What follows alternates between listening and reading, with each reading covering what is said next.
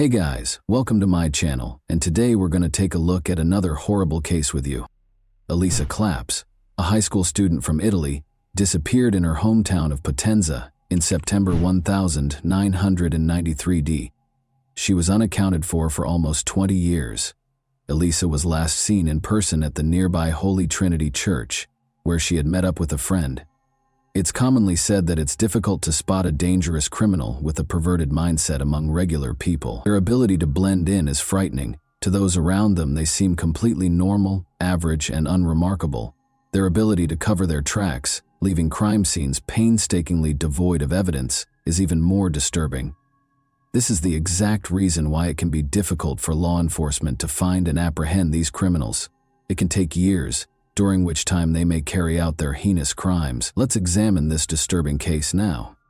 On January 21, 1977, Elisa Maria Claps was born in the southern Italian town of Potenza, which is surrounded by mountains. She was the youngest of her family's 3 children. Her father ran a small tobacco shop, and her mother was a simple clerk. Elisa grew up with Gildo and Luciano, her 2 older brothers. The Claps family, who regularly attended Sunday services at their neighborhood church, was well known for being devout and strict. Driven by her desire to help people, Elisa was a bright and ambitious student who aspired to become a doctor. She was described as being very friendly, kind, and compassionate by those who knew her. She was naive and trusting at the same time, always having faith in other people. She had a natural ability to connect with people and quickly form friendships. Despite the attention she received from her peers, Elisa had never been in a romantic relationship by the time she turned 16. The boys at school definitely noticed her because of her lovely long hair and warm smile. However, because she came from a religious family, she graciously turned down every date invitation. In the early summer of 1993, an admirer became unsettlingly devoted. Danilo Restivo, a local, started displaying unwelcome and persistent interest in Elisa. The town was filled with disturbing rumors about Danilo, who was 5 years older. Elisa made an effort to avoid this strange man, who whenever he had the opportunity tried to entice her into remote areas. She was unable to be harsh or contemptuous due to her upbringing and innate kindness, and Danielle appeared to take her politeness as encouragement. In her private journal, Elisa wrote about Danielle, acknowledging that he both scared and made her feel sorry for him. Though she was careful never to be alone with him, she always tried to be polite because she saw how lonely and troubled he seemed. She always found a reason to get out of his presence as quickly as possible, usually by saying she had important errands to run. The Claps family took a vacation to the peaceful seaside town of Monte Giordano in the middle of August of that year. Elisa froze one day as she and her brother Gildo were walking through the quiet streets. She signaled to her brother not to leave her side by holding his hand tightly as Danilo approached them. As though they were old friends, Danilo greeted Elisa and even asked her to accompany him, insisting that he needed her help with something. Gildo knew right away that something was amiss. As he led his sister away, he made up an excuse. He later questioned Elisa about whether Danilo had harmed her and why she had reacted that way. Although the man had never physically hurt her, Elisa admitted that he had been following her and that she was afraid of him. Around 5 p.m. on September 11th, the Claps family's phone rang. Elisa responded, and as she conversed with the person on the other end, her attitude rapidly changed. Her brother did not miss the growing somber and agitated expression on her face. Galito inquired as to who had called after Elisa hung up. "It was Danilo," she said. Elisa adamantly declined Gildo's offer to confront him, claiming she could take care of it on her own. She thought she had everything under control and didn't want to cause any trouble. The enigmatical absence at church. Elisa's parents and brothers departed early on Sunday, September 12, 1993, for a day trip to Naples, which is roughly 90 miles away from Potenza. Elisa had remained behind, intending to join her close friend Elena for the morning service at the nearby church. Her family had returned from Naples by noon, and as everyone waited for Elisa and Elena, her mother made lunch. However, the girls had yet to return home as time went on. Someone knocked on the door at 1:45 p.m. Elena appeared nervous as she stood on the doorstep. She inquired as to Elisa's return, stating that they had become separated at the church and were unable to see one another. Elena claimed that she thought Elisa had already arrived at her house, but her account sounded flimsy, and she shifted uneasily, as though she were concealing something. Elena's distress increased when the family informed her that Elisa was still missing. She eventually acknowledged that she hadn't been truthful under duress. After the service, Elisa had actually stayed behind to talk to a young man. The two girls had planned to meet at the park afterwards before going to lunch, and the talk was only expected to last 10 minutes at most. However, neither 10 minutes nor an hour later did Elisa appear. As they conversed, Elisa grudgingly disclosed that Elisa's intended meeting with the young man was Danila. Guldo's face turned pale at this. He alerted his brother and parents that Elisa might be in grave danger and that they should begin looking for her immediately. Danilo Restivo. Who was he? On April 3, 1972, Danilo Restivo was born in Irice, a tiny commune in the Sicilian province of Trapani. He came from a reasonably well-off family and was the youngest child. He was pampered and used to getting what he wanted as a child, and he was taught early on that there would never be any real repercussions for his actions. Regardless of the trouble he caused, his father was always there to support him. The Restivo family relocated to Potenza in the early 1980s, where Danilo's father, Mauricio, founded a prosperous company. In a matter of years, Mauricio rose to prominence as one of the richest and most powerful people in the city, developing close ties with local government and law enforcement. Danilo was notorious for being strange, impolite, and unsettlingly violent when he was in school. He was a reclusive and vicious youngster who was notorious for abusing animals, a habit that apparently gave him a deranged sense of fulfillment. In addition, he had a disturbing fixation on sharp objects. Despite being caught spying on girls in locker rooms on multiple occasions, Danilo appeared unaffected by any kind of intervention or discipline. He showed no remorse or desire to change, and he persisted in these actions with a stubborn, almost compulsive determination. Danilo Restivo had no true friends, and was a recluse who was mostly shunned by his peers. He would frequently cut the hair of gullible girls because he had the unsettling habit of always having scissors with him. Parents complained repeatedly, but this unsettling behavior was ignored. Danilo would collect a large collection of hair clippings and take his trophies home. Strangely, his family didn't seem to notice any warning signs, and instead dismissed this behavior as simple, childish mischief. Danilo's actions became more concerning as he grew older. His cruelty was not limited to animal abuse. He seemed to enjoy hurting other people. He still had trouble relating to people, especially girls, with whom he frequently acted aggressively and made an effort to threaten or harm them. The initial victim. Sonia, Danilo's younger cousin, was roughly a year and a half younger than him. They frequently walked home together from the same school. Danilo would often invite her to remote locations after class, making up a variety of reasons to entice her away. But Sonia was suspicious of her cousin. Her mother had specifically warned her not to go anywhere with him by herself, and her instincts told her to exercise caution. After promising to show Sonia a secret hiding place, Danilo was able to persuade her to follow him in the spring of 1987.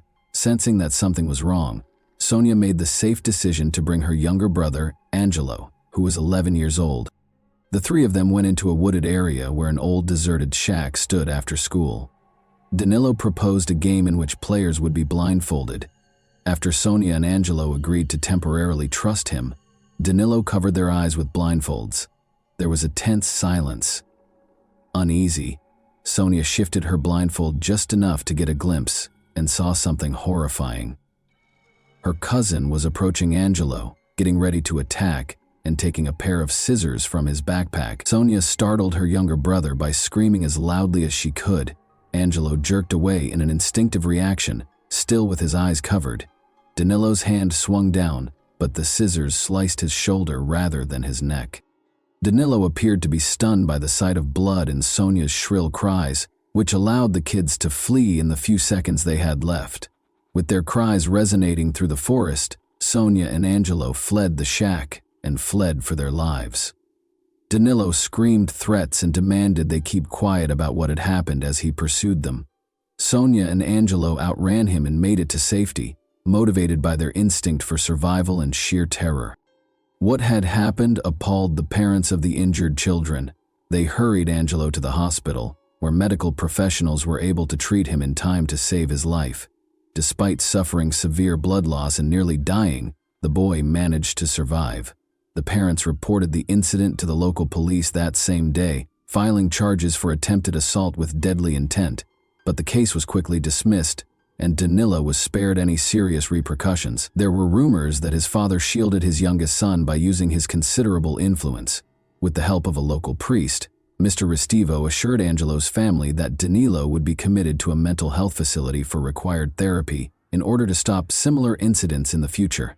He also paid the family a sizable amount in compensation and paid for Angelo's medical bills. Soon after, the parents of Sonia and Angelo made the decision to relocate their family to Naples in order to avoid any more interactions with their dangerous relative. Although Danilo's father made solemn vows, he never fulfilled them. Danilo never even saw a specialist and was never sent for treatment. Mr. Mauricio Restivo was too worried that his son's reputation and social standing would be permanently harmed if he were to be classified as mentally unstable or a danger to others by a formal psychiatric evaluation. A perilous preference. After parents and students repeatedly complained about Danilo's violent and intimidating behavior, he was expelled from 4 different schools. He ultimately had to turn to homeschooling to finish his coursework and obtain his diploma. Since he was considered physically capable of serving, Danilo was drafted into the military at the age of 18.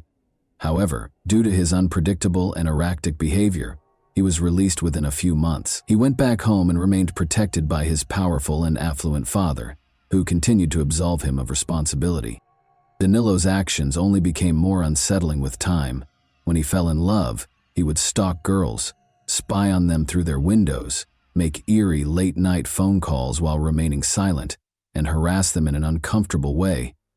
His attempts to show romantic interest frequently turned violent, including luring them to abandoned places or attempting to chop off strands of their hair. Danilo's responses to these girls' rejection of his advances were frightening.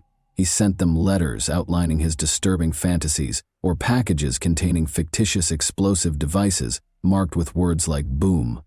Since Danilo's father always stepped in to protect him, no amount of complaints to the authorities seemed to have any effect. Danilo felt unstoppable and above the law because of this ongoing cover-up. He seemed rather innocuous to outsiders, more like a peculiar locality than a cunning or dangerous person. People like Elisa felt sorry for him because of his dishonest appearance, and they even wished they could assist. The church is the target of the missing girl's search. Elisa's brothers and parents immediately began a frantic search. The local church where she was last seen was their first destination. Elisa had intended to confront Danilo Restivo that day to request that he stop pursuing her and give her some space.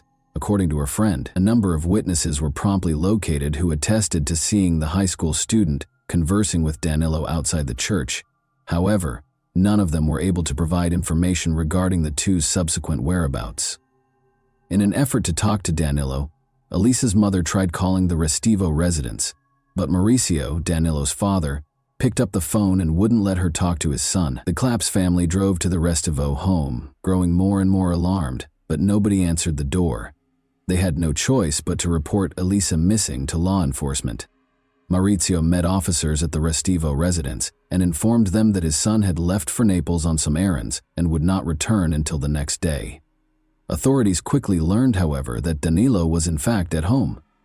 After returning home, the police demanded to speak with Danilo and took him to the station so they could question him. His father kept getting in the way, making it hard to get definitive answers, so they had to do this. Danilo's account was riddled with contradictions. He acknowledged that he had talked to Elisa at the church, but he said she had left shortly after, leaving him to pray. He gave a hazy and contradictory account, and it was obvious that he was lying because of his obvious nervousness. After leaving the church, Danilo was unable to explain where he had gone and was unable to produce the clothing he had been wearing that day, which he seemed to have thrown away. Additionally, investigators found a pair of his shoes that had been left in a bleach-filled tub for almost 2 days. Any possible blood traces had, of course, been eliminated. Danilo was unable to provide a satisfactory explanation for the suspicious cut on his hand, which detectives also noticed. He was unable to provide the precise location of the incident, but he stated that he tripped and cut himself on something sharp as he was leaving the church. His story was further undermined by the fact that the wound looked as though it had been caused by a sharp blade. The suspect is safe with the prosecutor. Danilo's father moved quickly to defend him in spite of his evasive behavior, refusal to give up his clothing and shoes for examination, and convoluted web of contradictory statements. Maurizio promptly engaged two of Naples' top defense lawyers to defend his son. In light of these challenges, the investigating police asked the city's chief prosecutor for authorization to acquire a warrant in order to search the suspect's house and confiscate his clothes and shoes in the hopes of discovering any evidence connecting him to Elisa's disappearance. They required legal authority. Surprisingly, the city's chief prosecutor showed no concern in the face of overwhelming evidence linking Danilo to the young girl's disappearance. He declined to grant a search warrant for either the church where Elisa was last seen or Danilo's house. The church was only briefly searched, and Father Domenico Sabbia, the lead priest, steadfastly refused to let anyone into the padlocked wooden staircase secured upstairs room. The prosecutor refused to issue a warrant to conduct a thorough investigation of the church and the rooms that are adjacent to it, despite pressure. Father Domenico suspiciously used the past tense when referring to Elisa right away, as though he was aware that she was dead. 3 weeks following Elisa's disappearance, Danilo was featured as the main suspect and his photo was displayed in a local news segment about the case. After this broadcast, dozens of women called the police station to report that Danilo had been harassing and stalking them. They disclosed his unsettling fixation on women's hair and his propensity to carry scissors, which he used to try to covertly chop off strands of hair from gullible victims in parks, city streets, and even on public transit. Dedicated investigators' persistence allowed them to ultimately accuse Danilo of making false statements. He received a sentence of 2.5 years in prison in the spring of 1995. However, his sentence was commuted to community service, ironically at the same church where Elisa had vanished, after less than 2 months in prison. A new investigation and a new prosecutor. When police detained a criminal organization's leader in 1999, the investigation into Elisa's disappearance came to a standstill. Despite his lack of knowledge regarding Elisa's case, he revealed damaging details about the city's top prosecutor. He claimed that the prosecutor had engaged in corruption by taking bribes, concealing crimes, and purposefully sabotaging investigations. These claims led to a major shift, even though they were regarded as hearsay and the informant was subsequently charged with defamation. Elisa's case was given to a new lead investigator and prosecutor, who essentially began from scratch. They were eventually given a search warrant for Danilo's home this time. The search turned up something concerning, even though the exact clothes and shoes he had worn on the day Elisa vanished were not there. Danilo's room was filled with a large collection of hair strands from many different girls. Investigators discovered a sizable box containing pictures of nude and semi-nude women beneath Danilo's bed. By spying on his victims in showers, locker rooms, fitting rooms, and even through their home windows, he had taken these pictures himself. Sadly, he also retained a different collection of pictures showing women who had had limbs amputated. Although his severe psychological problems were evident, this did not lead to any new information in the case of Elisa Claps, who went missing. 6 years after Elisa's disappearance, police attempted to search the church once more, but Father Domenico refused to let them into the locked upstairs room. By using his connections and portraying the investigation as an effort to desecrate a place of worship, he went to considerable measures to stop the search, and even mobilized churchgoers against the officers. A letter from the beyond and a move. Even after the new investigation, Danilo left his hometown and set out on a lengthy journey across Europe because there was no conclusive evidence against him. He persisted in stalking women and cutting their hair whenever he could, but he had to be more careful without the protection of his powerful father. Danilo would immediately relocate to a different city or even a different nation if his actions were likely to result in legal repercussions. An unexpected letter, purportedly written by Elisa herself, was delivered to the Claps family in the early 2000s SS. According to the message, she was still alive and well and had fled to Brazil with a romantic partner. The author requested that her family not try to find her or get in touch. However, the handwriting clearly differed from Elisa's. By comparing it to her personal diary and school notebooks, Anyone could see the difference. In addition, there were numerous obvious grammatical mistakes in the letter, indicating that the author was not well educated. Unsurprisingly, the Claps family's own investigation revealed Danilo to be the source of their suspicions. He had somehow chosen to write the letter while he was visiting his parents, posing as Elisa in an unsuccessful attempt to deceive her loved ones. A fresh victim. Heather Barnett, 48, was killed in a vicious crime that shook the sleepy British town of Bournemouth on November 12, 2002. When her two teenage children got home from school, they made the terrible discovery. The mutilated and lifeless body of Heather was discovered in a pool of blood on the bathroom floor. Her skull displayed evidence of multiple blunt force trauma, most likely from a hammer blow, and her throat had been slashed. The removal of her breasts and their placement next to her head, however, was the most unsettling part of the crime. A lock of hair that wasn't Heather's was in her hand. There had been no struggle to tear this hair out. The scissors had cut it neatly. Furthermore, Heather had had a portion of her own hair cut. These unsettling specifics raised the possibility that the crime was ritualistic. Investigators quickly focused on Fiamma Marsango and her husband Danilo Restivo, Heather's odd neighbors. The victim's house was only a short distance away from the couple's residence, which was next door. Danilo had approached her inappropriately, and Heather had complained about him on multiple occasions. She told a friend that she was afraid of her husband, even though they were married, right before the crime. Heather took custom orders from her home and worked as a seamstress. Under the guise of commissioning clothing, Danilo frequently attempted to visit her.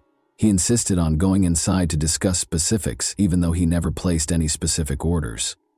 Heather discovered her house keys were gone 2 days prior to the tragedy, following one of Danilo's visits. At the time, she assumed she had just lost them and didn't relate this to her neighbor. Regretfully, she hadn't managed to change the locks yet. Even before the police and emergency personnel arrived, Danilo was among the first individuals on the scene. He said he was on his way home when he heard Heather's kids screaming in terror and hurried to assist. Officers brought him in for interrogation, but they soon let him go because he seemed incompetent and unthreatening.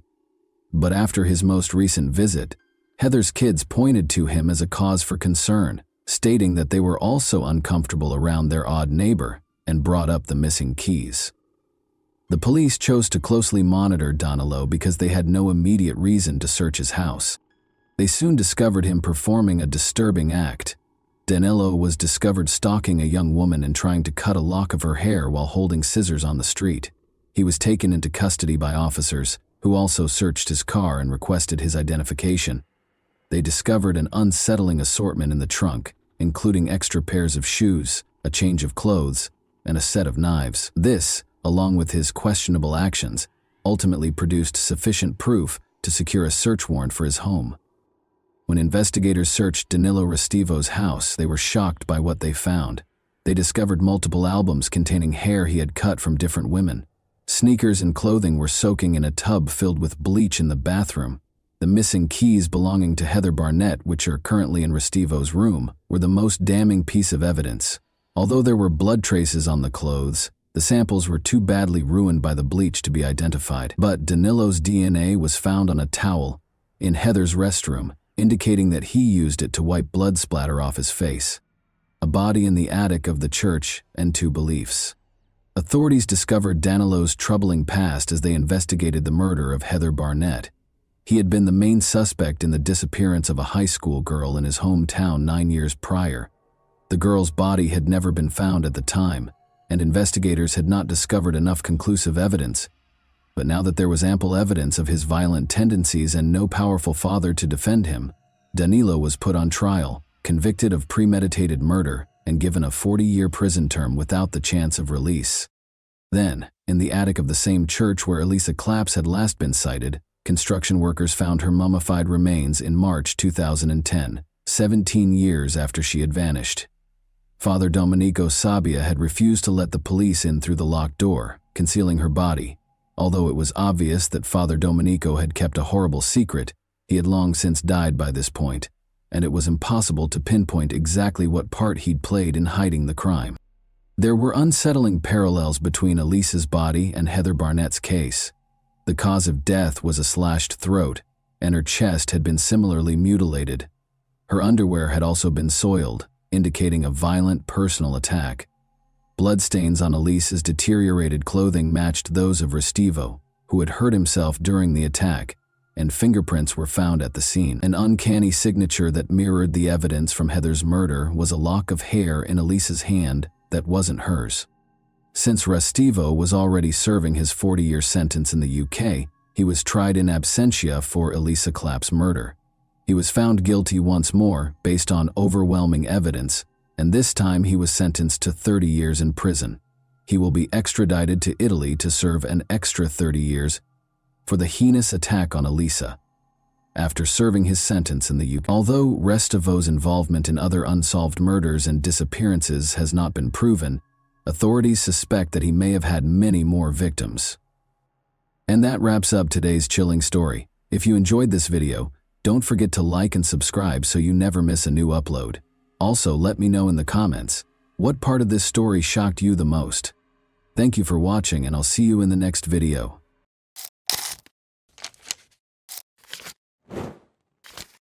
Hey guys, welcome to my channel, and today we're going to take a look at another horrible case with you.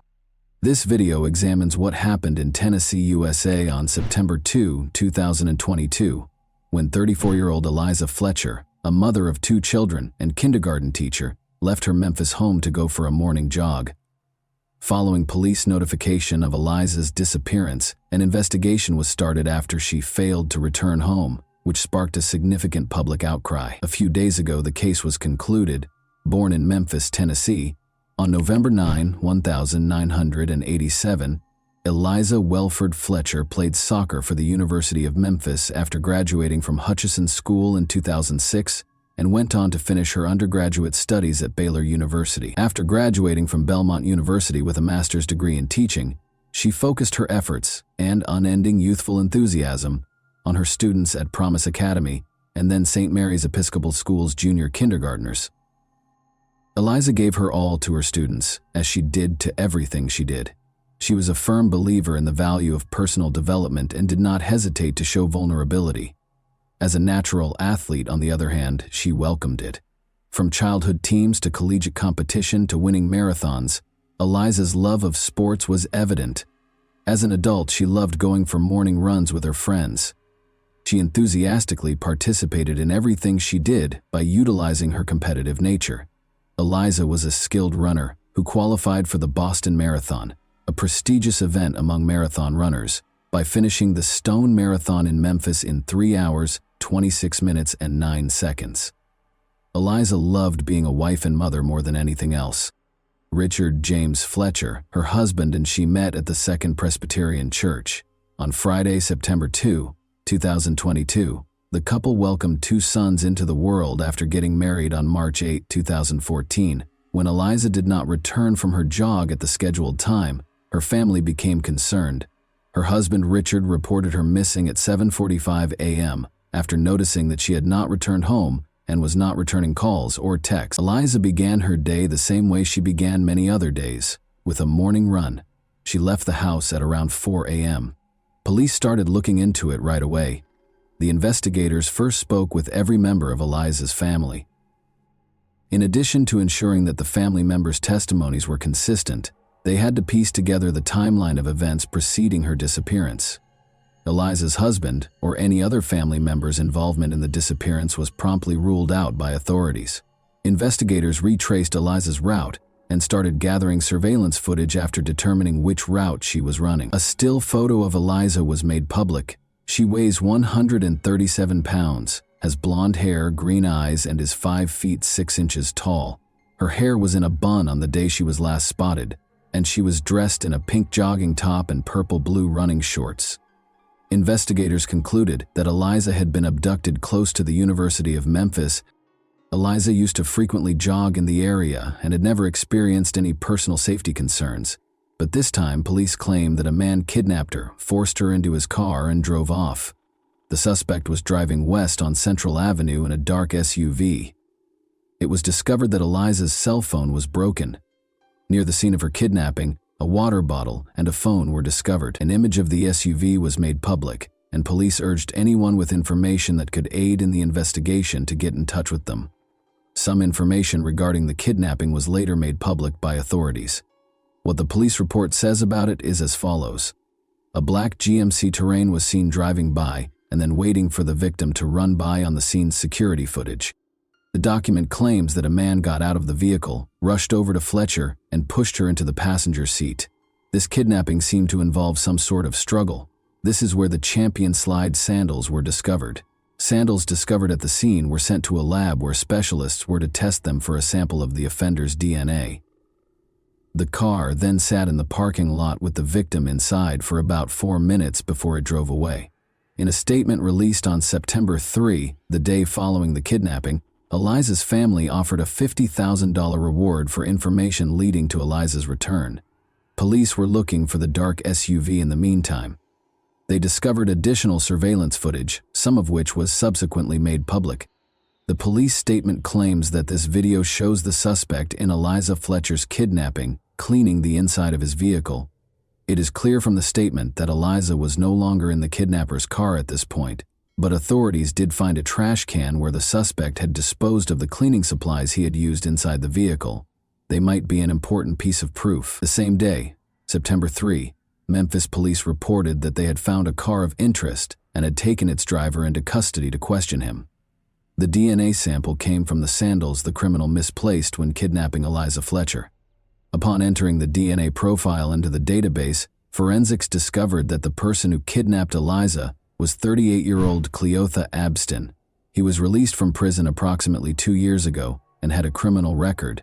Investigators allegedly found that Abston's cell phone was close to the location where Fletcher was coerced into the car, based on cellular records they were able to obtain. Abston was a teenager when he pleaded guilty to kidnapping Kemper Durand on May 26, 2000, and was previously given a sentence of 24 years in prison.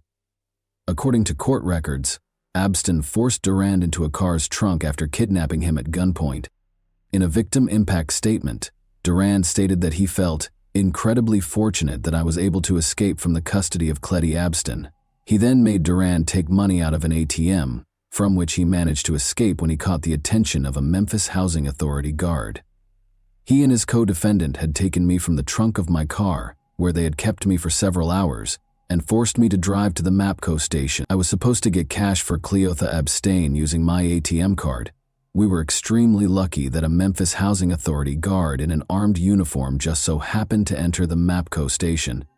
It is very likely that I would have been killed if I hadn't escaped, he wrote in the statement.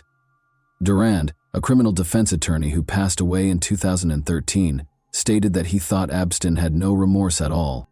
Additionally, according to court records, Abston had a long criminal history beginning in 1995. The charges included rape, theft, aggravated assault, and evading arrest. Although the kidnapper was apprehended, Eliza Fletcher's whereabouts were unknown due to Abston's silence after his release from the Tennessee Department of Correction in November 2020. Regretfully, evidence discovered in his vehicle showed that Eliza had passed away. Forensics discovered traces of Eliza's blood in his SUV, despite the fact that Abstat had cleaned the interior thoroughly. Abston was accused of both evidence tampering and kidnapping. In addition, he was accused of unrelated crimes like credit card fraud, property theft, and identity theft. According to police, the judge set bail at $500,000 at the time of arraignment. A public defender was assigned after Abston informed the judge that he could not afford an attorney. Police were searching for Eliza in the meantime. On the morning of Friday, September 2, she was kidnapped.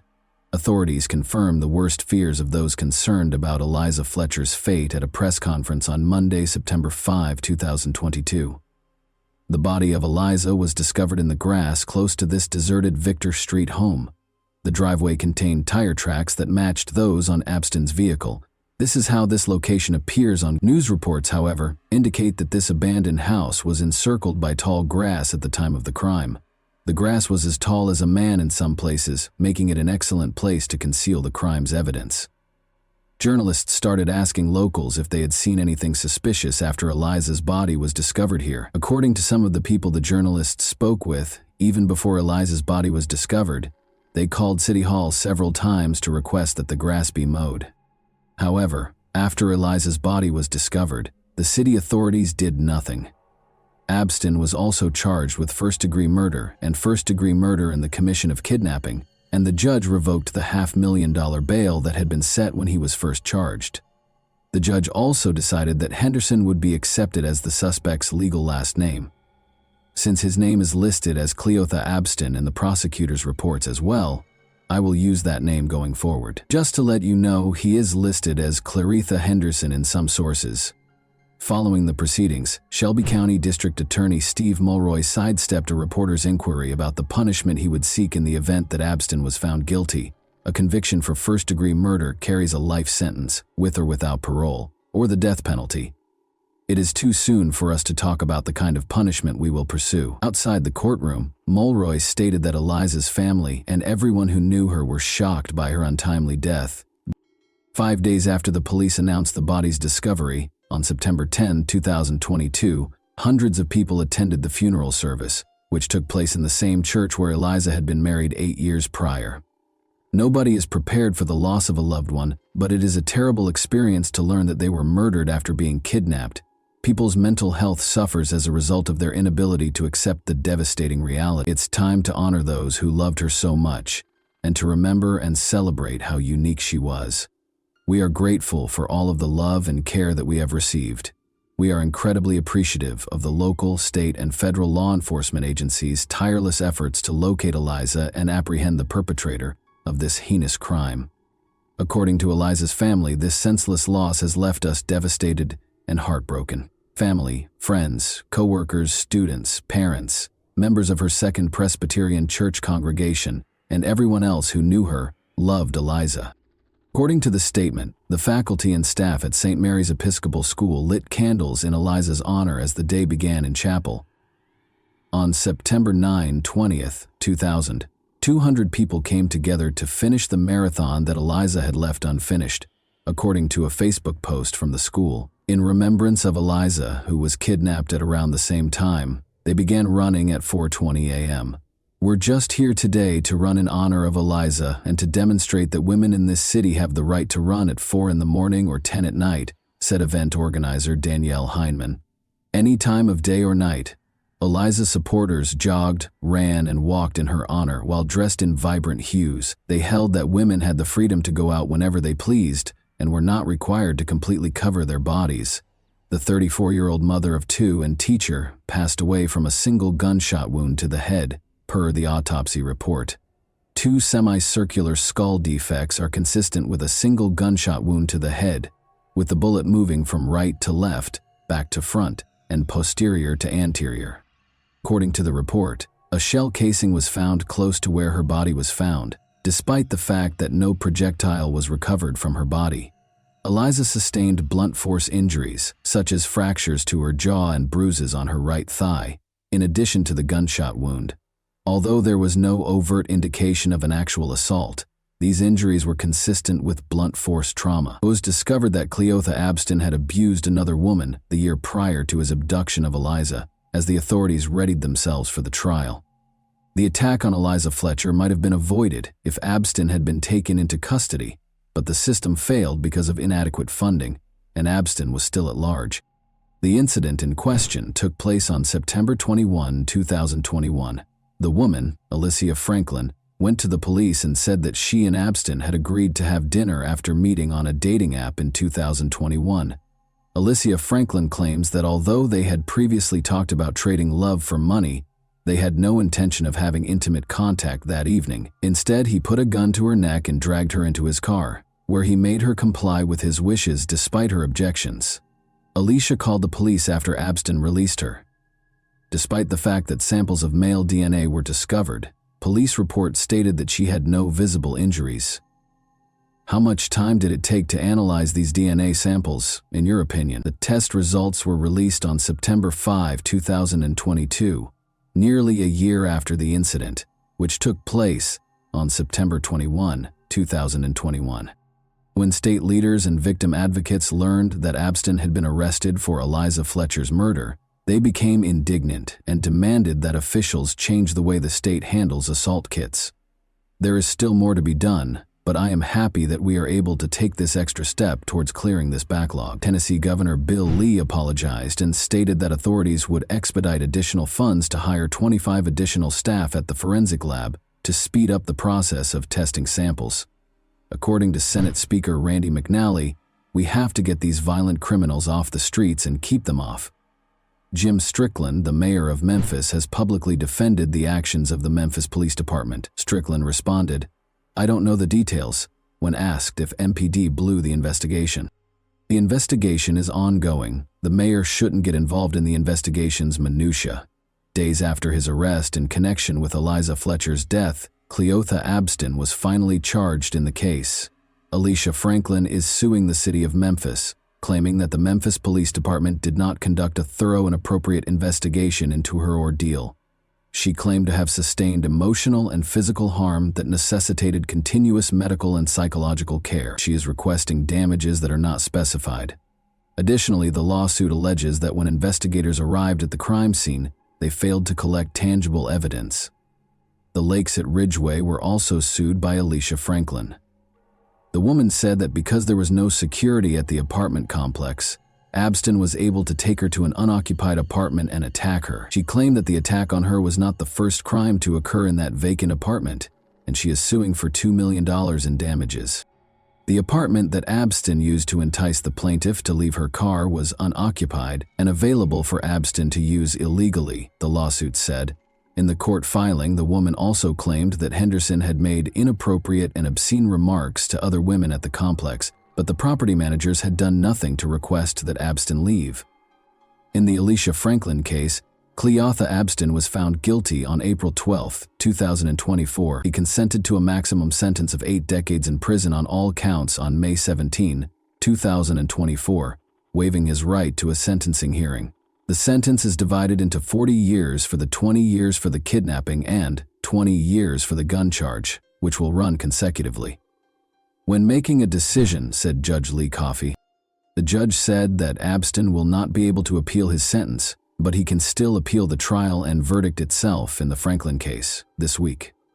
On Monday, October 28, 2024, it was revealed that Cleotha Abston was sentenced to life in prison without the possibility of parole in the Eliza Fletcher case. He also noted that the sentence would run consecutively for the counts he considered, including his lengthy criminal history and multiple disciplinary incidents while he was in custody, including indecent exposures and possessing drugs and weapons.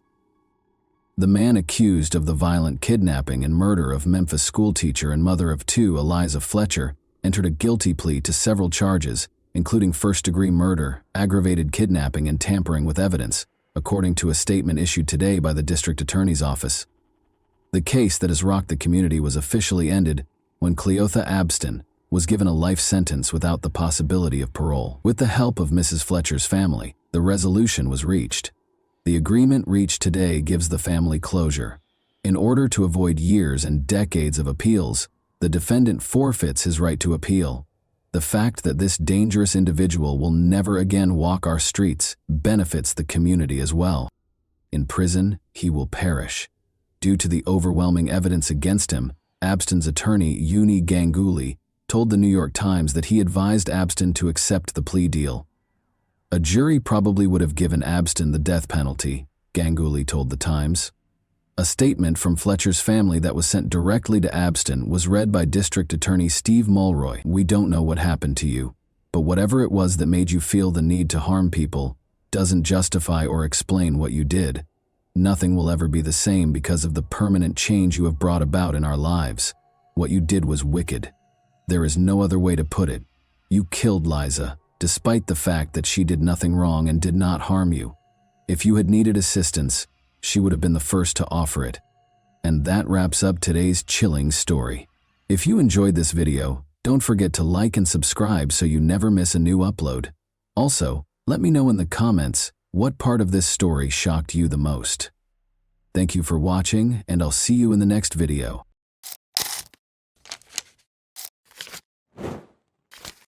Hey guys, welcome to my channel, and today we're going to take a look at another horrible case with you. On May 3, 2019, 17-year-old Ellie Gould decided to skip her regular class and spend the day studying alone. Nobody knew that there was a terrifying secret hidden behind her closed door. Her father expected her typical chirpy greeting when he got home, but instead he found an eerie silence. The kitchen had devolved into a nightmare scene. Ellie Gould, a popular and intelligent sixth-form student, should have turned 18 the week before. However, she was killed in her own house in May. Ellie was lying there, a motionless figure in a pool of blood, a knife by her arms, stab wounds at her throat, not the lively girl her father had known. Her eyes, which had once been determined mirrors, gazed straight ahead. There were more questions in the air. Why would a young girl who followed her dreams, Ellie, commit suicide? However, there was more to this tale than first appeared. Before Ellie said her final goodbyes, rumors of another eerie presence in the house began to circulate after a silver Ford Fiesta was spotted close to her residence. Who was this invisible person? Were they complicit in the murder of Ellie? The crucial question still stood. Was this a horrific murder or an act of self-harm? The small, serene town of Calne, Wiltshire, is situated in southwest England and is encircled by picturesque hills. The River Marden flows through its banks, surrounded by willow trees, and the air is thick with the scent of freshly cut grass. Stone cottages with window boxes in bloom line the cobbled streets. A weekly market with lively exchanges takes place in the town square, which is shaded by old oak trees. Ellie flourished in this calm environment, surrounded by the recognizable sounds of distant trains and church bells. Calne was more than just a lovely location. It was a part of Ellie's journey, influencing her aspirations and objectives with its understated charm. Carol and Matthew Gould, both in their late 40s, welcomed Ellie into the world on February 6, 2002. She went into her A-levels as a Year 12 student at Hardenhoosh School with a strong sense of ambition. Ellie, however, was more than just studying and tests. Riding her favorite horse in the open fields brought her peace. She was naturally skilled at it, and even had aspirations of becoming a member of the mounted police. In addition to awards and trophies, Ellie played a crucial role in her family's life. Ellie was regarded by her contemporaries as a reliable friend who would listen to your darkest secrets and make you laugh until your sides ached. Ellie got along well with her cousins as well as her friends. Jess Vine, 17, was one of her closest cousins. Like sisters, they couldn't be separated. When someone said, "It was almost like we had twins in the family," Ellie desired to study psychology as well. Understanding the intricacies of the human mind, the positive, negative, and intriguing gray areas in between, was made possible by her A-levels. She wished to improve the world by assisting people in discovering their inner motivations. But Ellie's life took a surprising turn. No one could have imagined how brutally she was removed. Ellie Gould decided to study at home for her A-levels on May 3, 2019, rather than attending class. This day, however, was different. Everything changed when her father, Matthew Gould, returned from his job. There was a silence that persisted in the house indefinitely, replacing the usual routine and laughter. In a state of shock, Ellie's father, Matthew, called for an ambulance in a panic, unsure of what to do or how to react to what he had just seen. He then contacted Ellie's mother, Carol. His once bright daughter was now lying on the floor, her laugh gone, her beautiful face scarred, her eyes open and emotionless. Ellie had been lying dead in her kitchen for at least 4 hours, according to the Wiltshire police investigation. Unbelievably, she had 13 separate neck stab wounds and displayed symptoms of strangulation. Even the best surgeons or first aid would not have been able to save her due to the violent and upsetting nature of the stabbing. There was nothing to be done about the terrible and tragic circumstances. The police soon came to the conclusion that Ellie couldn't have done this to herself, and that there was little possibility that a stranger was to blame. They assumed it wasn't an outsider because nothing in the house was disturbed. The evidence indicated that it wasn't an outsider, which left the police perplexed. They began looking into more intimate circles, such as Ellie's friends, family, or acquaintances. This case was made even more complex by the fact that the motive was still unknown. Still in disbelief, her parents first thought that Ellie might have hurt herself unintentionally or fallen off a chair, but her father, Matthew, stopped and rethought the whole thing. Maybe he had a feeling something was wrong, or that there might be more to it than first appeared. When a neighbor gave a vital lead, the breakthrough occurred. Earlier that day, they had noticed a slender, unnamed male guest at Ellie's house. The police investigation was centered on this description, even though they were unable to see the person's face. The case took a major turn when the search for this enigmatic young man began. Detective Jim Taylor, the investigator, and his team acted quickly to interview all of Ellie's friends after learning of this lead. They began with Ellie Gould's friend and classmate, 17-year-old Ellie Welling. On May 3, 2019, the day of Ellie Gould's untimely death, Ellie Welling was scheduled to pick her up. The police reached a dead end after speaking with Ellie's friends, but they were distracted when they noticed a strange car driving toward Ellie's house. Shortly after Ellie's death, this car appeared on surveillance footage and was out of place in the neighborhood. The police needed Ellie's parents to identify any suspected friends in order to advance the investigation. However, Ellie's parents were unable to immediately come up with a friend because they knew all of her friends. It clicked for Ellie's parents when the police asked directly if Ellie was in a romantic relationship. Thomas Griffiths, age 18, was brought up. An 18-year-old A-level student named Thomas Griffiths played rugby for the first team and was a prefect at Hardenhush School in Chippenham, Wiltshire. He was raised in a decent household and put in a lot of effort to earn the chance at a promising future. Ellie had a major crush on him and had known him since 7th grade, so it's safe to say that she was thrilled when they started dating. Thomas became Ellie's first boyfriend when they formally began dating in January 2019, and their relationship went well. Since Ellie's parents knew everything about her life, she naturally told her mother about Griffiths. Although they hoped she would put her studies ahead of boys, her parents were aware of the brittleness of adolescent love and wanted to steer clear of it. They agreed to let her date even though they preferred that she concentrate on her studies. To get to know Thomas better, they invited him over for dinner and insisted on meeting him. Ellie's parents watched Thomas intently one evening while they were eating dinner in the kitchen, attempting to gauge his personality. He was quite quiet and appeared introverted, but there were no overt warning signs. They believed it was most likely because he was still a young boy and was nervous about meeting Ellie's family. Ellie's parents were supportive and understanding, and they were eager to give her space because they knew she was a smart and self-sufficient child. But they watched Thomas and silently pondered why Ellie had picked someone who didn't seem to be a good fit for her. They were certain that Ellie and Thomas couldn't be together, but they didn't say anything because they respected Ellie's opinion. They made the decision to give Thomas a chance in the hopes that Ellie would be happy. On February 6, 2019, Thomas even attended Ellie's 17th birthday celebration in their own kitchen. In that instance, her parents showed him their love and acceptance by extending a warm welcome into their house. Ellie and Thomas's relationship didn't last long during its honeymoon period. After 3 months, fissures appeared. After being blown away at first, Ellie felt that Thomas's incessant need for her was suffocating her independence. The initial excitement turned into a suffocating clinginess as he yearned for her presence all the time. She received grumpy disapproval whenever she tried to prioritize her A-levels or make friends. Ellie's need for room and development was in stark contrast to the future Thomas envisioned, which was laced with talk of marriage. Their relationship goals were headed in opposite directions and would eventually collide. Feeling stuck in a commitment she wasn't prepared for, Ellie longed for independence and the opportunity to be herself. The once ideal romance had devolved into a battle to uphold her individuality while juggling expectations.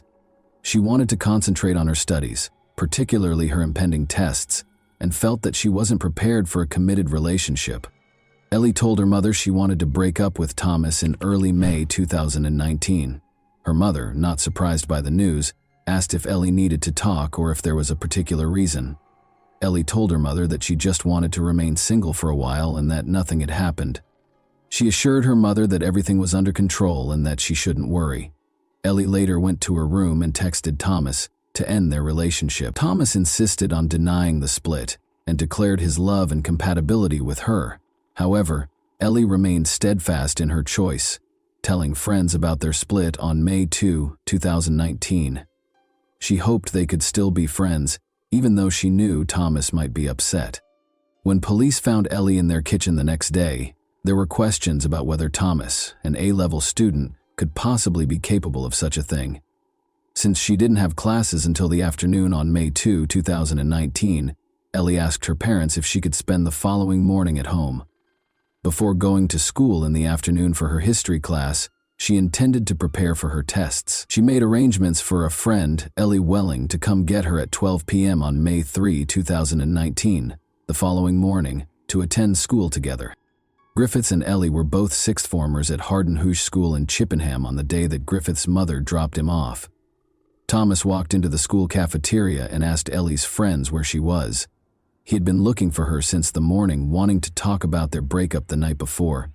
He made the snap decision to leave as soon as he found out that Ellie wasn't in school. Thomas pretended to be ill and told a teacher so before heading to the local bus stop. He quickly changed into a different pair of sneakers and a black hoodie as he made his way home, but just as he was about to leave, his mother came home without warning. In a panic, he hurried to hide in a cupboard until she was gone. After his mother left and he was left alone, Thomas grabbed the extra car keys and made the 10-minute drive to Ellie's house. He wanted to speak with her, so he knocked on her front door when he arrived. When Thomas realized Ellie was serious about ending their relationship, they reportedly got into a heated argument in the kitchen. He began choking Ellie in the midst of the argument. Thomas continued to fight despite her valiant attempts to defend herself, and Ellie fainted. He grabbed a knife from the kitchen and stabbed Ellie 13 times in the neck. She was unable to defend herself, but he washed the knife to get his fingerprints off it when he noticed she had stopped moving. In order to make it appear as though Ellie had caused her own harm, he then set up the scene. Once he had cleaned up the scene, he pretended to be Ellie and texted a friend using her phone. He took this action to make sure Ellie's body wasn't discovered until much later in the day. Ellie unintentionally scratched Thomas's face and neck while defending herself. Upon noticing these marks, Thomas devised a scheme to conceal his actions. In a group chat, he expressed to his friends how devastated he was by the breakup and even claimed that he was intentionally harming himself.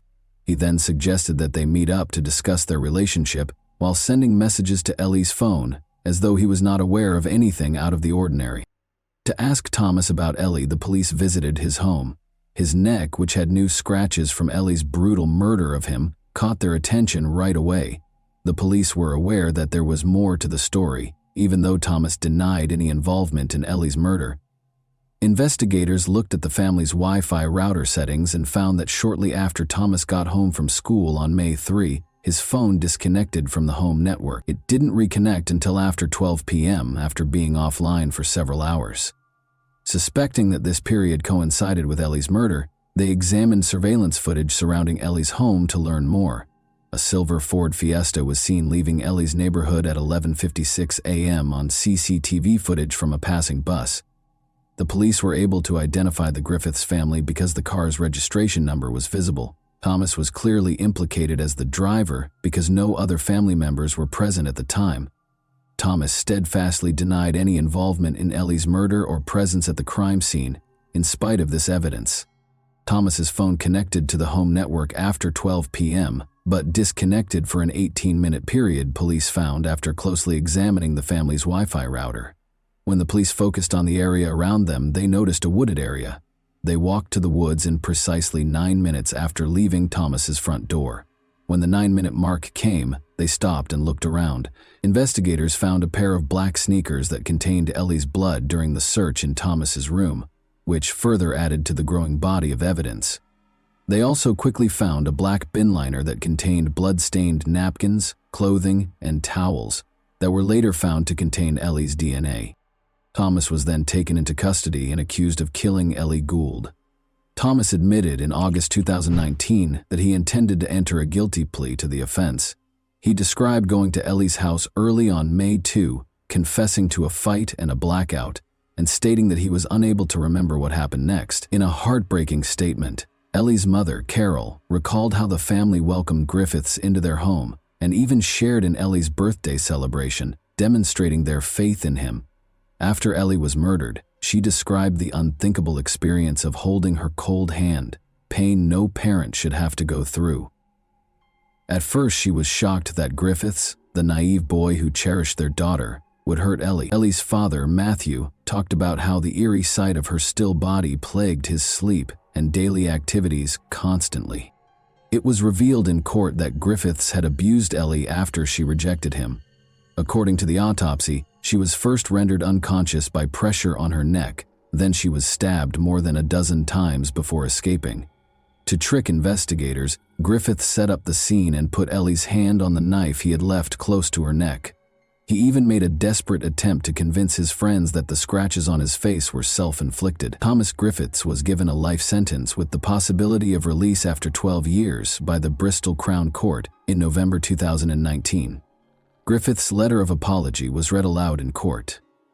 Ellie's mother shook her head while gazing at Thomas. The court also pointed out that his use of a knife from the victim's home does not imply premeditation, taking into account his age as a mitigating factor, since life sentences for those under the age of 18 are prohibited by UK law.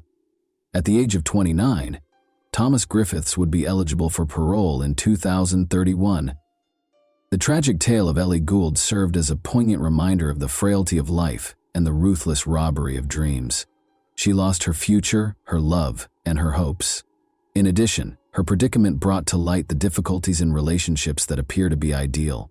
The sorrow of losing Ellie and the unrelenting quest for justice served as a warning to be careful who we allow into our lives. More generally, Carol Gould's advocacy for harsher punishments in situations such as Ellie's led to crucial discussions regarding domestic abuse and juvenile offender sentencing. Ellie's Law, Carol's initiative, aimed to address the disparity in sentencing between those who bring weapons and those who use found weapons in heinous crimes, as well as for adolescent killers. Ellie's mother, Carol, and her family achieved victory after 2 arduous campaigns. Those who fought so hard for justice were relieved when, 2 years later, this new law made it possible for teenage killers to receive sentences of up to 27 years. And that wraps up today's chilling story. If you enjoyed this video, don't forget to like and subscribe so you never miss a new upload. Also, let me know in the comments what part of this story shocked you the most. Thank you for watching, and I'll see you in the next video.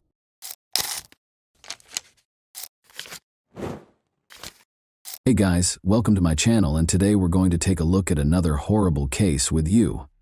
On May 13, 2015, around 5 p.m., firefighters extinguished a raging fire in a garage by the road in the village of Sand Lake, Michigan. At that moment, a terrified woman dashed up to their car, screaming that her neighbors had died. Several firefighters accompanied the woman to her neighbor's house. 2 lifeless bodies lay on the bedroom floor in a pool of blood. It appeared that they'd been shot. To preserve the evidence at the crime scene, the firefighters avoided touching anything and immediately informed the police that they had discovered 2 bodies and needed investigators and forensic experts. Forensic experts had been at the crime scene for about an hour, collecting evidence and photographing the bodies of 46-year-old Martin Durham and 47-year-old Glenna Durham, when one officer noticed a small movement in Glenna's chest. He rushed to her body and attempted to feel for a pulse, but Glenna's eyes opened wide and she sat up abruptly, screaming, "What are you doing, Marty?" The officer immediately summoned paramedics, who transported the injured woman to the local hospital. Marty and Glenna met as teenagers in the early 1980 SS. Marty invited the girl on a date to a local open-air theater, where they both lost their virginity in the same evening, with little interest in the film itself. Their relationship progressed quickly and passionately, but it ended after a few months, in part because Glenna, 17, married soon after. Marty started a family on his own. Christina Keller was 14 years old when she met Marty, then 19, at a party at his house. The young man appeared charming and amusing to the girl, but also a little strange because he immediately declared that he would marry her someday. Marty arrived on her doorstep the following day. He must have made a good impression on Christina's parents, because he has never left her life since. Their friendship turned into a romantic relationship, and Christina, then 16, discovered she was expecting their first child. Within 2 years, she was carrying their second son, prompting the young couple to marry. Christina and her husband had a daughter 11 months later. Christina was 19 and Marty was 24 at the time. Initially, the young family lived with relatives, but in early 1995, Marty secured a higher-paid job at a factory in Michigan, and the family of 5 relocated. However, Marty was involved in a car accident on the evening of February 16, 1995, on his way home from work. Another vehicle speeding through a red light collided with his vehicle. The larger vehicle nearly crushed Marty's car, trapping him inside. Marty was transported to the hospital, where he had been clinically dead for approximately 5 minutes. He suffered severe injuries to his left side and was in a coma for more than 3 weeks. When he regained consciousness, he had no memory of his wife, children, or much of his previous life. He spent a year and a half learning to walk, speak, eat, and care for himself again. Christina provided physical support for him during this time. Marty began to resemble his former self, but psychologically he had changed. He became enraged as a result of the brain trauma. He never fought with his wife or children, but he became a domineering figure. Even his sense of humor grew darker. Christina filed for divorce in 2000, nearly 5 years after the accident. She still cared deeply for her husband, but her feelings had shifted to a more maternal nature, as she had taken on the role of his caregiver and could no longer relate to him in any other way. Marty purchased his first home in May 2001 using funds from the insurance company and a bank loan. The house was located in Sand Lake, Michigan, a small village with a population of 500 people. Marty was overjoyed with his new home, which he had moved into with his 2 sons and an African gray parrot named Bud. 2 months after moving in, Marty received a knock on his door from a 16-year-old girl claiming to be his daughter. Marty inquired as to her mother's identity, and Glenna, his first love, revealed herself. The girl knew her mother had an affair early in their marriage, and she was born a few months after. She wished to establish her paternity for certain. A DNA test confirmed that the girl was Marty's biological daughter, born outside of marriage. Clearly, Glenna had never forgotten Marty, as she had a tattoo of his name on her arm throughout their marriage. Glenna divorced her husband and moved in with Marty. They were very happy together, and they quickly had a new wedding ceremony. Glenna's new husband was everything to her. The couple spent their entire time together, visiting family and going to the local casino once or twice a week. Glenna would sit in the car and read a novel while Marty went hunting. Glenna was paid $3,200 per month to care for her husband, after officially taking on the responsibility. Marty received more than $1,000 in disability benefits each month. Glenna also sold Marty's excess medication, bringing their total monthly income to around $5,000. When Marty's sons moved out, this income was enough to support them in the small village. However, by 2010, Marty's mental and physical health had deteriorated significantly. The couple continued to spend their entire time together and with their friends, including Connie and Keith Ream, another neighboring couple. On Monday, May 11, 2015, Marty offered to mow Connie and Keith's backyard. He enjoyed the work and did it for free. Later that evening, Connie, Keith, Marty, and Glenna sat on the neighbor's terrace, and the Durhams returned home around 9 p.m. Keith sent Marty a message the next day, Tuesday at 8:26 a.m., asking how he was feeling, but he did not receive a response. This was strange because Marty was always quick to return calls and messages. Throughout the day, Keith sent several more messages to his friend, all with the same result. Later that day, Connie approached her neighbor's door and knocked. She heard the Durham's dog bark, but no one opened the door. Keith even sent a joking message to Glenna, asking, "What did you do to Marty?" But she didn't respond either. On Wednesday at 7:30 a.m., Connie approached the neighbor's house again and rang the doorbell. The only response she got was the dog barking. She walked around the house, checking for any open doors or windows. Everything remained locked as usual. Throughout the day, Connie and Keith attempted to contact their neighbors, growing increasingly concerned. After work, around 4:30 p.m., Connie approached the neighbor's house for the 3rd time and knocked. She assumed she'd have to break the door, but when she touched the handle, she discovered it wasn't locked. This time, Connie cautiously opened the door and called out for the neighbors, but she was only greeted by the Durham family pet, who led her into the living room, which was a gruesome mess. Documents and photographs were all over the place, along with a broken lamp and other miscellaneous items. Connie followed Shelby into the bedroom and discovered the homeowners lying on the floor in a pool of blood. Marty was only wearing underwear, whereas Glenna was fully dressed, her legs covered by a blanket. Connie dashed out of the neighbor's house and ran toward a fire truck she saw further down the road. Marty did not have the same luck as his wife. He was shot 5 times in the back, forearm, and chest, leaving him with no chance of survival. He'd been dead for a few days. Glenna was shot twice, both times hitting the area behind her right ear. Blood was discovered not only in the bedroom, but also on a chair in the living room and a pillow with 2 bullet holes. Under the chair, a gun and 2 empty shells were discovered. In the bedroom, there were 5 more shell casings, 1 near the door and 4 near Marty's body, for a total of 7. However, the gun found near the chair was designed to fire 6 bullets. This indicates that the perpetrator had time to reload the gun before continuing to shoot. Aside from the living room and bedroom, the rest of the house appeared to be in perfect order. There were no signs of forced entry, and the kitchen table was set with a bowl of spaghetti and a piece of garlic bread. Later that evening, when Glenna was taken to the hospital, Marty's children were allowed to bring the family pets, a dog and a parrot, to their mother's home, Christina. Despite the fact that the children were only allowed to take the pets, the trio took advantage of the opportunity to search the house and discovered a sealed envelope labeled "Personal." Inside, they discovered letters from Glenna addressed to her children and ex-husband. In the letters, she expressed her love for the children and apologized for not being the best mother. She also asked her ex-husband to care for the children. In Glenna's drawer, they also discovered a packet of unpaid bills. They handed over all of their findings to the police. The investigators began questioning the family's relatives and friends about their personal and financial situations. They enjoyed spending time together and became completely absorbed in each other's company. However, it quickly became clear that they were having serious financial difficulties. Glenna was in charge of the family's finances, and relatives suspected Marty was unaware of the gravity of the situation because he was so frugal. On the other hand, Glenna had developed a serious gambling addiction. She would buy hundreds of lottery tickets and lose thousands of dollars at the casino.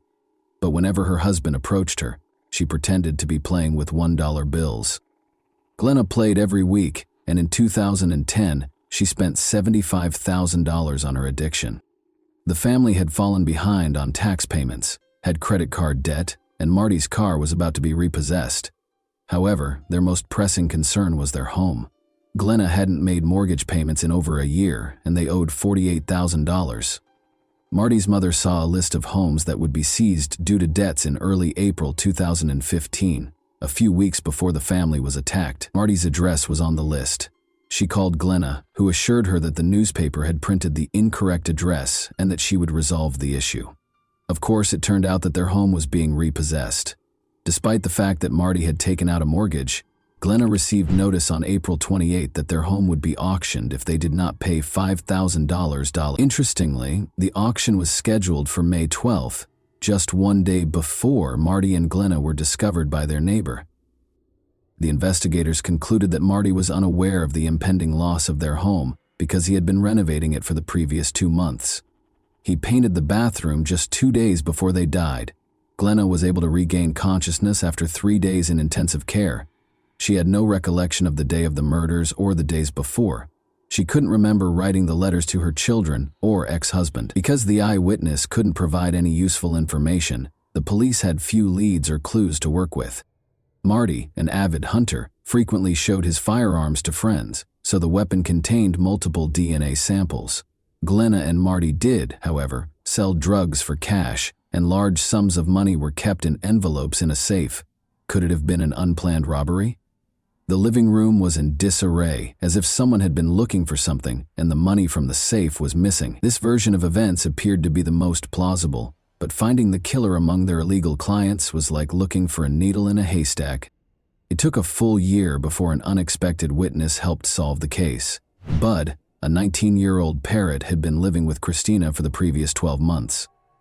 Bud was an African gray parrot with the unique ability to mimic not only sounds and words in his environment, but also human voices.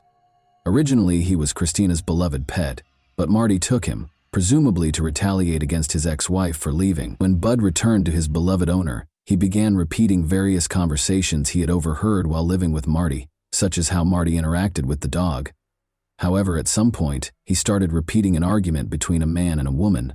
They were clearly arguing with one another, raising their voices and occasionally mixing profanity with everyday words. At the end of the conversation, a male voice said loudly, "No, don't shoot." Christina recorded this scene performed by the parrot on video, but did not report it to the police because she assumed it would be laughed off. However, a year after Marty's murder, a local journalist interviewed his mother, and she mentioned the video. The journalist became very interested and broadcast it on the news. The video quickly went viral, prompting the police to reopen the investigation and narrow their focus on one suspect, Glenna Durham. They examined Marty and Glenna's phones and discovered that Marty's last action on his phone was to search for information about lawnmowers on the evening of the 11th after returning home from the neighbors. The examination of Glenna's phone proved to be far more intriguing. It had been used until the 13th, when the bodies were discovered. Since 3:32 a.m., someone used the phone 5 times between 4 and 4:48 a.m. to learn more about the gun used in the shootings, including how to reload it. The final message was sent to Glenna's mother at 4:48 a.m. and said, "I love you, please forgive me." Glenna was arrested and charged with first-degree murder. She maintained her innocence, and her lawyer attempted to show that another family member or a stranger had broken into the house to steal medication, cash, or Marty's weapons. However, the forensic experts found no evidence of forced entry into the house. What about the money from the safe? Marty's children had taken it while they were searching the house for Glenna, who had been taken to the hospital, and their father to the mortuary. When investigators discovered this, they claimed that no one had asked them about the money at the police station, so they did not say anything. In any case, the version of a robber was abandoned because nothing was stolen. The prosecution's version of events seemed much more plausible. They believed Marty was killed on the morning of the 12th because he was wearing underwear. When the man realized he was going to lose the house, he became very upset, and a heated argument ensued. Marty attempted to flee into the bedroom after Glenna grabbed the weapon. She shot him in the back. Marty was still on his feet, reaching for another weapon from the bedside table. Glenna fired again, striking his forearm. Only then did he turn to face her, and she fired 3 more shots into his chest. Marty lay lifeless on the bedroom floor. Glenna spent the entire day completing paperwork. She wrote letters to her ex-husband and children and made spaghetti for lunch. Glenna was still engaged in these activities when the neighbor first arrived at her house on the evening of the 12th. Glenna planned her next steps, knowing that her and Marty's neighbors would become concerned regardless. She needed to act fast. She sat in a chair in the living room, placed a pillow against her head, and fired. However, nothing occurred. The pillow absorbed the impact of the shot, and the bullet only grazed her. She had to look up how to reload the pistol because it was down to its last bullet. This means she didn't try again until the early morning of the 13th, when she sent a message to her mother. Perhaps she still had doubts when Connie knocked on the door again at 7:30 a.m. and found it still locked. But after Connie left, Glenna must have unlocked the door, sat in the chair, grabbed the pillow, and tried again. This time, the injury was more severe, but her doctor later explained that she did not strike any important veins or arteries or penetrate the skull. It's difficult to imagine what condition she was in, but because head wounds always bleed profusely, she may have decided to simply bleed out. She made her way to the bedroom, where her husband's body had been lying all along, and collapsed on the floor, a blanket covering her legs. It's unclear whether she staged a scene when the police officer touched her or simply regained consciousness at that point, and we may never find out, because Glenna continues to claim memory loss. The jury believed the prosecution's version. On Wednesday, July 19, 2017, after 9 hours of deliberation, they found her guilty of murder. Glenna Durham was sentenced to life imprisonment. Of course, the parrot named Bud was not called as a witness in court, and it's not because he swears a lot. It is simply impossible to prove that he did not hear that particular dialogue on television or radio, let alone take an oath on the witness stand. In other words, if Bud had been involved in the process and it had been less than 24 hours since Glenna's guilty verdict, her lawyer would have filed an appeal. And that wraps up today's chilling story. If you enjoyed this video, don't forget to like and subscribe so you never miss a new upload. Also, let me know in the comments, what part of this story shocked you the most? Thank you for watching, and I'll see you in the next video.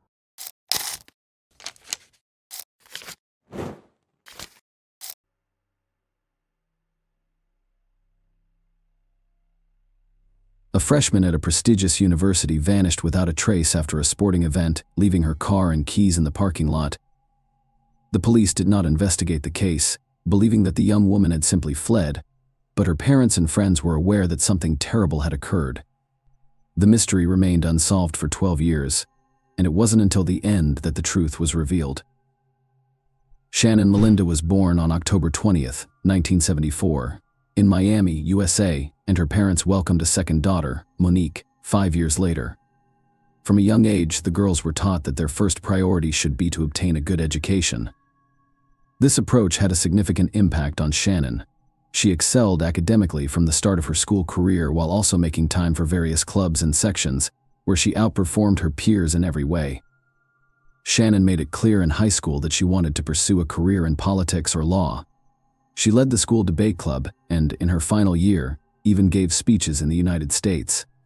Congress and the General Assembly of the United Nations are part of special training programs. Following these events, she decided she wanted to work for the Supreme Court. To achieve this goal, she required a solid legal education. Shannon submitted applications to several of the country's top universities. Given her perfect grades and extracurricular accomplishments, all universities and colleges were eager to accept her, but she chose Emory University in Atlanta, Georgia. In addition to being one of the top 20 universities in the country, Emory offered her a $15,000 annual grant for the first 4 years of study, which covered the majority of her tuition. She moved to Atlanta after graduation to pursue a degree in political science. The university made a strong impression on her. She quickly adjusted and made many friends. Shannon was able to find a part-time job despite receiving the grant. A few kilometers from her dorm was a softball field that needed employees, and her responsibilities included keeping track of the game's score. Shannon was forced to quit her job on March 26, 1994, due to an error made by her supervisor. That morning, another employee was supposed to keep score, but Shannon was accidentally added to the roster and agreed to work the game. Shannon arrived at the stadium around 8:40, and her shift ended 4 hours later. Usually after work, the young woman would stop at a nearby gas station to get a soda.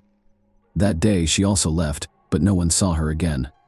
The stadium management had expected her to return after halftime to turn in her scorecard, but she never did. Her friend and roommate, Athena, was the first to sound the alarm. Shannon's absence from her dorm in the evening initially alarmed her. She had no other place to sleep and was unlikely to stay with anyone after not waiting for her roommate. The next morning, Athena decided to call Shannon's parents and see if they had heard from her in the previous 24 hours. Shannon's parents were at work at the time, so Monique, her younger sister, answered the phone. Monique informed Athena that she hadn't spoken with Shannon in a few days and promised to ask their parents when they returned home. Athena became increasingly concerned and told 2 mutual friends about Shannon's disappearance. They decided to look for her on their own. They got into their car and drove around campus.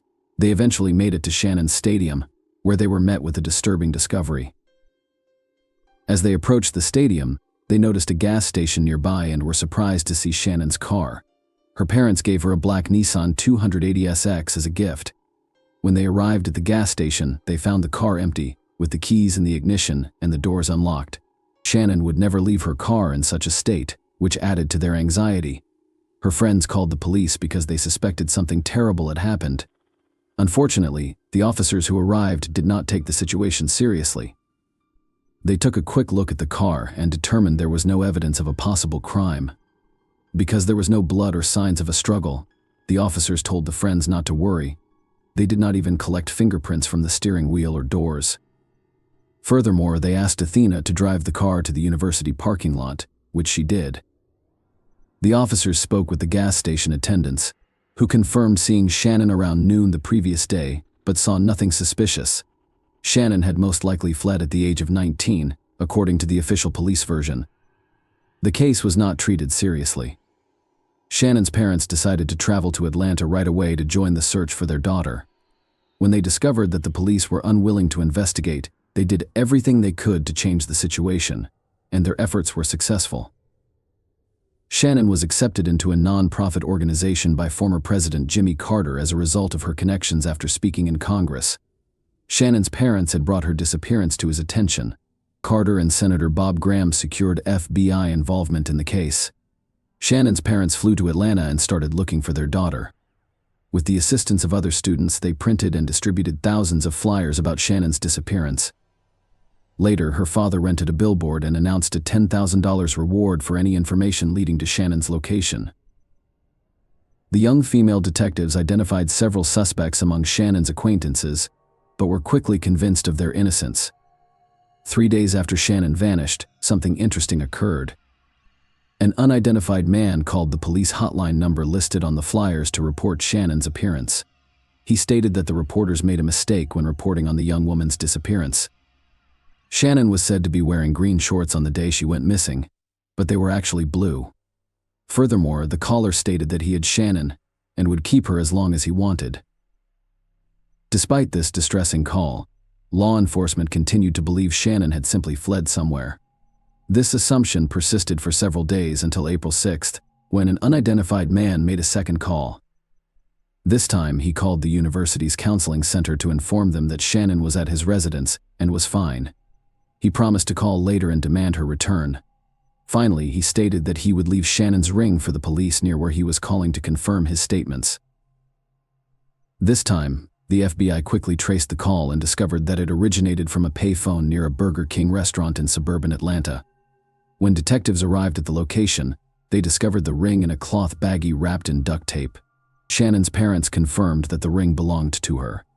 This news brought them relief because it gave them hope of seeing their daughter alive again. Since then, they had been waiting for the perpetrator to call back and make his demands. This event prompted law enforcement to reclassify the disappearance case as a kidnapping. The police department appointed a new lead detective, who immediately pointed out his predecessor's lack of professionalism. He said that almost all of their actions were flawed. They did not take Shannon's fingerprints and instead asked a stranger to drive her car to another location. They also did little or nothing to investigate the case, believing that the young woman had simply run away and would return shortly. With this in mind, the investigators decided to rework every possible lead from scratch. The first thing they looked for was the softball field where Shannon was last seen the day she vanished. The fact that the young woman had been missing for several weeks added to the confusion. In addition, a championship game was held on the field that day, bringing the total number of visitors and participants to over 100. The detectives attempted to question as many people as possible, urging them to recall any suspicious incidents during the game. To their surprise, many people shared the same story.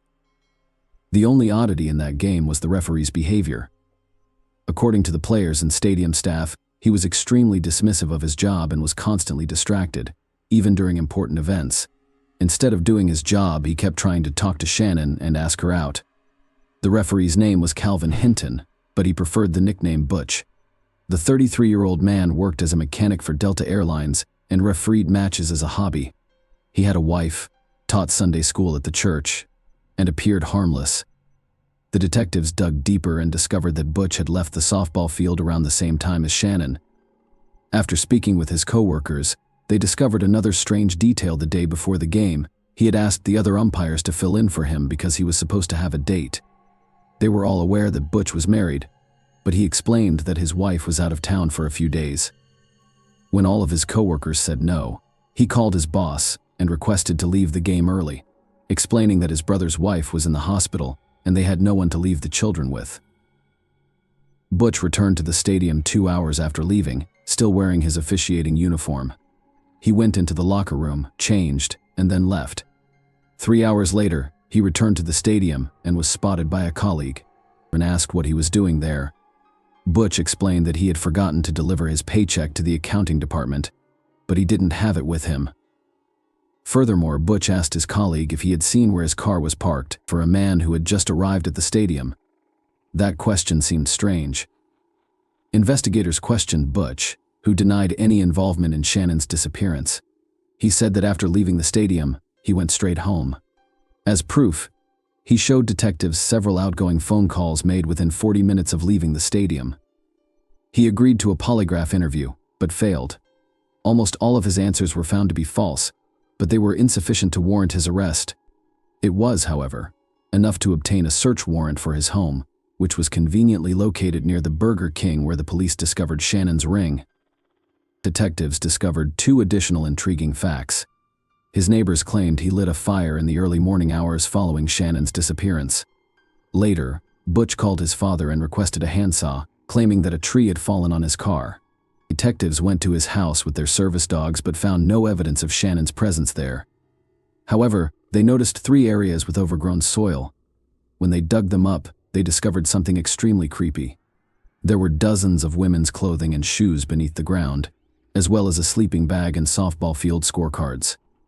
Experts examined the excavated clothing, showed pictures to Shannon's parents, and determined that none of it belonged to the young woman. Butch admitted he had no idea where these items on his property came from. He assumed they were left by the previous owners of the house. In the end, the police were in a difficult situation. A number of facts pointed to Butch's involvement in Shannon's disappearance, but there was no direct evidence against him. They hoped that a more thorough examination of Shannon's vehicle would yield results, but they were out of luck. Because the police did not collect fingerprints or DNA samples on the first day of the investigation, the experts were unable to locate them. However, they came to an interesting conclusion: someone had thoroughly wiped down the car, erasing any potential traces. In an attempt to gather hard evidence against Butch, one of the detectives discovered an intriguing fact. He examined the bag containing Shannon's ring and discovered that such items are not made for retail sale. He contacted the manufacturer and discovered that Delta Airlines was the only buyer of such bags in Georgia. According to the company, mechanics used the bags to store small airplane parts. As we recall, Butch was a mechanic for that company. The detectives thoroughly examined everything and discovered another tiny clue. In Butch's car, they discovered a piece of the same duct tape used to wrap the pouch. On the tape itself, the experts discovered microscopic particles of the same metal.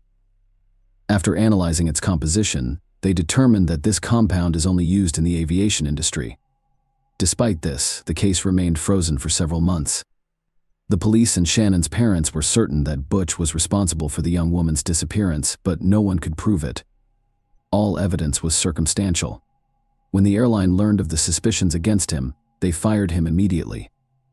Previously, he had managed to mockingly boast to his colleagues that he was a suspect in a kidnapping. After reviewing his background, investigators discovered Butch had a lengthy criminal history. They were unaware of this at the start of the investigation because advanced criminal databases did not exist in the 1990s. It turned out that he had committed his first crime while a minor. He worked part-time and one day went to his boss's house, where only his wife was present. Butch attempted to tie her up but failed. The woman persuaded him to leave by promising not to tell anyone, but she then called the police. Butch was arrested but, due to his age, was only ordered to receive involuntary psychiatric treatment, despite admitting to intending to abuse the woman. When he was in his 20s and married, he was arrested again for kidnapping a 14-year-old girl. He called his younger brother's ex-girlfriend and scheduled a meeting, assuring her that his brother would accompany him.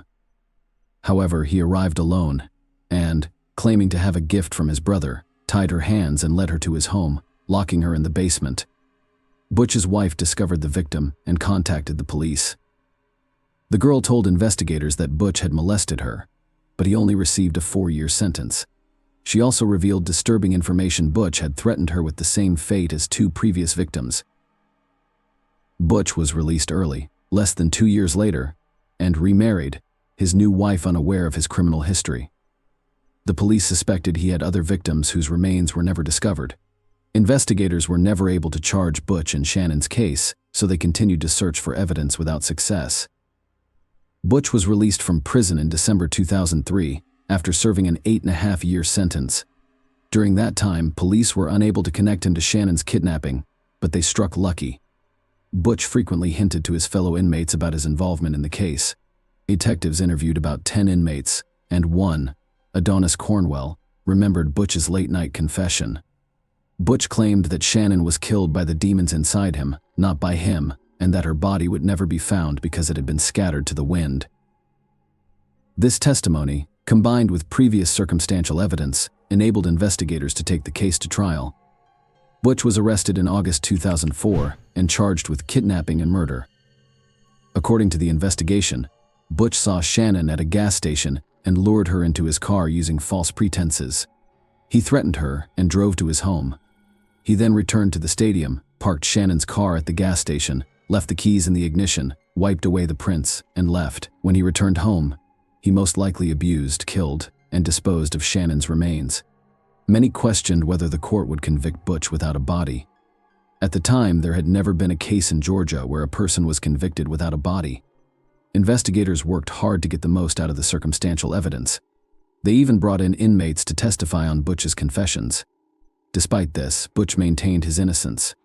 Following the trial, the jury was unable to decide. Butch was found guilty of murder after 3 days of deliberation. Consequently, the court sentenced him to life in prison. He was 43 years old at the time, and in theory he should have spent the rest of his life in prison. But there was one unsettling detail: the perpetrator was eligible for parole every 7 years under the statutes in effect at the time of the murder. Butch attempted to challenge the court's decision but was unsuccessful, and 2 years later, in 2006, something very unexpected happened. He decided to confess to the murder. His story was almost identical to the prosecution's. He saw Shannon in the parking lot and suggested she go to Burger King for a meal. Shannon agreed, so they drove there in his car. After lunch, they returned to the field, but Butch missed the right turn, came to a halt, and complained that his leg was cramping. He asked Shannon to drive and sat in the back seat. He pulled out a prepared knife and threatened to make the young woman drive to his house. He tied her up and told her he would not hurt her. Butch stated that all he wanted to do was sell her car and then let her go. She remained calm and did not attempt to scream or fight back. Butch returned to the stadium and drove Shannon's car to the gas station, leaving the keys inside. He did this in the hopes that someone would steal it, which would throw the cops off guard after thoroughly wiping the steering wheel and other areas where he might have left fingerprints. Butch returned home, abused the young woman, and then left for the movie theater with his nephews and their parents. Apparently, this family outing was planned as an alibi. When he returned home, he continued to abuse Shannon while repeatedly promising to let her go as soon as he sold her car. He then allegedly began to realize the gravity of his actions and attempted to figure out what to do next. He went to bed, awoke a few hours later, and began to panic. He then went down to Shannon's house, wrapped a tie around her neck, and strangled her. According to Butch, she was sleeping at the time, and everything happened quickly. Next, he spent hours debating what to do with the body. By morning, he had decided to burn it, so he started a large fire and added fuel before putting the body in. He changed his clothes and attended the church service. When he returned home, the fire had allegedly consumed all remains. The man claimed that the unbearable weight of guilt forced him to confess what he had done, but it was difficult to believe. First, he made 2 taunting phone calls to the police and the university, claiming Shannon was still alive after having already disposed of her body. Second, he intended to kidnap another woman, his wife's closest friend. That day, as soon as his wife left town, he called her and invited her over, claiming that he and his wife wanted to meet her, but the friend declined, saving her life. Knowing this, can we speak of Butch's remorse and guilt?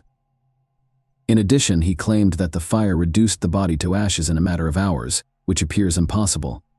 The man stated that when he returned home from church, there was no trace of Shannon. He allegedly waited for the ashes to cool before gathering and dumping them on the railroad tracks. Most likely, he lied and needed to bury the remains, including the bones, somewhere. But why would he do this? Butch's only option was to realize he might never be released and play the remorse game.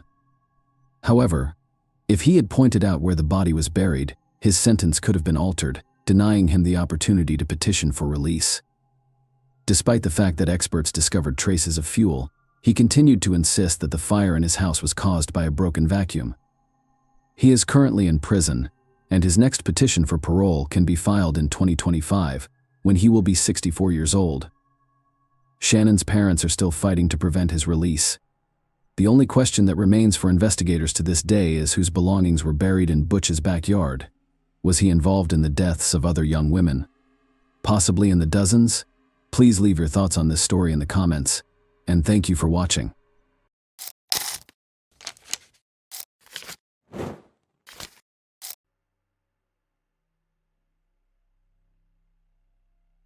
One of the most terrifying scenes ever filmed is before you. Actual video of a serial killer on the loose. Because its owner was already being watched by the police, fate stepped in before the murder kit could take another life. From a sunny UK resort to a charming southern Italian town, he left a bloody trail in his wake. The criminal mastermind ridiculed the investigators and misled them by leaving obvious clues close to his victim. The man's bizarre fetish ultimately brought about his terrible demise, but it also motivated him to carry out unspeakably cruel deeds. Far from their busy hometown of Potenza, Italy, the Claps family was getting ready for a relaxing Sunday retreat at a small cottage in Tito on September 12, 1993. Luciano, their 20-year-old son, was with their parents, Antonio and Filomena. Gildo Claps, 24, their oldest son, and Elisa Claps, 16, their youngest daughter, were expected to arrive soon. Together with Elisa's friend Eliana D'Alessio, they were scheduled to arrive in the afternoon. Eliana and Elisa had decided to go to the town center church for a service. The girls then intended to head back to Elisa's house before having lunch at the cottage with the rest of the family. Gildo started to worry when the girls hadn't returned after an hour. His sister would call home if she was going to be late, and she was always on time. Eliana was the one who rang the doorbell. Eliana assumed her friend had already gone home after they parted ways at the church. The fact that Elisa was still missing shocked Eliana. Gildo wandered around the town center, worried, trying to find his sister. Elisa was not in the crowd of people that gathered around the church. The rest of the family returned to Potenza to inquire about the situation after Gildo and Elisa failed to show up by 2 p.m., and they were shocked to learn that the girl had disappeared. Gildo asked Eliana to describe his sister's precise morning movements. Eliana then admitted that she hadn't been entirely truthful. Elisa used the service as a pretext to meet with her friend, 21-year-old Danilo Restivo, a dental technician student, even though they didn't attend. Despite coming from a well-respected family, his father was the director of the local National Library branch. The young man was unpopular and frequently the object of jeering, particularly from girls. Being a good-hearted and sympathetic person, Elisa felt sorry for him, but she made it plain to him that they could not be together. However, he insisted on giving her a gift to celebrate her passing her exams, so she consented to meet him that day. Danilo and Elisa made plans to meet at the church as the service was coming to an end at 11:30 a.m. Eliana unintentionally ran into Angelica, another friend, while she was waiting outside. The girls thought they might have missed Elisa in the crowd, but they didn't see her leave the church. Gildo called Danilo's house and demanded an explanation because he was the last person to see his sister. According to Danilo, they sat at the altar and talked for 15 minutes during their meeting. Restivo stayed behind to pray after Elisa left the church, and that was the last time he saw her. After a few hours, Elisa didn't come home, so her brother Luciano went to see Restivo in person. Danilo's responses showed signs of nervousness and evasiveness. Luciano inquired as to what had happened after noticing a big bandage on his left hand.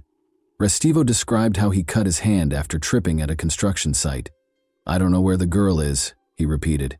After Elisa's family called the police to report her missing, they asked that Restivo be questioned. However, their request was denied, and they were told to return home and wait for the girl to come back on her own. Gildo went back to the church because he had run out of options, but the door was locked. He made arrangements to enter and conducted another search of the building. He saw another locked door behind the altar, leading to the church's upper floor.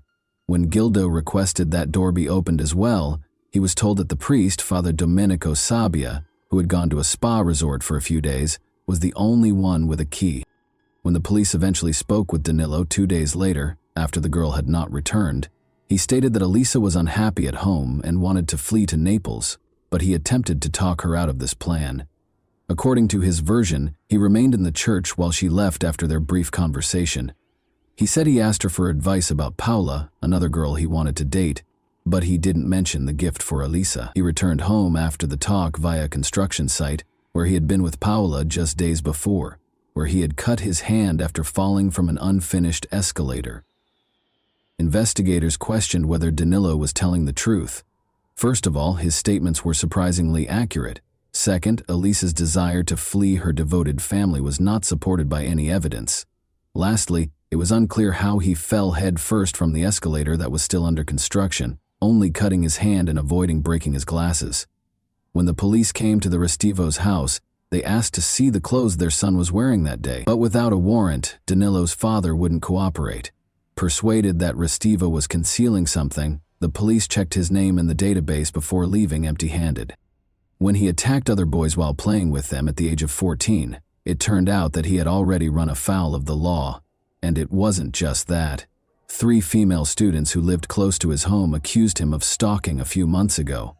By calling girls at home and describing their attire, or playing them spooky music from the horror film Profondo Rosso, he obviously enjoyed making them feel afraid. Additionally, investigators learned that Daniello had a very peculiar habit.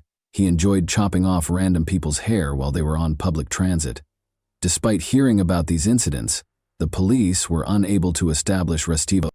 Meanwhile, word of Elisa Clapp's disappearance spread swiftly across the nation, and pranksters kept calling the family to say they had the girl and she was okay.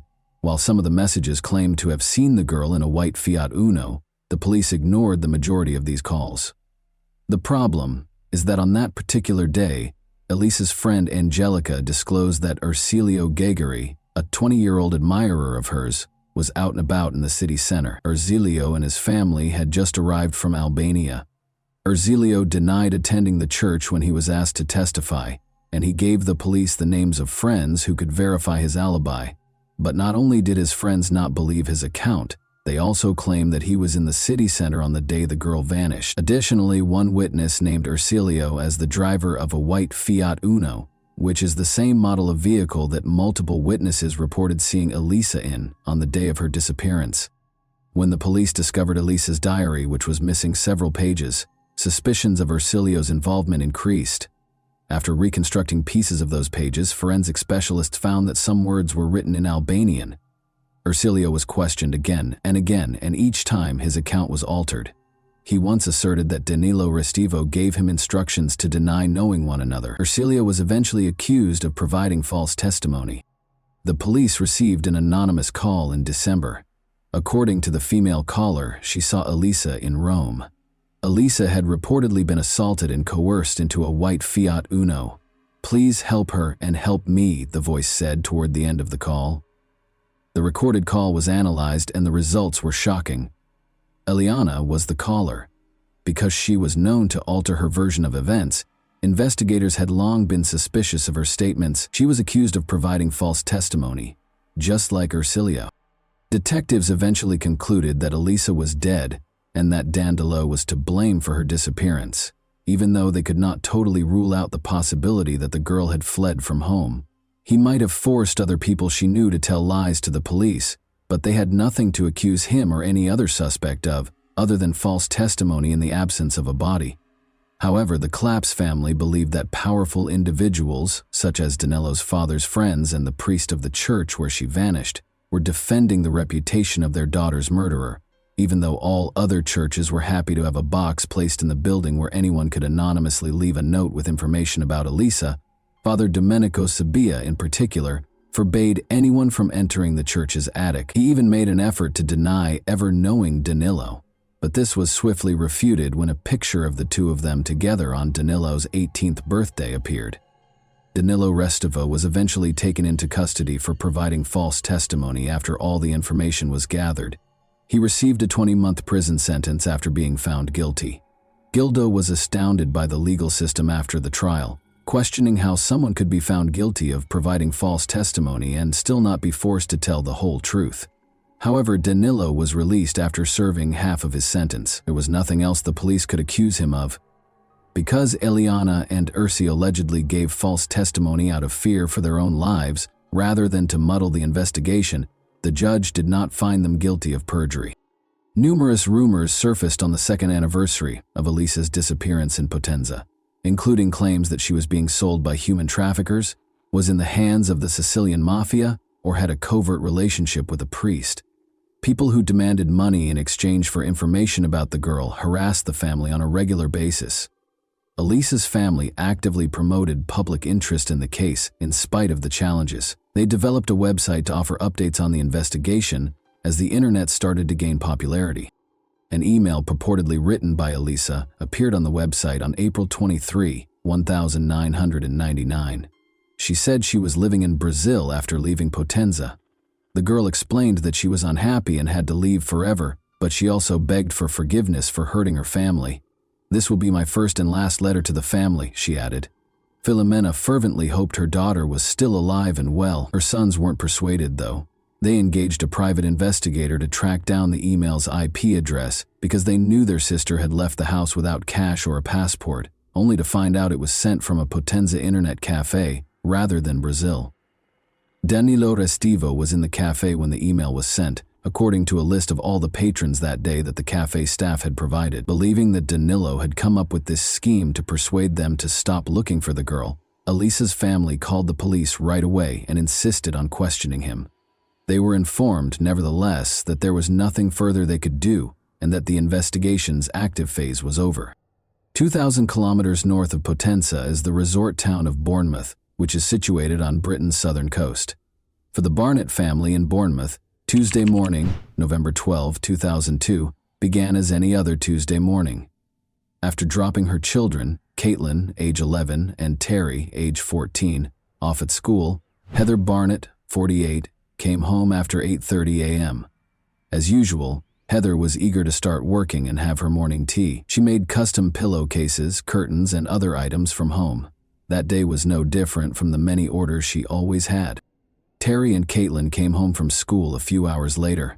Their mother was undoubtedly at home because her car was parked in the driveway and the radio was on, so the kids were a little uncomfortable with the unlocked front door. Their mother didn't answer. Caitlin called for her brother after looking in every room but the bathroom. She didn't want to enter for some reason. The kids knocked and got no answer, so they pushed the door, which slowly opened to reveal a horrifying scene. Evidently the victim of a very heinous crime, their mother lay on the floor. After phoning 911, Terry escorted his yelling sister outside to await the arrival of the police and ambulance. The neighbor across the street saw the two agitated kids while they were parking their car. Assuring the kids that they would be safe in their house, they took them inside. When the police arrived, they found no evidence of forced entry and that nothing had been stolen. Shortly after the woman dropped her kids off at school, the actual crime took place. Luminol testing showed that the woman's size 9 shoe prints led from the restroom to her workshop before abruptly vanishing in the center of the space. Before leaving the house, the murderer had obviously changed out of their filthy shoes and put on clean ones they had brought. The fibers found on the woman's body suggested that the offender had gloves on. Every piece of evidence suggested that the crime was well planned. The murderer arrived armed with gloves, a knife, a hammer, and a change of clothes and shoes. One piece of evidence, though, was left behind. A green hand towel that had been stained with Heather's blood was resting on the workshop chair. Only the murderer could have put the towel there, given its location and the fact that it did not belong to the family. Before putting on new clothes, they used it to clean their hands and face of the blood. The hair that was discovered in the woman's hands, however, was the most intriguing piece of evidence. At first, the police thought she had successfully removed a hair from the offender, but forensic examination showed something different.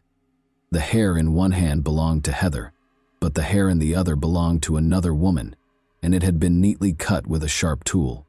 Speaking with Caitlin and Terry, the detective discovered that their extra house keys had vanished a week prior to the murder.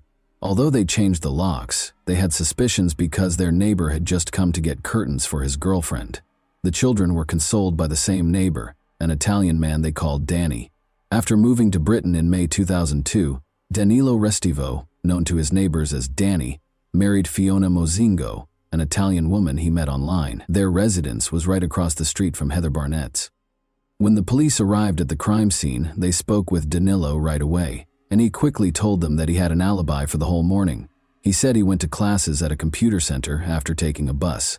His statements were fully supported by the police when they looked through his bus ticket and the center's registration log. However, Danilo grudgingly led the detective to the bathroom, where his sneakers were soaking in a bucket of bleach, when an officer came to his house 5 days later to take DNA samples and asked to see the shoes he had on the day of the crime. "I'm cleaning them," he explained. The detective became suspicious of this and seized the shoes. The sneakers did not, however, match the footprints that were discovered in Heather's home. The police had cause to suspect Danilo Restivo, despite the absence of concrete proof, because of his dubious actions when it came to cleaning his sneakers. When they chose to search a database for his name, they discovered something startling. Restivo's name had previously been connected to a criminal investigation. He might have been connected to the disappearance of Elisa Claps, a young Italian girl more than 10 years ago. His alibi for that case was also re-examined by investigators, who discovered that it was not as credible as first believed. He registered at a time that was rather awkwardly changed from 10:28 to 9:28 in the computer center's logbook. Nothing would have stopped him from getting off at the next stop and going back to Heather's house, even though he had a bus ticket with the allotted travel time. Additionally, at 9:24, a man who looked like him was seen on security footage crossing the street close to Heather's residence. Unfortunately, the man could not be precisely identified due to the poor quality of the video. However, Danilo was the main suspect in a case for the second time in his life, but this time, all of the evidence against him was circumstantial. When the detectives called the Potenza police, they learned of Danilo's uncommon fetish of chopping off the hair of unidentified girls. The investigators' conviction that he was involved in the crime was only reinforced by this information. When the police started monitoring Danilo Restivo in April 2004, they soon discovered another questionable behavior. Restivo enjoyed going to a secluded park in Throop, which is close to Bournemouth. There he would hide behind bushes and watch girls walking their dogs or jogging. Wearing 2 sets of clothes, waterproof pants, gloves, sunglasses, and a hooded sweatshirt that covered his face, he was in the park on May 12 despite the nearly summery weather. The police were worried that they wouldn't be able to stop another murder because of his suspicious behavior. A number of uniformed officers approached the suspect while posing as investigators of car thefts in the park and requested to examine his possessions in order to conceal the surveillance. Police discovered what they dubbed Restivo's murder kit, which included a big knife, ski mask, gloves, scissors, wet wipes, and trash bags. Remaining composed, Restivo said he had located the knife in the grass and had taken it to protect the kids. He claimed to be gathering insects for his pet lizard when asked what he was doing in the park. He was hiding in the park bushes, and even the police had to concede that it was a reasonable explanation. Once more, the detectives had nothing tangible to present to Danilo. The decision was made to switch strategies and ask for public support. The goal of the investigation was to identify the owner of the hair strands that were discovered in Heather's hand. They contacted the media in Italy and Britain, and since 2002, when Restivo relocated to Bournemouth, they have received a lot of calls from girls who have had their hair cut in incidents involving public transit in Britain. None of the DNA samples that the girls gave matched the hair that was discovered at the scene of the crime. The investigation stalled for a while until the hair strand was re-examined in 2007 using a new technique that could identify the hair's previous residence.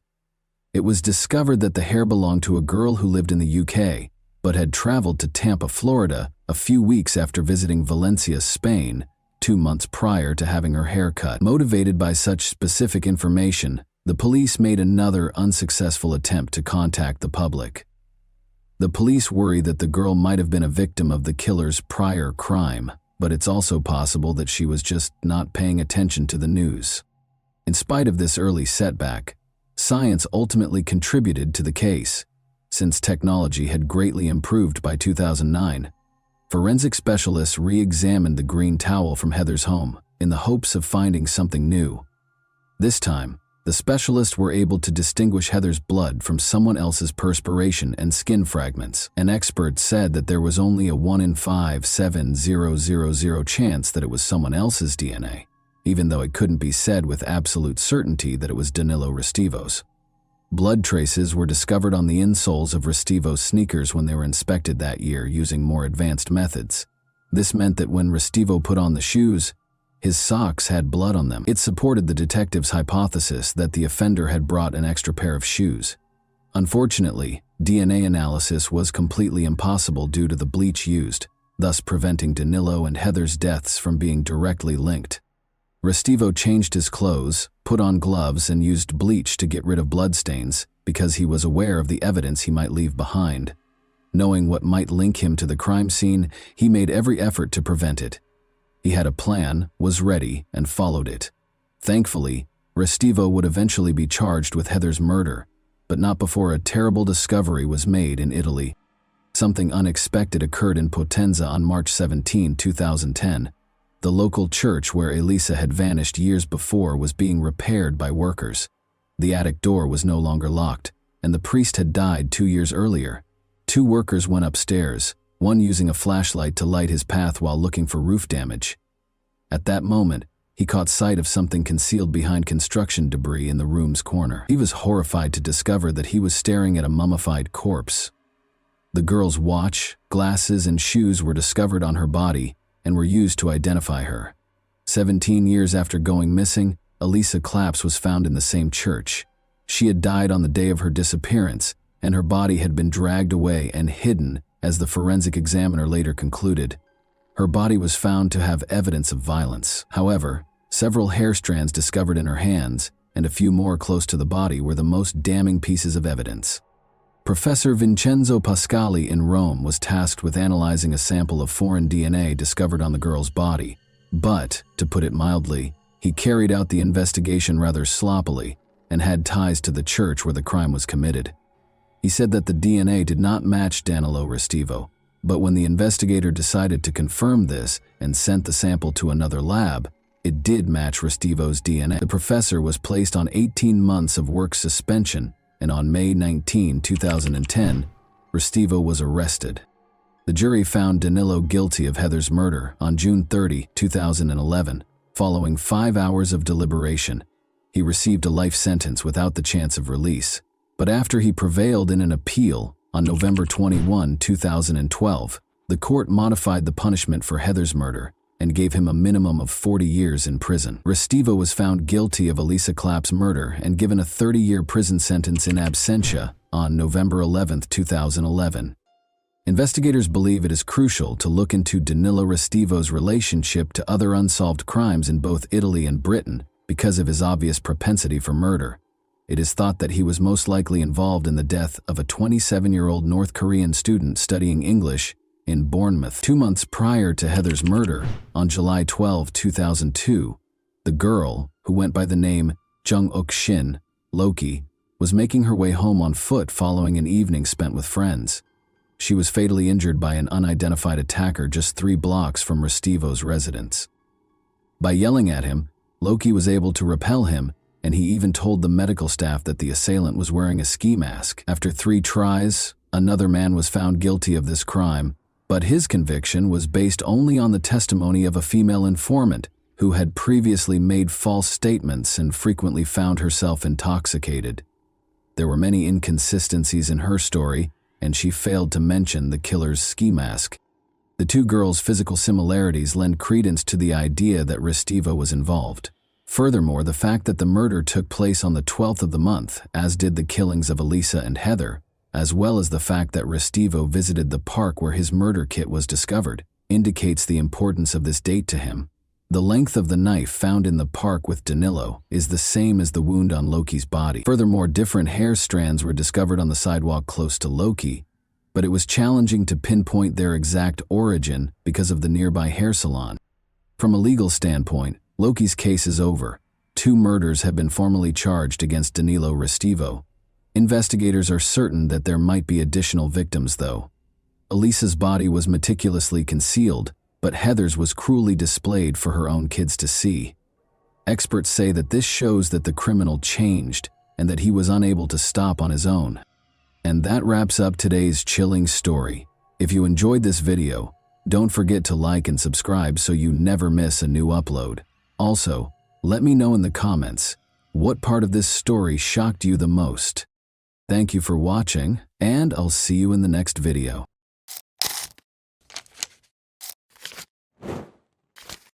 Hey guys, welcome to my channel, and today we're going to take a look at another horrible case with you. The phone rang early on April 27, 2006, in a comfortable home in a small Michigan town. The homeowner's previous life was instantly shattered by the sound she heard when she answered the phone, but the second phone call she would have to take 5 weeks later was nothing like that conversation. Whitney Sarek, an attractive and outgoing 18-year-old student, was crossing campus to attend a lecture on Wednesday, April 26, 2006. Whitney attended Taylor University in Upland, Indiana, as a freshman. Both Whitney and her older sister were now students at the same university where her parents had previously attended. Whitney actually wanted to attend a different university, but her parents assured her that they would pay 2/3 of her tuition if she attended a Christian university. They wouldn't even cover the cost of her education if she chose to go to a non-religious school. Whitney's decision was clear-cut, given the high expense of higher education. Whitney became anxious as she made her way across campus, negotiating crowds of other students, as she realized how quickly the school year was coming to an end.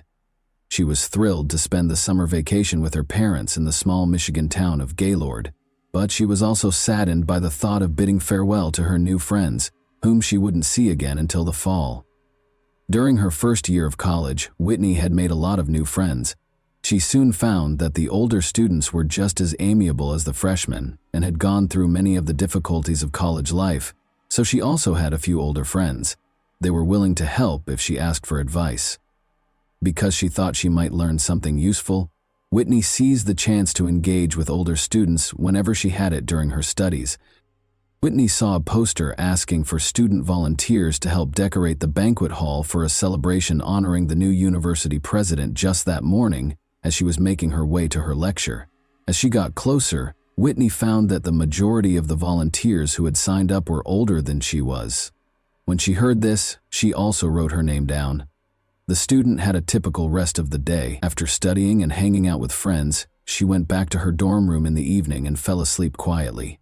Naturally, she had no idea that the events that would alter her life would occur just 24 hours later, when she laid her head on the pillow that night. Whitney got up early the following morning, showered, brushed her teeth, and took her time choosing her outfit. Whitney wasn't conceited, but she wanted to look respectable because she knew she would be interacting with university employees and senior citizens all day. As she got closer to the parking lot meeting place, she noticed some students standing close to a university van. Despite not knowing them, she greeted them with confidence, introduced herself, and since she was the first person they had been waiting for, they all boarded the van. With ease, the car began traveling north on Highway 69 in the direction of Fort Wayne. It was the banquet hall, where the event was scheduled to take place, and it was only an hour away. Whitney immediately started talking to Laura Van Ryn, a 22-year-old who was seated beside her. Another student questioned whether Whitney and Laura were related, despite the fact that they were strangers. In addition to having similar appearances, the two stunning blondes who were tall and slender learned that they had been raised in small Michigan towns. Whitney's hometown of Caledonia, 2 hours south of Gaylord, was where Laura had traveled to study. In addition, they were both younger daughters of devoutly religious parents and were involved in sports, playing football, basketball, volleyball, and running. The students went into the banquet hall as soon as the van came to a stop. It was their responsibility to get ready for the celebration. As they set the tableware, arranged the chairs, and arranged the tables over the course of the following few hours, Laura and Whitney remained together and spoke amicably. The volunteers ultimately determined that their work was finished at around 7 p.m. They took their seats on the van again, and the van drove back south. Laura and Whitney chatted for a few more minutes on the drive, but they soon felt the weariness from their work, just like the other children. They fell silent as they looked thoughtfully out the window at the passing landscape. When the van was within 2 miles of the campus, about 30 minutes later, a bright beam of light filled the van's interior. It quickly grew stronger, bouncing off the faces of those inside, and in a matter of seconds the whole interior of the van was blazing. After a horrified scream, there was total quiet. In a matter of minutes, distressed drivers on Highway 69 called the 911 hotline to report that something horrible had happened. Rescue personnel were shocked by what they saw, even though they had prepared for the worst when they got to the scene. Bodies, glass fragments, and wreckage littered the area.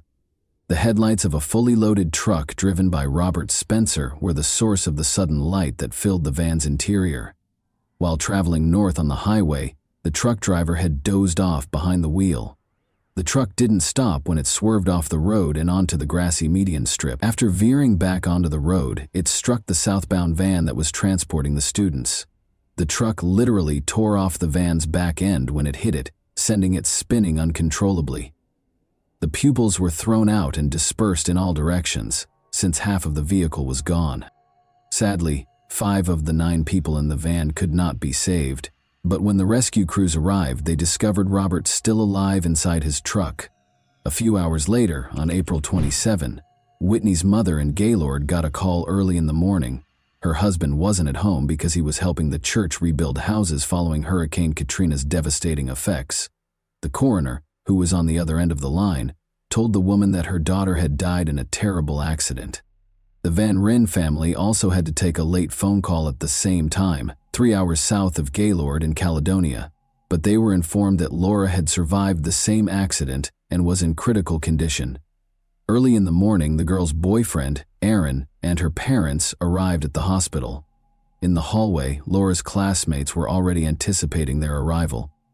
The girl was in a coma, swollen, bandaged, and wearing a neck brace as she lay in a hospital bed. Laura's leg, elbow, collarbone, and ribs were all broken, the family was told, but the brain trauma was the most serious injury. The patient had been stabilized, but it was unclear if she would ever awaken from her coma. Even if she did, she would probably not be able to live independently because of the severe damage to her brain. Laura's family made the decision to move her to a Grand Rapids rehabilitation facility that specializes in brain injuries because they knew that her recovery would be a long one at best. Additionally, Whitney's sister and mother showed up at the hospital. Even though they were only a few feet from her body, the coroner reassured them that they didn't need to identify her and even discouraged them from going inside the mortuary. They were also given Whitney's handbag, which was filthy, stuffed with broken items, and smelled horribly of gasoline. When the handbag was discovered close to Whitney's body, the women knew that her body would be in an even more appalling state. They didn't want to remember her that way, so they couldn't bring themselves to look at the body. They merely returned their daughter's body to Gaylord, their hometown. Whitney's 19th birthday fell on her farewell, so her family chose to play a collection of videos from her past birthdays. More than 1,400 people, or roughly half of the town's total population, came to bid her farewell. She was laid to rest in a closed casket the following day. Meanwhile, Laura's family members, who alternated between sitting in the girl's hospital room, received a startling update. Brain scans suggested Laura would emerge from her coma, but it was not clear when.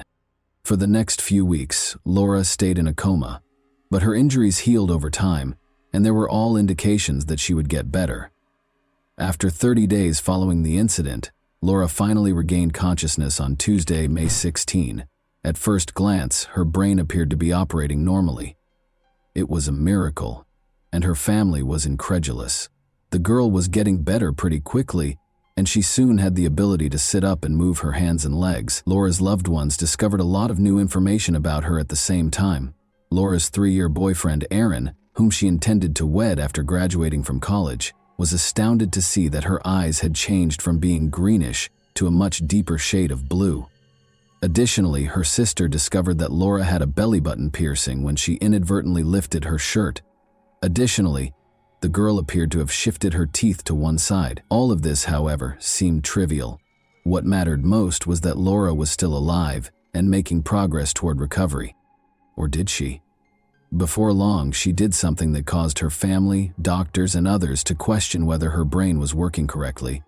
A week after emerging from the coma, Laura sat on a hospital bed with her family and medical staff on Monday, May 22. She was given a pencil and paper by the doctor, who asked her to write her name. Laura took the pencil, nodded as though she understood the assignment, and began writing the letters slowly. But her scrawls didn't make sense when she was done, and the doctor saw what she had written. He requested that the girl repeat the action. She began writing even more intently, but the name was still wrong. Laura was mistakenly identifying herself as someone else, and the doctor had to acknowledge that her brain injury might be more severe than he initially believed. But that was not the problem, as everyone would soon discover. There was something far more serious going on. Her father was deeply hurt when Laura told him that they were fake parents. This was the next warning sign. Although it was impossible to accuse them of being bad parents, he took it to mean that she thought their relationship with her was phony. However, his wife also started to believe that if Laura wasn't who she claimed to be, after Laura's face stopped appearing swollen, friends who saw her also came to the conclusion that she was not herself. Compared to their parents, her sister Lisa found it a little easier to accept the truth. Lisa once paused as she was escorting the girl back to the room following therapy, knelt beside Laura, and expressed her pride in the girl's development. She then requested that she respond to a single question: what was her name? The girl said, Whitney. However, they clarified to her that people who have experienced brain trauma occasionally mispronounce their own names.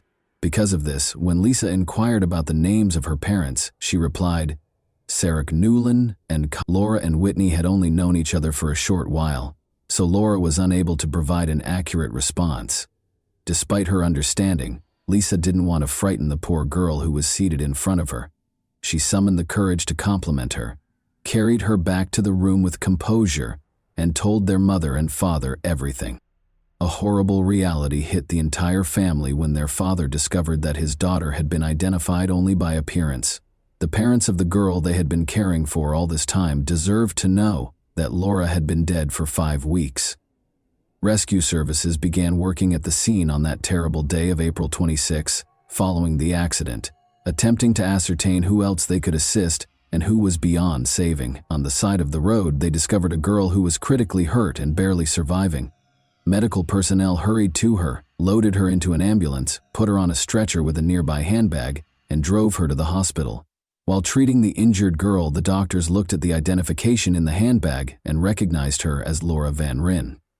As the bandages were gradually taken off, it was clear that Laura's appearance had changed dramatically as a result of the accident. But her appearance didn't matter to her family. Her survival was a great relief to them.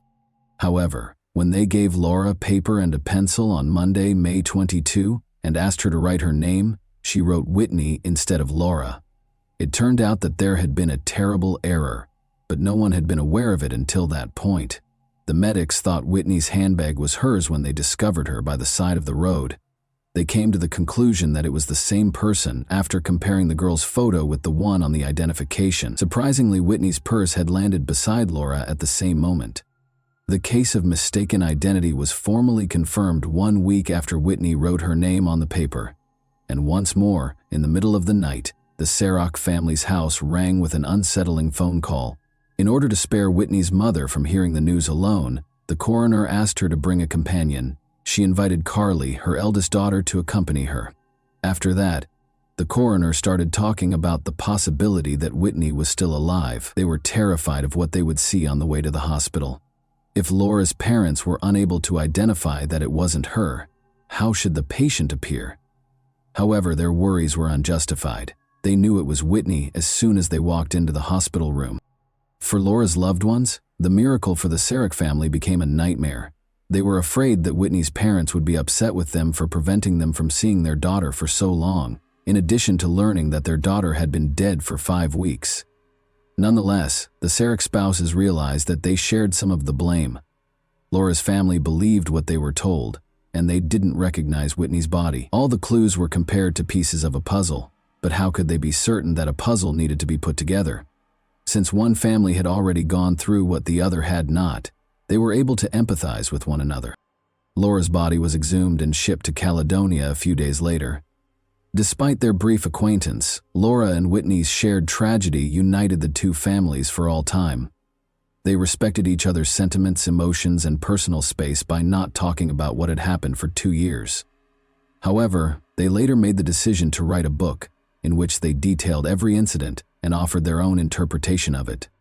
It was discovered that the driver responsible for the incident, Robert Spencer, had been operating a vehicle for 9 hours beyond the permitted limit. He was given a 4-year prison sentence after acknowledging his guilt. He was incarcerated for 2 years in total. He recovered from the accident at the same hospital where Whitney was thought to be Laura. By asking Laura's parents what they would say and how they felt about the person responsible for the accident, reporters attempted to incite them against Robert. But Laura's family overcame it. Neither of the two families brought legal action against him, and they were kind and understanding. To make sure that such an error would not occur again, the state of Indiana modified the process for identifying incident victims. Whitney acknowledges that she only remembers the banquet preparations and the pizza they had as a post-work snack, not the actual incident. The time she spent with Laura's family is completely forgotten. She recalled waking up with her mother close by. She gradually recovered physically and finished her studies. She married in the same church where her funeral was held 4 years later. Her boyfriend, Matt Wheeler, was her pick, and he helped her get better. They are parents to 2 kids. And that wraps up today's chilling story. If you enjoyed this video, don't forget to like and subscribe so you never miss a new upload. Also, let me know in the comments what part of this story shocked you the most.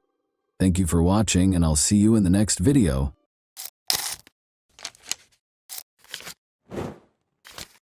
Hey guys, welcome to my channel, and today we're going to take a look at another horrible case with you. Horia and Bouvier, both foreign students, became friends while attending the Sorbonne in Paris.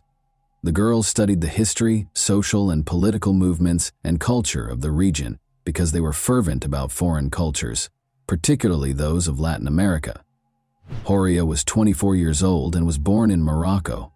She chose to set aside her books and travel to Argentina after finishing her thesis on the subject. At 29, Cassandra was accustomed to seeing the world, so she accepted her friend's invitation with pleasure. After packing their bags, the girls set out on a journey across the Caribbean basin, Central America, and South America. The friends traveled to Salta, a province in northwest Argentina with a fascinating history, geography, and social scene, in July 2011. The terrain varies from tropically dry plains in the east to snow-capped peaks in the west. Curiosity-driven students can explore and study the architecture, which includes churches and cathedrals constructed during the colonial era.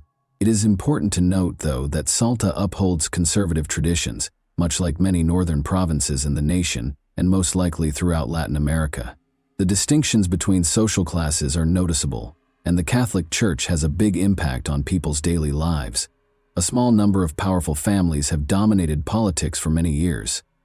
It should be noted that the details will become clearer as this story develops.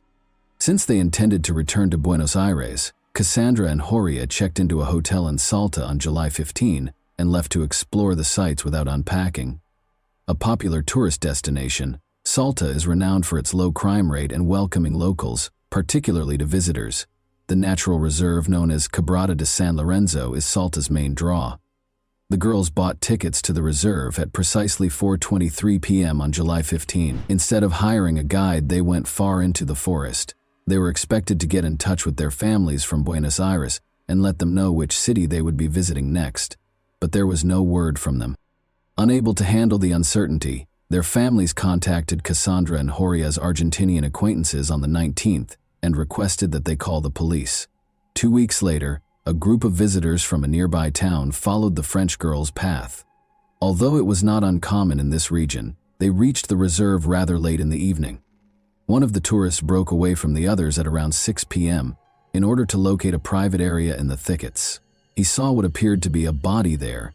He screamed and hurried back to the group to tell them about his discovery, after approaching and verifying that it was, in fact, a body.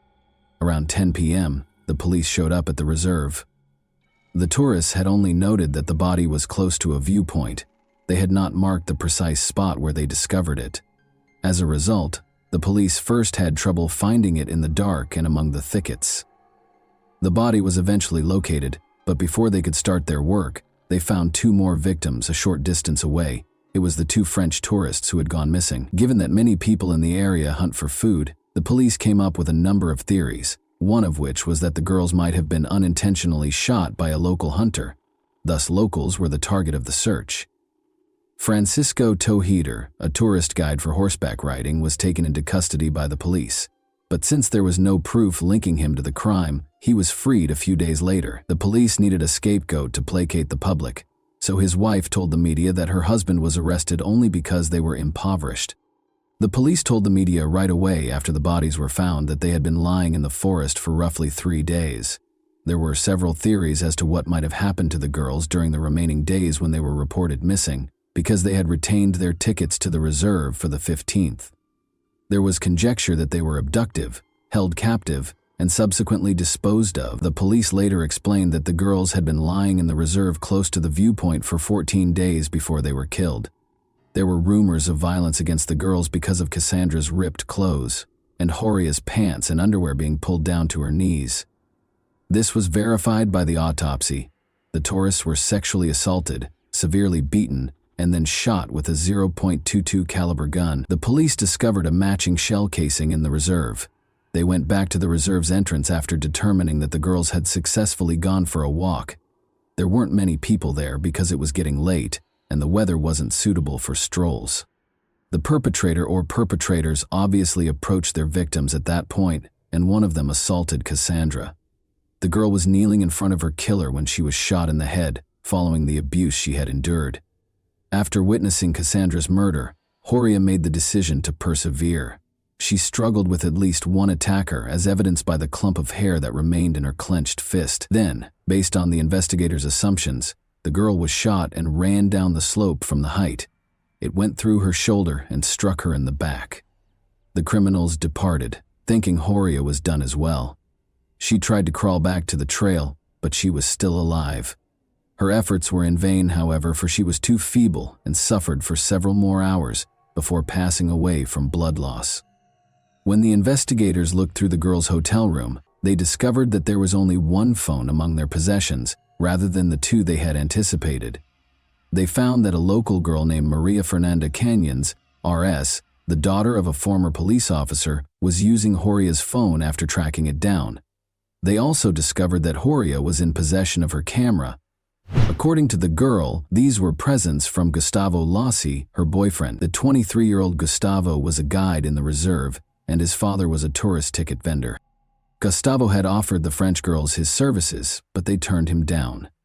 Gustavo thought that changing the SIM card in the phone would be sufficient to evade detection. Gustavo Lossi admitted to being at the crime scene and taking part in the violence, though not right away. He asserted, however, that he was only a witness and neither the murderer nor the instigator of the French girls. He described how, after hearing a commotion and rushing to the cries, he saw two men, a stonemason named Daniel Vilt, 24, and a gardener from the plains of San Lorenzo named Santos Clemente Vera, 31, tormenting the girls. These men allegedly forced him to take part in the violence before letting him go. He did, however, remember to bring the girl's camera and phone. The gun that fired the deadly shots was found by the police during a search of Gustavo's house. The police were able to determine the precise moment of the attack on the French girls thanks to Horia's camera. Before starting their hike through the reserve, the girls took a few pictures while they were sightseeing. The tourists' final photograph, taken at 6:28 p.m., 2 hours and 5 minutes later, was hazy and ambiguous, leading investigators to surmise that the attack happened at that exact moment. Murder charges were brought against all three men. Witnesses came forward right away and identified Vilt as the individual who tried to sell a rifle. But since he was at a bank when the attack happened and could provide proof, he had a strong alibi. Vera was freed because of insufficient evidence and his denial of guilt, while Gustavo Lossi was sentenced to 30 years in prison in 2014. He said he had an alibi too. Both men were given life sentences in prison in 2016, though, after the prosecutor insisted on a review of the case. One of the most well-known cases in Argentine history appeared to have come to an end. The story doesn't stop there, though. The case was investigated by French journalist Jean-Charles Chattard, who spent 4 years writing a book outlining his reasons why the girls could not have been killed on July 15 in the nature reserve, as the investigators claim. The journalist is certain that the girls' bodies were just taken to the reserve following the murder, not that they perished there. First of all, in contrast to the victim's shoes, his were covered in dust and dirt even after a brief stroll through the reserve. Such a path, enduring violence, fighting for their lives, and still having clean shoes would have been impossible for the girls. Second, the tourists' overall appearance was peculiar. They weren't dressed for a hike in the nature reserve, but rather for an evening event in the city. The bodies were left in Quebrada de San Lorenzo for 2 weeks, which is the next oddity. The reserve is an open, wild place where condors, foxes, and pumas live. The police might have discovered fully gnawed bones after such a time. Despite the fact that the bodies were found in a well-known reserve close to a popular viewpoint, they were found to be spotless. Last but not least, the pathologist who examined the bodies declared with confidence that they were killed no more than 3 to 5 days prior to the autopsy. The doctor was categorical when it came to the date of the murders, stating in the report that it was July 26, 2011. Interestingly, this date was rescheduled for July 15 by the investigating judge. Is there any chance that the judge purposefully falsified the facts in order to shield someone? Was he attempting to falsify the evidence? The commissioner in charge of the investigation, Nestor Piccolo, was persuaded of this very thing, and it might have cost him his life. 4 months after the investigation began, Commissioner Piccolo passed away, inexplicably. He was discovered with a bullet wound to his head at the commissioner's office entrance. Although his mother claimed that her son made the decision, she is positive that he was executed. Nestor was developing a new version prior to his passing, and no signs of gunpowder were discovered on his hands. Clemente Vera claims that Gustavo Lassi is merely an accomplice of the true criminals, who are representatives of the province's upper classes, and that he is innocent. Many people, including the judge and powerful local families, were concerned about Nestor's investigation because they did not want the truth to be revealed and could not permit the deaths of the French girls to come to light. But in April 2014, an anonymous letter detailing the same trail that Commissioner Piccolo was looking into broke this conspiracy of silence. The families of the victims in France received the letter. After obtaining a copy, Chittard followed up on this lead. A woman who was afraid to testify in court wrote the anonymous letter by hand but did not sign it. After several months, Chittard was able to locate the witness. It turned out to be a girl who frequently hangs out with a select group of powerful people in Salta. She was aware that since the two tourists had been invited to a party hosted by the city's affluent youth on July 15, 2011, they could not have been murdered in the nature reserve. Her account of what transpired is entirely different. Alcohol is served freely at these parties, and everything seems like it's from a movie. But it's all real. The girl claimed that Cassandra and Horia were among the visitors, and that they were spotted close to the pool. The men's interest in the gorgeous French women grew as the evening went on and more alcohol was consumed. They led them inside the house at around 3 in the morning, and nobody saw them again. One of the tourists was being harassed by the guys. She refused, of course, but things went too far and the men no longer cared about her opinion. In order to keep the truth from coming to light, the guys chose to murder both of them after her friends saw what transpired. They took their time, though, torturing the victims for days before killing them. The witness gave the precise address of the alleged incident, a villa in Buena Vista, the city's most upscale neighborhood where ministers, deputies, and affluent foreigners live. Since the villa is frequently rented out to private parties, it is typically not occupied permanently.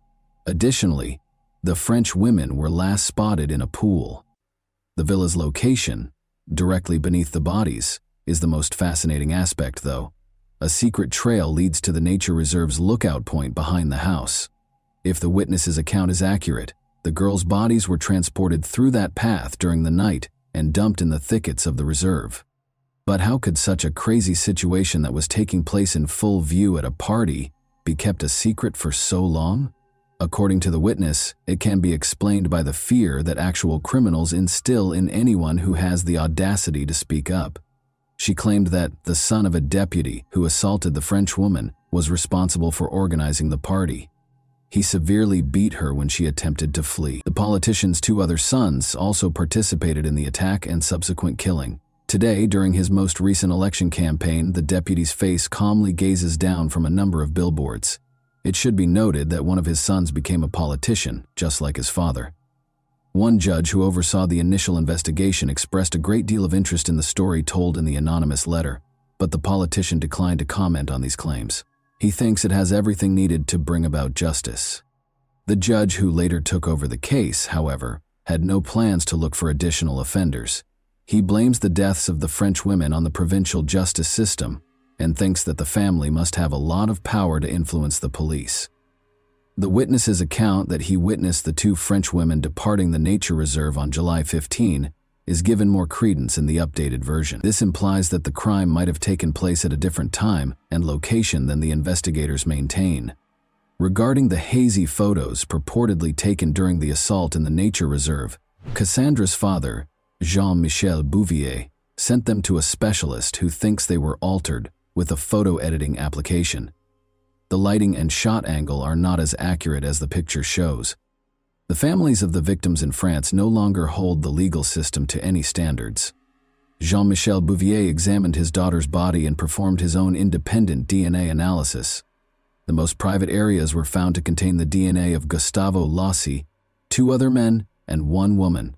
The sample from Clemente Vera was nowhere to be found. Uncertainty surrounding the ownership of the remaining samples raises concerns about Gustavo Lassi's actual involvement in the attack on the girls, as well as the identities of the other participants. Meanwhile, Clemente Vera's parents' modest house still stands in the center of San Lorenzo, just a few hundred meters from the location where Cassandra and Horia's bodies were discovered. They struggle to make ends meet after their son's arrest because they are too old to work the land or take care of the animals. Many locals, including Clemente's wife and parents, maintain his innocence. They think his only fault is that he didn't have the money to hire lawyers and lived close to the crime scene. The fact that there is no evidence linking him to the crime in the case files makes it all the more tragic. According to him, the police demanded a confession to the murder, beat him, and threatened him and his child. They searched his home for any incriminating evidence after he refused to comply, but they were unable to find any. Regarding this, Santos Clemente Vera complained to the Supreme Court of Argentina in 2017 and was given permission for a case review in June 2020. He hopes that a new trial will be held and that he will be found not guilty. It's interesting that Cassandra's father believes he is innocent. After conducting his own investigation, attending all of the hearings and visiting Argentina several times to learn more about the case, he came to the conclusion that Vera was not guilty of the crime. As a result, he apologized to Vera while he was incarcerated and launched a social media campaign to secure his release. Bouvier worries that while an innocent person is still incarcerated, the case review process is taking an unreasonably long time.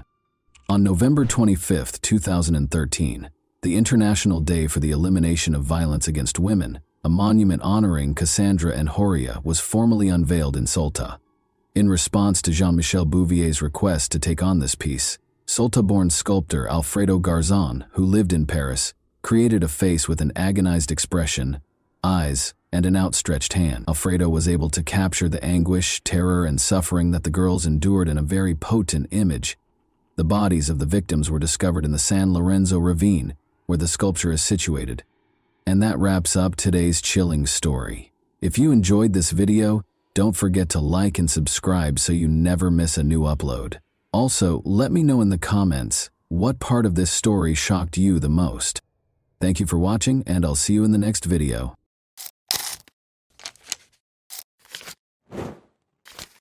Hey guys, welcome to my channel, and today we're going to take a look at another horrible case with you. Aurora, then 26 years old, and Mark, then 32, decided to take their honeymoon to the stunning island of Corsica in the late spring of 1995. The girl had chosen this location for their first vacation together after Aurora and Mark got married 2 months prior. The young wife was eager to see Corsica's villages, mountains, and beautiful scenery. They made a stop in the quaint little town of Calvi that day. Here, a restaurant with a view of the bay hosted a candlelit dinner for the newlyweds in the harbor. Following dinner, Aurora and Mark made their way to the Notre Dame de la Serra Chapel, a well-liked tourist destination where lovers go to watch the sunset, the perfect location for a romantic day's end. Around 10 o'clock in the evening, they got into their car and drove back to the hotel.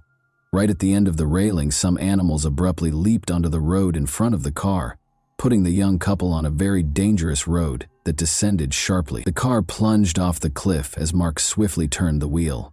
Aurora remained calm in spite of the dire circumstances.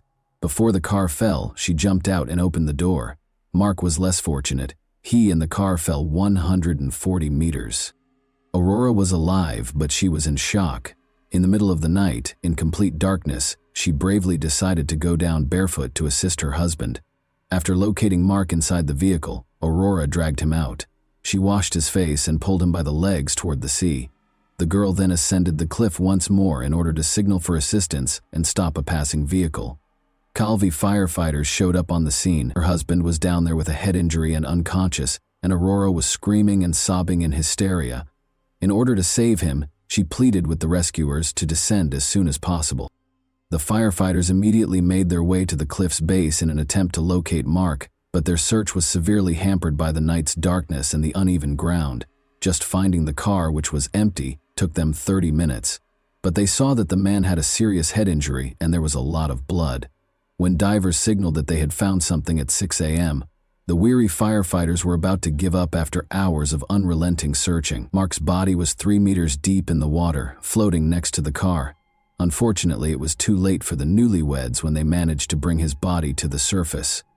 After compiling a report on yet another regrettable incident along that particular stretch of road, the police closed the case. The body of Mark was taken back to his home country of Belgium. The young widow was in complete despair. She spent several days in a specialized clinic after being unable to handle the grief on her own. As Mark's family hurried to comfort her, she proclaimed that she didn't want to see anyone and cut herself off from the outside world. Mark's family didn't press because they understood her mental state. She had lost her husband on their honeymoon when she was 26 years old. However, her actions captivated Mark's family more and more in the days that followed. Slowly, suspicion replaced concern. His parents strongly objected to Aurora's insistence that her husband be cremated. She left the farewell ceremony earlier than anticipated on the day of the funeral, shocking the family even more. The relationship between her and Mark's family has grown more complex ever since.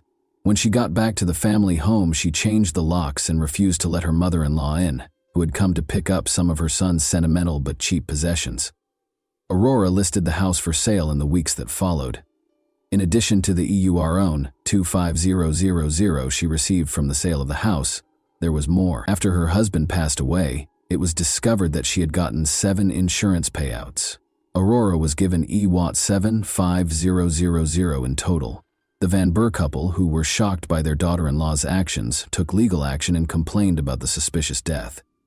As a result, the coroner demanded that Mark's death circumstances be looked into. Investigators started by researching the couple's lives in order to comprehend what truly transpired that night. Mark Vander, 31, was employed at a reputable financial firm in Brussels in April 1994, about a year prior to the incident. Everything in his life seemed to be going well, or nearly so, and he had a great job, devoted parents, and amiable co-workers, but he had yet to find a woman he wanted to live a lifetime with. Mark wanted to start a family because he was old enough. In Brussels, Mark and Aurora met at a bar. Aurora was selling ironing boards door to door at the time, which wasn't a very lucrative job. There was immediate chemistry between Mark and Aurora. Mark was enamored with the attractive girl and fell in love with her right away. Their lively relationship left Mark's friends in awe and jealousy.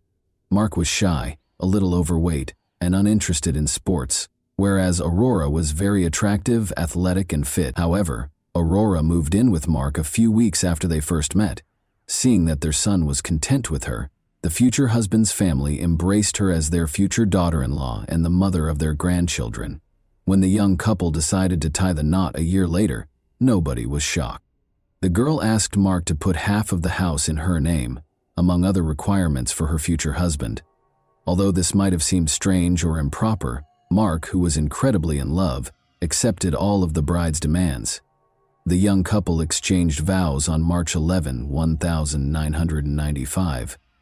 Only the bride's twin sister was present from her side of the family, but the entire husband's family was present at the wedding. The husband's family gradually realized that their daughter-in-law avoided discussing her family and evasively responded to all inquiries about her background, education, and relatives. She acted as though she was from a wealthier family than theirs.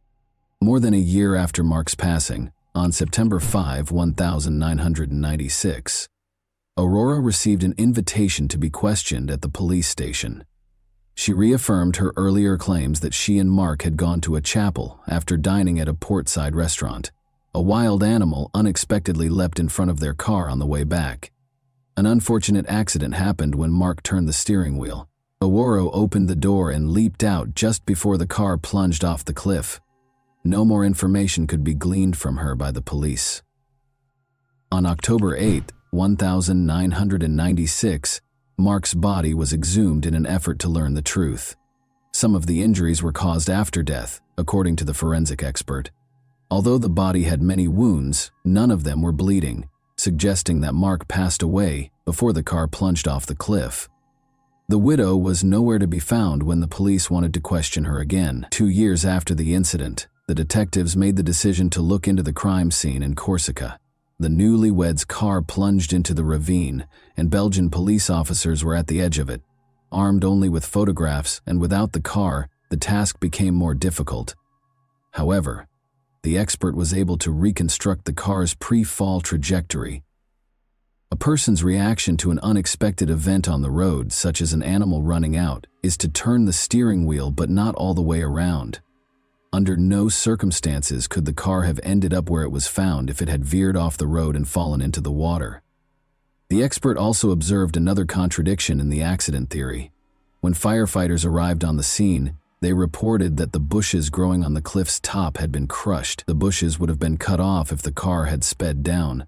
It was clear from the crushed vegetation that the car had remained on the bushes for a while before descending gradually. Additionally, blood droplets were discovered unevenly distributed between the car and the water following the incident, indicating that the body was carried rather than dragged. Could an 80-kilogram man have been carried by Aurora, who weighed less than 50 kg? Aurora's version of events did not match the investigation's conclusions. The car was pushed off the cliff, according to the expert's conclusive findings. The investigators were now interested in learning what transpired following the incident.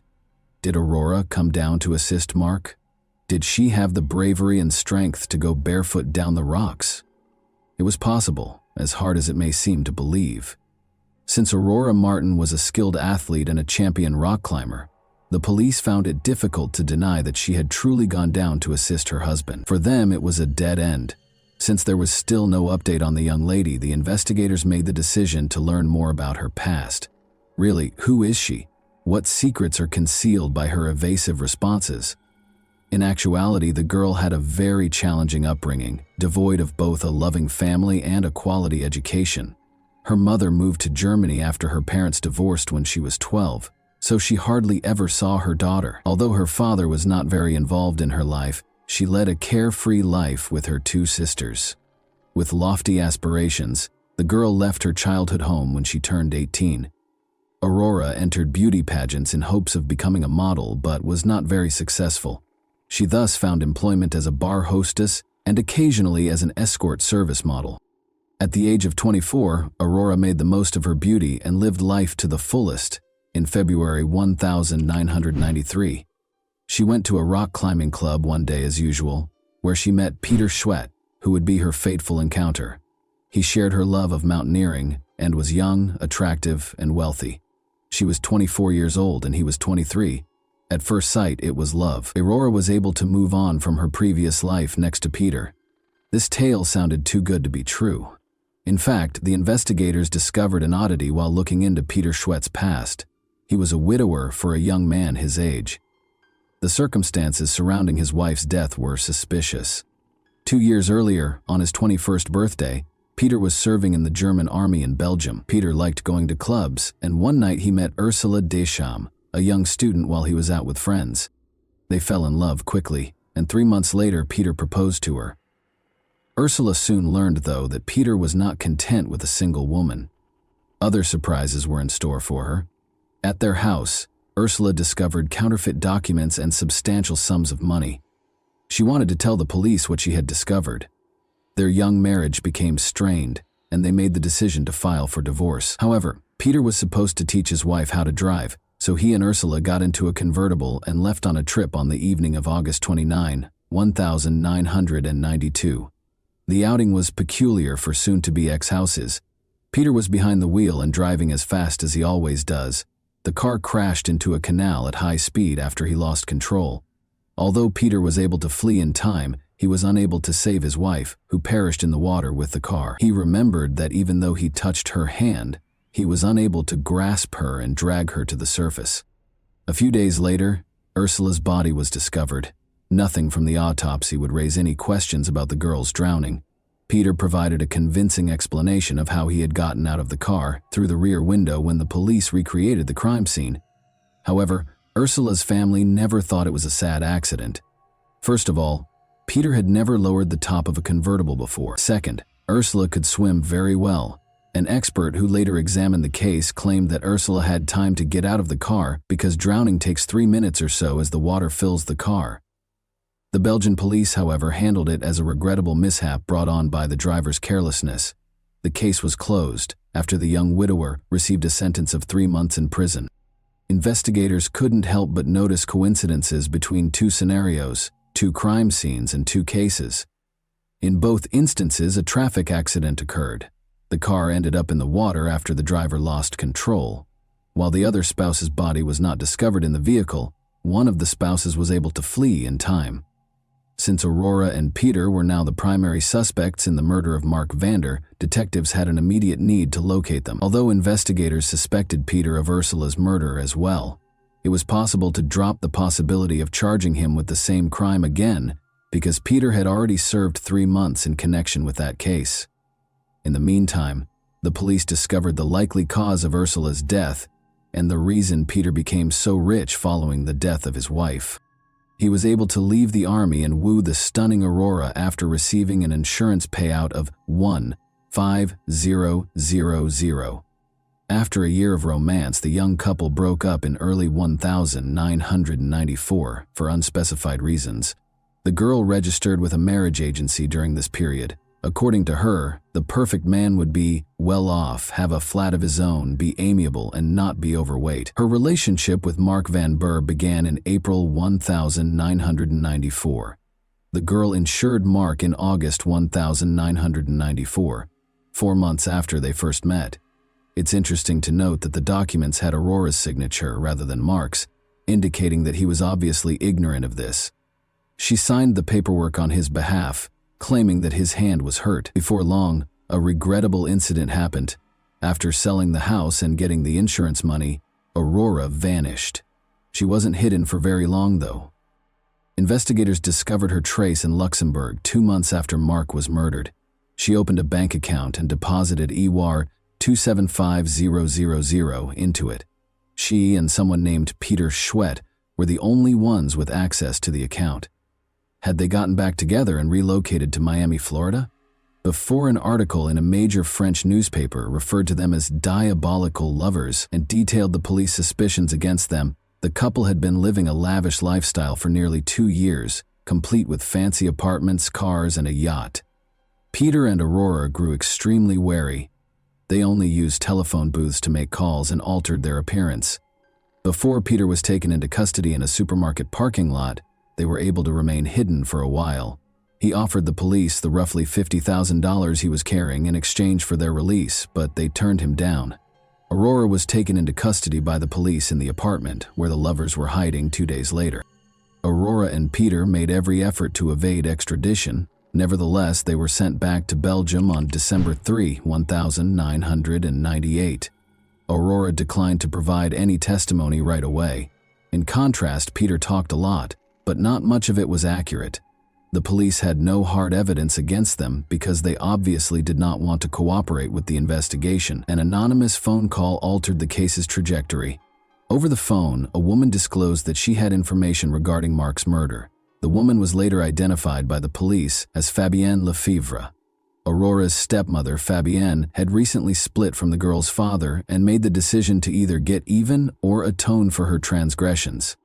According to Fabienne, she hurried to the hospital to console her stepdaughter following the tragedy in Corsica, but the girl who met her was entirely different, not even in mourning.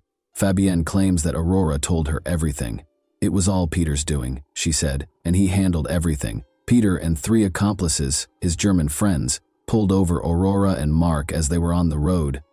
They used baseball bats to beat Mark. Fabienne claims that because Mark pleaded with the men to spare his wife and let her go, he was unaware of the betrayer until the very end. They loaded Mark's body into the car and pushed it off a cliff after the beating was finished.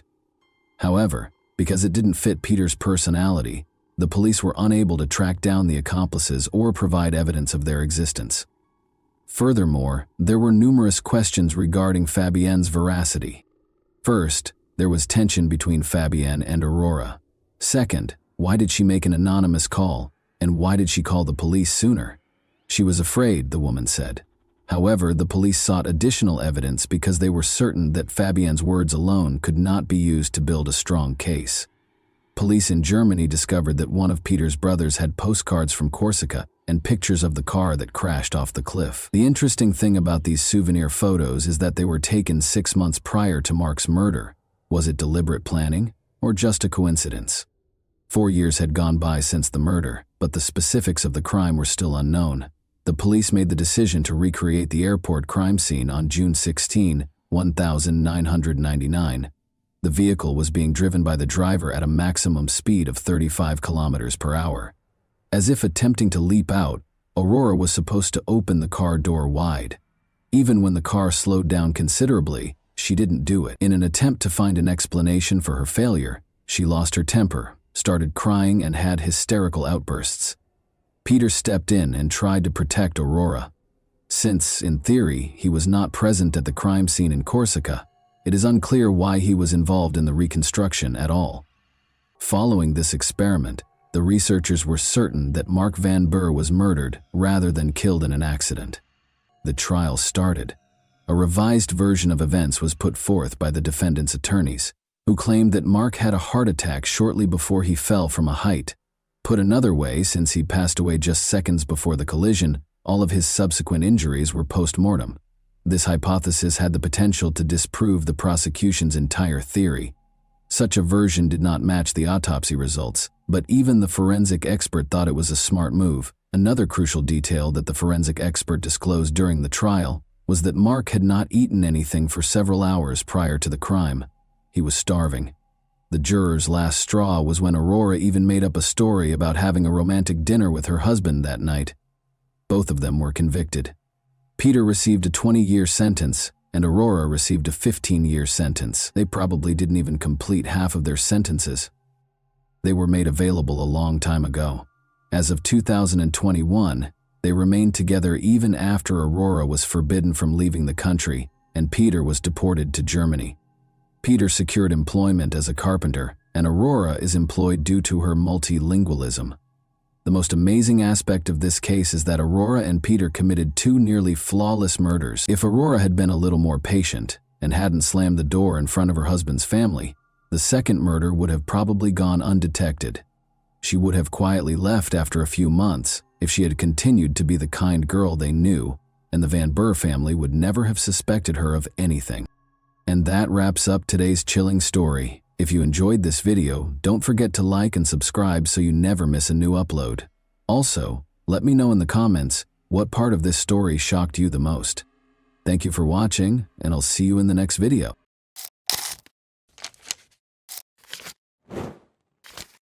Hey guys, welcome to my channel, and today we're going to take a look at another horrible case with you.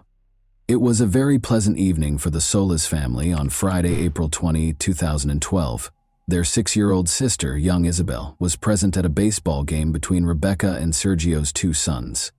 The family went home after the game, which lasted until 10 o'clock. Rebecca braided the girl's hair to save time before work the following morning, when she was scheduled to play baseball. After saying goodnight to his daughter, Sergio departed at 11 o'clock. Isabel frequently slept in her brother's room, even though she had her own bedroom. This night, however, she remained by herself. Becky and the boys soon fell asleep, and Sergio dozed off on the couch as he watched a baseball game that he had previously recorded. The man woke up at 5 and walked slowly to the bedroom. When he went to sleep beside his wife, the house was calm and quiet. Rebecca left for work at the medical center 2 hours later. The woman heard nothing and saw nothing out of the ordinary in the house. She left for work without visiting her daughter's room. Isabel wasn't in her bed when Sergio went to get her up for the game at about 8 in the morning. No one answered when he asked his sons if they had seen their sister. He called for Isabel and searched the house with the boys, but she didn't answer. Then, at the age of 14, Sergio Jr. saw that his sister's room had an open window and that the protective screen was on the ground in the yard. While Rebecca was hurrying home and the sons were desperately looking around the neighborhood for their younger sister, Sergio called his wife. Sergio dialed the emergency number. This was the call that ultimately led to a great deal of controversy and backlash against him. Sergio was remarkably composed throughout the call, despite the fact that people react differently when under stress or panic. In addition to his composure, many found it odd that he announced his daughter's kidnapping right away. The idea of telling his wife to come home even made him laugh. Sergio clarified that he was only attempting to maintain composure so that he could give the police all the information they required. It's interesting to note that Sergio Jr.'s neighbor also dialed 911. He was obviously upset and trembling, unlike his father, but he also said right away that his sister had been abducted and that they would not be able to locate her. Rebecca, who had also been in a state of panic and despair upon arriving at her house, was then given the phone.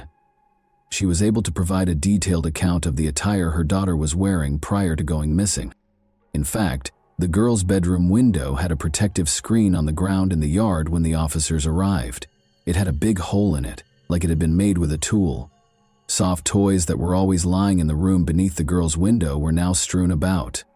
Isabel's shoe prints, which were found on the electrical box beneath the family's high fence and on the alley behind the house, were found on the floor next to blood. When he kidnapped the girl, the criminal most likely climbed over it. The police conducted extensive door-to-door searches, dismissing the possibility that the 6-year-old girl had escaped because they thought the case was one of kidnapping. Around 6:30 a.m., Alicia Stardevant, the Solis family's neighbor, reported being awakened by a noise. The girl's room is right across the fence from her bedroom. Alicia claimed to have heard the barking of the Solis family's dogs as well as her own. She heard men's voices outside of them, as if they were coming from her side of the fence rather than the Solis family's house. However, she ignored the fact that it was already becoming light outside and went back to sleep.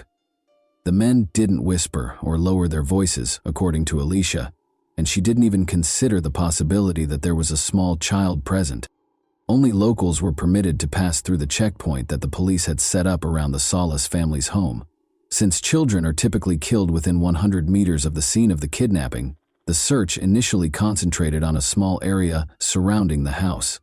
After that, they interviewed residents and broadened the search area to include multiple apartment complexes. Officers used underwater cameras and sonars to examine the lakes and ponds, the local garbage dump, and the stadium where Isabel's baseball game was scheduled to take place. The Solis family's house was searched by forensic specialists and search dogs, and border guards handed out pictures of Isabel.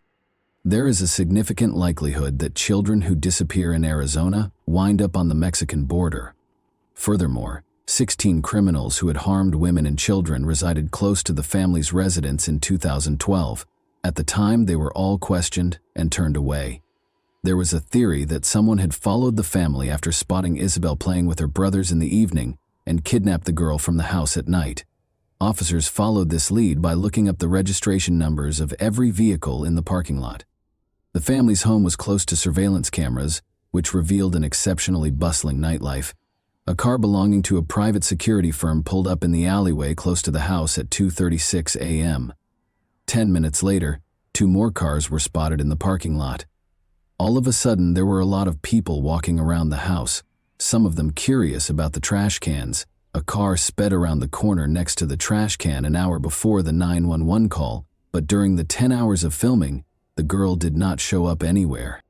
However, when the police searched the house, they found something intriguing. Inscriptions were discovered by the officers on Isabel's wardrobe doorframe. Rebecca said she was unaware of the inscriptions, which were written in a child's handwriting and contained phrases like "bad father," "I don't love father," and "bad day." Nevertheless, the police chose to thoroughly question Isabel's family. According to one of the sons, their father got violent, cursed, and struck him twice after drinking. Concerned about the Solis sons, investigators invited Child Protection Services staff because, as it turned out, the agency had been called to the family's residence multiple times. One of the boys left a glass in the detergent while doing the dishes in January 2012. Sergio reprimanded his son for his error and drank water from that glass. The boy told his friends about the incident the following day, and someone's parents called Child Protection Services, despite Rebecca's insistence that they laughed about it. In any case, Sergio willingly left the house in May 2012 at their request, despite Rebecca's assertion that her husband was a great father and that all questions would be addressed when Isabel got home. Sergio was able to return home to his wife and sons after the incident was quickly resolved, but the family was disappointed that the investigation produced no findings. The police kept focusing on them, Sergio in particular, even though they were never named as suspects. "It feels like the investigation never went beyond this house," the man later said. "That is the reason it is so distressing." They therefore engaged private investigator Jerry Snyder to look into Isabel's kidnapping objectively, and he suspected Rebecca's cousin Justin Master Mourinho. Initially, Justin spoke to reporters and conducted interviews as a spokesperson for the family. However, 2 weeks after Isabel vanished, he sent his car to Florida, hired the top attorney, and departed without responding to inquiries from the police or media. The private investigator found such behavior odd. Furthermore, Justin still had the key to the house after living there for a long time with the Solis family. According to one version, Justin might owe someone money because he had previously spent the night in Isabel's room. The criminal would come for him, but instead of Justin, they would find Isabel in the room and take her as leverage, or as ransom. Sebastian Hartsfield, a friend of his, is certain that Master Mourinho made the correct decision and would have left as well if he had the money. The problem is that Justin was fed up with the public's and media's invasive attention. Sebastian claimed that he and Justin spent the night of the kidnapping together. He reluctantly acknowledges that he and Justin smoked and drank all evening because it was April 20, National Cannabis Day. Sebastian is certain that his friend is innocent, even though there was a 6-hour lapse while they were sleeping, and he is unsure of Justin's whereabouts. The police chief stated that the investigator the family had hired had no evidence, but the police were certain of Justin's innocence when they finally questioned him.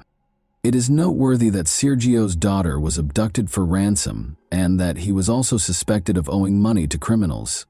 Isabel was at the age when family members most frequently kidnap children.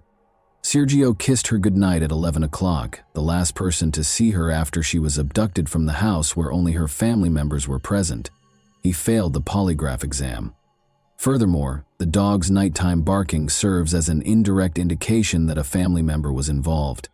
How could an outsider be aware of the girl's room location, the fact that she wouldn't be sleeping in her brother's bedroom, and the fact that her room would be dog-free? Her bedroom was usually where at least one of them slept. How could the kidnapper have known exactly how to get past the street security cameras? However, aside from suspicion, neither Justin nor Sergio were connected to the crime. Isabel was where? Rewind to the morning of July 23, 2012, when 3 distress calls were received by the rescue service. A young girl called to report that she had been kidnapped. "He's coming," she said, mentioning Isabel's name and identifying the district in which she was located, before the call ended. The officers searched the designated district but were unable to locate anyone. 2 sisters, ages 9 and 11, lived in the apartment complex where they traced the call. The sisters had just chosen to pull a practical joke. Despite the commotion, the calls were promptly released. However, the city had to pay $4,700 in officers' wages for the search in the district the girls had designated because of their joke. The police made multiple attempts to raise awareness of the case after this incident, such as posting a picture of Isabel's potential appearance years later. However, the case remained unresolved for years in spite of all efforts. Who took Isabel hostage? Was she taken by someone the family didn't know who came in through a window? Did Justin think about kidnapping Isabel in order to demand a ransom because he was in debt, but the kidnapping didn't work out? Are there relatives hiding what happened to her? And was one of her brothers complicit? Or is the biological father of Isabel more knowledgeable than he claims to be? Unexpectedly, the case made a breakthrough on February 8, 2017. Melissa called the FBI and said they should talk to her fiancé, Christopher Clements, regarding Isabel's disappearance. They should speak with him because, allegedly, he might know something about the girl's disappearance. But Melissa was unable to elaborate. It was easy to find Christopher because he was incarcerated on robbery charges. Christopher assured the agents that he was aware of Isabel's location, but he insisted on a bargain in return for information on her whereabouts. In Isabel's case, he demanded complete immunity, the dismissal of his charges, and the return of his seized Acura Honda. He reassured them that only he and a member of the Solis family are aware of the girl's fate. He made hints that Sergio was aware of and complicit in his daughter's kidnapping. Christopher informed them that at a nearby pawn shop, Sergio was observed giving Mexican gold coins to a customer. After an alleged altercation, Isabel was taken to collect the money her father owed for the pilfered coins. Regardless of how much the agents probed him, Christopher stayed away from specifics and spoke in general terms. The man refused to back down, a deal in exchange for information. He achieved his goal. After negotiating, the prosecutor's office dropped the robbery charges and gave the car back. On March 3, 2017, the police and FBI discovered Isabel's remains after the man gave them the location. Rebecca and Sergio Solis had to confront the sobering realization that Isabel had permanently departed. Any hopes they had of a joyful reunion were dashed. Christopher Clements did not, however, get the freedom he had hoped for from the agreement. He was instead taken to the Maricopa County Jail, where he was accused of committing another robbery. Full immunity, which Christopher insisted on in Isabel's case, was not provided by the agreement. Investigators started looking into the man's past in greater detail. He committed first-degree violence when he was 16 years old, beginning his criminal career. Ever since, he had been in trouble on several occasions. The man's ex-wife claimed that Christopher was compelled to sleep in the car until they left, frequently brought girls home from strip clubs, and was obsessed with adult films. He was employed at a shopping mall just 2 kilometers from Isabel's residence when she vanished. Detectives definitely looked into Sergio's relationship to the local pawn shop that Christopher had mentioned. 2 months prior to Isabel's kidnapping, they learned that 21 gold coins had been taken from a woman's home, and they assumed Christopher was the thief. Hours after the theft, he was seen on the security camera entering the pawn shop, delivering the items, and taking the cash. Sergio's involvement or any connection to the case was not implied in the video. Christopher was probably merely researching the charges against Sergio that were reported in the media and speaking with agents in an attempt to discredit the girl's father. A search warrant for the home where Christopher and his fiancée Melissa previously resided was among the many that the police were issued. Investigators discovered a sheet of plywood in one corner of the yard, beneath which was a plastic container filled with ashes and a number of gory finds, such as a faded, lilac child's hooded hoodie and a very young child's school assignment with the name Mercedes on it. She was Isabel Mercedes Solis in full. On Christopher's devices, they also discovered explicit images of girls between the ages of 3 and 13. His computer was searched for Isabel Solis, unsolved cases in Arizona, and child killer acquitted. According to a former acquaintance, Christopher discussed the Isabel case and hinted that there might be evidence in his car's trunk. Thus, its return was essential. The vehicle, a Honda Acura, was reportedly given back to the man in return for details regarding Isabel's location. Although Isabel's cause of death is still unknown, the same acquaintance claims that she was suffocated and that chemicals were poured over her body. The man recalled that Christopher had concealed pictures of the Solis house in a Bible in his room and showed them to him. In addition to obtaining a warrant for this Bible, investigators did discover images of the house.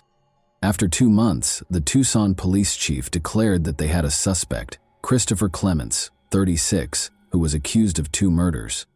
The problem is that when Christopher told 2 agents on March 3, 2017, where they would find Isabel, he pointed out a crucial marker, a stack of tires that obviously did not appear there in a single day. The agents were immediately alarmed by this instruction, because the police had discovered the body of a teenage girl from Tucson near that same tire pile a few years prior. Maribel Gonzalez was the girl's name. Isabel had been missing for 2 years when a rescue service dispatcher received a terrifying call in June 2014. A woman reported seeing a body by the side of the road.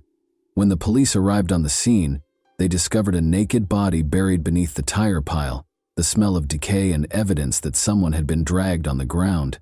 The place was a long way from the closest residences. In an attempt to identify the girl, the police sent a picture of the tattoo on her collarbone and a chain with an anchor that she was wearing to the media. In fact, a number of people reported that it was 13-year-old Maribel Gonzalez to the police. According to Maribel's relatives, she was seeing Mariano, a man in his 20s. A month before Maribel vanished, they ended their 3-year relationship. Around 11 or 12 p.m., Mariano told the police she sent him a message. She had a fight with her mother the day she vanished, so she asked him to come get her. He had to get up early for work, so he disregarded her message. She was never seen by him again. Even at night, she enjoyed taking solitary walks, according to her boyfriend. She also enjoyed visiting the mall, which is the same one where Christopher Clements worked and is close to Isabel's house. Because the bodies were discovered close to one another, the police were able to connect these cases. Maribel's DNA and Christopher's DNA were compared, and they matched. 2 years prior to Maribel, Isabella was abducted and murdered. Could Maribel's death have been avoided if the offender had been apprehended following the initial crime? As it turns out, Christopher's name was mentioned multiple times during the investigation prior to his 2018 conversation with the agents. As is already known, the officers got in touch with everyone who lived close to Isabel and committed sexual offenses, which are violent crimes against women and children. Christopher was one of 16 names on the list. He was classified as a Class 3 offender, which means that he has a very high chance of committing the same crime again.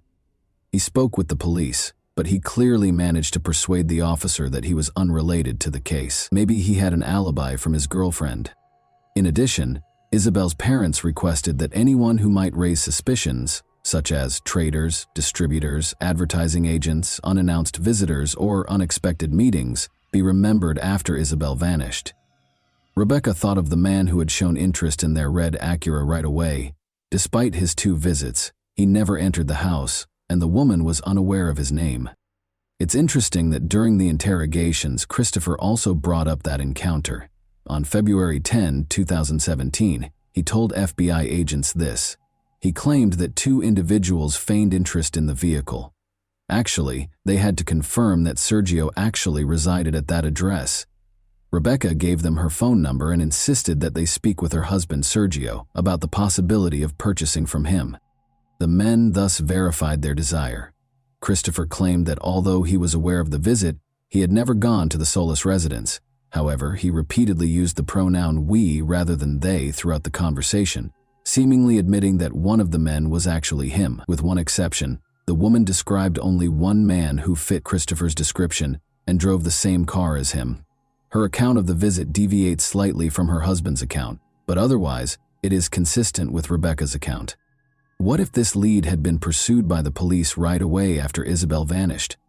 Would they have found Christopher Clements as a result? Investigators think Isabel was not abducted on her own initiative. Christopher's crimes were premeditated. When the woman from whom he had stolen gold coins was not home, he called her house several times. As early as October 2011, he also made a call to the seller's family residence. Christopher washed his car and changed his phone number the day after the kidnapping.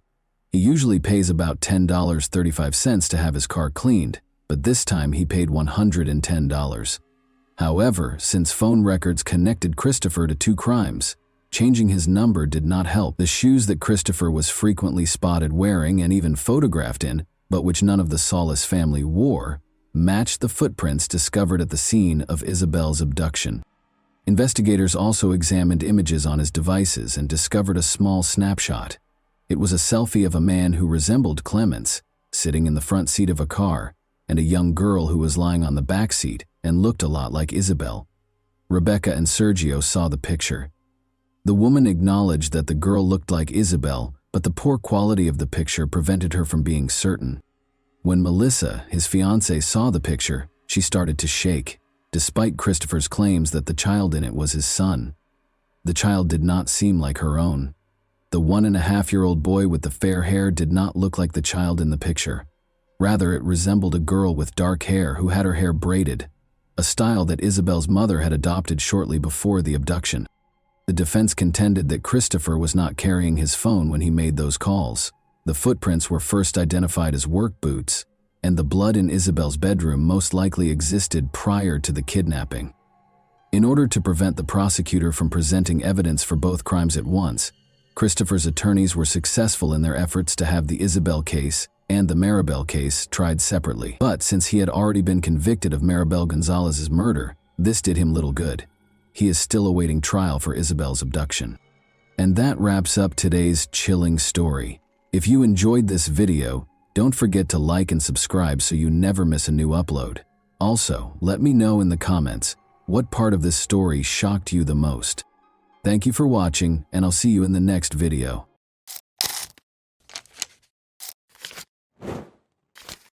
Hey guys, welcome to my channel, and today we're going to take a look at another horrible case with you. Jasmine Block, a 15-year-old from Alexandria, Minnesota, had 1 month until the start of the new school year on August 8, 2017. She was having a great time boating with her friends during her summer vacation, but by nightfall, Jasmine was suffering from a headache. Sarah, her mother, suggested that she take it easy and wait for the pain to subside. Jasmine laid down after taking her mother's advice. Sarah had to leave for an urgent family matter at 10:30 p.m. Before leaving the house, she made sure Jasmine was okay and would attempt to get some sleep. Knowing that Jasmine's older sister and her boyfriend were at home gave her comfort. 3 hours later, Sarah found her younger daughter gone when she got home. To her surprise, the top portion of the pajamas she was sleeping in was on the floor, and Jasmine's phone, keys, and bag were all at home. She had also lost 2 pairs of shoes.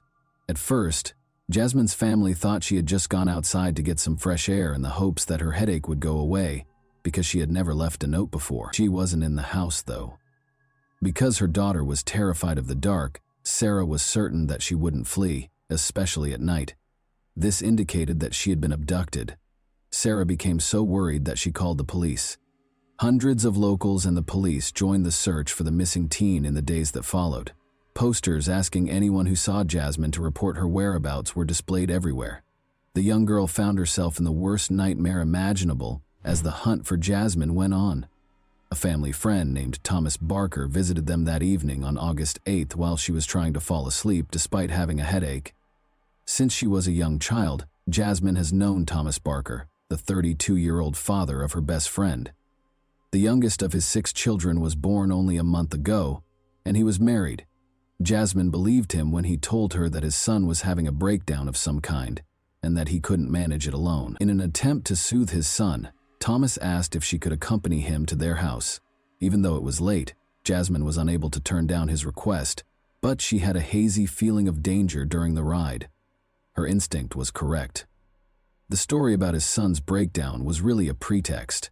Rather, Barker drove Jasmine 16 kilometers from her home to a remote mobile home in the neighboring town of Carlos. Barker attacked her out of the blue and used zip ties to bind her hands and feet. Jasmine's actual nightmare started inside the mobile home. Before attacking her, Barker threatened her with his gun. Once his craving was satiated, Barker told his victim why he had taken her hostage. He brought up the incident a few days prior when Jasmine fell while riding a bicycle with his son. She revealed a bruise on her body by slightly lifting her shirt. For Thomas, it was an innocent incident. The 32-year-old man's inappropriate thoughts were triggered by it, which ultimately led him to abduct her. Barker and Jasmine stayed in the mobile home for the next few days.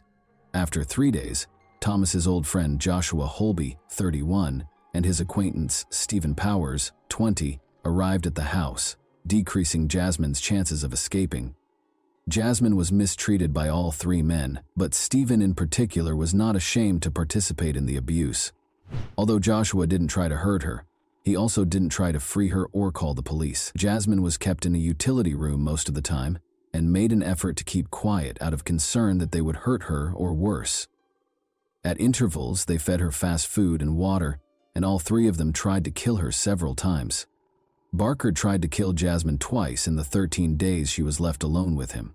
His initial attempt to drown his captive was unsuccessful because Jasmine resisted and fought valiantly to save her life. On his second try, he came up with a darker scheme. He put her in a bag with the intention of drowning her in the bathtub. However, Jasmine was able to chew a hole in the bag, insert her fingers, then her hand, and eventually free herself when he left her in the bedroom to fill the tub. When Barker realized she was out of the bag, he became furious and hit her. He briefly gave up on trying to get rid of her, but he later went back to his evil schemes with the help of his cronies. Stephen helped Barker attempt to drown Jasmine on the 3rd attempt. He taped a sock shut after jamming it into her mouth, but despite both men's best efforts, the young girl was fighting for her life with great vigor and they were unable to overcome her. Joshua, the heaviest of the kidnappers, sat on top of Jasmine after the criminals realized that drowning her would not work and sandwiched her between 2 halves of a sofa bed with a pillow over her head. They had a very clear idea. They wanted Jasmine to choke, but she persisted in struggling, kicking, and fighting, so this plan also failed. Jasmine's 5th and last attempt on her life took an odd turn. Threatening her with a knife, the men made her stand on a number of stacked buckets, tied a noose around her neck, and fastened a rope to the ceiling. However, Thomas told Joshua to untie the noose because she might die after he unintentionally knocked over the buckets, causing them to roll on the floor. Evidently, the men found it difficult to cross the boundary of taking a life, even after all their efforts to get rid of Jasmine. Thomas later told Jasmine, dejectedly, that he was only doing this to avoid being caught with her because he was afraid of going to jail.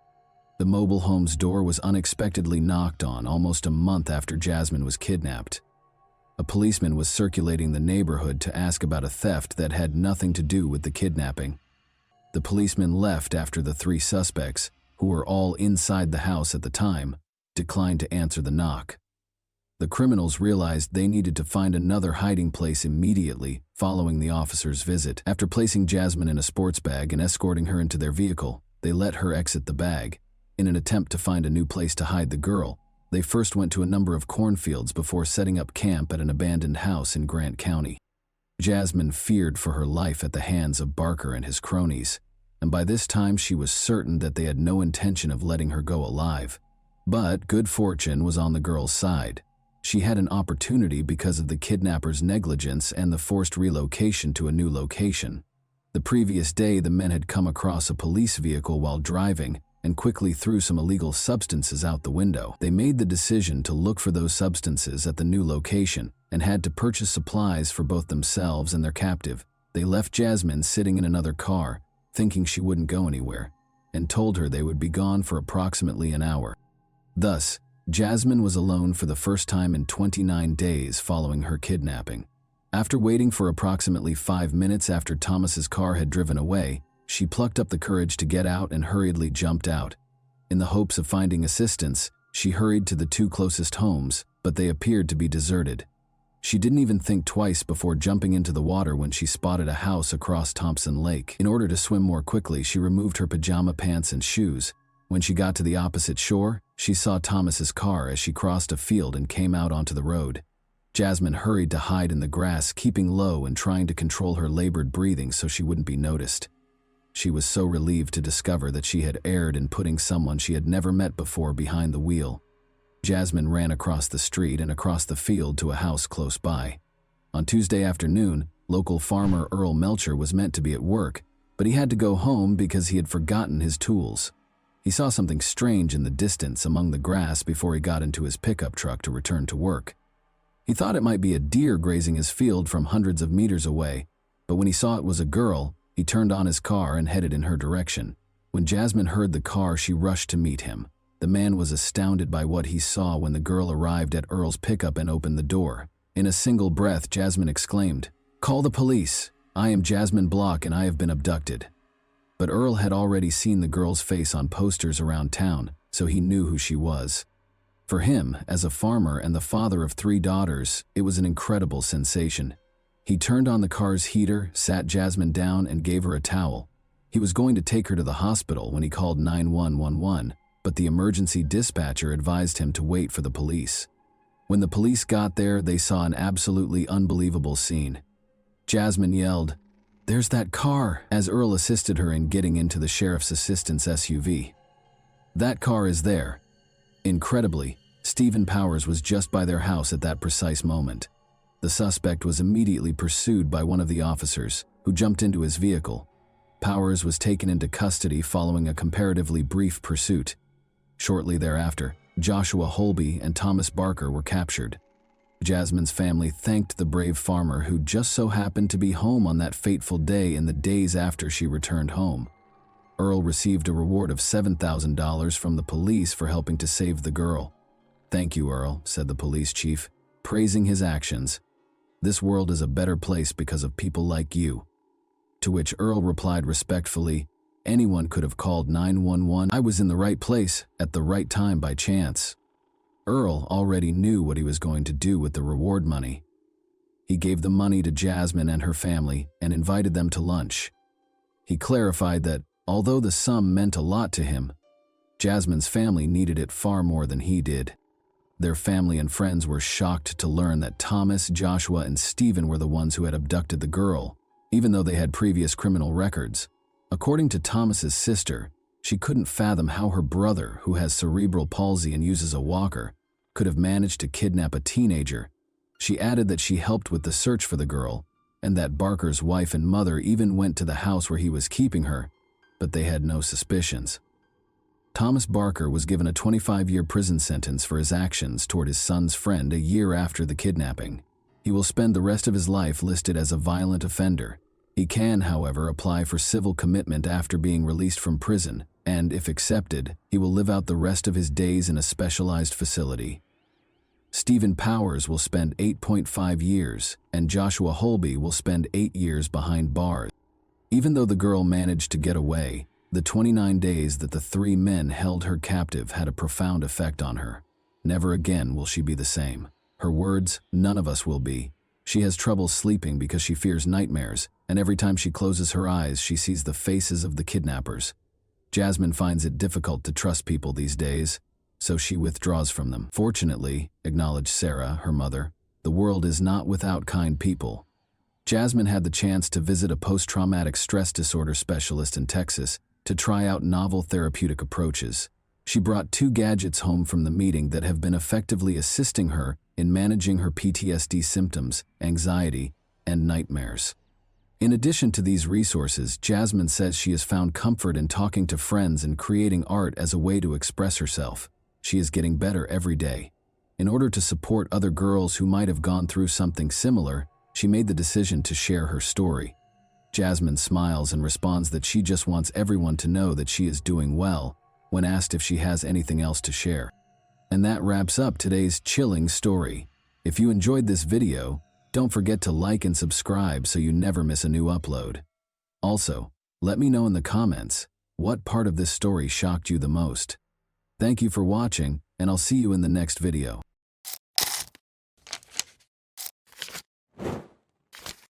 Hey guys, welcome to my channel, and today we're going to take a look at another horrible case with you.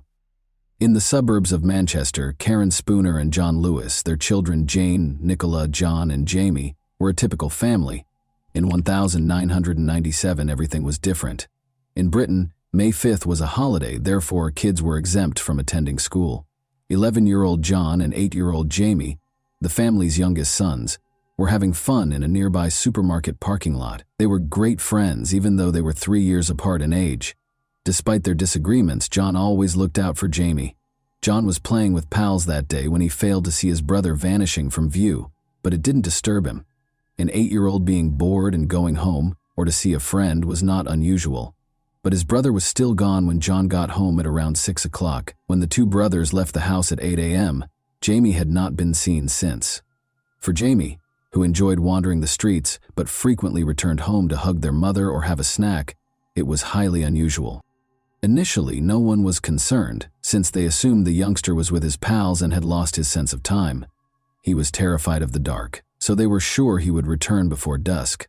However, Jamie's family went out into the street to look for the child when their father got home from work at around 8 o'clock in the evening.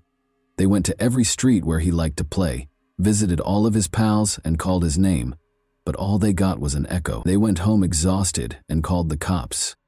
Jamie was raised in the Manchester district of Openshaw, which is well known for its numerous shuttered factories from the mid-century.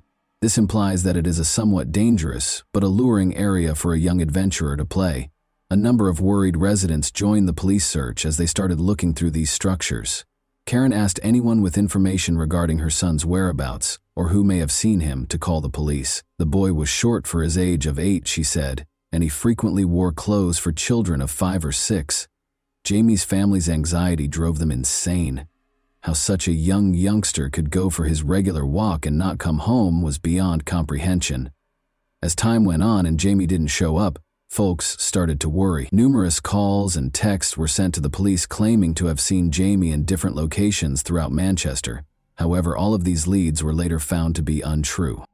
A few days following Karen's public appeal, a man claiming to have seen Jamie's sibling approached Jamie's older sister. The girl nodded in agreement when he inquired as to whether the boy was dressed in a dark blue suit. The man was identified as 28-year-old bus driver Darren Vickers. He reported seeing Jamie on his bus to the police and his family. He clarified that the boy was able to travel all day on any bus in Manchester, since he had bought an all-day rider ticket. Darren's bus was the one Jamie had picked, and they rode it together all day from Ashton to Manchester on Route 219, looking out the window and getting off at the same stop where he had boarded. Because Jamie enjoyed automobiles, railroads, and buses like most boys his age, his parents thought it was their kid right away. He probably went to the bus stop to buy a gift for his mother's birthday at the store, but the bus trip distracted him. Darren Vickers gave off the impression of being a really nice guy who honestly wanted to help the missing boy's family. He volunteered to help Jamie's relatives if they needed it after visiting their house. He was invited to supper by Karen and John, who were astounded by his kindness and empathy. Jamie's family was going through a lot at this trying period. To assist in caring for her brother and sister, their 15-year-old daughter Nicola even dropped out of school.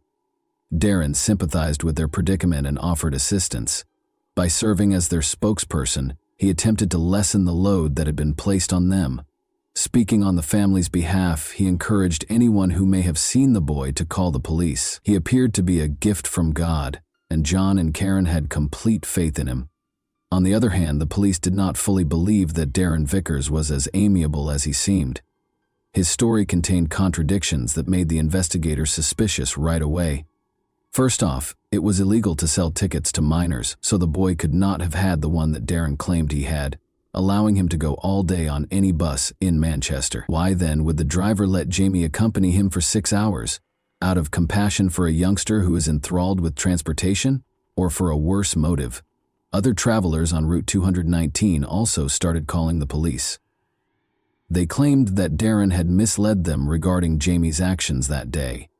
Instead of spending the entire day sitting by the window, the child transformed the bus into his playground. Because Jamie was permitted to sit close to the driver, play with the controls, hand out tickets to passengers, and even use the gear lever, witnesses deduced that he must have been the driver's son or younger sibling. The detectives were certain that Darren had done something to win the child's trust. They discovered that Vickers had been lying to them from the start after watching the security camera tape. The camera at the bus stop captured Darren getting off the bus and going up to the boy. Before they boarded the bus, Darren even brushed the child's hair during their brief talk. In the evening, Jamie and Darren did not show up at the same bus stop. Prior to the youngster going missing, Darren had only been a bus driver for 2 weeks, the police found out. Darren had submitted bogus references on all of his prior employment applications, with the exception of one that belonged to a convicted felon with a history of targeting minors, according to more research into his background. The investigators invited Darren Vickers, who was a very nice person, to the station to be questioned when he unexpectedly became the main suspect. Unexpectedly, Jamie's family was incensed by this. They thought the cops were desperate, so they concentrated all of their attention on their new acquaintance, since they had no other suspicions. They waited for him outside during his time at the station, supporting him in the same way that he had always supported them. The detectives had to free Darren because they had no concrete evidence against him, and their investigation of his house turned up nothing. Jamie's family organized a party for him right away. Not only that, but Darren also moved in with them, taking up residence in Karen and John's bedroom while the parents, unable to find any rest, slept on the living room sofa. This was shocking and unbelievable to the police and many residents of the community who suspected that Darren was not who he claimed to be. The more he spoke to the media on behalf of the family, the less people thought he was innocent and sincere. Darren specifically gave himself away during interviews by repeatedly shaking his head and shrugging his shoulders when addressing reporters, according to body language and gesture expert Cliff Lansley. Because people make these tiny head motions without realizing it, and because they obviously contradict the statement they are conveying, they were a gift for a gesture master. In an attempt to restore control, Darren called a radio station and begged everyone to stop holding him responsible for the kidnapping of the boy. He said that because he lived close by, he offered Jamie a ride home in his own car after the boy had spent the entire day on his bus. This claim exposed more contradictions in his account. After all, he first stated that he had driven him to his grandmother's house after dropping him off at the same bus stop where he had picked him up. Darren seemed to have taken the child home now. The man's feigned affection and his desire to bring their kid home alive blinded the Lewis family, despite the fact that everyone could see through his falsehoods. He stayed with them all the time, going to locations where they might have seen the youngster and occasionally even taking the lead in the hunt. One of the cops even claimed that the family trusted him more than the police because of his peculiar behavior, which made their job much more difficult. Given that the police have a duty to tell the victim's family during the inquiry, Darren likely believed it was shrewd of him to try to persuade them to back him. However, it was not a good idea to be as open with the family as he wanted to seem when the police knew that the enemy was inside the family. They had to be separated by the investigators. Luckily, the police used Darren's traffic infractions as justification to put him in jail for 10 weeks in September. The investigators searched for any evidence against him during this period. They determined on October 14 that they had sufficient circumstantial evidence to accuse Darren of kidnapping the child. Even though they were certain that Jamie was dead, they were still unable to charge him with murder. Luckily, Darren's frequent TV appearances worked against him. Two adolescents came to the police and told them a terrifying story about how a man who looked like Darren had attempted to kidnap them one night. After luring the kids to a quiet area of the neighborhood park, he showed them a picture of Jamie and yelled, "There he is! He was there, you see!" and tried to guide them deeper into the park. The children, however, were alarmed by the man's peculiar actions and were able to flee. The detectives shared their findings with Jamie's family.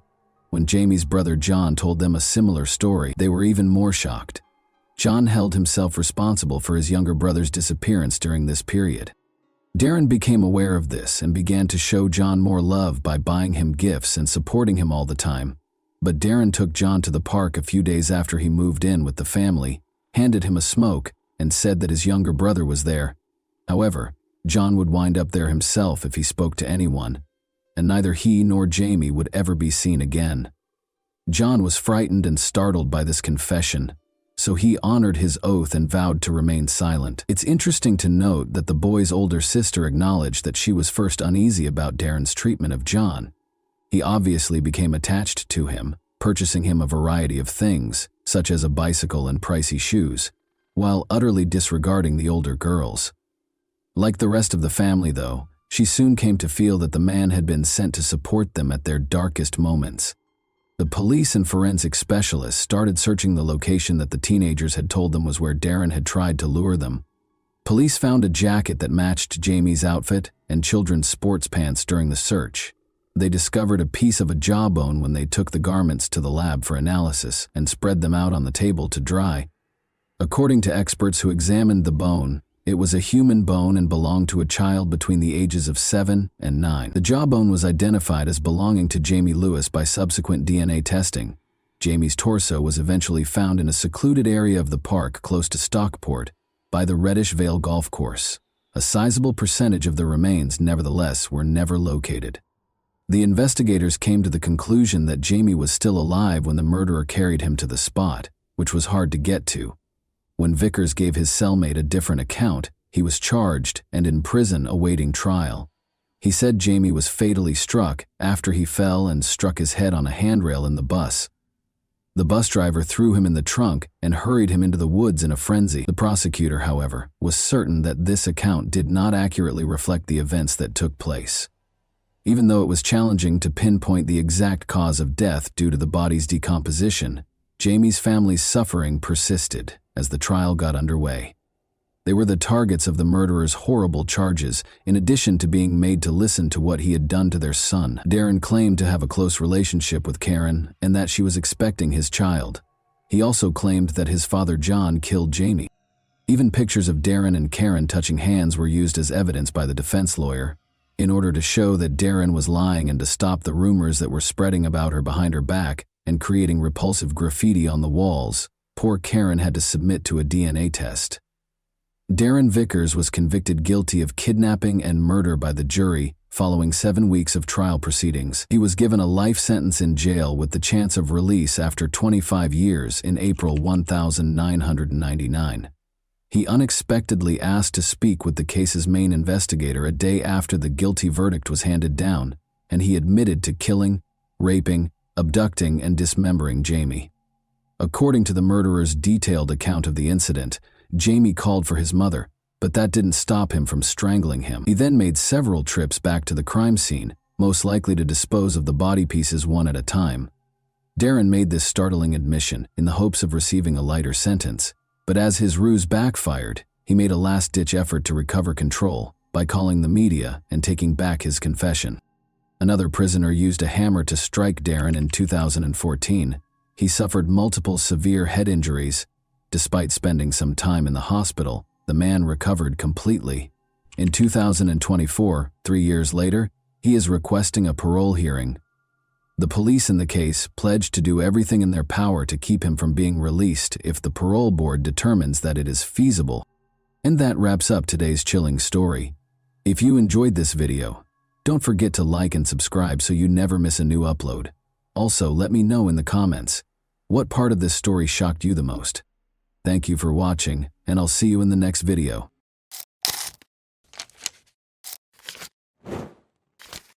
Hey guys, welcome to my channel, and today we're going to take a look at another horrible case with you.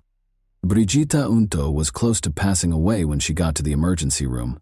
Despite the fact that her vital signs were rapidly declining, doctors were unable to identify any indications of infection or injury. Together, the police, FBI agents, and medical experts were able to solve the medical mystery and unearth a horrifyingly creative crime. The medical staff at a hospital in San Diego, California, waited for Brigitta, a 28-year-old patient, to arrive on March 5, 2018. An ambulance was taking her from the office of her family physician. Brigitta had called her mother Olga that day to complain of feeling ill. Brigitta's legs shook with agonizing pain, and she could hardly breathe. As Olga fought to get her into the car, the family doctor only needed to glance at the once vibrant and healthy young woman to realize that Brigitta was in serious trouble and that there was nothing he could do to help. In order to transport her to the hospital, he called an ambulance. The medics in the emergency room were also concerned because they thought they might not be able to stabilize her condition, and Brigitta was in excruciating pain, had no feeling in her hands or feet, could hardly see, and could hardly speak. The most perplexing symptom, however, was the clumping of her once beautiful chestnut hair. Immediately after starting their work, the doctors concluded that she had no visible signs of trauma, including no wounds, bruises, or infection. Her illness had an internal cause. According to Brigitta's mother, her daughter had been experiencing severe pain, exhaustion, and unexpected bouts of nausea for a number of months. She would spend days in bed because the symptoms would come on suddenly and without warning. It was difficult for Brigitta to care for herself, much less her husband and young son. She sought advice from several experts, but none of them could figure out what was wrong with her. There was no known illness that matched her symptoms. She was even told by one doctor that her condition was how critical days manifest. Ultimately, the doctors determined that stress was the cause and gave her tranquilizers. But her health deteriorated. The emergency department's medical staff recognized that she was in danger of dying within days if they didn't find out what was wrong with her quickly. Brigitta was raised in California, a short distance from the Mexican border. Her mother looked after their two daughters, Brigitta and her younger sister, Olga, while her father worked at customs between Mexico and the United States. The girls were raised in a loving and supportive household. Brigitta thrived academically while attending a Catholic school with joy. According to her friends, she was the sweetest and most amiable girl they had ever met. Running was Brigitta's passion, and she even represented her school in competitions. She met Race Remington Unto, her future husband, while running. Although Race went to a different school, they met in high school and shared a love of sports. Because Brigitta's daughter had no interest in dating boys, her family initially paid little attention to their friendship. She spent most of her time studying and playing sports, but over time, the young couple began dating and became more involved with one another. Race was able to bring out Brigitta's more daring side, and they quickly became inseparable. Race had a very lofty ambition. He wanted to enroll in the Annapolis-based United States Naval Academy. It was a difficult task because the student acceptance rate was less than 8%. In addition to doing well in school, the candidate had to work on personal growth, play sports, volunteer, be involved in the community, and much more. Remarkably, Race was accepted into the academy and relocated to Maryland to start his studies. The young couple kept up their long-distance romance. Race was eventually diagnosed with a hernia, though, which didn't fully heal. Despite having to leave the academy, he was able to find employment in the Navy as an electrician. Brigitta, meanwhile, went after her own goals and became a teacher. Following 7 years of dating, Brigitta, 25, and Race, 24, were married in 2014. They welcomed their son shortly after. Brigitta thought that everything in her life was going as planned, and she was completely content. She lived a short distance from her parents, had a wonderful child, and a loving, caring husband. She could never have predicted the extraordinary and agonizing turn her life would soon take, though. Dr. Jeff LaPointe, a certified toxicologist, was one of the emergency department doctors at San Diego Hospital. This was unusual. Like a great detective, Dr. Lapointe followed the trail of clues that might help him figure out what was happening to Brigitte. He was a true medical detective. Was an autoimmune disease killing her? No, that was not confirmed by blood tests. Is it possible that she has cancer? No. But among all the symptoms, hair loss was the most noticeable. This was a result of treatment rather than the illness. Brigitte had been exposed to a toxic chemical, according to all the symptoms. But which one and how? It wasn't cesium, cadmium, or arsenic, because hair loss wouldn't be caused by these heavy metals. But thallium was the one material that could. Thallium was employed as a depilatory agent at the beginning of the 20th century. Additionally, doctors actively used it. For instance, if a child had lice on their head, thallium was applied to the lice, which caused the lice to fall off, along with all the hair. In the years that followed, thallium took center stage in rodent poisons. But by the 1970s, and arsenic had become so widely used as murder weapons that they were outlawed for use and sale. Leg pain, weakness, deteriorating vision, appetite loss, weight loss, and of course hair loss were all signs of thallium poisoning that Brigitte was experiencing. Dr. Lapointe's inability to promptly verify his suspicions was the issue. There was no way to test the patient for poisoning on the spot, and no one in the hospital had ever seen a case like this before. The results would be available in 3 days, which Brigitte might not have, and the samples needed to be sent to another lab. This was the start of the race against time.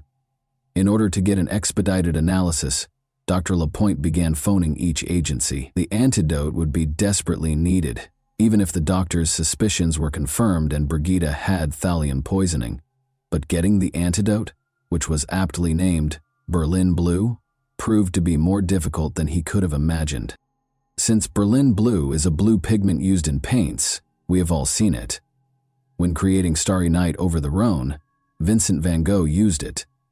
Additionally, it speeds up the body's removal of heavy metal poisoning by acting as an antidote. Though blue paint is available at the closest art supply store, it is nearly impossible to find medical-grade Berlin. Despite calling every pharmacy, naval medical officer, and clinic, Dr. Lapointe was only able to locate the antidote at one warehouse, a classified warehouse located in Los Angeles. In the event of a dirty bomb explosion, for example, Berlin Blue can also be used as an antidote to radiation exposure. Therefore, until thallium poisoning was verified in the lab, Dr. Lapointe could not rely on receiving the antidote because the government maintains exacting records of every tube of Berlin Blue in the nation. Lapointe's worst fears were validated when the toxicological analysis of Brigitte's case was delivered. Brigitte's body contained 1,000 times more thallium than was allowed. To transport the antidote to San Diego, a hospital employee drove through the night. But the doctor was concerned that one antidote might not be enough for such severe poisoning. In order to purify the patient's blood, he recommended dialysis. After a long and agonizing process, Brigitte's family and the medical staff were left with nothing to do but wait and pray. To keep an eye on their health, Brigitte's husband and son were moved to a different hospital wing. They might have been impacted as well if she had been exposed to thallium. Where could she have gotten so much thallium? That was still the key question. FBI agents were looking for the answer to that. Remember, this was all taking place in a state with multiple military installations. Additionally, President Trump's scheduled visit was the backdrop against which these events took place. As a result, FBI agents became very interested in what was going on in the city when Dr. Lapointe began searching for Berlin Blue. It was ultimately delivered so far away from the city that a local scientist for Harvard chemistry began searching for cocaine flu. When Brigitte started having an unexplained illness, police and FBI agents found that she had been treated at an alternative medicine clinic in Mexico a few months prior. After looking into this lead, the police decided to ignore it. Because Brigitte's school was a former World War II military installation, rodent poisoning may have happened there in the past. Many of the school's teachers became ill that year. This lead, though, also proved to be a dead end. Because Brigitte was depressed, investigators could not rule out the possibility that she had used thallium herself as a cry for attention. She loved life, however, and would never desert her son, according to everyone who knew her. Furthermore, rather than the other way around, her depression developed after the emergence of inexplicable symptoms. Regarding the poisoning of his patient, Dr. Lapointe had his own suspicions. After scanning Brigida's internal organs, he was appalled to find a large number of white spots all over her digestive tract. It became clear that food was the entry point for the poison into her body. The ideal crime had been attempted by someone close to her. The patient was placed in total isolation by doctor, but food was the least of her worries at the moment. The antidote helped Brigida regain consciousness a few days later. She was unable to sit or move, and all of her hair had fallen out, but she was still alive. She was unable to identify anyone who would want to hurt her. Nonetheless, the police were aware that poisoning is always a private crime carried out by a close friend or relative. The fact that Brigida's husband and child were unharmed was also intriguing. Her husband, parents, and sister were all willing to assist with the investigation when the police spoke with them. Her husband, Race, complained that he was unable to put himself in his wife's shoes to ease her pain. Investigators sensed that he was lying, even though he said what they wanted to hear. Additionally, the medical staff observed that he asked odd and occasionally inappropriate questions and didn't seem as concerned. When her husband was suspected of being involved, Brigida became enraged and strongly denied it.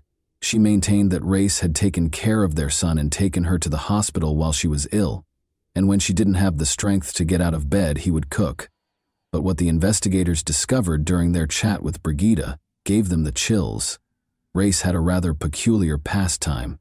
He liked to gather rare poisonous plant seeds. After Brigida was hospitalized for 16 days, the police became interested in this and gathered enough information to search their house. Race, looking a little agitated, opened the door. He voluntarily turned over all of the family's devices, including laptops and phones, when the detectives asked him to.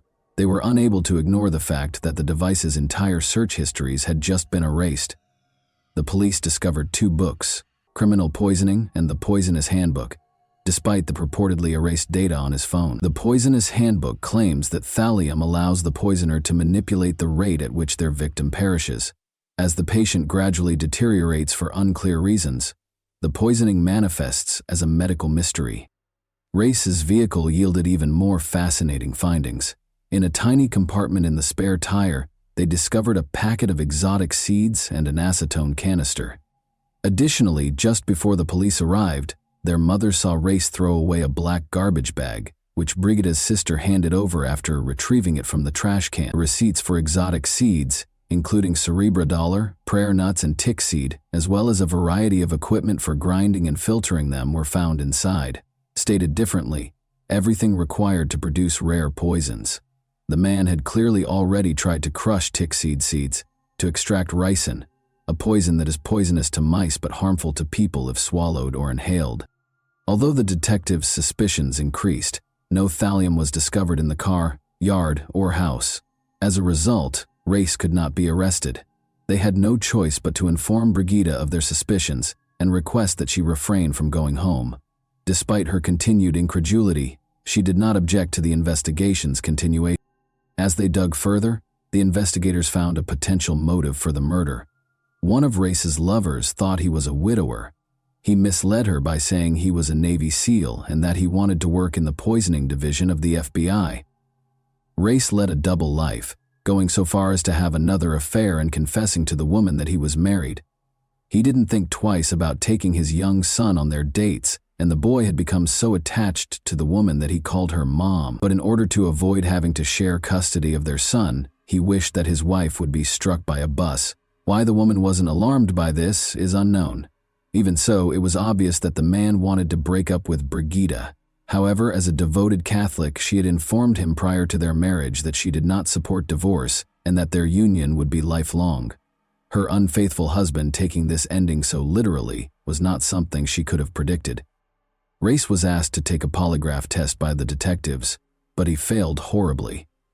He didn't try to deny the results when the polygraph examiner told him, and he admitted to everything. Race claimed that in August 2017, he placed 3 online orders for thallium. He started by making his wife a sandwich for breakfast in an effort to incorporate it into her meal.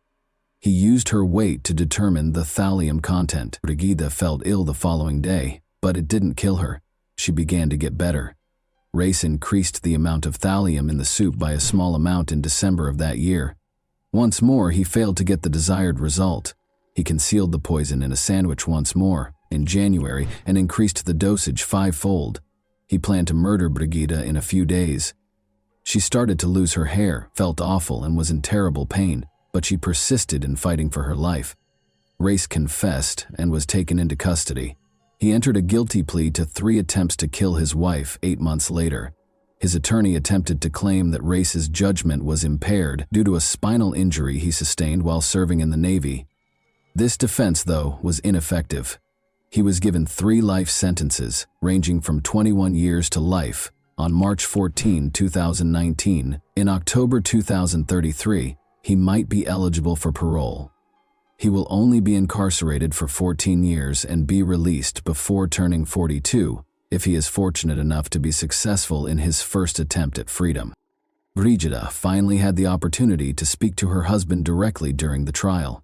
She stated, "I wanted to believe that I knew the man I married 3 years ago, the man I had been dating for nearly 10 years.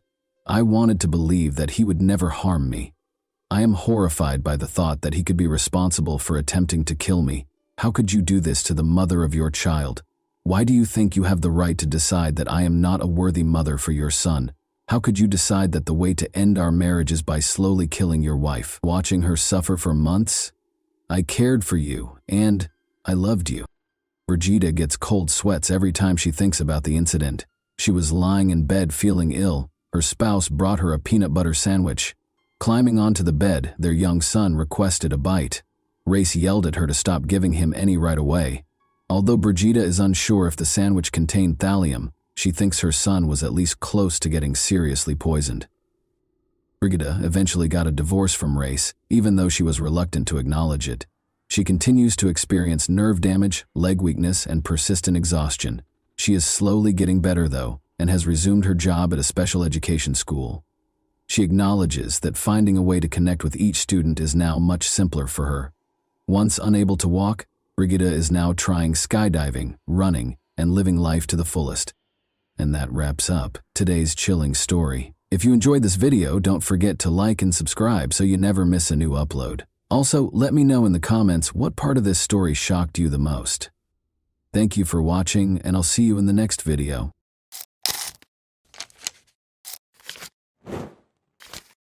Hey guys, welcome to my channel, and today we're going to take a look at another horrible case with you. After making a late-night roadside help call in January 2013, 26-year-old Texas father Brandon Mason Lawson disappeared. When his car was discovered abandoned, what had started out as a typical night took an enigmatic turn. Brandon's voice shook in terror as he called 911 in a panic, whispering that he was being pursued and desperately needed assistance. Brandon remained a mystery despite a great deal of searching and investigation, leaving his friends and family in a desperate search for answers. What actually transpired that evening, and who was he fleeing from? Let's investigate the enigma. Brandon Lawson was an oil field worker from San Angelo, Texas at the time of his disappearance. According to reports, he was a devoted partner to his girlfriend, Ledessa Lofton, whom he had dated for 10 years, and a loving father to 4 children. Ledessa was the stepmother of Brandon's oldest daughter and the mother of their 3 children. Brandon's recent drug relapse, which resulted in his inexplicable absences, caused Ledessa great concern. Their bond was forged over years of shared experiences and the difficulties of raising a family together, despite the usual ups and downs in their relationship. But Brandon, like a lot of young people, had his share of difficulties. He had previously abused drugs, particularly methamphetamines, but according to reports, he had been clean for roughly 6 months prior to the night of his disappearance. His friends and family knew him as a strong, industrious man who was trying to change his life. However, he had previously been overcome by the hold of addiction, and he was burdened by the strain of juggling his demanding work in the oil industry with his family life. The events leading to Brandon's disappearance began on the evening of August 8, 2013, when he and Ledessa got into a fight. It started off like any other evening. After a long day of work, Brandon got home in San Angelo between 10:45 and 11 p.m. Brandon and Ledessa got into a heated argument. Although it was initially unclear what specifically started the argument, Ledessa later disclosed that she became irritated and suspicious when Brandon failed to come home the night before. After the argument grew more heated, Brandon made the decision to leave the house at 11:30 p.m. About 3 hours' drive from San Angelo, he called his father and said he was coming to his home in Crowley, Texas. He left Ledessa behind and climbed into his silver Ford F-150 at 11:54 p.m. At the time, she didn't think much of it and assumed he would calm down and come back. Ledessa later reflected on the altercation in a 2018 interview, explaining that it was caused by a number of factors. The recent birth of their youngest son, which created additional stressors between them, and Brandon's rigorous work schedule, which involved more than 60 hours per week, were major contributing factors. Ledessa acknowledged the emotional weight of her words and conveyed her sincere regret for the argument. She acknowledged that she put a lot of the blame on herself. The memory of their most recent altercation still plagued her, and she remarked, "I will never get those words back." Brandon called his brother Kyle at around 12:30 a.m. on August 9 to let him know that he had run out of gas on Highway 277 close to the tiny town of Bronte. The town of Bronte is surrounded by a broad, rocky region of desert and hills. It is surrounded by rough, harsh terrain, including dry riverbeds, rocky outcrops, and steep hills. There aren't many people living there, and it's secluded. There aren't many services in the area, and cell phone service is scarce. During the night, the sky is so dark that only the stars can be seen. The wind is the only thing breaking the heavy silence. Being stuck in a location like this can quickly turn into a major issue. Brandon Lawson experienced precisely this on the evening of August 9, 2013. Just outside of Bronte, on Highway 277, his truck ran out of gas. All of a sudden, he found himself isolated in a remote location, vulnerable to the hostile surroundings. All he could do was wait for his brother. Kyle remembered that Brandon sounded uncontrollable during one of their calls. He informed Kyle that he was being pursued, which clearly caused concern. Brandon clarified that the Mexicans in the neighborhood were pursuing him when Kyle asked for more information. Kyle, still perplexed, inquired as to whether Brandon was hallucinating as a result of drug use, but Brandon denied it. Kyle didn't know what was happening, but he was worried. In order to assist Brandon, he hurried to Ledessa's house with his wife and their 4-year-old child to get a fuel can.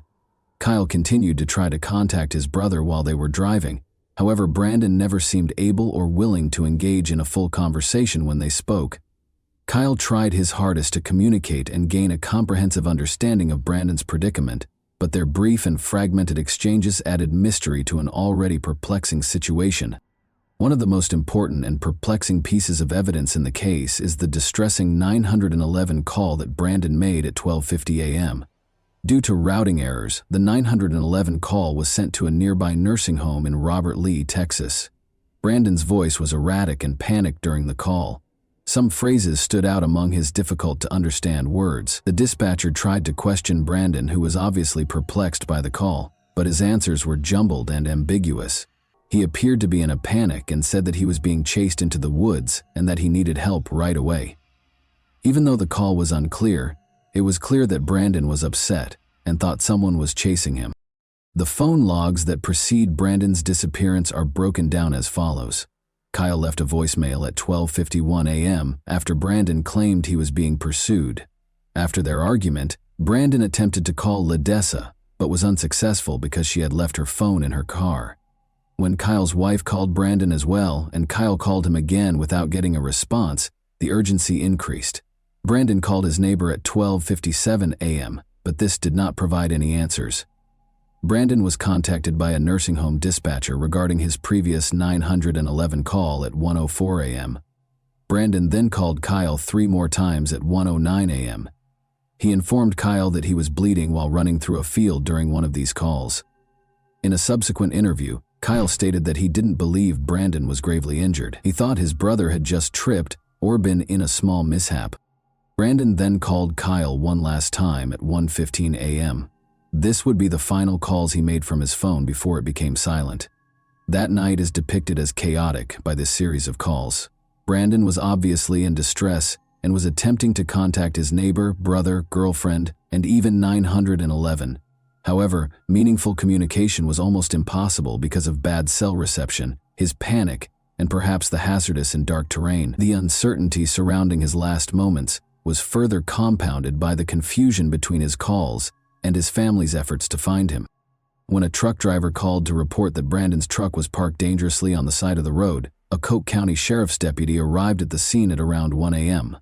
Kyle had also arrived at the scene by the time the deputy did, but Brandon was nowhere to be seen.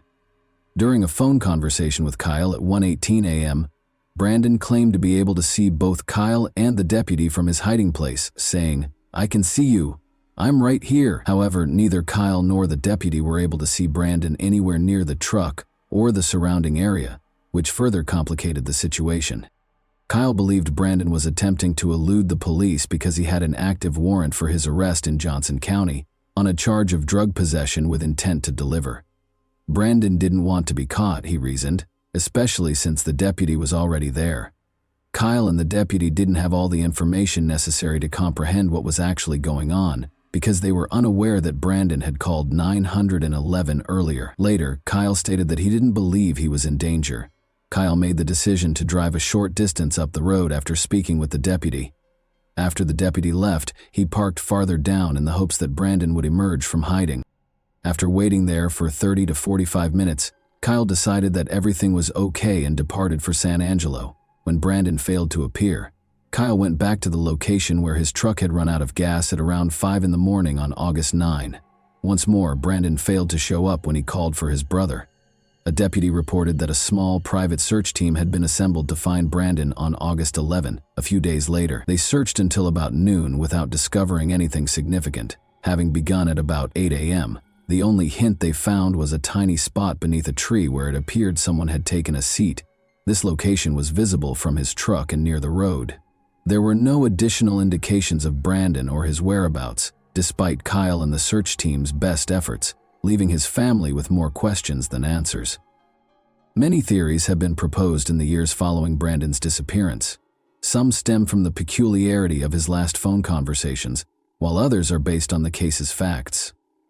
The notion that Brandon might have been the victim of foul play is one of the most talked about theories. There has been conjecture that Brandon came into contact with someone or something dangerous on the evening of August 9, 2013, after he reported being chased into the woods in his 911 call. Some have even proposed that drug use may have played a role.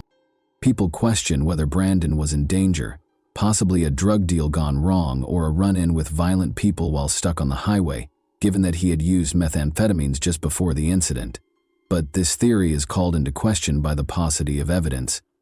There were no reports of other cars in the vicinity at the time, and no evidence of a struggle was discovered close to his truck. Many people were left wondering whether foul play was involved, where it occurred, and who was involved, because the scene surrounding the truck was oddly undisturbed. The idea that Brandon may have intentionally vanished is another theory that has gained some traction. At the time, his life was complicated. Maybe he took extreme action because of his tumultuous relationship with his girlfriend, personal problems, and legal troubles. According to some, Brandon might have taken advantage of the circumstance to flee his life and start over somewhere else. There is some circumstantial evidence to support this theory. The key to Brandon's pickup truck, which had been left partially over the white line on the road, was in his possession, alone. Law enforcement started looking into the incident shortly after the truck was towed on August 9, 2013, at around 8 a.m. Assigned to the case, Deputy Neal looked for indications of activity at a number of nearby properties. The deputy wanted to find out if Brandon might have sought shelter or water on any of these properties, many of which were only used during certain seasons, but Neal couldn't find any evidence that Brandon had been there. After LaDessa formally reported missing on August 13, Texas Ranger Nick Hanna, who was now in charge of the case, searched the area in a helicopter. Brandon was nowhere to be seen when they flew over the area close to Highway 277 and the Colorado River. One intriguing finding from the helicopter search was that there was enough exposed ground for someone who was lying down or hiding to have probably been seen from above. Deputies came to the conclusion that Brandon Lawson had left Coke County as a result of this. The deputy wrote in his final report that he didn't think Brandon was hiding or lost in the area. He based his conclusion on several factors. According to Kyle Lawson, Brandon was probably hiding in the brush close to his truck so the deputy wouldn't find him. Nevertheless, the truck and its surroundings showed no indications of foul play. Above all, Brandon and LaDessa's text messages from the night of his disappearance suggested a furious dispute. Neil thought Brandon most likely walked back to the road and hitched a ride from a passing car after he and Kyle left the scene. The idea that Brandon purposefully vanished has only grown stronger as a result of his ongoing absence over the years. The region was going through a serious drought when he vanished. They were able to identify small items like corn sacks from the air during aerial searches. They could have easily seen Brandon if he had been on the ground. In addition, the river in the region was incredibly low, only reaching knee-deep in its deepest sections. These circumstances implied that Brandon would have been discovered during their searches if he had been in the region. Brandon's active warrant for possession with intent to deliver was also mentioned by the deputy as a potential explanation for his disappearance. He surmised that Brandon might have chosen to flee in order to stay out of legal hot water. The fact that Brandon cashed in his $401,000 with Renegade Oil Services shortly before going missing, potentially as part of a disappearance plan, lends more credence to this theory. Kyle Lawson was asked to meet with Sheriff McCutcheon, Ranger Hannah, and a Johnson County investigator at the same location where Brandon's warrant had been issued several months after Brandon vanished. They interrogated Kyle about his role, asking whether he had hurt or assisted his brother in getting away. In the end, Kyle asked for a polygraph to clear his name. Kyle claims that he passed the test on hurting his brother, despite some inconsistencies brought on by coughing during the exam. The accidental death or lost in the wilderness theory is another explanation for his disappearance. Arid and rocky, Highway 277 is home to cacti, thorny bushes, and dangerous creatures like wild hogs and rattlesnakes. This belief appears to be supported by the thorough searches that have been conducted, but every lead has ended in disappointment, with no sign of him.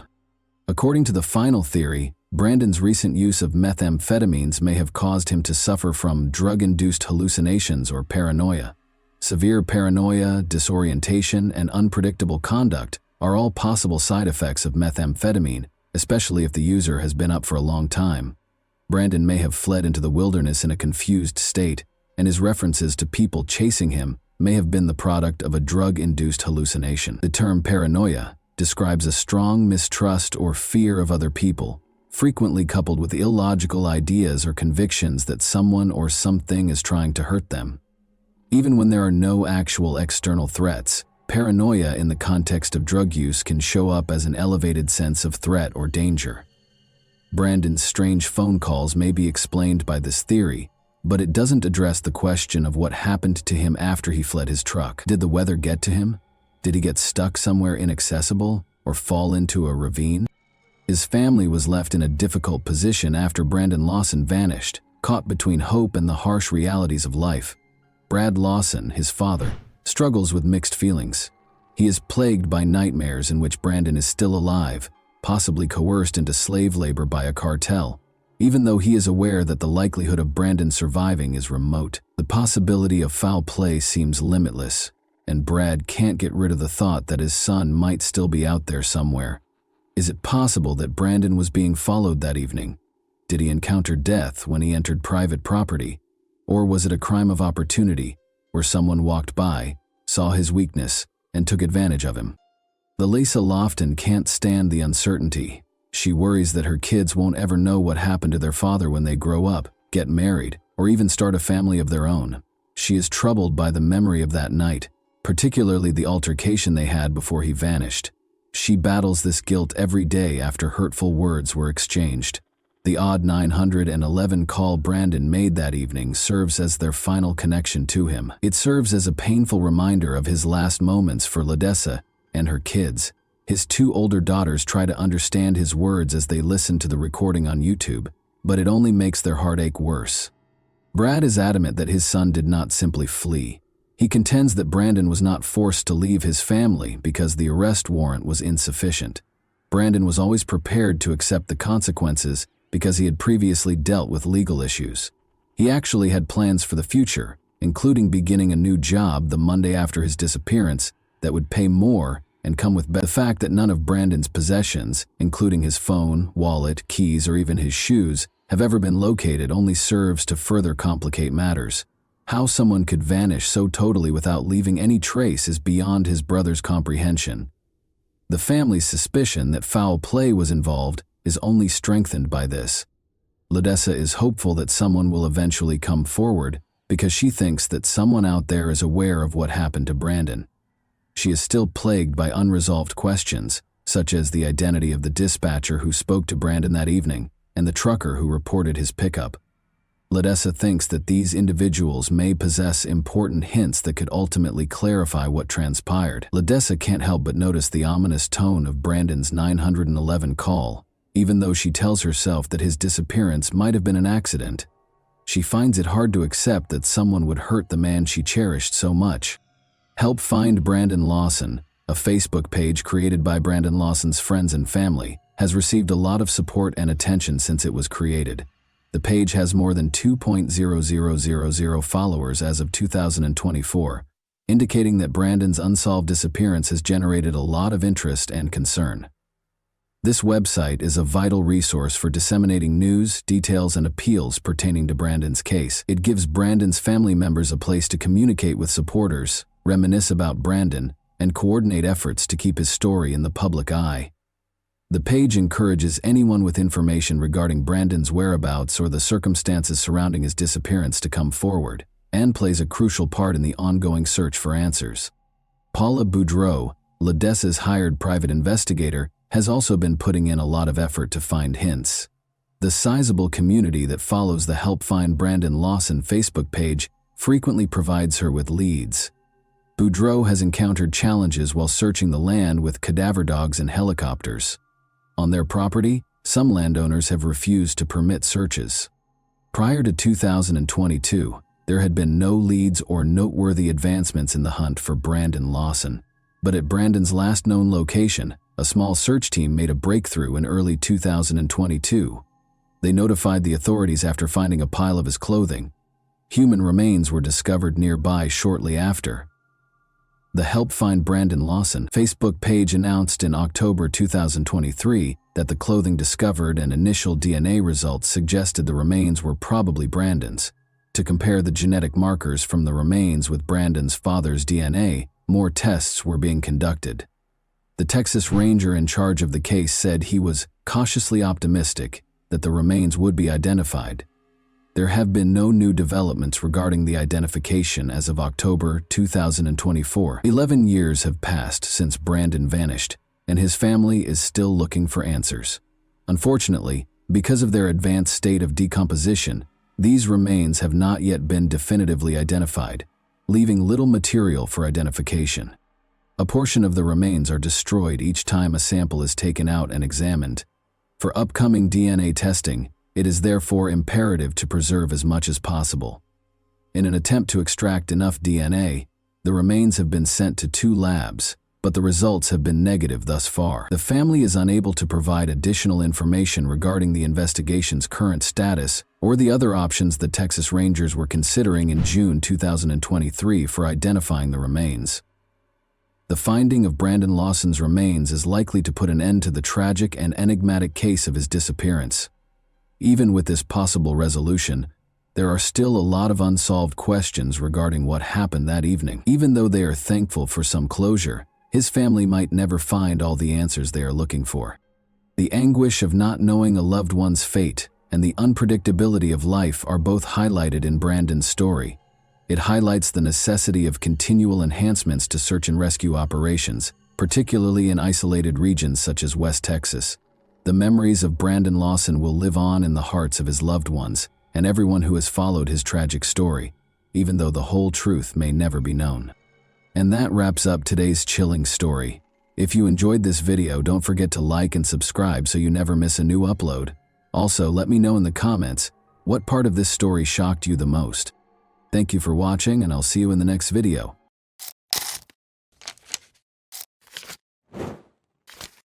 Hey guys, welcome to my channel, and today we're going to take a look at another horrible case with you.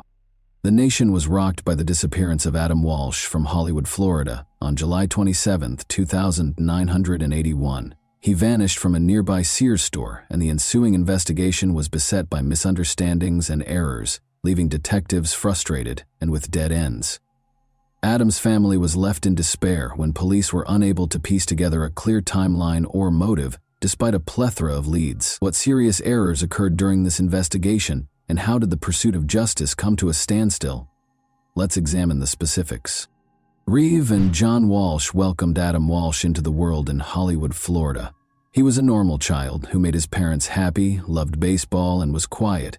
But after going missing on July 27, 1981, when he was 6 years old, he became well known. Adam and his mother, Reeve, went shopping at the Hollywood Mall that summer afternoon.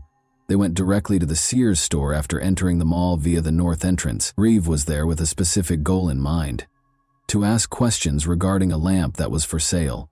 She left Adam at a kiosk with Atari 2600 video games, where a number of other boys were gathered and playing the games, to keep him occupied while she took care of her business. Around 12:15 p.m., Rev finished her questions in the lamp department and went back to the kiosk where she had left Adam.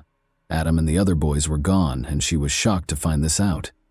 Rev was overcome with fear, as any parent would be when they lose sight of their child. She was told by a store manager that the boys had gotten into a fight over who would get to play the video games first. A security guard responded to the commotion by telling the boys to leave the store. The older boys responded that their parents were not present in the store when the guard asked them if they were. This implied that Adam, who was quieter and younger, probably lacked an adult companion to provide him with support at that time.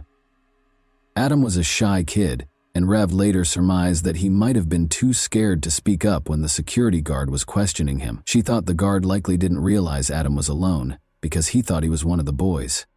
The security officer forced Adam to leave through the same door that the other boys had used to enter the store, the Sears West entrance.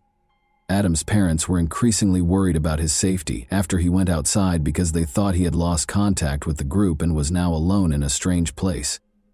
As the minutes went by, Rev frantically looked around the toy section for Adam, but was unable to locate him. Her panic increased in intensity with every second that went by.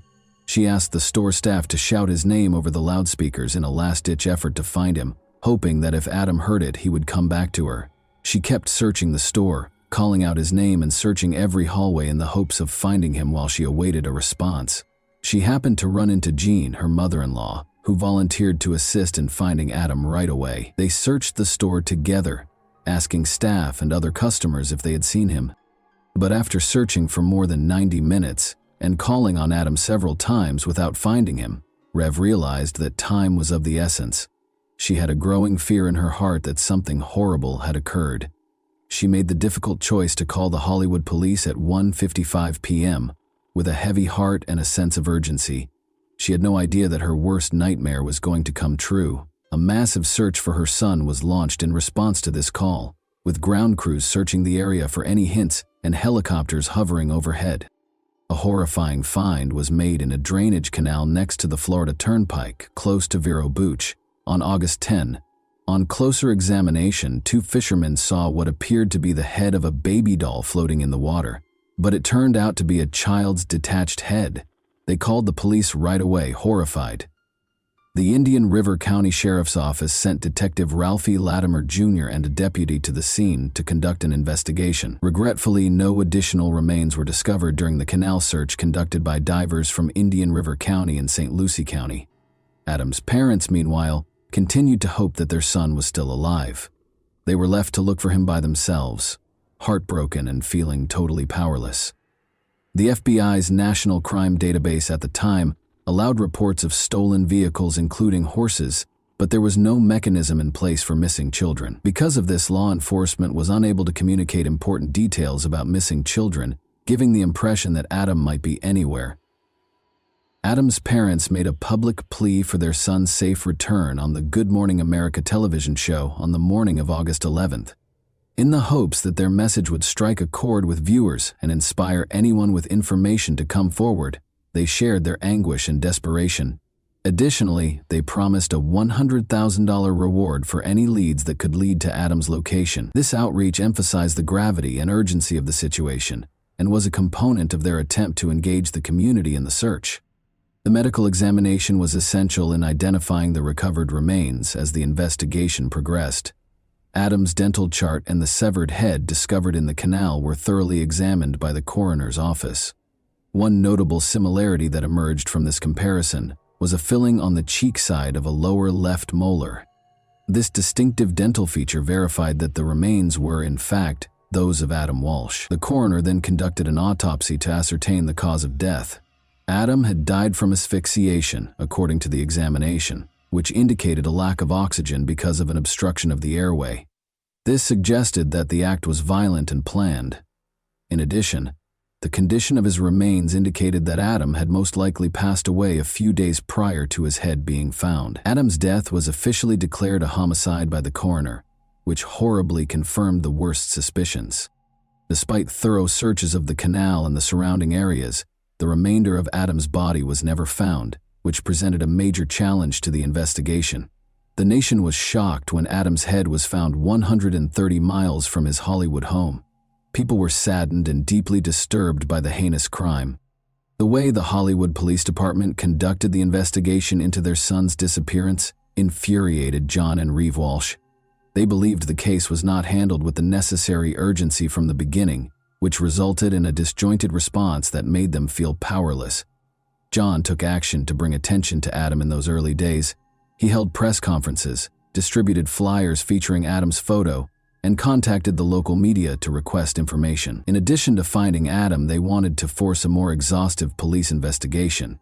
They argued for a thorough investigation of every lead during their meetings with law enforcement. They persisted in trying, but the police's lack of cooperation demoralized them more and more. John became a vocal critic of the investigation as a result of his frustration, which eventually influenced his subsequent public policy work. Their message was further amplified by John Walsh's hosting of the 1988 premiere of the television program America's Most Wanted. The program developed into a potent vehicle for bringing attention to wanted criminals and missing children, in order to encourage viewers to pay attention and report any information they may have. Each episode included segments on current missing child cases. In addition to educating the public about the realities of child abduction, the series gave law enforcement a way to ask for community assistance. The life of convicted serial killer Otis Elwood Toole was filled with violence, abuse, and chaos. Toole was born in Jacksonville, Florida, on March 5, 1947. His early years were characterized by an abusive mother who dressed him in girl clothes and called him Susan, an alcoholic father who abandoned him, and a maternal grandmother who exposed him to satanic rituals and practices. His older sister and a neighbor next door were among the many family members and acquaintances who sexually assaulted him. With an IQ of 75, Toole was categorized as having mildly disabled intellectual capacity. Due to his epilepsy, he frequently had grand mal seizures. Toole visited gay bars and became a prostitute as a teenager. At the age of 14, he allegedly committed his first murder in 1961 after being coerced into having sex by a traveling salesman.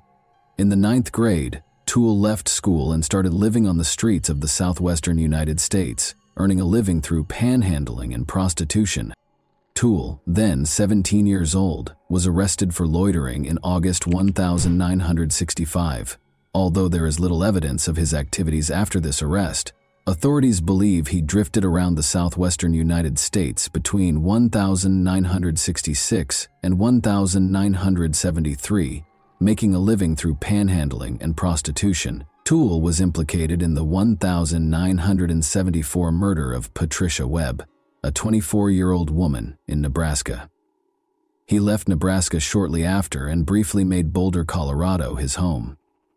His stay was brief, though, as he quickly emerged as a leading suspect in the October 14, 1974 murder of 31-year-old Ellen Holman. Toole's private life was a mystery in the years that followed. He hitched a ride in the American South and drifted back to Jacksonville in early 1975 D.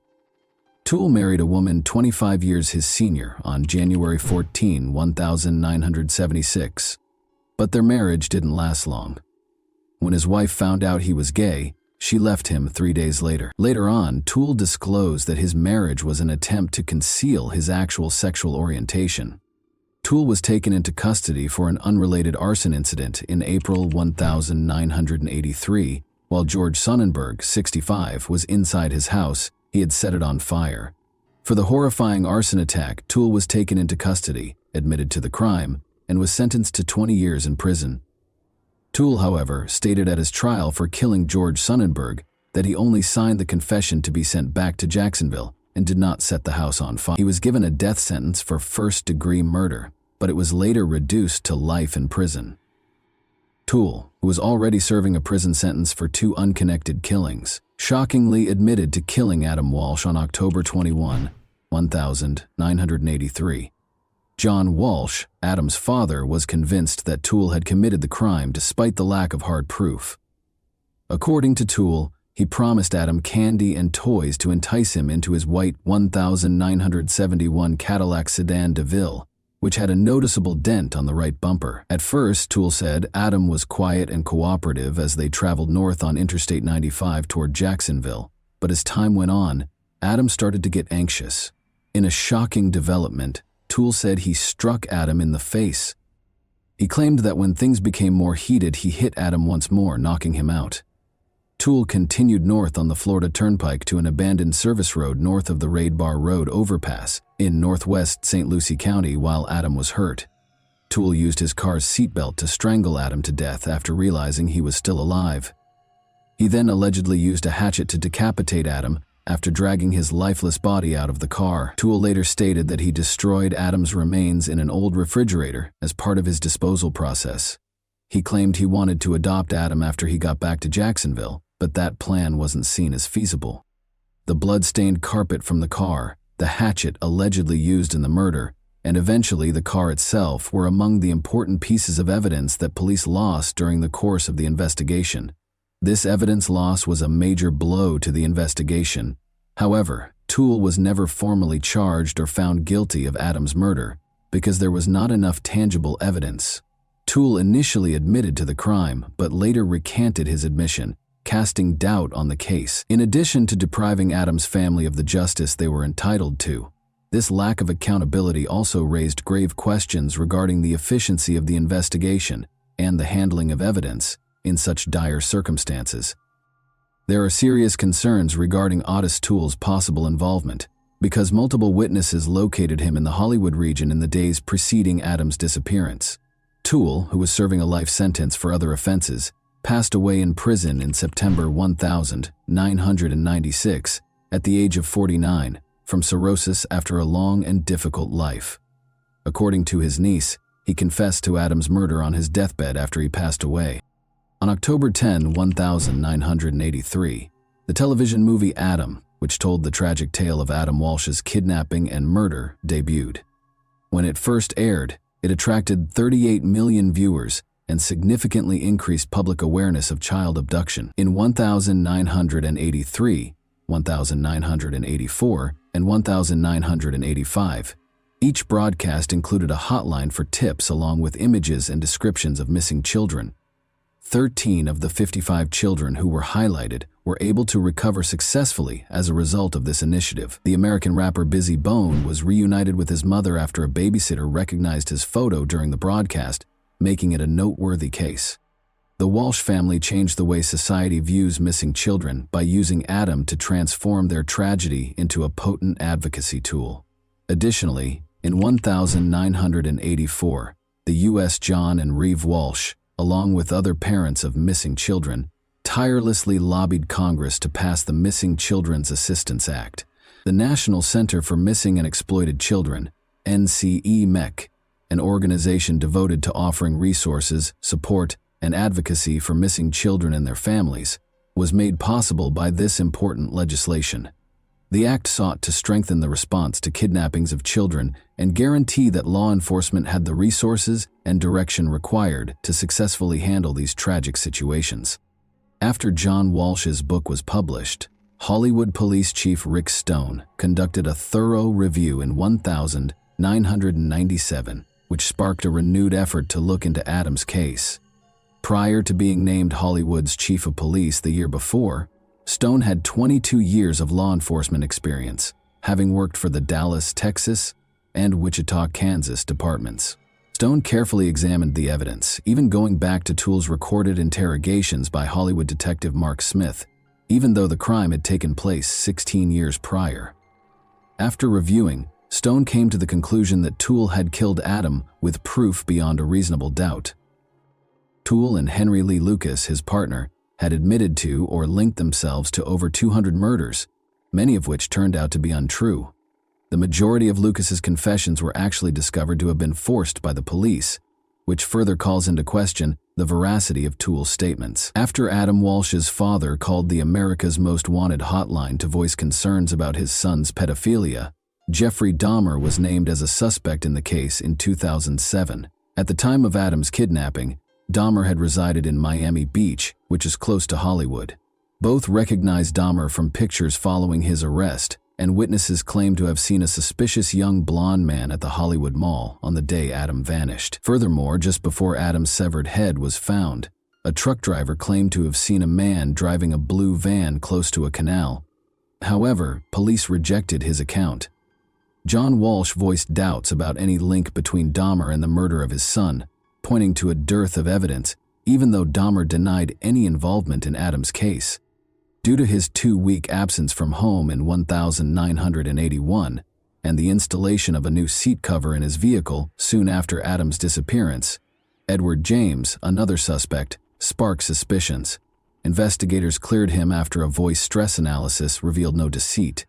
Only incomplete dental records were used to identify the child, and there was no autopsy report. Even though the Walsh family acknowledged Otis Toole's guilt, these unanswered questions cast doubt on the case's legacy. With John Walsh at his side, Hollywood Police Chief Chad Wagner declared the case closed on December 16, 2008. The police came to the conclusion that Otis Toole was the murderer following an outside review. Following Adam's tragic story, legislative efforts kept changing. On July 25, 2006, the Adam Walsh Child Protection and Safety Act was passed by President George W. Bush, who signed it into law a few days later. This historic act strengthened punishments for violent crimes against children, put policies in place to prevent human trafficking, and created a national database for convicted juvenile offenders. The Adam Walsh Reauthorization Act, which was introduced in 2016, made sure that programs established under the 2006 Act had the money they needed to continue their essential work. This law, which was a part of the Survivors' Bill of Rights, demonstrated a strong dedication to protecting children. Even though Adam Walsh's passing is a tragic chapter in American history, his narrative has sparked important change. And that wraps up today's chilling story. If you enjoyed this video, don't forget to like and subscribe so you never miss a new upload. Also, let me know in the comments, what part of this story shocked you the most? Thank you for watching, and I'll see you in the next video.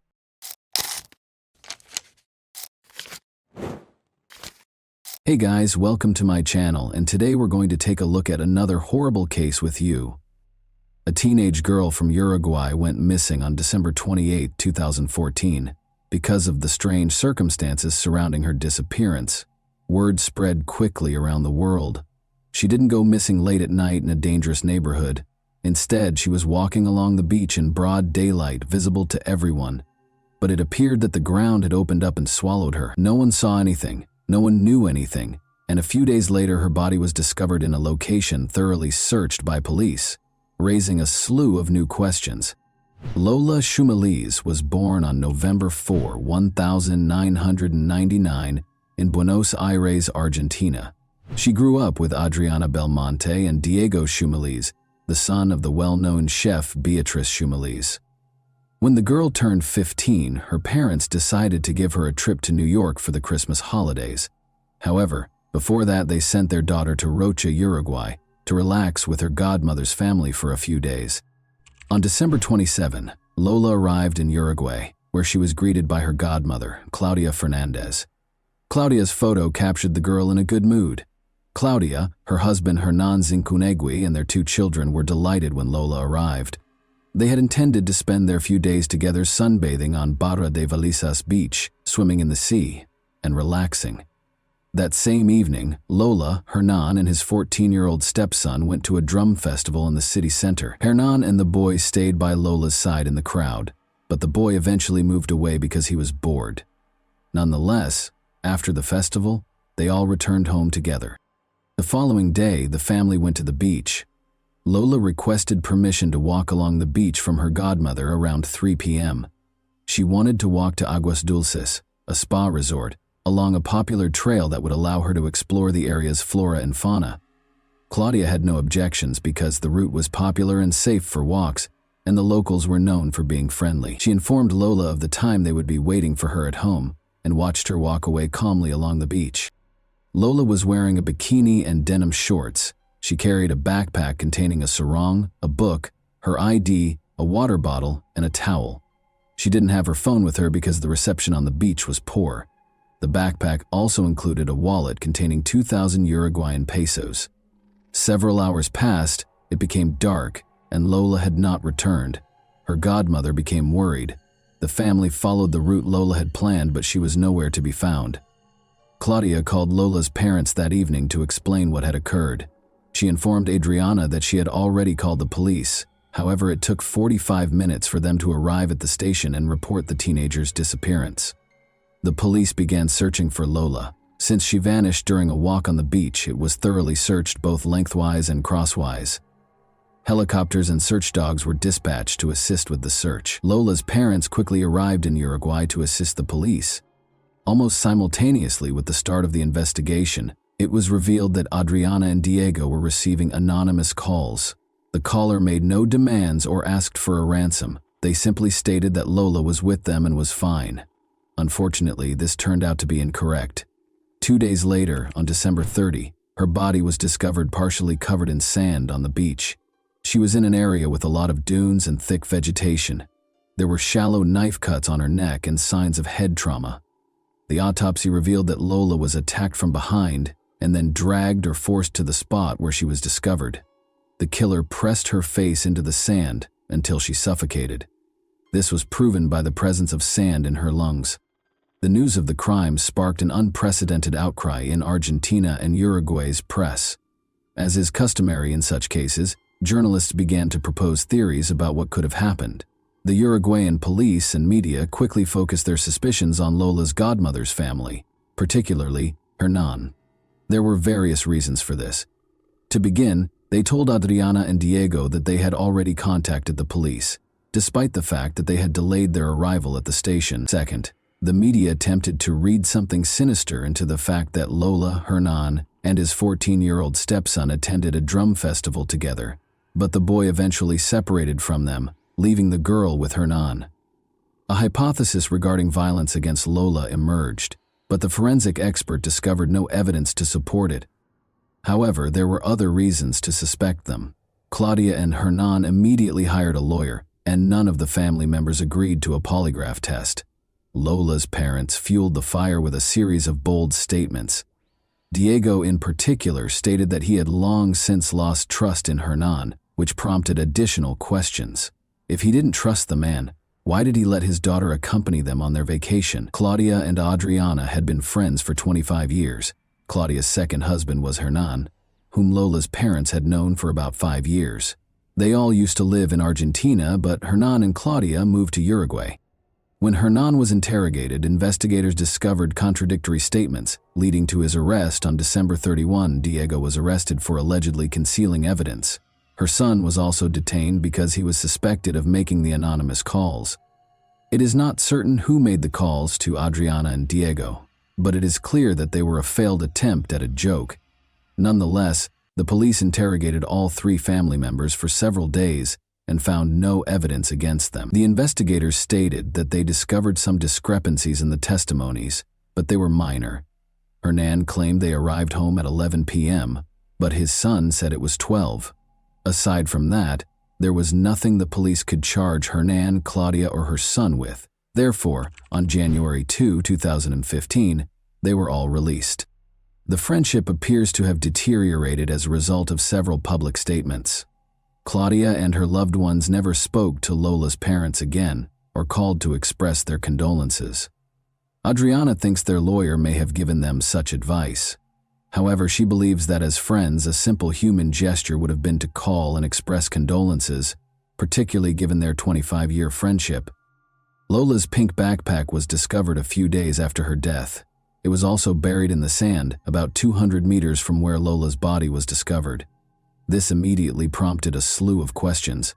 How did the police not find the body and then the backpack despite searching the entire beach and its surroundings several times? Furthermore, the town's authorities had claimed from the start that the beach was very safe, which was strange because drug dealers operated there, particularly in the area where the body was discovered. Nonetheless, almost all of the girl's belongings were still in the backpack, with the exception of 2,000 pesos stolen from her wallet. Furthermore, there were bloodstains on the towel and the documents. Forensic experts examined the items and discovered Lola's DNA, but it was mixed with male DNA. Because Hernan's suspicions had not been completely dispelled, his DNA was compared to the one dispelled. It was compared to the one discovered. They also checked it against the Uruguayan police database, but there were no matches. Following the discovery of the backpack, one suspect created quite a stir. He was suspected based on witness accounts of his whereabouts on the day of the murder. According to locals, a man nicknamed El Conejo, the Rabbit, was working on a roof near the beach when the girl went for a walk. The man went to lunch in the middle of the day, and his co-workers were aware that he did not have any money with him. However, he came back with food and money. This immediately prompted the question of where he obtained the food, if he did not buy it. But that's not all. Someone claims to have seen him with a pink backpack on the day Lola went missing. According to one newspaper, he confessed to the murder, and other media outlets reported on the development. However, this turned out to be false. The man explained where he got the food, but police suspected he stole it from beachgoers. There was no evidence linking him to Lola's case.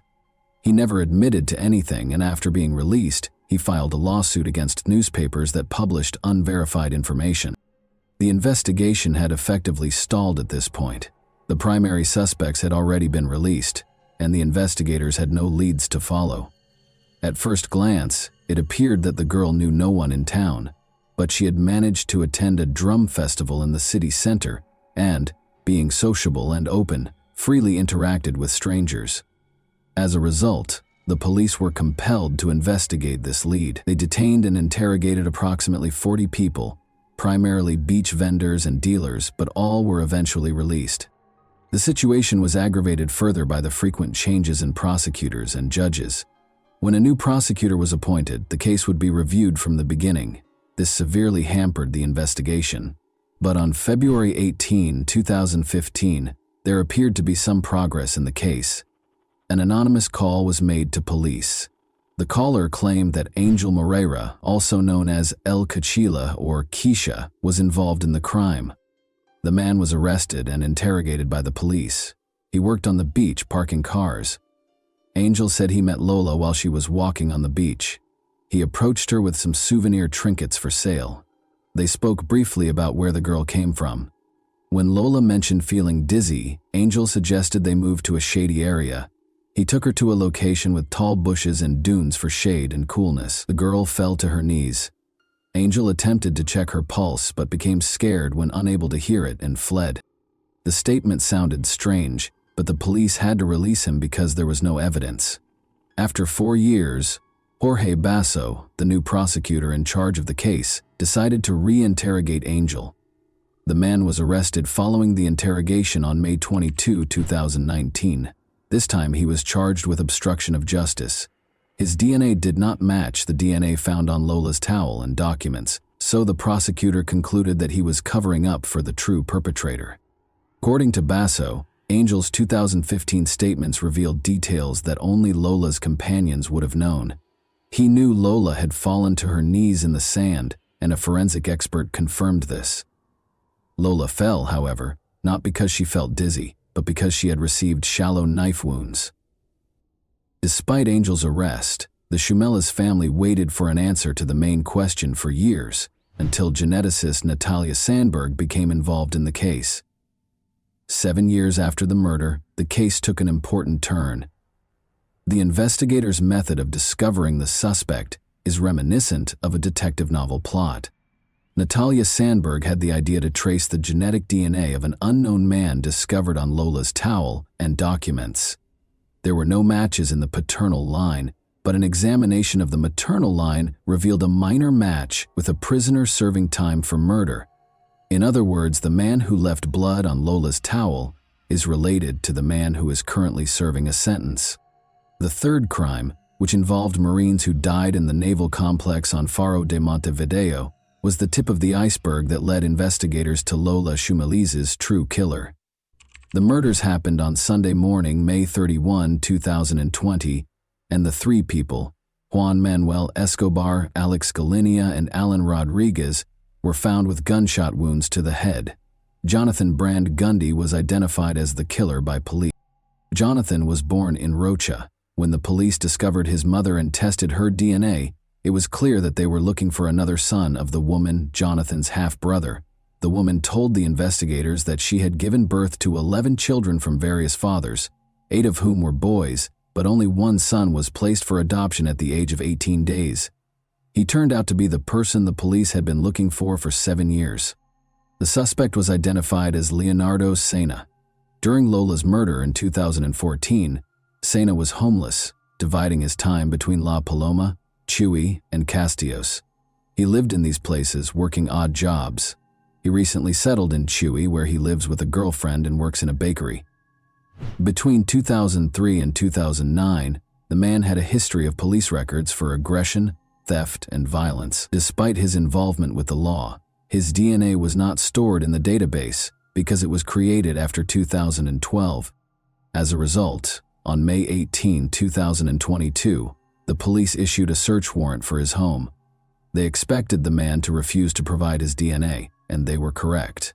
However, forensic experts looked at the man's toothbrush and comb. To the surprise and delight of the forensic experts, the DNA match was 99.9%, indicating that it was his DNA.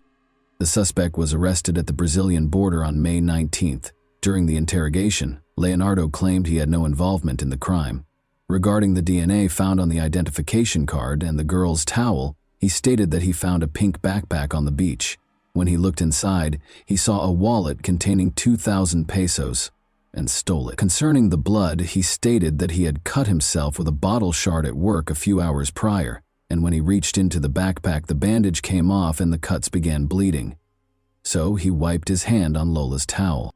However, there were several inconsistencies in his account. For starters, his blood was mixed with the girl's blood rather than simply found on her belongings. This would not have happened if he had simply found the backpack and removed the wallet. Second, according to his own words, someone other than Leonardo took Lola's backpack on the 28th, the day of the murder, after Leonardo stole the money and mysteriously buried it 4 kilometers away from where it was found, without taking anything from it. Even the suspect couldn't deny the absurdity of the story. Finally, his colleagues from December 2014 did not recall the incident involving the broken bottle and Leonardo's cut. Furthermore, according to documents, Leonardo was no longer working at the brewery on the day of the crime. According to police, Lola was stopped by Leonardo and Angel while walking on the beach on December 28, 2014. They dragged her through dunes and bushes. Lola attempted to flee, but the kidnappers struck her on the head several times and stabbed her in the neck, knocking her to her knees. However, Lola's wounds were not fatal and she resisted. She most likely screamed loudly to get the attention of other vacationers or beach vendors. In an attempt to silence Lola, they pressed her face into the sand. They pushed for too long, causing Lola to suffocate. The police believe the crime was motivated by violence, but the assailants were unable to carry out their intended act and ended up killing her because they did not anticipate such fierce resistance from the teenage girl. This hypothesis is supported by the fact that Leonardo was previously tried in a case similar to Lola's. That happened in 2009. When Leonardo was 26 years old, the victim was a 15-year-old girl, just like Lola. Leonardo pursued her for a few blocks before attacking her with a knife. He dragged the victim into a remote wooded area where he assaulted her.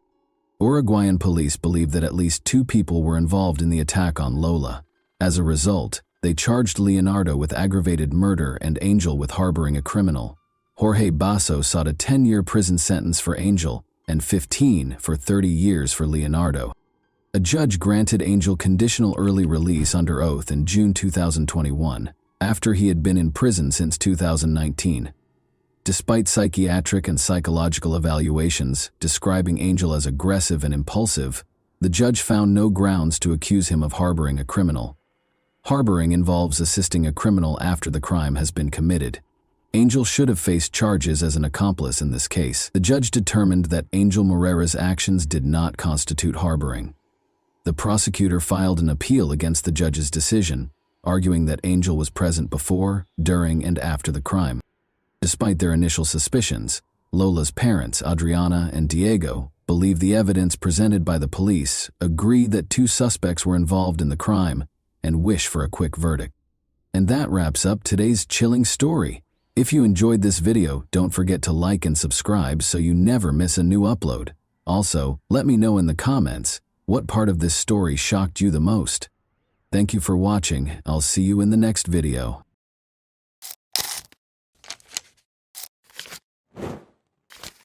Hey guys, welcome to my channel, and today we're going to take a look at another horrible case with you.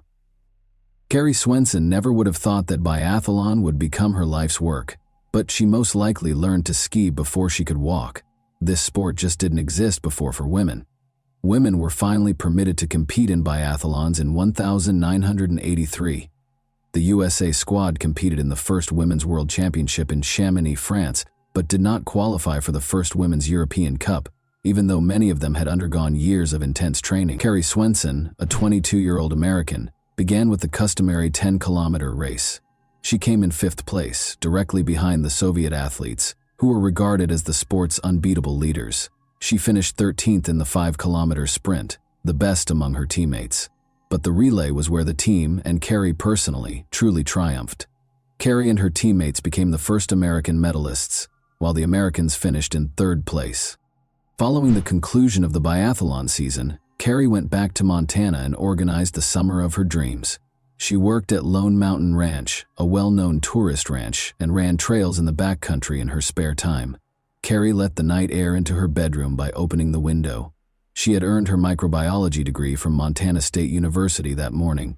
Her parents celebrated her graduation and her brother Paul's 21st birthday with a party after the ceremony. Just the summer before, they had relocated to the Lone Mountain Ranch in the Big Sky region to practice and take in the mountains, just like they had as kids. She had dreamed since she was 5 years old that she would leave to pursue her dream of studying veterinary medicine after one more year of competitions. Unaware that her dreams would soon be dashed by the self-centered schemes of two recluses, Carrie turned off the light in her room and contentedly fell asleep. Carrie was unaware of the two men's conversation that was going on in the mountains a few kilometers away. The younger man was clearly irritated. Though he felt lonely in the mountains and yearned for female companionship, he generally enjoyed living away from people and their rules. "Do you recall the plans we talked about to find a woman for ourselves, Dad?" After giving his 18-year-old son a close examination, the father questioned, "Do you believe the time has come?" The son confidently nodded in response. Carrie ran around Old Ray's Lake on Sunday, July 15th. Bob Sharp, the proprietor of the snack bar where she worked, had informed her that he had spotted a grizzly bear nearby, and she was keen to see one for herself, so she decided to take this route. Carrie ran pretty fast as usual, paying attention to her breathing. She only realized there were two men in front of her at the last second. The strangers appeared disheveled. The younger one had a knife and a pistol in his hands, and neither of them was grinning. The hunting season was long over, but there were still rifles lying by a tree. The men made it clear to Carrie that they had no good intentions without taking their eyes off her. Regretfully, she saw them too late to turn around and flee. An adrenaline rush brought on by fear caused Carrie to run even faster, attempting to get past the strangers as fast as she could. But her plan didn't work. On the trail, the older man leapt directly in front of her and took hold of her wrist. He took hold of her other hand before she could respond. Unable to escape their hold, Carrie chose to keep her composure and use her cunning. She was scared by the wild expression in the older man's eyes. Remain composed. Avoid upsetting them, she thought. She pleaded, "Please, let me go." "No, we don't often see attractive girls like you. We would like to speak with you. What is your name?" He held Carrie even closer as he asked. He started questioning her about who she lived with, whether she was married, and other things. Carrie tried to scream, but the man quickly silenced her after realizing she wouldn't be easily freed. After letting go of her left hand, the stranger hit her in the face and tied her up with a rope. The men promised to hold her for 4 or 5 days before releasing her if she didn't enjoy living in the mountains, but she could tell by their smirks that they were more likely to exploit her weakness and end up killing her. She kept telling herself, "It's just a nightmare," hoping to wake up at any second. However, she knew it wasn't a dream because of the throbbing pain in her face and wrist. Carrie attempted to reason with them by stating that her friends and family would find her. The older man retaliated by threatening to shoot anyone who attempted to save her. In order to avoid being seen, the men rushed on, hoping to get deeper into the forest and away from the lake.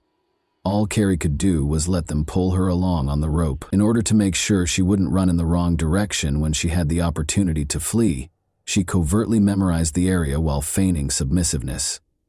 As though kidnapping girls were a daily occurrence for the men, they strolled alongside each other, engaging in casual conversation. They talked about how they felt about the mountains, laws, and society. The elderly man voiced his displeasure with the way the area had developed, especially the fact that farmers were permitted to graze their animals on his property. He assured the younger man that he could acquire all life's necessities without going back to school or abiding by social norms. Carrie came to the conclusion that her captors were probably mentally ill as a result of these discussions. Carrie requested water and said she needed to rest in an effort to slow their pace. They decided to take a rest. As they got closer to a swamp, Carrie was horrified to see the older man start drinking from it. She attempted to alert him to the harmful bacteria found in the swamp, but he dismissed her worries, claiming to have never heard of it before.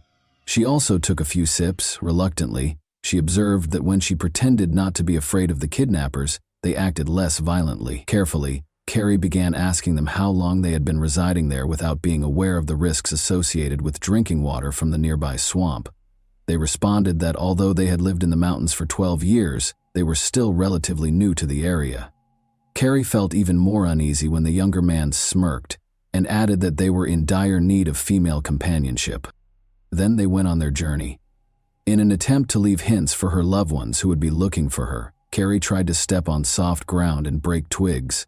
Sadly, the older man saw her attempts and stopped them. Carrie, however, obstinately continued to make marks, and the older man continued to erase them because she had nothing to lose. They went on in this manner, and Carrie noticed that no one had yet begun searching for her when she looked at her watch. Only 4 o'clock in the afternoon had arrived. Alan Goldstein, Carrie's friend and co-worker who instructed visitors in shooting at the ranch, started to question why her run was taking so long. He was worried that she might not have been able to return home by herself because she might have run into a bear or twisted her ankle. Carrie was being led farther and farther from the ranch by the strangers in the meantime. They asked her whether she could walk 60 kilometers in a day. After talking about how far they needed to go, she declined to respond. It was impossible for her to tell her captors that she could run 50 kilometers in hilly terrain while training. They might go more slowly if they believed she was weaker than she actually was. Now she was certain they would not allow her to survive. Not today. Not in 4 or 5 days. They wouldn't give up their valuable independence for her. Carrie kept studying the men quietly. They were remarkably similar to one another in addition to having a similar philosophy. Her suspicion that they were father and son grew. Carrie was aware that people would soon begin searching for her, but nothing had scared her more than the idea of her parents or friends becoming the victims of her captors. Making an escape was one way to avoid this. She changed her strategy after pleading fail. "Change your tactics when you're losing," her tennis coach would often say. "When you have the chance to alter your approach, why keep playing a losing game?" Before deciding to take a night's rest at around 5 o'clock, the men chained her to a tree, drastically reducing her chances of escaping. Carrie was the centerpiece of the feast that the black flies and mosquitoes were enjoying. She was tired, thirsty, hungry, and afraid for her life. Now chained close to the tree, she saw a number of rocks, one of which might be used to break a chain link. It was time to try the new tactic. At night, Carrie made the decision to become intolerable. "Hey, standing by the tree is getting old to me," she insisted. "Leave the chain loose so I can sit down." Despite their confused expressions, the men let her sit. She tried to reach for the rock in private, her eyes closed as though she were sleeping. Sadly, the younger man saw her attempt and took away every rock within her reach. She kept acting rude and demanding feminine products at around 8 p.m. because she was freezing and the mosquitoes were driving her crazy. The older man began discussing how they had many of his ex-wife's belongings in the underground cave where they lived after the younger man, whom the older one called Dan, gave her a shirt and socks. He continued by saying that those caves were very comfortable and that they would never be discovered there. In the distance, Carrie heard a voice. Regretfully, her captors also heard it. A plane appeared in the sky at the same time. Carrie was unaware that the plane was looking for her, but the men were startled and put out the campfire right away. It is obvious that they were surprised that someone would look for the hostage so quickly.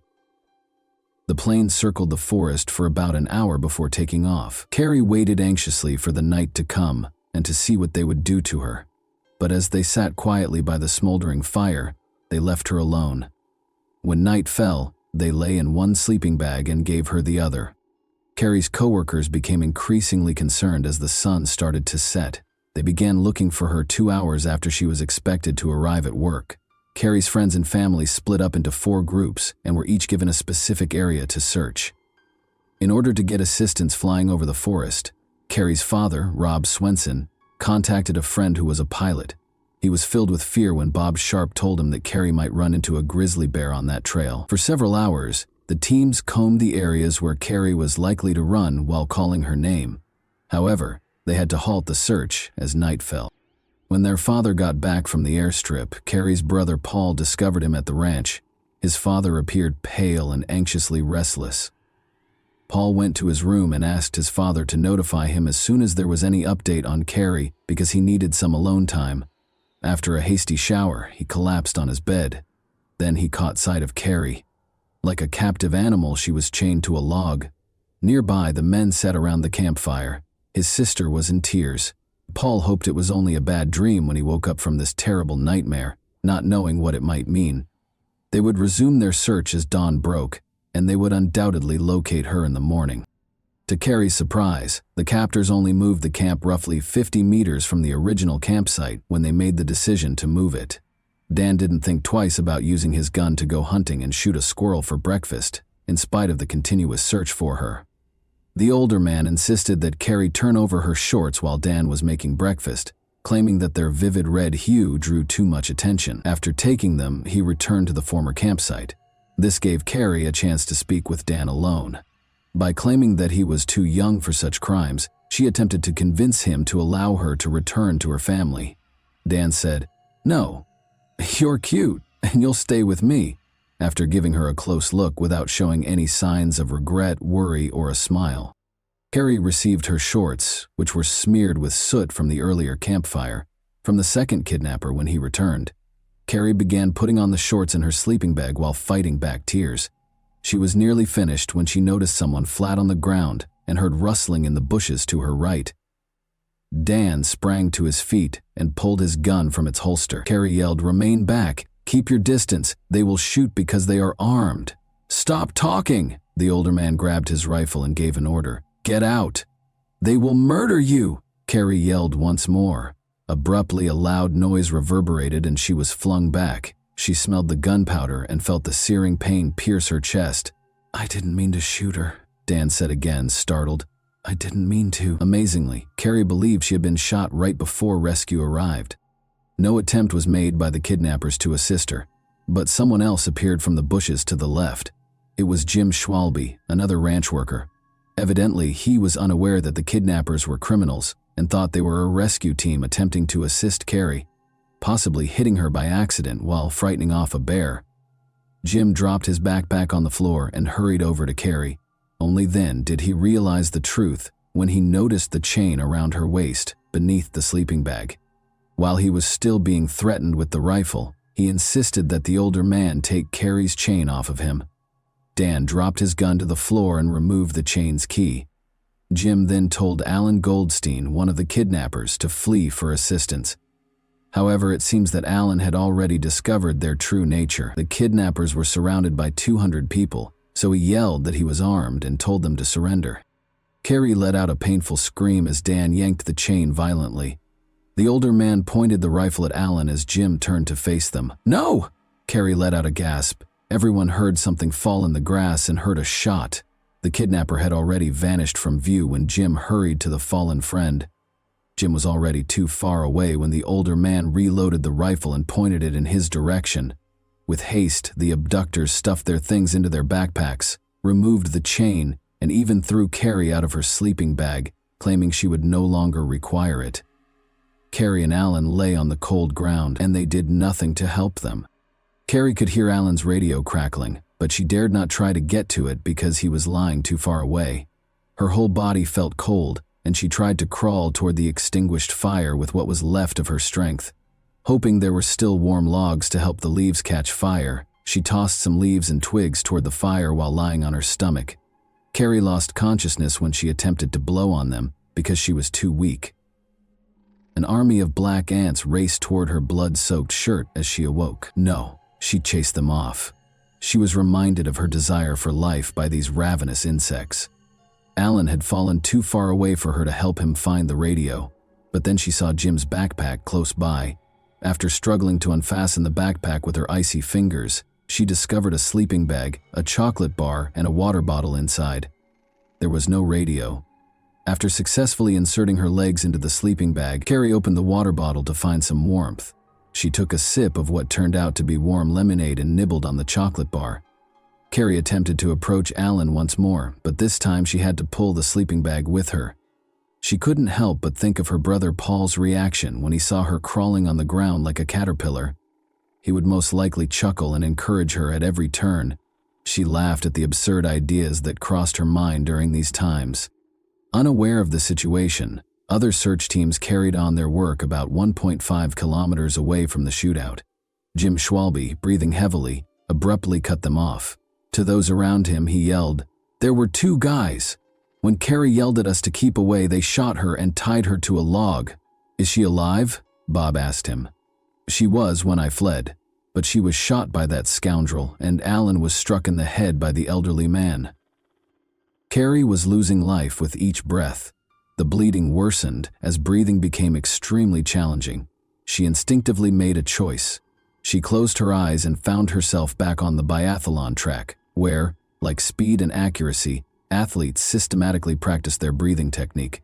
Carrie was able to slow down her bleeding and heart rate by focusing and breathing very slowly, almost like in yoga. Strangely, the annoying flies that buzzed around her kept her awake. Jim was on her mind. Unless he encountered the kidnappers once more, he ought to have brought assistance by now. A few hours later, that grating buzzing noise was back. Searching for the source, Carrie noticed a helicopter hovering over the treetops. People were looking out of it as it paused right over her. "Please, locate us as soon as possible," she begged in silence. She heard the sound of a radio and the crack of branches as the helicopter took off. "Aid!" With all the strength she had left, she let out a cry. "She's right here," someone yelled. "We located her. Carrie, are you all right? Do you hear me?" "Yes," she said in response to a man's question. All she could do was smile, wishing she could yell, scream, or thank them for finding her. It was difficult to see what was coming next because her eyelids felt heavy, like they were made of lead. The police worked tirelessly to track down Carrie's kidnappers while she was being transported to the hospital. They had no idea that it would mark the start of a months-long search. The 2 fugitives are the only ones who are familiar with the hundreds of kilometers of local mountains and forests. For 5.5 months, the kidnappers were able to successfully elude the police, and the media romanticized their image, portraying Dan as a handsome prince and the other man as a strict and affectionate father. A local businessman even expressed interest in selling T-shirts featuring their pictures. The victims of their crimes were ignored by the journalists in the interim. Then, roughly 2 weeks prior to Christmas, Sheriff Johnny Franz got a surprise tip. In the woods on his ranch, one of his family members spotted smoke. Franz knew every inch of that ranch, having grown up there. The radio had sporadic signals in the mountains. It was dark, and the criminals might vanish at any time. The sheriff, however, hurried to their camp. Years later, he joked, "Why did I go there alone? Because that's what I was paid for." He came as fast as he could on a snowmobile, found the father and son, and was aiming for them. Without hesitation, the father drew his rifle and vowed to shoot. The sheriff responded by threatening to shoot his son twice. To get the father to listen, he had to use the boy's influence.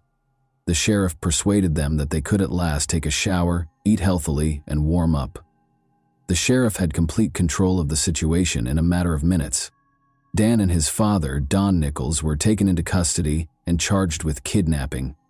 Don was also accused of killing Alan Goldstein. It was disclosed during the trial that the men had plotted the abduction for a number of years. About 5 or 6 years ago, Don Nichols bought a chain for his future bride because Dan wouldn't live in the mountains without a woman, and not all girls would accept their lifestyle. Carrie was meant to be the mother of his son's future children, and he had aspirations of starting his own clan and living apart from society. Don was released in 2017 after receiving an 85-year prison sentence.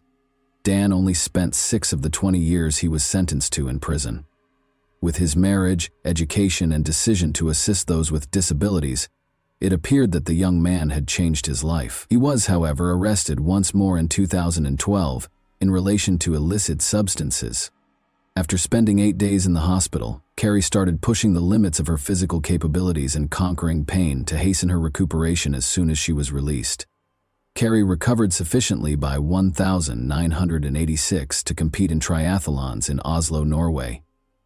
Despite her 4th-place finish, the 3rd-place finisher acknowledged her abilities by inviting her to join her on the podium. Although it might have appeared to others that she was completely recovered, Carrie was aware that the injury and kidnapping had left a permanent mark that would never go away.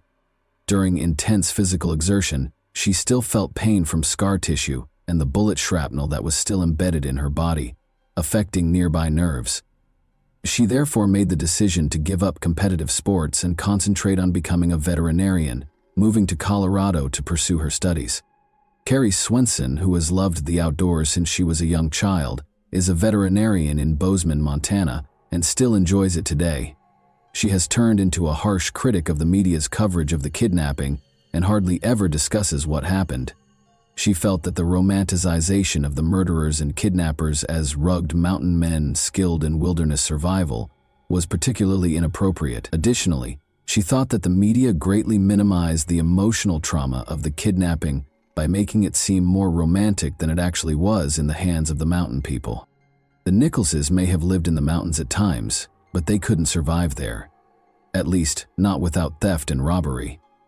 Often leaving the woods for months and buying modern equipment, in the end they were so easy to catch because they froze, starved, and grew tired of mountain life. They are no true mountain men, Carrie wrote in a 2012 article for the local newspaper after Dan was arrested once more. And that wraps up today's chilling story. If you enjoyed this video, don't forget to like and subscribe so you never miss a new upload. Also, let me know in the comments, what part of this story shocked you the most? Thank you for watching, and I'll see you in the next video.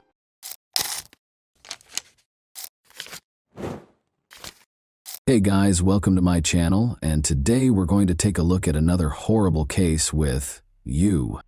A prosperous physician living 2 lives, a future mother in need, a watchful twin sister. Additionally, an overheard conversation made the innocent victim aware of what was going on.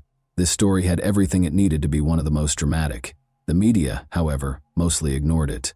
The story, however, followed the finest traditions of Greek tragedy and took place in Ohio in the 2000s. It took not 1, but 2 deftly placed traps to capture the offender, whose behavior and intentions will cause you to reevaluate your level of trust in the people you let into your home and your heart. Michelle Baker was prepared to become a wife and mother at the age of 33. When her friend introduced her to the amiable young physician Maynard Mincing, happiness appeared to be imminent. The 33-year-old Maynard had prior married life experience. They had similar interests in medicine and a desire to assist others, because Michelle was an EMT in the fire department. Because Maynard was the ideal woman, successful, attractive, and charming, Michelle thought she had won the lottery. The relationship between Michelle and Maynard was like a fairy tale from today. Her boyfriend moved into Michelle's home in Hoover Heights, Ohio within a month. Maynard's children from a previous marriage would visit on the weekends. Michelle saw how happy he was spending time with his children and knew he would be ecstatic when she informed him that he would once again be a father. She was right. There were no limits to his joy. Maynard started searching for a new house right away so that the young family could live together, and he paid $320,000 for a beautiful and comfortable nest. When Maynard proposed that they go to Key West, Florida, where they would get married at sunset while standing barefoot on the sandy beach, Michelle was ecstatic. The enamored couple left for Florida, but Maynard changed his mind on the first day of their romantic weekend. In order to have a traditional ceremony with his family present, He requested that Michelle postpone the impromptu wedding. Michelle ignored this obviously fabricated justification because she still fervently desired to start a family. The two went to a restaurant for dinner that night. The meal went smoothly, but Michelle felt a sharp pain in her abdomen and saw some faint bleeding after she left. She was terrified that she might lose the baby, of course. She was relieved that there was nothing to be concerned about because her fiancé was a doctor. He asked her to try to fall asleep after putting her in bed. The pain went away the following day, but when she got home, Michelle thought it wouldn't hurt to visit Dr. John Shea, her physician. When the doctor confirmed that the fetus was developing normally, she exhaled with relief. Since it was Michelle's first pregnancy, he was sure she was just concerned. She was concerned that the fetus might be affected because she had endometriosis in the past. However, Michelle had a challenging pregnancy. Unidentified spasms and inexplicable bleeding became frequent occurrences, perplexing the medical staff who were unable to come up with a clear explanation. Maynard, who would soon marry Michelle and be the father of their child, thought it would be the ideal opportunity to confess his lingering feelings for his ex-girlfriend, Tammy Wynn, as if the physical suffering wasn't enough. To all of their friends, Maynard had painted Tammy as a horrible person, despite their complex past. As it happened, he was unable to forget her. After realizing that this was the true cause of her boyfriend's wedding postponement, Michelle valued his candor and chose to put even more effort into their relationship rather than break it off. But on July 1, 2000, Michelle's confidence in her future husband swiftly dwindled. Michelle stayed at home taking care of her own chores while Maynard went out of town to go fishing with a friend. Michelle switched on the radio and tuned into a local station, lost in her activities. She heard her beloved order a song for another girl, and it hit her like a ton of bricks. Maynard's voice sounded exactly like the caller. Michelle stood frozen, listening to the discussion with great interest. Michelle's heart fell when the DJ asked the man his name and he said, "Maynard." She was suspicious of her fiancé's true location. She requested a ride from her neighbor to Maynard's ex-girlfriend Tammy's house.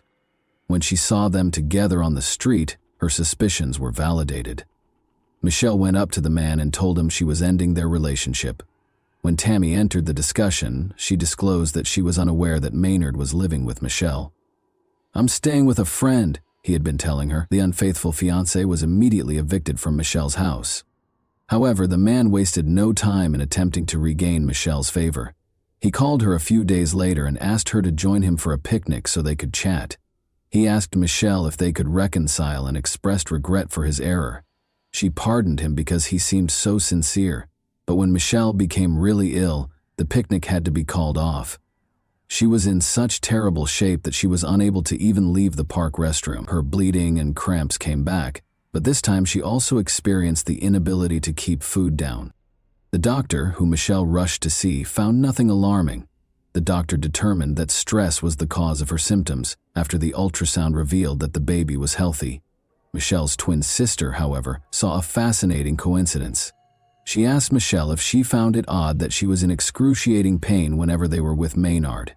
Michelle's sister's suggestion appalled her. She recalled that Maynard had poured her drink at the picnic before the second severe pain episode, and that he had brought glasses from the bar during their dinner in Florida just before she became ill the first time. With her drinks, though, what could he have done? Even though they had discussed the wedding once more and their relationship appeared to be back to normal, Michelle couldn't deny her sister's sensible observation. She also couldn't get rid of the impression that Maynard and his ex-girlfriend weren't entirely over.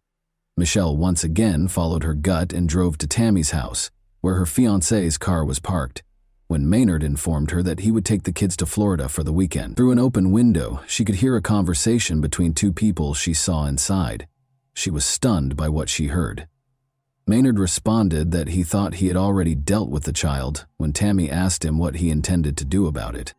Michelle came to the conclusion that the only way to keep Maynard as far away from the child as possible was to call the police. Michelle went to report her suspicions to the police. The detectives, however, were dubious after hearing her story and found it hard to accept that someone would try something so unbelievable. They had never seen anything like it in all the years they had worked as police. Although department rules forbade testing pregnant women, the police wanted Michelle to take a lie detector test. As a result, they rejected the notion and told her up front that, given Dr. Minsing's professional status, they would require strong evidence before they could arrest him. Michelle had to handle things herself, because there wasn't much they could do in the interim. Michelle demonstrated her abilities as a true detective. With the assistance of a friend, she concealed a tiny video camera inside a fake plant on the kitchen counter and arranged the flowers so that it recorded everything that took place behind the kitchen table. Then, like all famous spies, she asked her boyfriend to join her for dinner and asked him to pour her a soda as she grilled steaks outside. Michelle excused herself under a false pretense and proceeded to the bathroom to pour the soda into a bottle after Maynard handed her her glass. She was horrified to find residue of some substance, not a tiny bit but a noticeable amount of some sort of drug at the bottom of the glass. She calmly poured the soda from the hidden bottle into the glass and went back to the table, trying not to show that she was in shock. However, Maynard kept getting calls from Tammy, so Michelle was unable to continue dinner in a composed manner. "Do you know why Tammy is upset?" he asked Michelle over the phone after he finally left. Michelle wasn't too worried about Tammy's feelings after finding out that her fiancé had been giving her drugs in her drinks, but when she gently inquired as to why Tammy was upset, Maynard surprised her once more by revealing that they had secretly wed earlier that week. Michelle's determination to protect her unborn child outweighed her feelings of hurt and rage over her beloved's betrayal. She immediately took the soda bottle to the police. An expert concluded that Cytotec, a drug used to treat stomach ulcers and induce labor, had been added to the soda. When used carelessly, though, it can also have lethal effects on the fetus. Legally speaking, the detectives had a problem even though they believed Michelle. They didn't have any proof that Maynard put the substance in the glass. In court, a skilled attorney would contend that Michelle falsified it in order to frame her cheating fiancé. The police therefore set up a trap for themselves. When the detectives asked Michelle to inform him that her pregnancy was going well during one of Maynard's phone calls, he invited her to dinner and gave her another dose of the drug. On August 14, 2000, two police officers hid in the garage while hiding a small camera inside a firefighter figurine that was placed on Michelle's kitchen counter. The police stormed into the kitchen and arrested Maynard for attempted murder as soon as they saw him trying to serve Michelle one of his special cocktails. "I hope these are prenatal vitamins," one of the officers said to Maynard, gesturing to the enigmatic material he was holding. The police discovered even more of the same substance in Maynard's vehicle. The doctor was forced to confess after laboratory tests revealed that Cytotec was present in the beverage. Maynard provided an apologetic justification for his horrible act, effectively acknowledging that he had poisoned his ex-fiancée in order to solve the issue. Maynard responded in the affirmative when asked if he thought the child was a problem. Michelle kept going to the doctor once a week and getting ultrasounds once a month. The fetus appeared to be growing normally in spite of multiple doses of the drug, but Michelle went into labor just before Maynard's trial, at 28 weeks of pregnancy. She gave birth to a stillborn daughter, whom she named Michaela.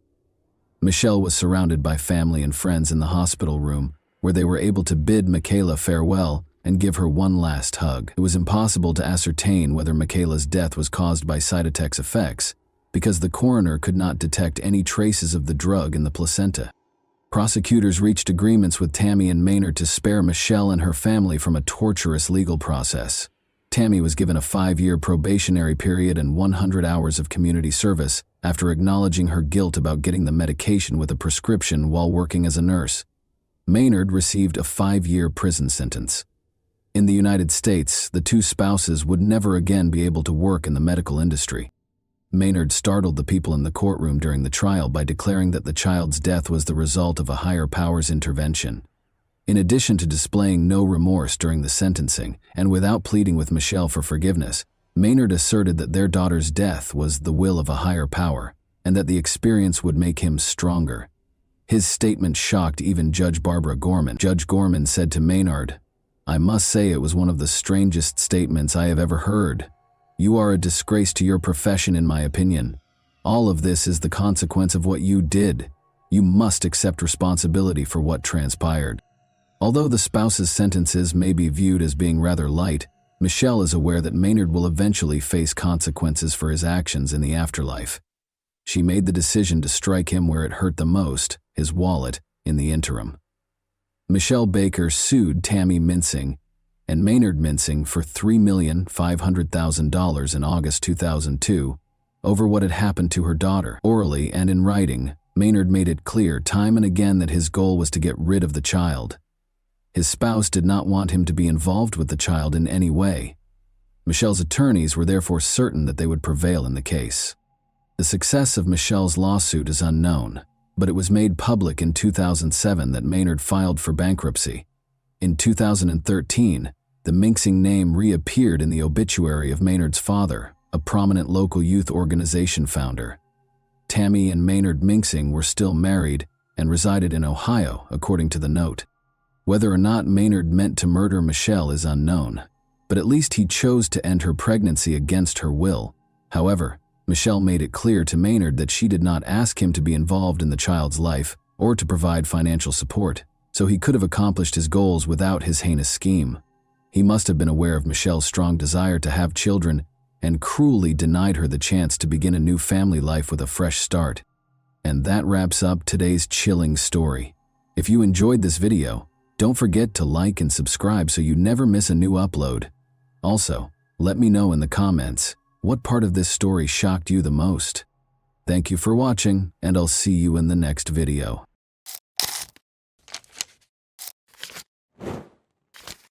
Hey guys, welcome to my channel, and today we're going to take a look at another horrible case with you. In December 2010, at St. Malachy's Church in Tyrone, Northern Ireland, it all began exactly where it ended. In front of more than 300 guests, beauty queen and educator Michaela Hardy and athlete John McArevey exchanged vows. But 3 weeks later, John came back with his young wife's body, buried in her immaculate wedding dress. What caused Michaela to pass away? Who could be so cold-blooded and cunning as to murder a woman who had just recently started to enjoy her wedded life with her beloved? And will international cooperation aid in the investigation of one of the most horrific and unforgettable crimes of the past several years? In 2005, John McArevey, the captain of the Irish football team, and Michaela Hardy, the daughter of one of the nation's best football managers, met in university. The young couple fell in love at first sight and had never been apart since. Michaela gladly accepted John's proposal while on vacation in Paris. On New Year's Eve, which was also Michaela's 27th birthday, they scheduled their wedding. Following the formal wedding, the newlyweds flew out on their 3-week honeymoon. Before the most anticipated portion of their trip, 2 weeks at the 5-star Legends Hotel, situated in the fishing village of Grand Gabe on the northeast coast of Mauritius, began, they spent the first week in Dubai. Michaela thoroughly investigated local hotels before deciding on Mauritius as their idyllic honeymoon destination. They chose the Legends Hotel because it has a lot of good evaluations and is well liked by Irish travelers. They asked the hotel's receptionist if they could be assigned to one of the better rooms when they first arrived. They were told that room 1025 in the premium block was available. On January 10, 2011, after having breakfast together, John opted to play golf while Michaela sunbathed. They had lunch together once more. After lunch, Michaela usually looked forward to tea with something tasty. While she went to the room to get Kit Kat bars with her favorite dark chocolate, which she had bought from Dubai and placed in the refrigerator, she requested her husband to get tea. Although John offered to bring her the snacks, she chose to go alone because the accommodation was only 150 feet from the restaurant. While waiting for his wife to come home, John viewed videos and shot some pictures. After a while, he started to question why Michaela hadn't returned. He made the decision to find her. John knocked on the door but got no answer. He went to the receptionist after forgetting his key in the room and failing to see anything through the window. After guiding him back to the room, the corridor attendant used his key to open the door. However, the corridor attendant heard a man's cries for urgent assistance as soon as he moved a short distance away from the door. John walked into the room and found his wife in the cold water bathtub. Her lips were blue, her skin was cold to the touch, and there were noticeable bruises on her neck. John tried to assist Michaela, supposing she had planned to take a bath because of back problems, but had slid or passed out. But his attempts were unsuccessful. The dreams of a young, contented married couple came to an end when medical authorities declared Michaela dead within an hour. People kept coming and going from the newlyweds' room, and no one tried to protect the crime scene, perhaps since it was initially assumed to be an unfortunate accident. When the police entered the room and saw Michaela's condition and the chaos within, they assumed a murder had occurred, even though they had been told that a tourist had drowned. After being brought to the police station, the distressed spouse was detained for 5 hours while being questioned. Given that most murders are carried out by people who are close to the victims, this was not unusual. The harshness and inappropriateness of the police officer's remarks in John's situation were unusual. John was obviously overcome with grief by Michaela's passing. He found his wife's lifeless body in the bathtub, while only 30 minutes before he had seen her joyfully making her way to their room. But when a policeman noticed that he was crying, he may have tried to comfort him by saying, "Why are you crying? You're still young, you'll find yourself a new wife." If the hotel manager hadn't stepped in, it's unclear how long they would have held John at the station. The management reported to the police that a master key that was taken and fit all the locks had been used to open the door of room 1025. It became clear that a member of the hotel staff was responsible for the murder. Most likely, it was an accidental killing. At 2:42 p.m., a staff member, possibly a security guard with the master key, entered the room.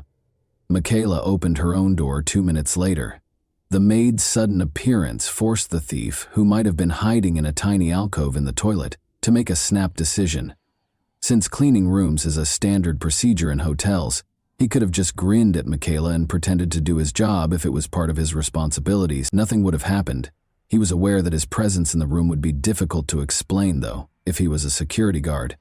He then saw no choice but to hide in the bathroom and wait for the woman to just go. However, that did not occur. Michaela chose to seize the chance and went into the restroom as investigators conjectured. She found the robber inside. The thief attacked Michaela in a panic after she fled in fear. He put Michaela in the bathtub after realizing that he had killed her, possibly in an attempt to make it seem like an accident involving the maid. Despite the shock, he may have also imagined that water would wash away any DNA evidence left on his victim. The murderer was still present when John got up from the table at 3:05 p.m. to see why his wife was taking so long. John could have apprehended the murderer at the spot if he had his keycard with him, but by the time he approached the administrator, requested that the door be unlocked, and stepped into the room, it was 3:26 p.m., and the thief, who had inadvertently become a murderer, had disappeared. The cops were under tremendous pressure to release John. It is critical to settle the case as soon as possible when a visitor is slain in a nation that depends significantly on tourism.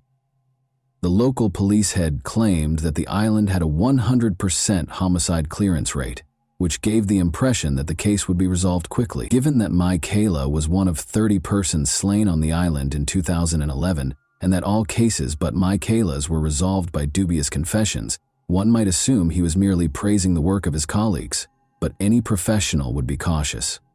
The police once again used admissions to solve every case the following year. The investigators had a perfect crime scene, which may have made up for the police's over-reliance on instinct and intuition, if that's what it is. Surveillance cameras were installed all throughout the hotel, the room was cleaned daily, the security system recorded every entry, and the hotel itself was essentially an invincible fortress with watchful security personnel everywhere. That was not at all the case, as we shall see in a moment. 2 hotel staff members were detained by the police within 2 days after the murder, and 2 of them, Avinash Tribhovan and Sandeep Munia, were charged with the crime. The other staff members obligingly became important prosecution witnesses. Dasan Narayanan, a hotel security guard, was also taken into custody a week later.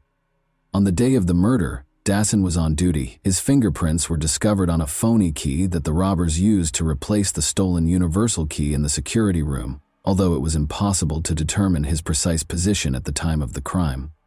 There was nothing Dasan could do to explain how his DNA got onto the room's safe door. He gave a preemptive explanation for why his DNA might be present if it were discovered, acknowledging that he had touched Michaela's cheek in his haste to assist John. Nevertheless, the police chose to concentrate their efforts on Avinash and Sandeep, and merely charged Dasan with being an accomplice to the thefts, despite his contradictory testimony.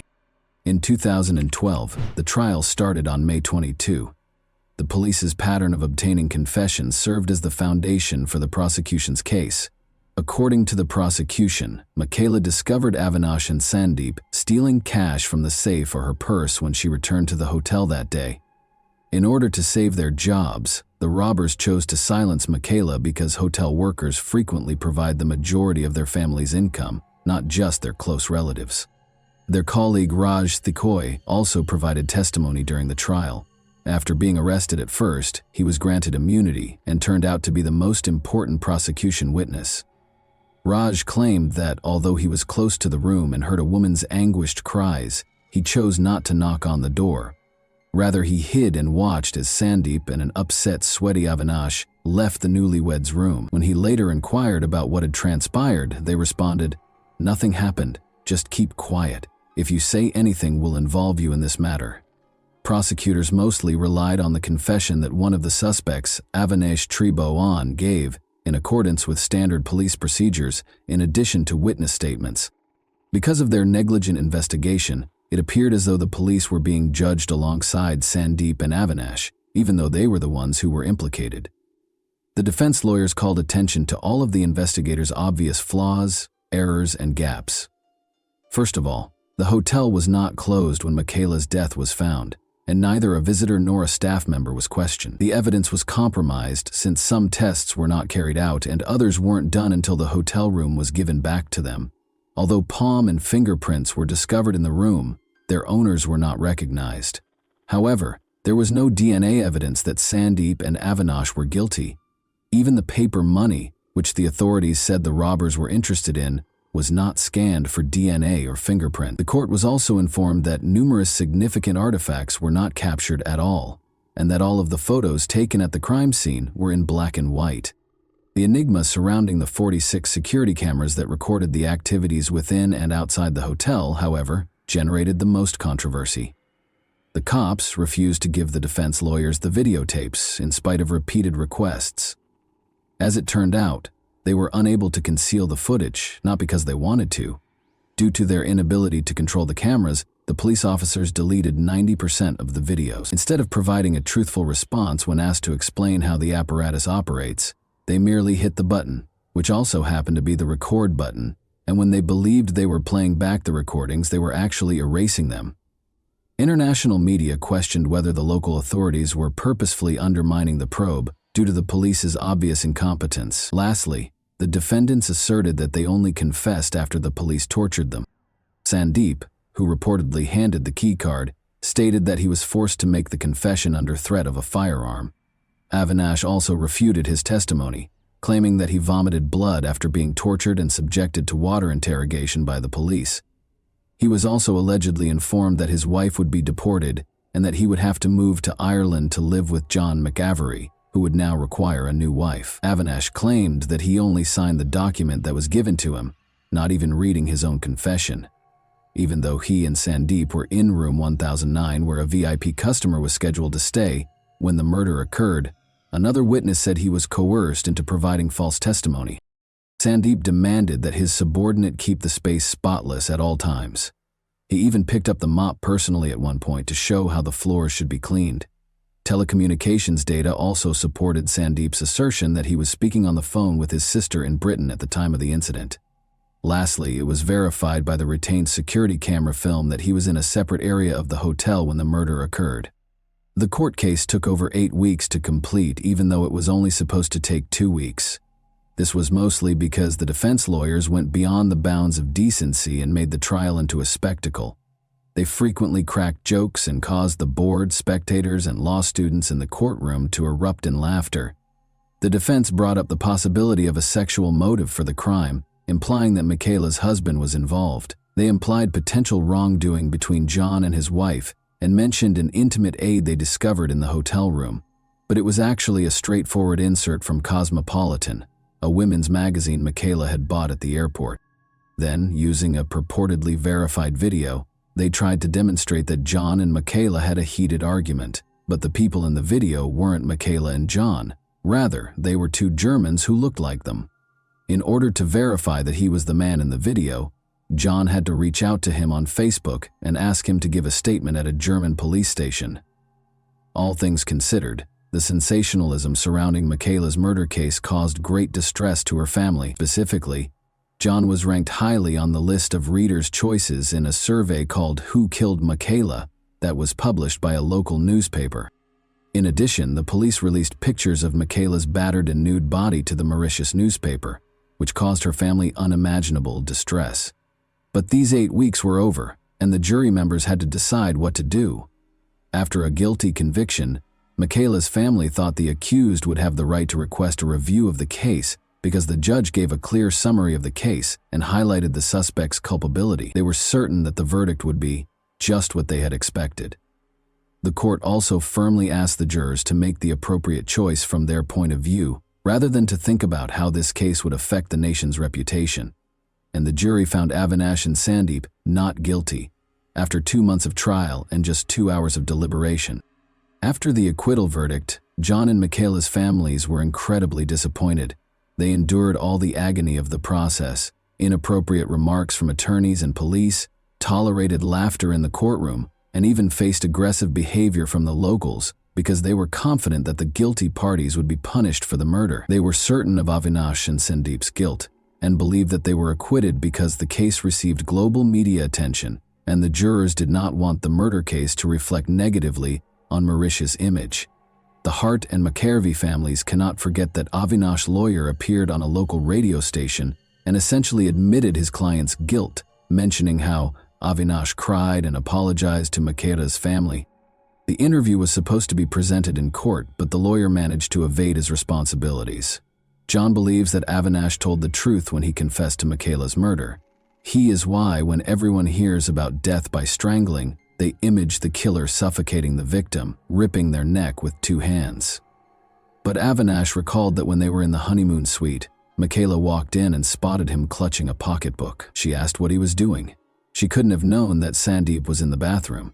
When the girl tried to prevent Avinash from leaving the room, standing in his path, Sandeep approached her from behind and put one hand around her neck. The truth is, the autopsy report was prepared much later, and it confirmed that everything happened exactly as Avinash claimed. If Avinash wasn't certain, how could he have created such a strangulation technique? Avinash added that when Michaela fell, she struck her head on the ground. That was further supported by a bruise discovered on the back of her skull during the post-mortem. Furthermore, in summarizing the case, the judge reminded everyone that Avinash made his confession on January 12 and signed it on the 13th in the presence of his lawyer. Avinash would have been made to sign something else on the 12th if the cops had intended to fake the confession. Furthermore, 3 other doctors evaluated the youngster on separate days, and none of them discovered any evidence of abuse. After the acquittal verdict, a new investigation was launched. The key card that the murderer and thief used to enter the room was the main piece of evidence that the police concentrated on. Even these locks' mechanism, though, is unreliable. It is impossible to pinpoint the precise moment the murderer entered Michaela's room because the 240 locks in the Legends Hotel are not synced, and each one displays its unique time on the security system's dashboard. Because the precise hour of the crime is uncertain, this puts almost every suspect's alibi into doubt. The situation was exacerbated by the discovery of yet another serious weakness in the hotel's guest security. The number of possible suspects could rise from dozens to hundreds as a result of this vulnerability. Mauritian law states that the beach is public property if the hotel owns the guest rooms, dining establishments, bars, golf courses, and other such places. Locals own the island's beaches, and traders and fishermen have always had complete access to the hotel's grounds and the beach. Young boys are used to hanging around on the hotel grounds, and local craftsmen sell their wares to visitors. To put it another way, the hotel cannot guarantee the security of its property, even with cameras, gates, and security guards, and there is no way to confirm who entered the honeymoon room. Consequently, there were no noteworthy discoveries made during the fresh inquiry into the matter. Under international pressure, the Mauritian police examined Michaela's murder many times and even sought the services of a French laboratory for retesting DNA evidence. The discovery of DNA on Michaela's clothing that matched that of one of the suspects was reported as a major breakthrough in 2014, but this finding wasn't enough to justify a new trial. John offered a sizable reward for information regarding the case in 2017, in an effort to bring it back into the public eye. A lawyer called him a few weeks after he got back home to tell him that Sandeep and Avinash would now undoubtedly be arrested. Michaela's family was relieved and thought they would finally receive justice, but the attorney did not name the new evidence that made this possible. But months and weeks went by with no one being taken into custody. The case was formally ended in 2020, but the Mauritius government agreed to revisit it in 2021 after pressure from Irish MPs.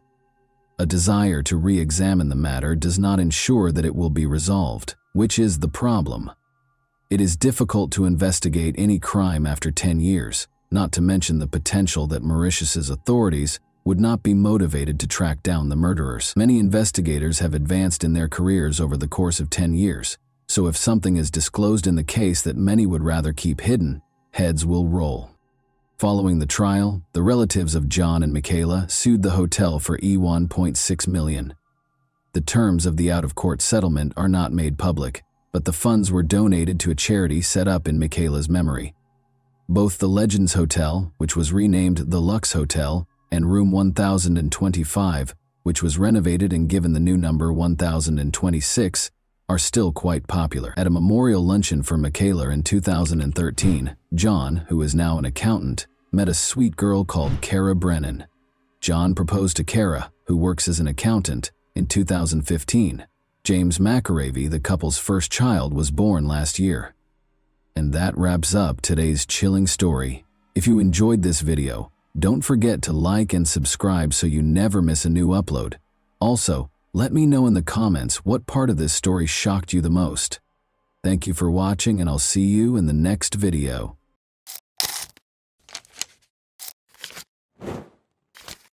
Hey guys, welcome to my channel, and today we're going to take a look at another horrible case with you. Many people can get to the point where they suspect a loved one of betraying them.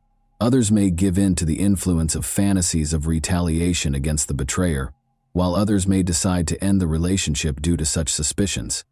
However, what if a katana were to make these fantasies come true? The setting for this story was Camas, Washington, in 2018. The topic of discussion was a woman who lived in a nice home in a quiet neighborhood. Alex Lovell was the man's name. For 29-year-old Alex, playing video games was his main passion. He was in front of the computer for about 12 or 13 hours every day. Alex took his pastime so seriously that he routinely performed shoulder, wrist, and hand exercises. He even worked on a unique mouse control method to improve his efficiency as a gamer or player. The age of 30, Alex's girlfriend Emily Javier was not pleased with his obsession. After 2 years of dating, the young couple noticed that Alex was spending more and more time playing games and having less time for her.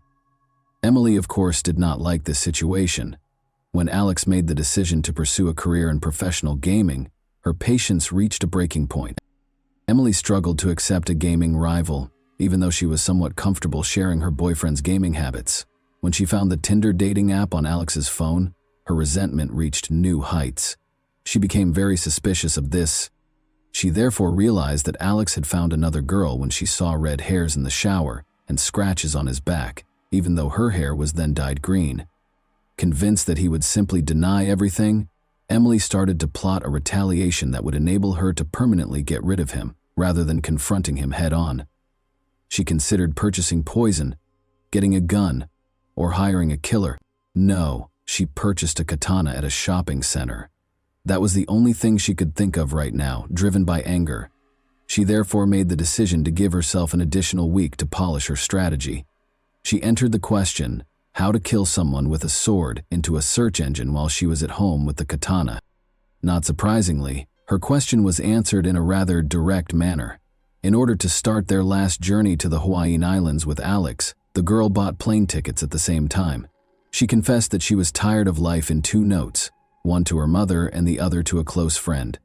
She also wrote Alex a note, though it's unclear what it said and when he was meant to read it.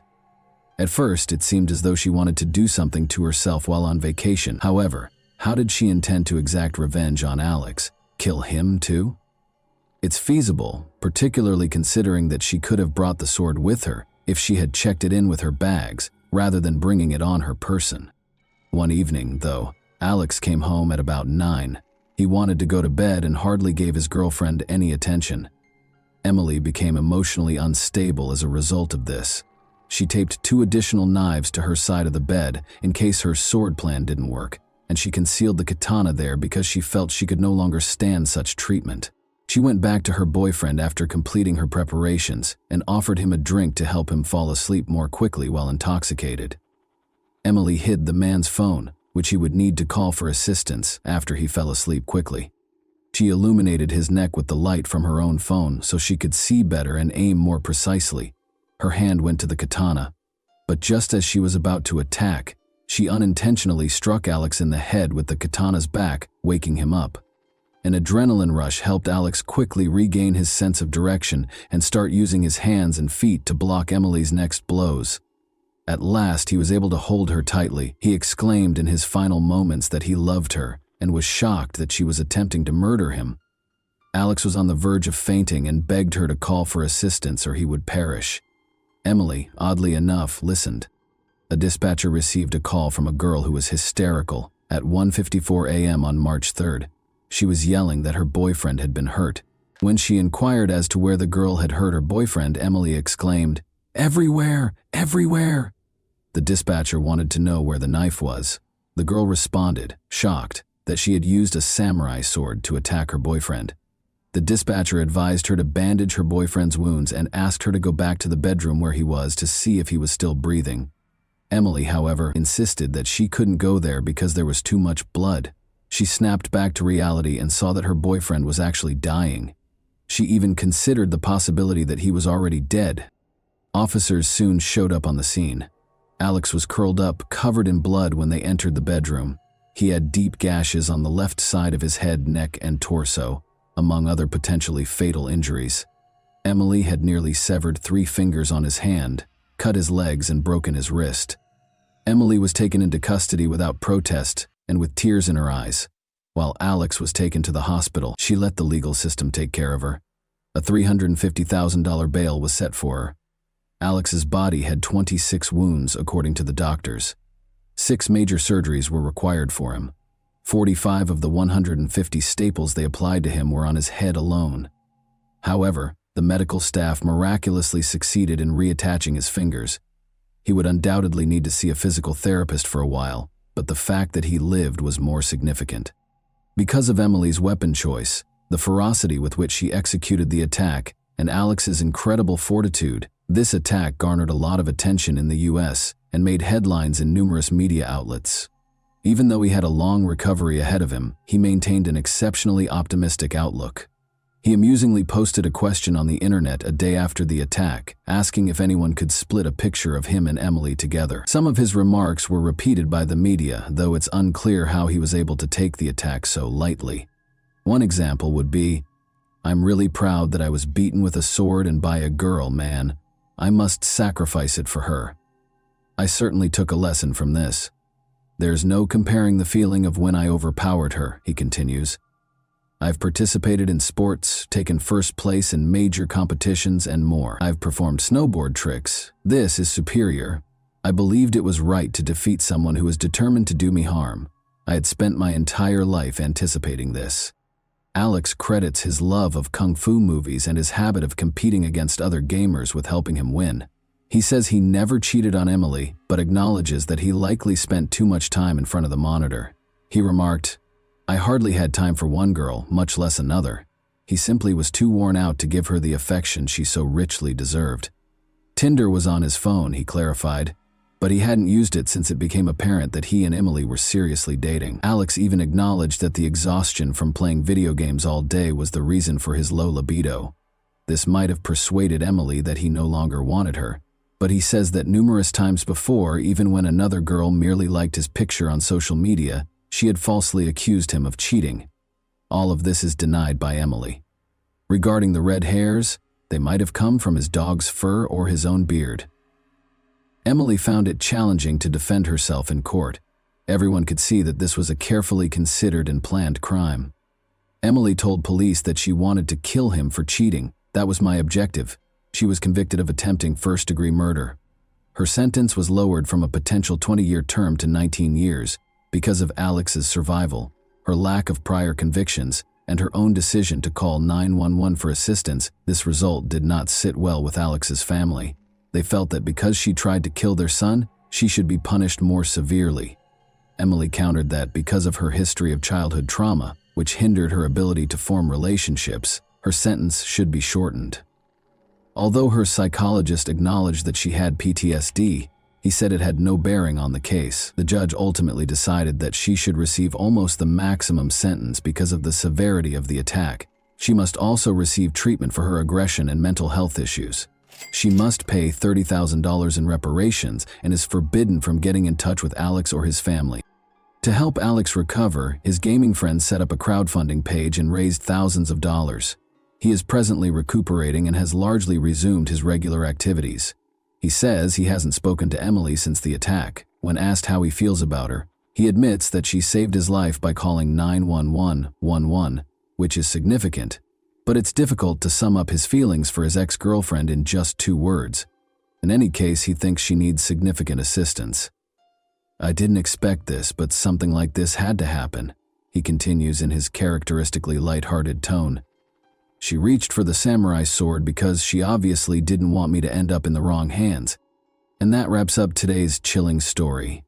If you enjoyed this video, don't forget to like and subscribe so you never miss a new upload. Also, let me know in the comments what part of this story shocked you the most. Thank you for watching, and I'll see you in the next video.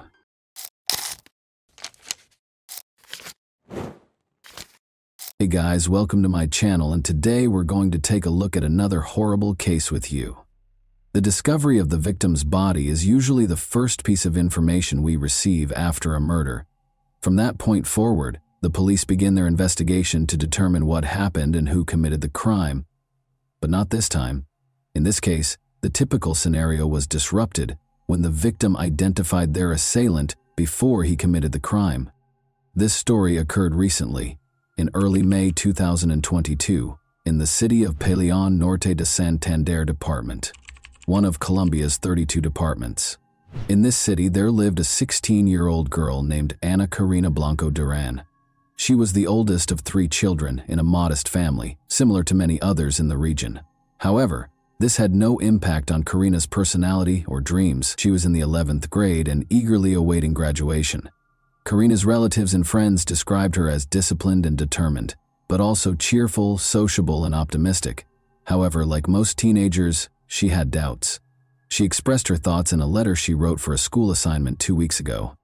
In the letter, the girl stated that, like everyone else, she had goals that she wanted to achieve.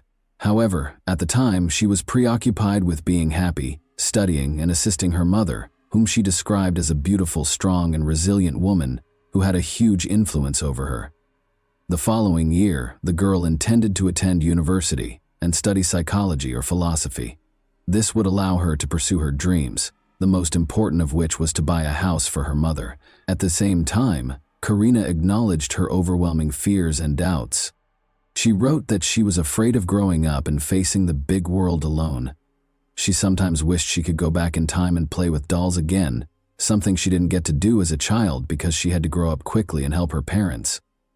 Karina, almost prophetically, explained what would happen to her in 2 weeks in her final sentence. She wrote that she feared human evil, and she was not mistaken. What she was afraid of eventually shattered her dreams. Karina awoke early on May 3, 2022, as she usually does. She lived in La Vega, a village in the Cashra municipality. Karina had to walk for at least an hour every day along several country roads to the bus stop that would take her to school because her village was relatively remote. The morning progressed as usual. The student awoke, ate breakfast, said her goodbyes to her family, and left the house at 5:30 a.m. However, shortly after Karina left, her father began receiving messages from her. It was unusual. Karina wrote to her father that while walking down the country road, she noticed someone following her. A man was approaching her very closely. When the girl quickened her pace, the stranger did the same. If she attempted to take a different path, he would follow her. Karina was understandably uneasy and suspicious. She mustered the courage to take a discreet photo of the stranger and send it to her father so he would know who was after her. Hafe Blanco, Karina's father, became extremely concerned for his daughter's safety. He dashed out of the house, taking the same route to the bus stop that she had taken, but he couldn't find her anywhere.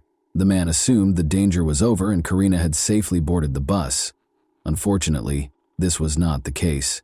Karina's parents were later informed by the school that she did not attend class that day. Karina's parents reported her disappearance to the police. Because it was a small village where everyone knew each other, word of the incident spread quickly among the locals. The girl's family distributed a photograph of the stranger who had been following her since the morning. A few hours later, a man who worked at a local farm mentioned another farm worker who looked very similar to the man in the photograph. Despite the blurry image, he believed he recognized him. Additionally, that worker was late for work on the same day. Armed with this information, several villagers and Karina's relatives went to the farm where these men worked and demanded answers from the person Karina had most likely photographed. The man in question was Alexander Keogh, a 55-year-old Venezuelan native. He had arrived in town 4 months ago and was staying with a relative. Alexander had found work on the farm where he was located. The people were outraged by the schoolgirl's disappearance and acted aggressively. He eventually admitted to assaulting Karina, killing her, and disposing of her body in the Kashra River. It's understandable that the villagers, particularly Karina's relatives, wanted to take matters into their own hands following such a confession. However, the police arrived just on time. The officers apprehended the suspect, rescuing him from the angry mob. The police took Alexander Carrillo to the station and began interrogation. He repeated what he had previously told the villagers. He admitted to killing the schoolgirl and revealed where her body was disposed of. Following the crime, he cleaned himself up, changed his blood-stained clothes for clean ones, and returned to work. The man truly believed he would never be found, unaware that the victim had taken a photograph of him. During the interrogation, villagers gathered near the station. They were furious and wanted to take matters into their own hands. Concerned for the man's safety and believing his life was in danger, the police decided to transport him to another location. They escorted the suspect out of the station and attempted to get him into the car. However, when the crowd began to act, they dragged Carrillo from the vehicle and attacked him. The police couldn't intervene because there were so many of them. The mob beat the perpetrator with sticks and stones before someone attacked him with a knife, killing him. Even after that, the crowd refused to disperse and blocked the police from approaching until they were certain that the man had died. Karina's body was discovered on the riverbank, exactly where her assailant had indicated. Her bag was nearby. The girl was partially undressed, and the autopsy revealed she had been sexually assaulted. She died of 2 penetrating wounds to her chest and neck. According to the police, Alexander Carrillo had been watching Karina for several days, meeting her every morning as she walked to school while he went to work. This version is supported by the fact that, a few days before the attack, Karina informed her school friends that she was being followed by a stranger, which made her extremely uncomfortable. The police have stated that the investigation will not be terminated at this time. They will investigate the actions of the local police officers who allowed the man's lynching, as well as who initiated the attack and delivered the fatal blow. According to local media reports, it was a relative of Karina, but the individual's identity has not been revealed. Pain and outrage swept through the city. An event was organized at Karina's school to honor her memory, while also protesting the killing of women. Students and teachers wrote an open letter to express their outrage at the current state of affairs.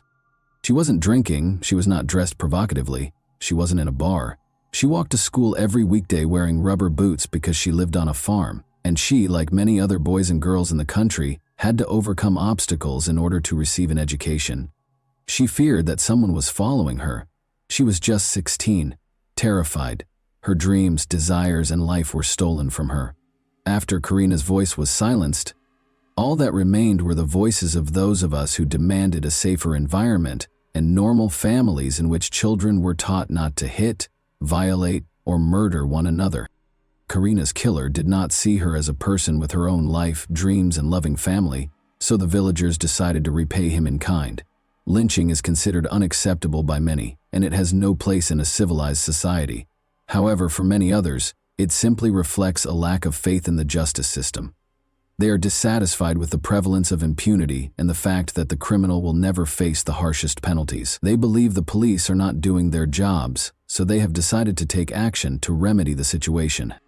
It is heartbreaking to see girls who leave for school and never return, becoming victims of murder. But in this case, Karina was the one who exposed the criminal. Karina did not behave recklessly. She immediately sensed the danger emanating from the persistent stranger, secretly photographing him and sending it to her father. She let him be caught before he could harm another innocent girl. Unfortunately, it was too late for her. However, without that photograph, the police could have gone days, months, or even years without finding the killer. And that wraps up today's chilling story. If you enjoyed this video, don't forget to like and subscribe so you never miss a new upload. Also, let me know in the comments what part of this story shocked you the most. Thank you for watching, and I'll see you in the next video.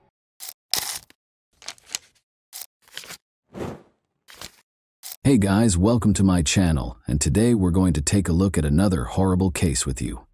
While investigating the crime scene on April 29, 1998, Delaware police noticed a car in the distance. However, the car suddenly stopped, turned around, and started back without even approaching within 100 meters. Although they were aware of the driver's actions, detectives paid little attention to them. Why would they do so after all? They had no idea, though, that this story might have turned out very differently if they had followed the enigmatic driver. When Debbie was 21 and Nino Pitts was 24, they first met. At a party, Nino asked their mutual friend Bill Sharp if he knew of any attractive girls he could introduce to his mother. This led to their introduction. Debbie was introduced to Nino by Bill, who said she was a wonderful girl. After dating for a while, Debbie and Nino were married in 1973. For 25 years, their lives were just like those of millions of other couples in the modern world. Both of their twins, Michael and Melissa, had grown up and were enrolled in college.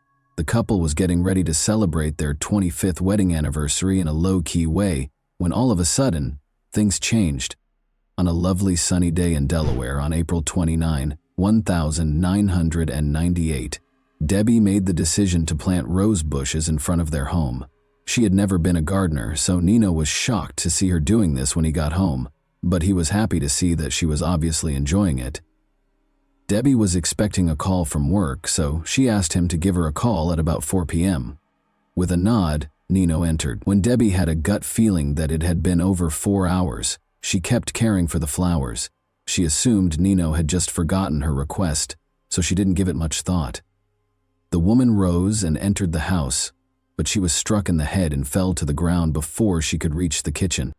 Debbie was in shock and couldn't comprehend what was going on. She could hardly see because her glasses had fallen, but she could make out a stranger's silhouette standing over her. "Where did you keep your money?" he demanded. Debbie became aware that the house had been broken into. As the man searched through her possessions, she lay on the ground. She still felt that Nino ought to have saved her already, but she was worried that he might suffer harm if he did. In the meantime, the intruder threw her face down on the concrete floor, tied her wrists and ankles, and dragged her downstairs to the basement. She was violated by the man. Debbie was shocked by what was happening and writhed in agony. She had been caring for her roses in her cherished garden only 20 minutes prior, and now she was facing this humiliation on her own house's floor. The attacker pulled up his sweatpants and walked away when it was all over. The brute reappeared and pulled Debbie back up the stairs, this time from the basement, just when Debbie thought the horror was over. He kept a knife to her throat, covered her with a blanket, and carried her to a car parked near the front door, placing her in the trunk. Debbie didn't even realize she had just been abducted, because she was in such a state of shock. However, the man started the car, so she didn't have time for that. Debbie was trying to break free already. She wanted to break the bonds so she could begin kicking, biting, screaming, or doing anything else to get away or draw attention when the criminal opened the trunk again. But when he opened the trunk, her plan fell through. Debbie was horrified to see that no one was willing to assist her and that she was already in the garage. She was brought back inside the house by the kidnapper. It took him only one look to realize that Debbie had attempted to loosen the ropes after she was flung onto the room's bed. Furious, he violated her once more and punished her harshly. She sobbed and pleaded for forgiveness, but the more she pleaded, the more vicious he became. He chuckled and obviously enjoyed her suffering. Debbie saw that he probably had some illegal substances in his system. He bound her hands and feet to satiate his desire, then tied the ropes around her ankles and wrists to render her immobile. The attacker left her, closing her eyes and mouth. She thought she was saved when she heard 2 loud shots shortly after, assuming it was the police rescuing her. Debbie's absence was immediately noticed at work. As a hospice nurse, her dependability and timeliness were always undeniable. Therefore, a co-worker went to her home at 6:30 p.m. when she was unreachable. When Debbie's co-worker noticed the Pitts family's neighbor, she introduced herself and inquired as to whether he had seen her. She had been planting roses in the garden, he retorted, adding that the house's side door was always open if she wasn't answering. The woman came inside. There was silence. She summoned Debbie. Her glasses were on the floor, and her possessions, including her wedding ring, were on the kitchen table. The woman kept phoning Nino and Debbie. She discovered Nino in the bedroom, but Debbie was nowhere to be seen. He had been shot in the head, and it was clear that he was no longer able to be helped. Only the following day did Debbie see the kidnapper. He described how he saw the headlights pointed at his windows and assumed the police had found him. Concerned that the neighbors might have heard or seen something, he fired 2 shots from the window. Then he loudly turned up the TV or the radio. Debbie was horrified to learn that Anthony Pitts, Nino, had been shot in his own house when the news program began. The police suspected her of killing her husband and made her a fugitive. She hadn't even considered the possibility that Nino had suffered any harm until that point. She felt that everything had happened so fast. She had gone inside, she had been attacked by a stranger, and her husband had no idea where she was. Debbie found it hard to believe that Nino had been hurt by her kidnapper. The woman was shaken when the man abruptly apologized for having to kill her husband and just walked out of the room. She had just learned something that was really hard for her to understand. She understood that she would be her attacker's next victim, because he was not only a thief and a violator but also a murderer. She also realized that she couldn't grieve for her husband because doing so would only make him angry. All Debbie could think about was her kids. They were adults, of course, but they had to cope with 2 horrific shocks: the death of their father and the disappearance of their mother, who was suspected of killing him. Detectives spoke with friends and family in the interim, but they were unable to determine Nino's killer. The 2 had a great relationship according to everyone's testimony. The neighbors never heard any screams and they never got into a fight. Furthermore, Debbie couldn't see anything without her glasses, so she would never leave the house without them. The fact that their primary suspect was fighting for her life only 5 miles away was unthinkable to the police. In a follow-up interview, the neighbor recalled seeing a car parked directly in front of the family's home, despite the fact that he had not heard any screams. A man had driven off after placing a blanket in the trunk. In fact, tire marks were discovered by detectives on the lawn directly outside the house, which was extremely unusual for such a wealthy neighborhood. The police determined they were dealing with a kidnapping after finding Debbie's glasses on the kitchen floor, which prevented her from seeing anything. 52 hours later, the kidnapper showed a new side of himself. He untied his victim and addressed her normally. He had hardly spoken to her more than a few words at a time before, so this was very unusual. The man acknowledged that he was thinking of letting her go, but was worried that she would tell the police about his house. Debbie took these words to heart. She had to persuade him to actually let her go if he was thinking about it. Since she could hardly see without her glasses, she assured him that she would not tell anyone about him. She addressed him respectfully as Sir. He'd brought her in the trunk, so she didn't know where the house was either. But as soon as the hope for Debbie began to grow, it was dashed when he said he couldn't let her go. Then, as though he were thinking out loud, he said that he would only be sentenced to 10 years in prison if he removed all illegal substances from the house. Debbie became aware that the person she was interacting with was not very smart. Could he have been so gullible as to believe that assault, kidnapping, and murder only resulted in 10 years? She made the decision to use her cunning to help him see her as a person rather than a victim. She spoke to him calmly, and this strategy worked. He let her sleep in his bed that night after taking the shackles off her eyes and mouth. The kidnapper informed Debbie that she needed to shower on the morning of the 3rd day. She was denied access to the restroom by the man, even though it was necessary, but Debbie didn't feel strong enough to stand under the water after being confined for so long. He gave in to her request for a bath. The least of her concerns was that taking a bath and undressing in front of a stranger made her uncomfortable. The man asked if she planned to wash her hair after noticing that she was done. She responded that she couldn't do it right now because her wrists and hands were so painful and swollen that she couldn't even lift them. He therefore gave her hair a wash himself. Debbie felt uncomfortable allowing her husband's killer to touch her hair because it felt like another act of violence. However, she controlled her emotions. The man raped her once more after forcing her to put on his clothes after the bath. The kidnapper didn't realize that Debbie needed to eat until the fourth day. She asked him to buy a newspaper when he went out to eat. Ironically, he did as he was told. They read the newspaper and ate together. Although she didn't express it, it stated that the police had no suspects and that Debbie had previously been brought up by her family, which deeply distressed her. The kidnapper, however, seemed extremely happy and even proud of himself. Since no one suspected him and no one knew where she was, he thought he had committed the ideal crime. The kidnapper told Debbie he was going to work on April 24, the fifth day she was held captive. Even though he came back within 20 minutes, presumably to see how she was doing, he had stated this several times previously. Still, Debbie made the decision that today was the day. She had to do something if she was going to get away. She complained of the terrible pain in her wrists and told him that he had to think of something else if he wanted to keep her alive. The man complained that Debbie was becoming too costly for him and consented to replace the ropes around her wrists and ankles with handcuffs. They cost $5 each, he said when asked what he meant. Stated differently, he only gave her one meal, spent $10 on handcuffs, and most likely wouldn't spend much more. She had to leave immediately. He fastened the handcuffs to her wrists and ankles with a rope, said aloud that he was going to work, and shut the door. She was unable to move her hands because of the rope, but she was able to move her wrists thanks to the handcuffs. Debbie, on the other hand, took her time and was correct. An hour or so later, she heard the front door softly open and close. Debbie became aware that the test was successful. She began to move her hands, releasing the rope that held the two handcuffs together. Then she walked warily to the door and froze in terror. What if he remained behind the door and became furious upon realizing that his victim had set herself free?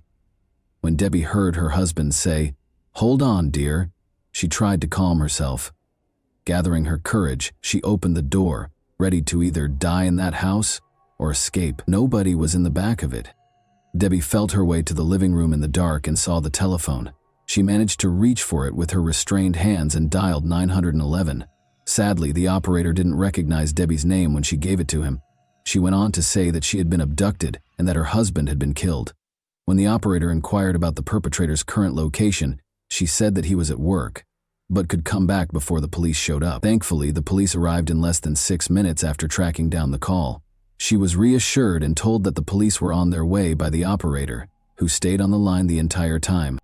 All of the feelings Debbie had been suppressing for nearly a week erupted when the police finally broke in. Her husband's death, the kidnapping, the violence, and the surprise rescue all blended into one. After being transported to the hospital, Debbie finally got to see her kids and other family members who had traveled from across the nation to show their support for Michael and Melissa. It was an odd mixture of emotions. Although Nino's murder consumed everyone's attention, they were also relieved to see Debbie still alive. The owner of the home where Debbie was being held was easily identified by the police. Donald Flagg was a factory worker who spent his free time robbing and attacking women. Donald gave in without protest and admitted to everything. Additionally, he provided clarification on a few points that the police were unaware of. He was just strolling past the Pitts family's home that day when he noticed Debbie caring for the roses. He went inside and waited in the kitchen, his eyes fixed on her. Because of the nearby construction and the lawnmowers in operation, Debbie was unable to hear the shot. He became acutely aware that he had not taken anything from the house after the attacker abducted Debbie. He went back to the victim's home, missing a great chance to make money. But the police officers at the crime scene had already surrounded it. Investigators had no reason to pursue the driver when they noticed a car stop suddenly and turn around. They didn't know it was their suspect until much later. The man's attorney persuaded him to enter an insanity plea in spite of his confession. Debbie was forced to testify in court as a result. Luckily, she was well prepared by her psychologist. In order to get used to the attacker's face and avoid displaying too many emotions, he asked Debbie to call him by name and look at his picture more frequently. This performed flawlessly in court. Not only did she maintain her composure, but she even turned to face her tormentor. making him turn away. Donald Flagg was convicted in spite of the lawyer's best efforts. He was given 8 consecutive life sentences, plus an extra 166 years in prison by the judge. Additionally, he will spend 10 years in solitary confinement from April 20 to April 24, the same period that Debbie was held captive. Even Debbie is relieved that he won't hurt anyone else. She later expressed regret for not going to violence victim groups. She had to speak up, but her family didn't want to talk to her about what had happened because they found it too painful. Helping other assault victims helped Debbie find healing. She gave lectures, wrote a book about her experience that was required reading at some American universities, and even assisted the Delaware Rescue Service in changing its operations to find the caller much more quickly. Debbie even mustered the courage to confront Donald in prison and ask him the question that had been bothering her for so long. Was he going to murder her? Yes, he replied. He didn't intend to let her die. Bill Sharp, the same Bill who had first introduced her to Nino, got in touch with her after learning of Debbie's fate. During Debbie's challenging trial process, they had a face-to-face meeting and spoke. More specifically, Bill listened to Debbie and let her speak.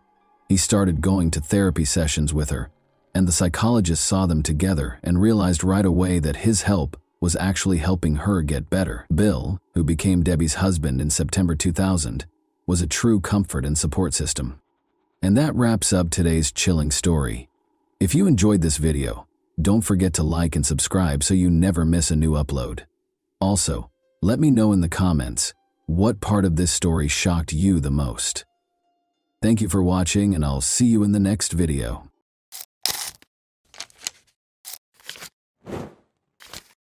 Hey guys, welcome to my channel, and today we're going to take a look at another horrible case with you. Concerned drivers who had spotted an abandoned car on the highway started calling Thurston County, Washington police on August 31, 2022. Officers discovered that their worries were not unjustified when they got to the designated spot. The key was still in the ignition, the driver's side door was open, and the door and steering wheel were covered in dried blood. Beside the car, on the ground, was a broken phone. Whatever happened on the phone happened very quickly, because it was last used at 5:10 p.m. and found at 5:30 p.m. The car was registered to Kenneth Davis from Olympia, Washington, which is 25 minutes away from the location where the car was found, according to the police's check of the registration number.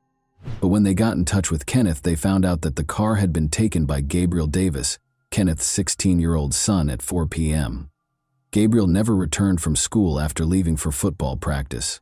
Blood and a smashed phone were clearly bad indicators.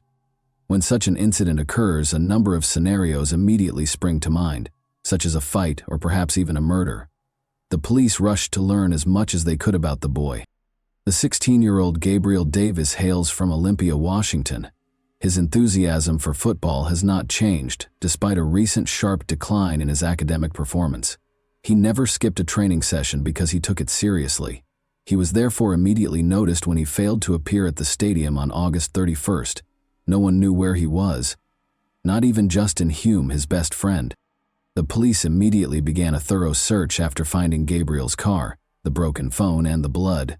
Helicopters and search teams were involved in the ongoing search through the night and into the next morning. People who said they had seen the boy began calling in droves as word spread about his disappearance.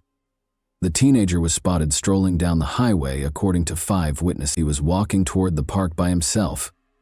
Gabriel even responded to a caller who inquired about his well-being by saying, "Yes."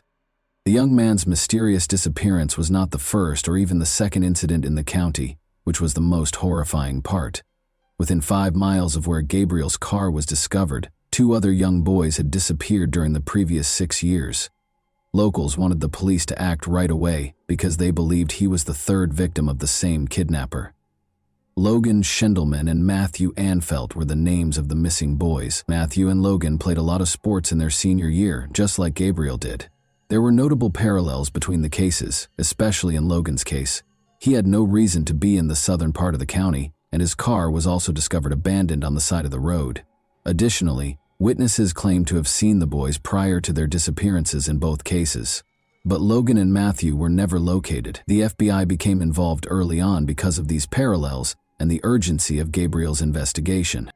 The manager of North Carolina Power Systems, a company that specializes in diesel engine repairs, called the police while the massive search for the missing teen under mysterious circumstances was in progress. She stated that Daniel McCaw, one of their staff members, had not been showing up for work for 4 days and was not returning calls. She asked the officers to come to his house and see how he was doing because this was unusual for him and he had never been missing before. When the officers got to his home in Orting, Washington, which is 45 minutes east of Olympia, they knocked on the door but got no answer. Through the doggy door, Daniel's German Shepherd dog ran outside. At the same time, they smelled a rotten smell, so they looked around for a way to get inside the house. An unlocked door to the laundry room allowed the officers entry. Daniel was lying on the floor when they got inside. He had been shot in the head and was lying in a pool of blood. At first, they thought he had committed suicide because there were no indications of forced entry. Nevertheless, no weapon was found close to the body, and a follow-up examination showed several stab wounds and an abdominal gunshot wound. The advanced state of decomposition made it difficult to determine the precise nature of the neck wounds. They discovered 2 empty holsters and casings for 9mm and 0.45 caliber firearms at the crime scene. Investigators came to the conclusion that the offender or offenders had used 2 distinct firearms, most likely taken from the victim. Only locals and the mailman had access to the man's elevated neighborhood residence, according to neighbors. How the offender could have muffled the gunshots was not immediately clear. It turned out, though, that although the locals were used to carrying guns, they did not meddle in one another's affairs. Even if someone heard something, they wouldn't think to call the police because they lived in relative isolation. During her talk with the police, Daniel's boss made a very intriguing comment. Daniel had split from Amanda Olafson, his fiancée, just 2 weeks prior. North Carolina Power Systems was another employer of Amanda's. Gabriel, her son, was the same Gabriel who had vanished the day before. It was an odd turn of events, and now the investigators had to figure out whether the murder of the 51-year-old man and the disappearance of the 16-year-old boy were related in any way. Thankfully, they could question Gabriel directly. On the evening of September 2nd, they located him in Thurston County, only 3 miles from the location of his car. Gabriel was found wearing only shorts, without a shirt, shoes, or even socks, and by himself in the dark in the woods.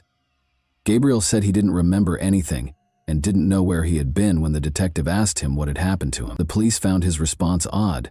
Gabriel had no scratches, but his feet should have had some abrasions if he had been lost in the woods for 36 hours. The blood in his car also didn't match this.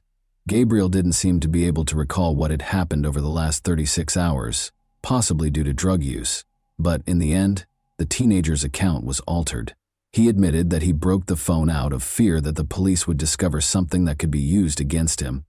He went on to say that he was afraid of getting hurt, so he couldn't tell what had happened to him. This was a very strange and alarming statement, but since they couldn't force the boy to give an explanation, they let Gabriel return home to his family while detectives worked to determine what had happened. Kenneth, Gabriel's father, called the police the following day. He claimed that although his son did play a role in Daniel's death, it was only because Daniel's biker friends forced him to do so in order to steal something from the victim's safe. According to Kenneth, the biker gang approached his son because Gabriel had lived there and was familiar with the house's layout. If the boy didn't comply with their demands, they threatened to hurt him. Gabriel then confided in his friend Justin Hume about his problems, and the two came up with a solution. The police's evidence, however, painted an entirely different picture. Although the victim and the Amigos Motorcycle Club, which is connected to the infamous Bandidos Motorcycle Club, were connected, the police did not discover any proof that the Amigos Club was involved in the murder. In addition, one of Daniel's friends, who was also a club member, went to the victim's house a few hours after the body was found. When the detective told him about Daniel's passing, he was truly upset.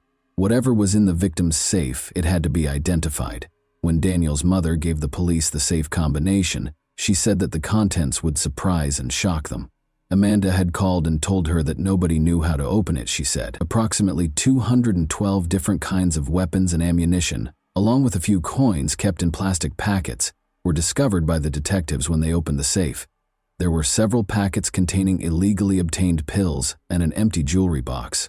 There were details about his biker club in the notepad. There was obviously something the size of an ammunition box on the bottom shelf.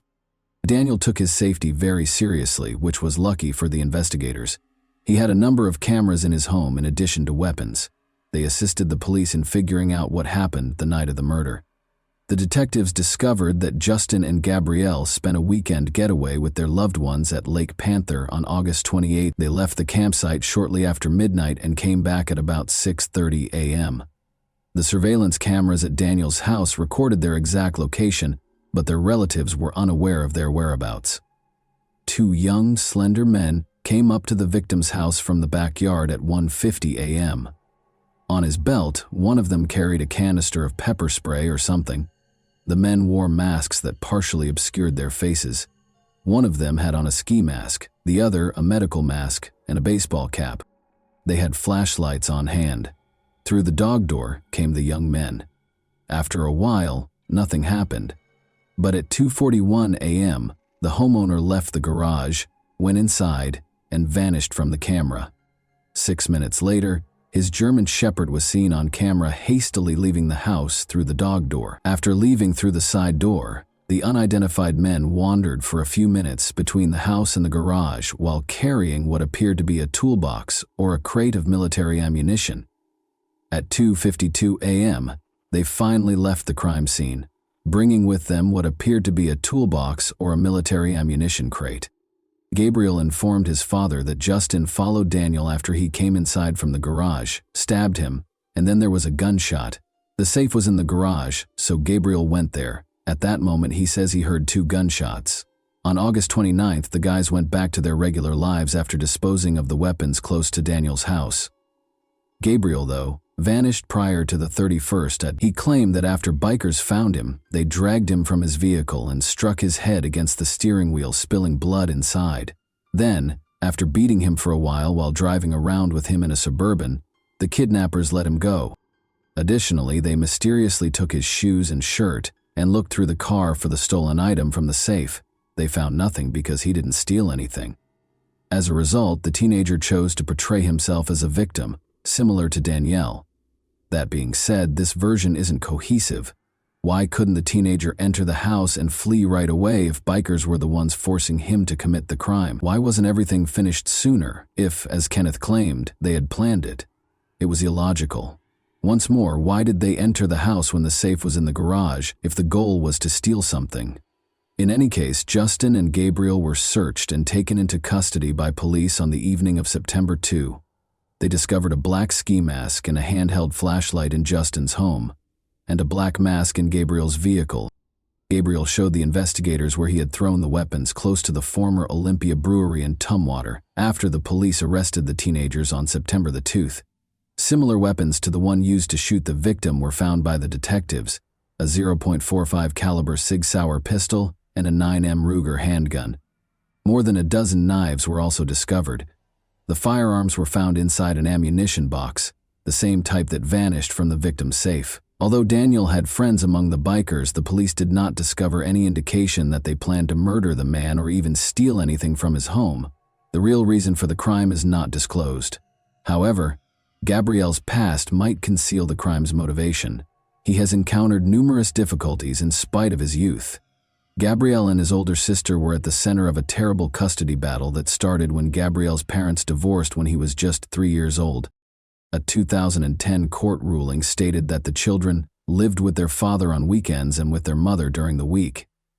After Amanda separated from an abusive husband and remarried twice, the decision was not reviewed. Kenneth, however, sued her after she moved in with Daniel in 2018. Alleging that the kids' grades suffered and they frequently skipped class. Additionally, he claimed that Daniel was violent, threatened Gabriel with a weapon, and even threatened Gabriel's sister, who is now 20 years old, and her boyfriend.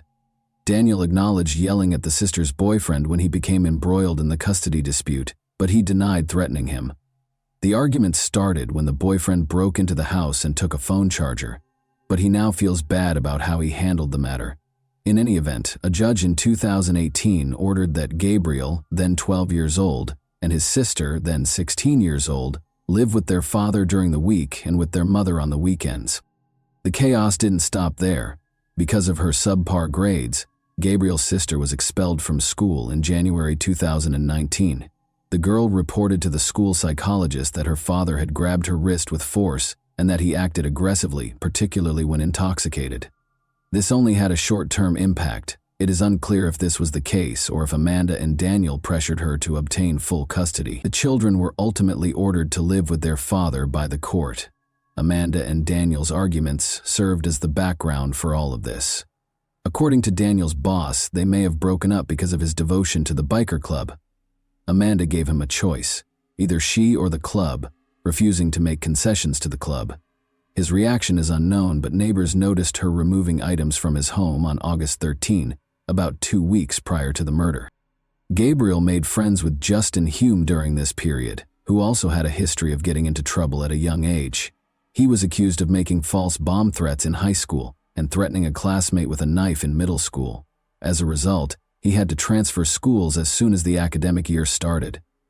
There are numerous pictures of the boy at the shooting range with Gabriel, demonstrating his intense interest in firearms. They caused mischief at school. Daniel's murder might have been retaliation for the way his relationship with Amanda ended, or maybe Amanda is lying. Anyhow, only a teenager could imagine a biker gang sending a kid to carry out their duties. The Raymond Hall Juvenile Detention Center is currently housing Gabriel and Justin.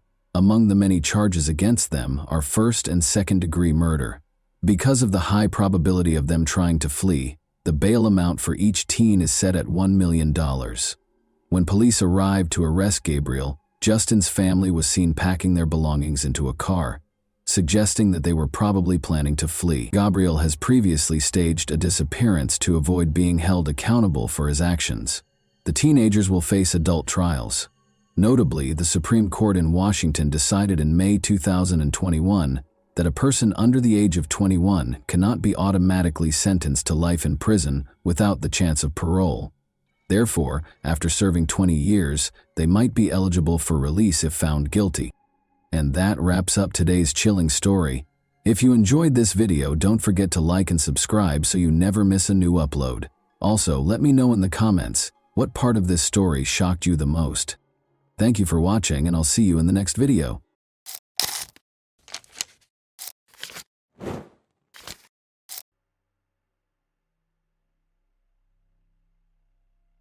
This story is about a pair of lovesick maniacs from England who have dedicated their lives to murdering children. Working together, the lovers would lure them into a deserted location and subject them to hellish torments. Even after their arrest, the criminals found ways to torture the teenagers, while prominent British politicians lobbied for their release. Ian Brady and Myra Henley were born on January 2, 1938, in Glasgow, Scotland. His mother, Margaret Stewart, worked as a waitress, and his father's identity is unknown, according to her. He was a local journalist who died 3 months before her son's birth. Margaret gave 3-month-old Ian to the Sloan family, who had 4 children of their own. Ian took their last name but continued to see his mother regularly. At the age of 9, he and his family moved to the town of Pollock, where he enrolled in the local school. From an early age, Ian's acquaintances noticed his cruelty to animals and later described him as the Terrible. He dropped out of school and started working at a shipyard, but after less than a year, he changed jobs and became a messenger butcher. He was put on trial again at the age of 16. His girlfriend, Grant, went to a dance with another boy, and Ian threatened her with a knife. The judge sentenced him to probation with the condition that he live with his birth mother and her new husband, so he relocated to Manchester. Patrick Brady, as you might expect, adopted his stepfather's surname and hired him as a fruit porter at the market. But the hard work did not appeal to Ian a year later. The young man was caught stealing a bag of lead seals with the intention of selling them on the black market for extra money. Due to his age, he was sentenced to 2 years in a juvenile facility. While serving his sentence, he obtained alcohol and became inebriated. As a result, he was transferred to a stricter institution. Myra Henley was born in Manchester on July 23, 1942, 4 years after Ian. Her family was not ideal. Her alcoholic father frequently beat his daughter and instilled violence in her. After her parents had another daughter, the family moved into a dilapidated house with only one room that was mostly safe. Myra was sent to live with her grandmother. Her father taught the girl self-defense in a brutal manner.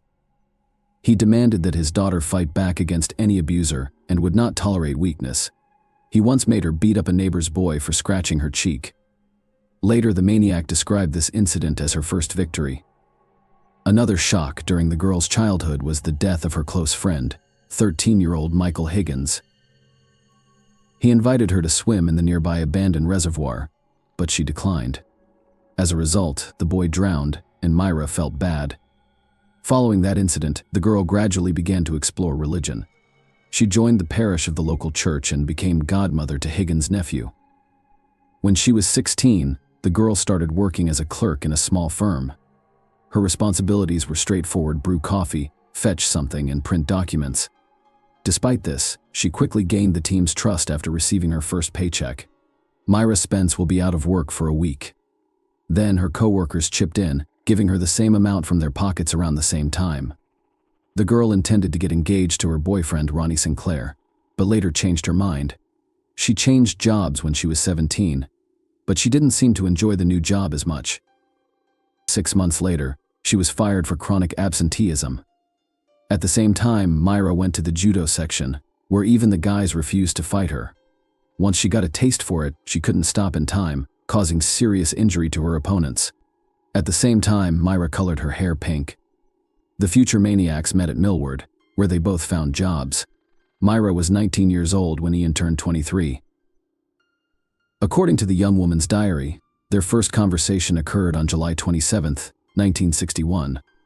Myra initially sympathized with the young man despite his criminal record, but eventually lost interest. However, 6 months after they met, Ian asked her out to a movie, and the young woman agreed that the choice of a movie for a first date was as strange as possible: a documentary about the Nuremberg trials, and that the couple continued to go to the movies for the most violent films. And soon Brady instilled in Myra an enduring interest in Nazis. They frequently sat down together to read materials and books about the atrocities of the Third Reich while drinking German wine, which piqued her interest. Myra began to imitate the Aryan young woman model, dyeing her hair white and wearing dark red lipstick. Later, she dramatically changed her wardrobe to more candid short skirts, leather jackets, and high-heeled shoes. The couple continued to work together, but their attention to the team dwindled with each passing day. Calling the relationship perfect at the time was impossible. In a letter to an old friend, Myra revealed that Ian had slipped her sleeping pills. After a few months, Ian and Myra decided to rob a bank. The young woman rented a van and attempted to learn how to shoot, but failed to master the skill. Despite this, she eventually acquired a rifle and 2 revolvers. The couple eventually abandoned the idea, and they were likely safe. They were eventually given new housing through a government program because their previous one was deemed unsafe. Brady was also the first to express Myra's deepest desire to commit the perfect murder. He was inspired by Meyer Levin's book Coercion, in which 2 teenagers plotted to kill a 12-year-old boy in order to avoid the death penalty. The young woman was undeterred by this revelation and agreed to assist her lover. The plan was extremely simple. Myra and Ian planned to find the victim along the road, then take her to a remote location and kill her. Brady told Myra to drive the van down the street alone while he followed on a motorcycle.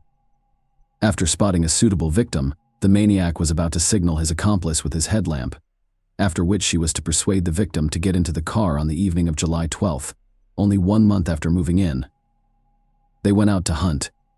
Brady chose the first victim and signaled to Myra, but she drove past him, catching up with her.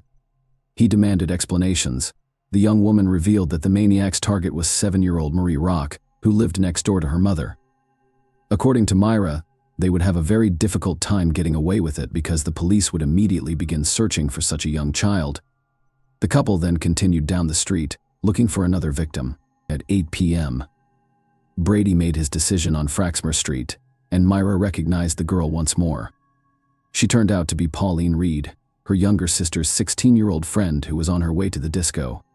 Determined to act, Myra stopped and offered her a ride, and the girl got into the car, which took her to a deserted location. Myra made up a story about losing an expensive glove on the Saddleworth. Heath was popular among locals due to its abundant supply of peat, which was used as fertilizer. Pauline agreed to assist her acquaintance shortly after arriving at the location. Brady approached them. Myra informed them that the girl was her boyfriend and he would assist them in their search. The final outcome of the situation remains unknown. The problem is that Brady and Myra tell two different stories, but they all end up with the same outcome. In Ian's version, Pauline is murdered. The girl was abused and killed by him and his lover. Myra, on the other hand, she claimed that she was left in the car while Pauline and Brady allegedly went to look for the glove. After a while, the maniac returned alone and reported the girl's death. He led Myra to her body, and she noticed that the girl's clothes were severely wrinkled. Myra's version does not make sense to me. What excuse would a 16-year-old girl have for going on a search with a stranger while Myra was sitting in the car? Most likely, with this story, the maniac was attempting to absolve herself of direct involvement in the murder after burying the body. Myra and Brady packed the motorcycle into the van and drove home. On the way, they saw Pauline's mother and brother looking for the girl. After nearly 6 months apart, the couple decided to act again, but this time with a 12-year-old boy. When the boy saw the victim in a store, they struck up a conversation and offered the child a ride home as an added incentive. Brady offered the boy a drink once inside the car. He specified that the alcohol be picked up at their house, but first a pair of maniacs asked the child to assist in the discovery of a fictional glove in Saddleworth, much to his dismay. The boy agreed. The situation then proceeded in the same manner as before. Henley claimed Brady had taken the child from the car, abused and killed him. The maniac reiterated that she was not present during the entire ordeal. 7 months later, on June 16, 1964, the couple abducted 12-year-old Keith Bennett while he was on his way to his grandmother's home. He met the same fate, violence, and murder. The police, who were unaware of serial killers at the time, initially arrested the boy's stepfather but discovered no evidence against him. The next murder occurred 6 months later, on December 26, 1964. It is unclear whether they were able to maintain this cycle unintentionally, or if the pause was necessary to lull the police into a state of alertness. You'd think that if children began disappearing one after another in a small town, law enforcement would devote all of their efforts to apprehending the maniac, but on December 26th of that year, with only a few days until the New Year and Christmas, Ian and Myra decided to give their town another unpleasant gift. This time, the situation has changed dramatically. They searched for their new victim on the playground. Leslie Ann Downey, 10, was scattering shopping bags near the car. The maniacs asked the girl to assist with the collection after asking her to help them transport the bags home. The girl consented and was assaulted. As soon as she crossed the threshold, the couple began abusing the unfortunate child in her home for an extended period of time. After playing with her, the sadist killed her and returned the corpse to Saddleworth. Myra insisted that she was not present during the murder. The attentive viewer recalls that the couple lived with Myra's grandmother. Where was she at the time of all these atrocities? On the morning of the murder, the caring granddaughter sent her to a relative's house and forbade her from returning home. Despite this, the old woman attempted to return in the evening, but Myra refused to let her in. The next day, after cleaning up the girl's corpse in the house, she returned with the grandmother. The couple committed the next murder. 10 months later, breaking a strange cycle, but that wasn't the only thing that made this case unique at the time. Maureen, Myra's younger sister, David Smith, 17, was already married. The couple frequently spent time together, and the young man quickly won Brady's heart. First and foremost, he was eager to hear everything the maniac had to say, including speculations about Nazi philosophical speeches, dreams of robbing a bank, and so forth. Second, he had already been to the police station several times, just like Ian had, despite the fact that their crimes were very similar. Smith was caught breaking into someone else's home and inflicting serious battery. Perhaps Brady regarded him as a protege, a new member of the improvised gang. As time passed, the young man paid more and more visits to their home, and during lengthy conversations with Ian, talk of murder began to emerge. Myra became concerned that their relative would run to the police, but Brady insisted that he thought Smith was his own and trusted him. He even told her that he and Smith would be committing a crime together soon. Myra and Brady went to Manchester Central Station to look for a new victim, and Ian quickly made his decision. He met 17-year-old Edward Evans, who agreed to come to his house after a brief conversation. When the company arrived at the house, they drank wine, and Brady eventually sent Myra to get Smith. The action picked up quickly after he arrived. Myra's words allowed us to reconstruct the following picture. She had gone into the kitchen to feed the dogs. Smith stayed in the living room. Several minutes later, she heard screams and fighting. The girl entered the room and saw Evans and Brady struggling. After a brief fight, Ian grabbed an axe and struck the victim several times with its blade. He strangled the unconscious Evans by wrapping an electrical wire around his neck. Brady wanted to take the body to the wasteland right away, but it was too heavy. Additionally, the maniac twisted his leg during the fight. Finally, he decided to leave it at home and travel with Smith to Saddleworth. The next day, he asked him to stay so he could understand the gravity of his actions. Smith initially agreed to help Brady dispose of the body. Perhaps he was too scared to refuse. The young man may not have shared the homicidal couple's sadistic tendencies, given his history of minor law breaking. After listening, she requested that he report the horror to the police. Smith listened to her and called the cops from a nearby phone booth at 6 a.m. His story differed slightly from what Myra would later say. The police archives include an exact transcript of that call. Brady led me into the kitchen and offered me 3 small buns with a drink. I nodded and asked for the rest. Ian went into the living room while I waited in the kitchen. After a few minutes, I heard a wild scream like a woman screaming in a high-pitched voice. After hearing Myra's screams, I ran into the living room and saw a young man lying face up on the couch with his feet on the floor. Ian was standing over him, holding an axe over his head and hitting him on the left side of his head. The officer knocked down the maniac's door, and Myra opened it. He took out his identification card and quickly made his way into the house, where he caught Brady, who was writing an explanatory letter to work and asking for time off due to an injury. The officer told a made-up story about investigating gun cases and asked to see the house. Myra agreed, and he inspected all but one room. The young man described how Ian bragged about killing 3 or 4 children and even gave the approximate location.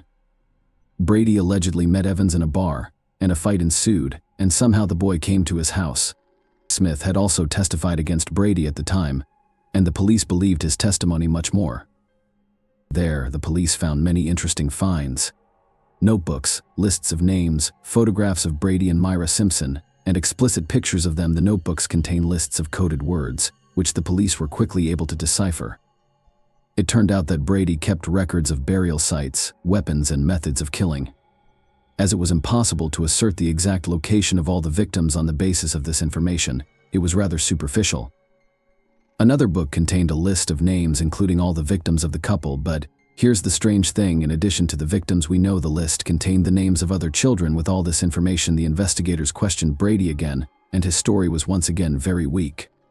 Allegedly, the list contained the names of his friends, and he had joked about killing children in his conversation with Smith. At the same time, the police managed to find the very suitcases, the contents of which shocked everyone. There were photographs of a naked girl. Also found in them were audio tapes, one of which would soon become perhaps the most damning evidence in history. It contained cries and pleas for help. The tapes contained recordings of Nazi plays, and one of the mothers recognized her daughter Leslie Ann Downey's voice. The suitcases also contained photographs of the marshland backdrop, various batons, lashes, and erotic magazines. A recording of the girl screaming and a photograph of her would have been enough to PR. On October 10th, police discovered a child whose hands were sticking out of the ground due to the body's composition. The child's identity will not be confirmed until after 150 officers were involved in the search for bodies in the swamps. Initially, they focused on the area near Route 628, but later, based on witness statements, they moved to Route 635, where they made their first discovery. On April 19, 1966, Myra and Brady were charged with the murder of Edward Evans Lessell in one of the most high-profile trials in British history. He did not deny taking them, but claimed that the girl was brought to their home by 2 men and then taken away to an unknown destination. The police temporarily halted their search of the swamps due to the onset of winter. During the trial, David Smith, the main witness, signed a contract with a local newspaper to give an exclusive interview if Myra and Brady were convicted. The newspaper paid him a significant sum of money for this.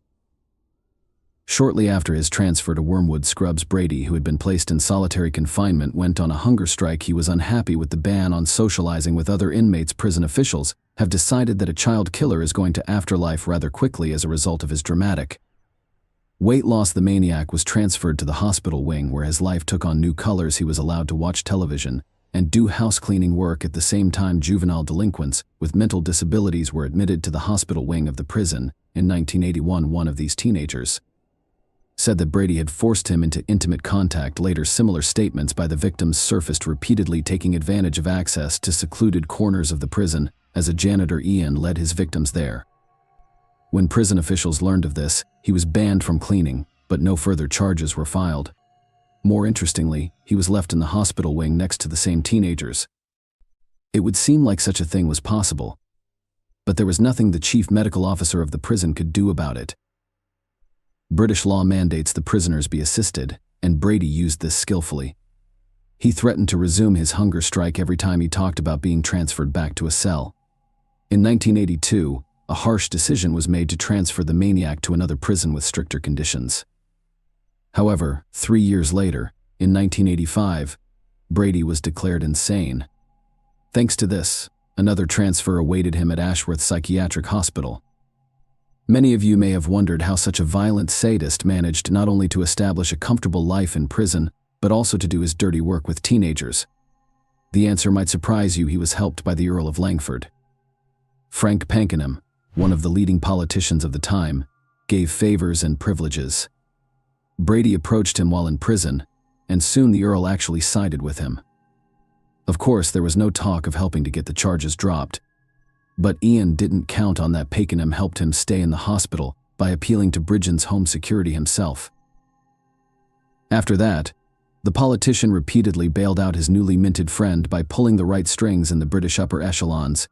But the main request to Brady was that he could not fulfill the maniac dream of a date with Myra. On that note, let's move back a bit to Hindley's story. Her life behind bars was much less intense, but not without interesting moments. While in prison, she managed to have a mistress, but more interestingly, she was able to get out of there for a while, not long after beginning her sentence. Henley began a torrid affair with the warden, Patricia Cairns. Together, they planned an escape but were caught by the police in the preparation stage. As a result, Cairns went from a prison employee to a prisoner for 6 years in November 1986. Keith Bennett's mother wrote her a letter begging her to tell her about her son's fate. It was filled with pain and despair, and the last lines were clear. "I am a simple woman working in the kitchens of Chrissy's hospital. It took me 5 weeks to write this letter because it is very important to me that it be accepted by you, as it is a plea for help." Myra was taken to Saddleworth Heath, which was cordoned off by 200 police officers along its perimeter, and her task was to locate the bodies of children whose fate was still unknown. The detective couldn't tell if Henley was moved by this or if there were other motives, but she agreed to participate in the investigation under tight security. Since then, Myra has been out on the heath several more times, and in 1987, the caps were successful, and that's what you call the discovery of Leslie Ann Downey's body.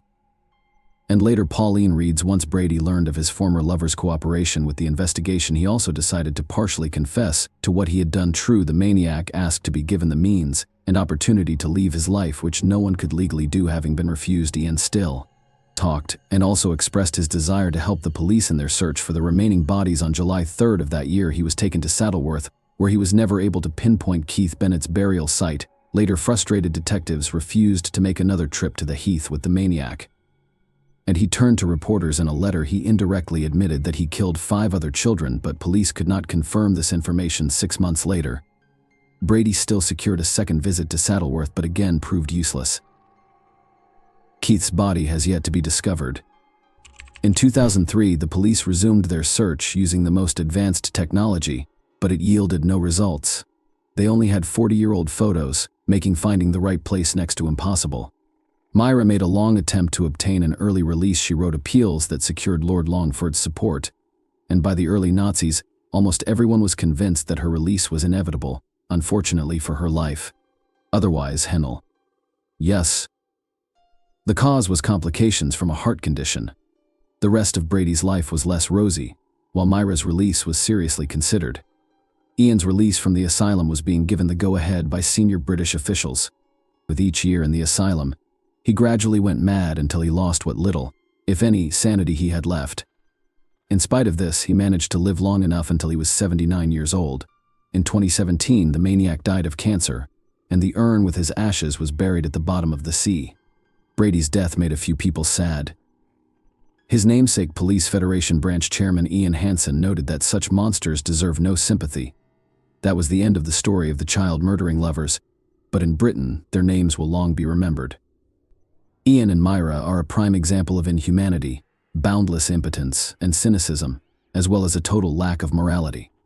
Just by remembering the history of the past, we are able to prevent the events of the future, so our work is not in vain. Please share your thoughts on this story in the comments section, and thank you for watching.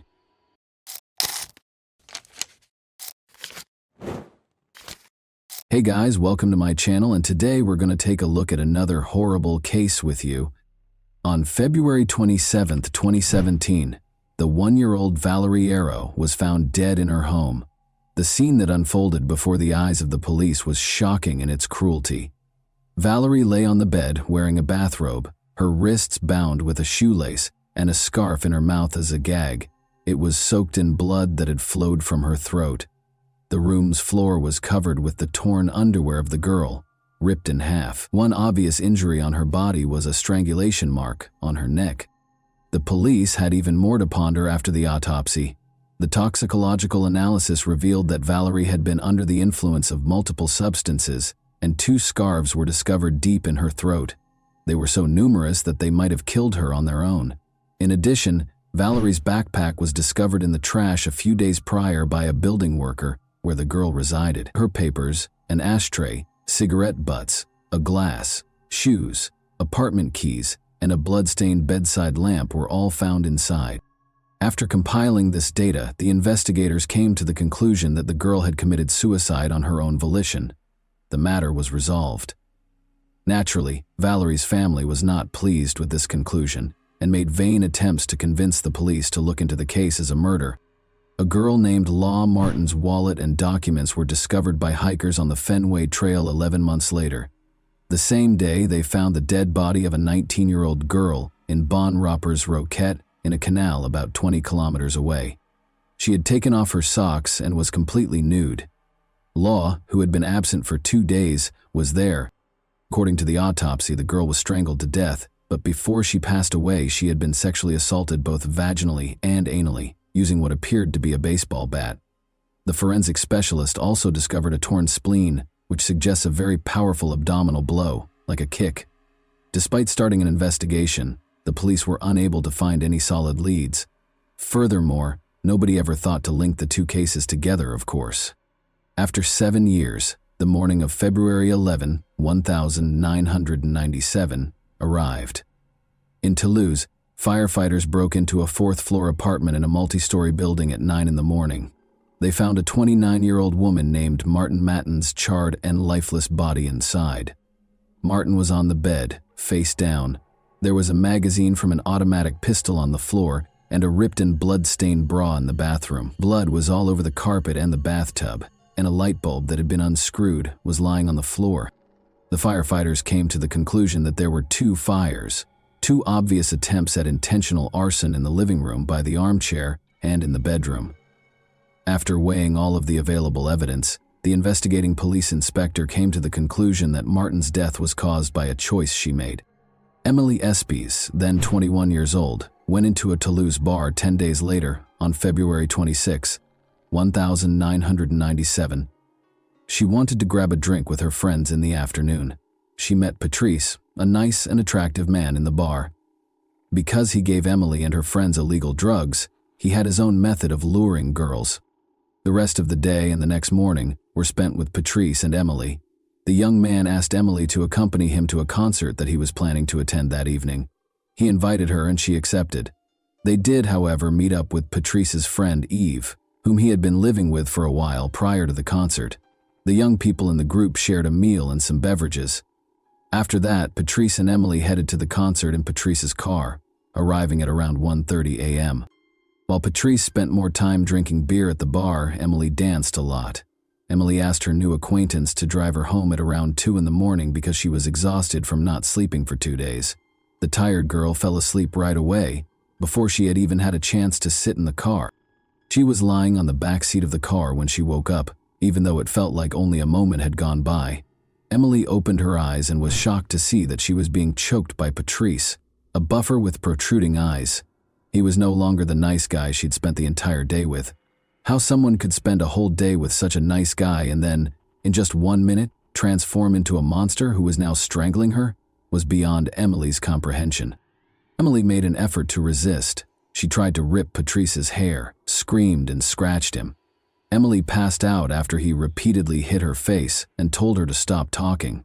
She woke up without her underwear a few minutes later. She must have been violated by his attempt. Given the likelihood of her death, Emily made the decision to either pretend to be dead or speak to him. In an attempt to defuse the situation and maintain her composure, she decided to speak with Patrice. She reiterated that she understood everything, that excessive drinking causes such things, that everything was okay, and that she would keep it a secret. Patrice asked her to please him after stopping the car. Emily declined.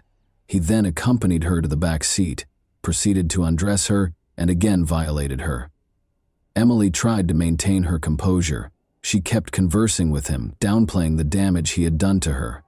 Patrice suddenly started crying and expressed regret for his actions. "You have 10 years of my life in your hands," he told Emily. He must have been sincere, because Emily didn't think he was such a great actor. She felt hope once more. Emily soothed her tormentor and attacker. Her only concern was to survive this nightmare, so she spoke softly to him. She asked him to drive her home after she was able to calm Patrice down. When he refused, they went to Patrice's friend Eve's place. Patrice stopped touching Emily as they lay down to sleep in the same bed. A sense of expectation developed. Despite going through hell, Emily is still alive. Even though the assailant was only a few centimeters away from her, she felt a little safer because she knew Eve was in the adjacent room. For several hours, the girl was able to sleep until she heard his girlfriend Eve awaken. They were in the kitchen when Emily got up. When Eve and his girlfriend Nora noticed Emily's facial bruises, they were appalled. She told them that a guy at the concert had attacked her. His face was hidden by a hood so she couldn't see it. Emily lied, primarily to protect herself but also to protect Patrice. She had been severely shaken and was still in shock after all. She might not have been completely conscious of what was going on, as though her soul had separated from her body. This is a typical defense mechanism used by traumatized individuals. Since Eve knew that his ex-girlfriend had thrown him out following a heated argument and didn't fully trust him, she discreetly pulled her aside and inquired as to whether Patrice had anything to do with it, even though she was staying with him. Nora is adamant that it was a guy from the concert and that Patrice had nothing to do with it. Patrice went to the kitchen as well after waking up. Emily was right when he said, "Yes, it was a guy in a hood. Unfortunately, there was no chance of catching him." Anyway, Emily was taken to the hospital by Nora. The girl's neck had evidence of strangulation, according to the doctors. She also had a number of facial injuries. She would need to stay in the hospital for a few days while being monitored by doctors. Emily felt at last more secure in the hospital. She made the decision to come clean and admit that Patrice had actually attacked her, but he had already vanished because he thought Emily might confess everything. Now that one of Patrice's victims was alive, the police began looking for him. He would spend 3 months evading capture. Patrice, now known as Frank, met Marie Norman at a country festival on June 14, $1,997. Murray lived in a chalet in a small town below Foix and was 35 years old. When the young man complained about having nowhere to stay, Murray felt sorry for him and offered to let him live with her in return for some housework. In addition, Murray decided that Frank would take care of the house while she visited her parents on the 20th. For a few days, Murray and Frank lived together in this manner. He fixed things and worked in the garden during the day, and they ate dinner, chatted, and smoked together in the evening. Murray and Frank had a terrific time on June 19th. She organized a dinner to celebrate Murray's new position at a wolf sanctuary in Orlu. They smoked cannabis and drank a lot, clearly in a positive mood. Frank, that is Patrice, tried to plant a kiss on Murray. To avoid an unpleasant situation, she went into the bedroom. but it was obvious that she wasn't prepared for it. But then the man hit her against the wall, grabbed her by the head, and followed her into the room. Despite feeling lightheaded, Murray was able to escape his hold. Patrice then grabbed a chair and struck his victim, who had collapsed on the bed and was no longer conscious. He repeatedly attacked her viciously. He began choking her with his bare hands. After this brought her back to consciousness. However, Murray was still breathing when he let go of her throat. Patrice then gagged her and tied her wrists and ankles. He then carried Murray's body to the first floor and started cleaning up to get rid of any remaining blood. To hide the bloodstains, he applied blue paint to the blue carpet. The top layer of blood-stained wooden furniture was removed with an angled grinder. The murderer washed his own clothes in the washing machine and set fire to sheets and clothing in the garden. He then buried Murray in her own garden after digging a hole in the garden and covering the victim's body with a blanket. He stole some valuable items that could be sold, such as the angle grinder, and 5,000 francs in cash. The next evening before departing the chalet, he left the following note on the table to try to dispel suspicion. Murray, I don't know where you are. I finished my work and am leaving. Patrice was traveling to Spain in Murray's vehicle on June 20, 1997. In addition, it was his 29th birthday. Patrice arrived in the southern Spanish city of Alicante a few days later. He met Isabelle and Valerie, two French girls there. The young people soon became friends and spent days together, going for walks, eating meals, and tanning on the beach. The girls' holiday came to an end, and it was time for them to head back to Paris. They exchanged phone numbers and agreed to get together again in the future, if only they were aware. Patrice proceeded with his travels, stopping in Belgium and Germany before reaching Paris on September 1, 1997. He called Isabelle and Valerie, of course, and they decided to go out to dinner that same evening. Patrice told the girls that his car and all of his money had been stolen, but they were still glad to see their new friend again. He was very good at making himself look like a victim. Before leaving, he asked one of the girls if he could spend 2 days with them. Valerie was unable to take him because she was going on a business trip the following day, but Isabelle let him sleep on her sofa as long as it didn't last longer than 4 days. A loud explosion woke up the residents of the apartment building where Isabelle Shuchari, then 31 years old, lived on September 4, 1997. As it happened, the girl's apartment had been the scene of a fire before the explosion. Her body was discovered on the bed, partially burned. The fire started close to the restroom after the kitchen's gas burners were turned on. Isabelle's death was clearly not a coincidence. 3 glasses, a bottle of pink wine, and champagne were on the table, and the front door was left open. The killer's extreme cruelty was demonstrated by the wounds on the victim's body. Blood was dripping from her mouth, nose, and anus, and there was blood in the toilet. Isabelle's body, however, showed no signs of semen. Rather, a carrot that was stained with blood was discovered close to the mattress. It would be confirmed by the autopsy that the girl was tortured by the perpetrator. In addition, she had been badly beaten. Her face was primarily struck, but other parts of her body were also hit. The cause of death was asphyxia. Because of the testimony of Emily Espy, who survived Patrice Allegre's attack at the end of February, investigators were immediately alerted to the fact that Isabelle had provided shelter to a man named Patrice. This was because the police had been looking for a particular Patrice for a while. Then, Mireille Norman's relatives, who were expecting her as a guest, started to worry after she vanished, but her body wasn't discovered until 3 weeks later, when it was bound and buried in the garden. However, even though he gave a false name, many witnesses had seen his face and recognized him from the investigators' photos. So after the body was found, gendarmes' suspicions were strongly connected to Patrice. He was already being actively sought when he returned to Paris in early September. His search warrant made the rounds of France. The police reached out to his friends and family and offered a reward for helping to apprehend him. Patrice then got in touch with a friend and asked him if he could spend the night in Paris. At that point, the investigators saw a chance to capture him. They requested that this man give Patrice a call back and point him in the direction of a prime capture site in Châtenay-Malabry. At 5:10 p.m. on September 5, 1997, Patrice went inside the house where the police were already concealed. He didn't fight being arrested. He even appeared relieved to be arrested, as if he were sick of hiding, according to some witnesses. Unexpectedly, the public paid little attention to the serial killer's arrest. Since the investigators were initially unable to connect the various cases, it could be that the media failed to report that a serial killer was on the loose. However, it was also because the car accident and Princess Diana's death in Paris on August 31, 1997, took center stage in the news. Consequently, there was little media coverage of Patrice's arrest. It didn't garner much media attention. Patrice voluntarily cooperated when he was being questioned. He gave a detailed account of his crimes and admitted to them. He described them in the present tense as though reliving them, but with a totally detached expression, which made it terrifying.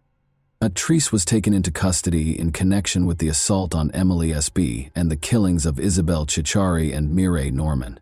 But he used a different name when Patrice mentioned Mireille Norman, the girl who let him stay in her chalet in return for helping out in the garden. The investigators wondered why he had given her the name Martine. They gradually came to understand that he was mistakenly thinking she was another of his victims.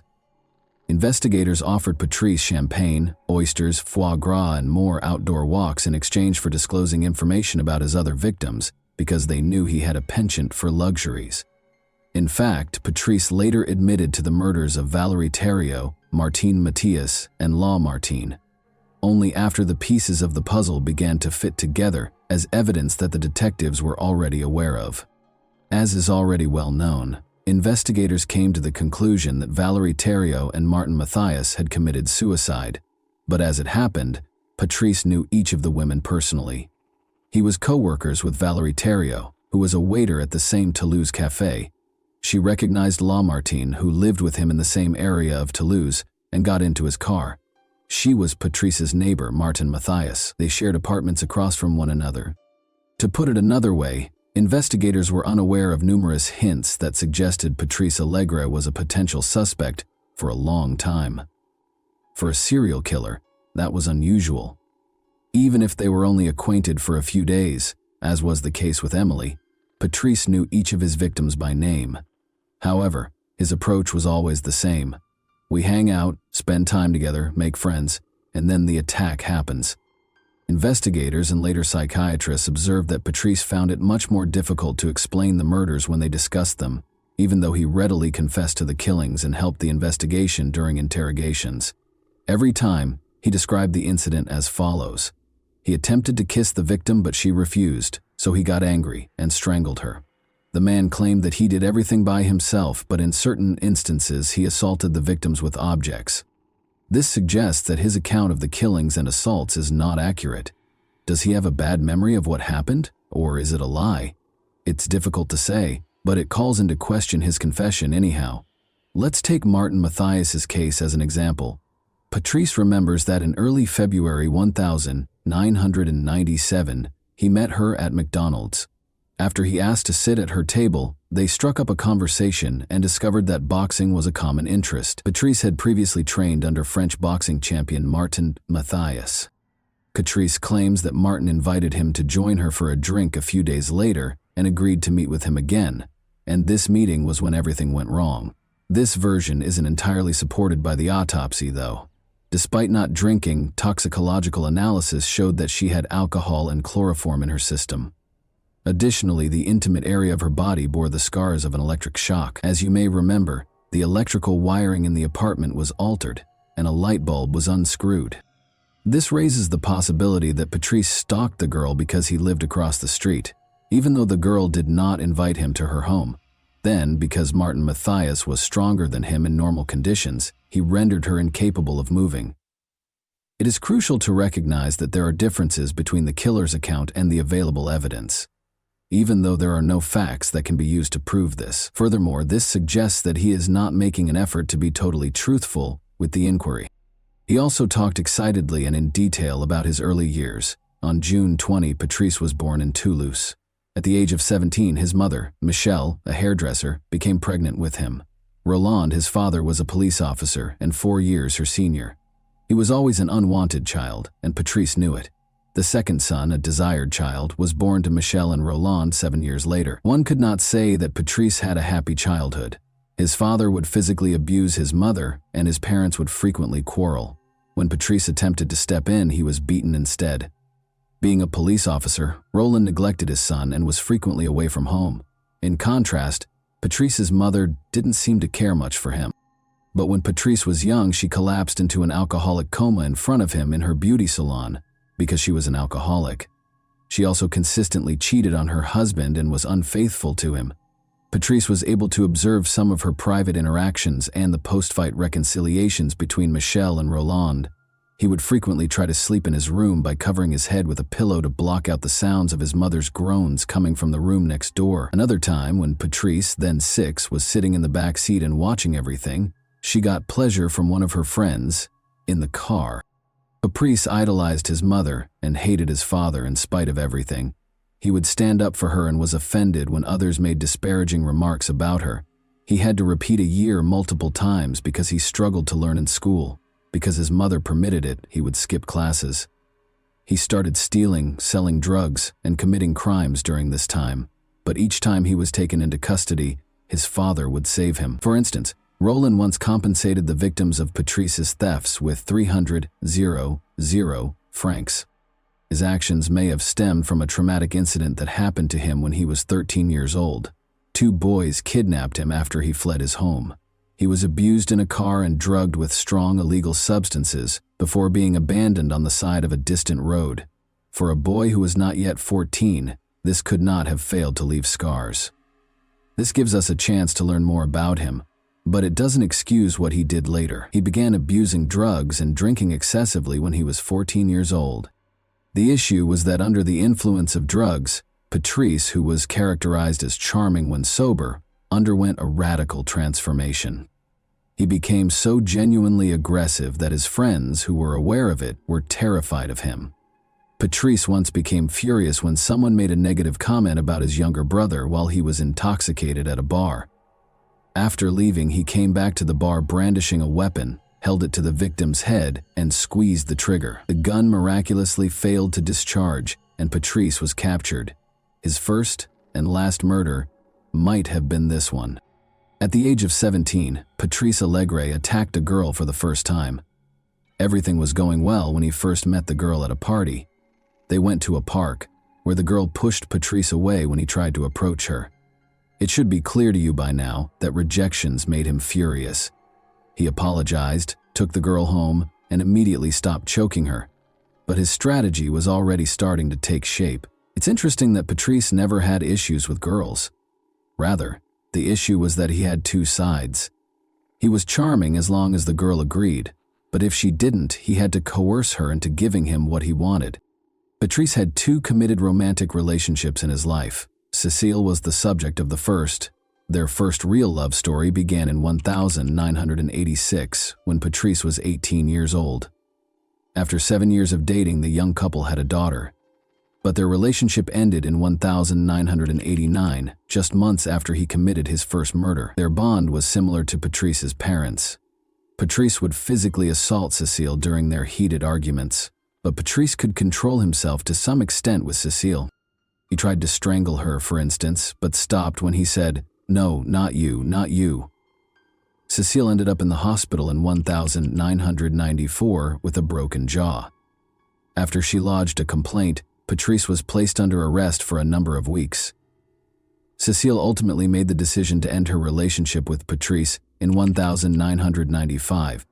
He met Sylvie the following year, and the two would live together until February 1997, when Sylvie also left Patrice because of his violent behavior. At that exact moment, Patrice attacked Émilie after moving into his friend Yves' home. On February 11, 2002, Patrice's trial got underway in Toulouse. He was charged with 5 murders, 1 attempted murder, and 6 violent crimes. Numerous errors made by the police during Valérie Thériault and Martin Mathias's investigation, which led them to conclude it was a suicide, were brought up during the trial. Given that his father was one of them, there were even rumors that the police were shielding Patrice. It was only a conspiracy theory, though. Psychiatrists examined Patrice's case, which was uncommon for criminal cases in France. His divergent views on his father and mother were among the most intriguing features.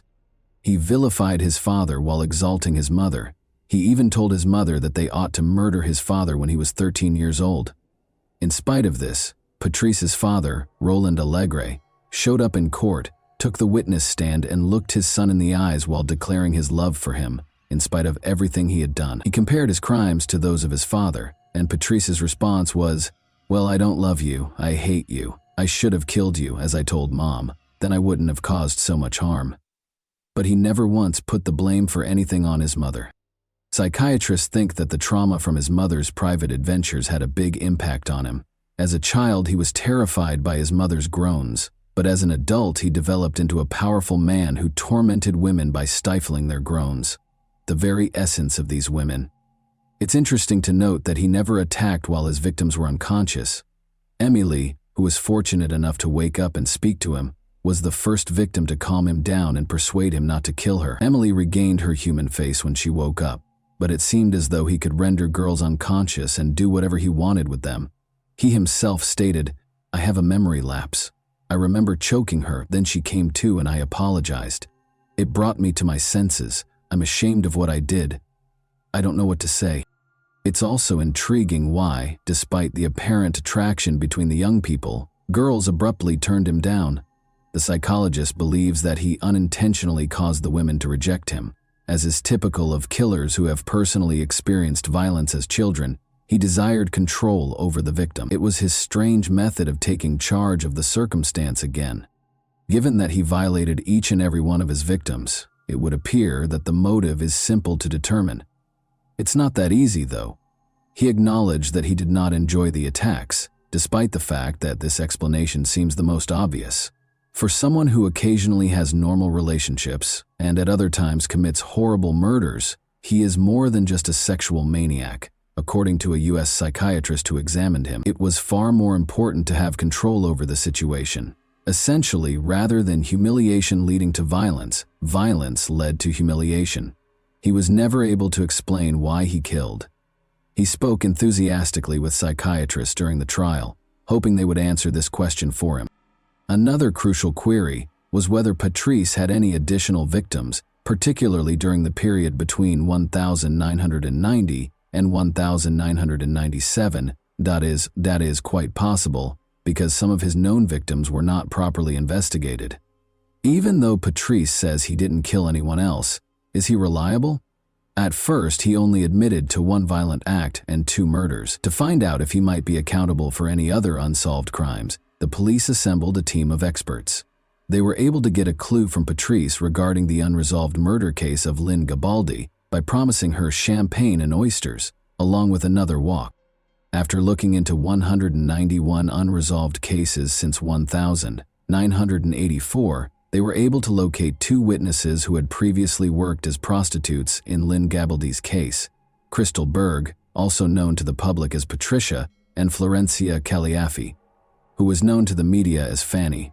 They all accused Patrice of killing Lynn, but in addition to him, they also accused Marc Barrage, the Toulouse prosecutor, of committing crimes. He allegedly hosted sadomasochistic parties where judges and politicians would have a good time. According to Fanny, the girls were abused, tortured, and occasionally killed because they did not voluntarily attend the parties. The orgies prostitutes were supplied by Lynn Gabaldi.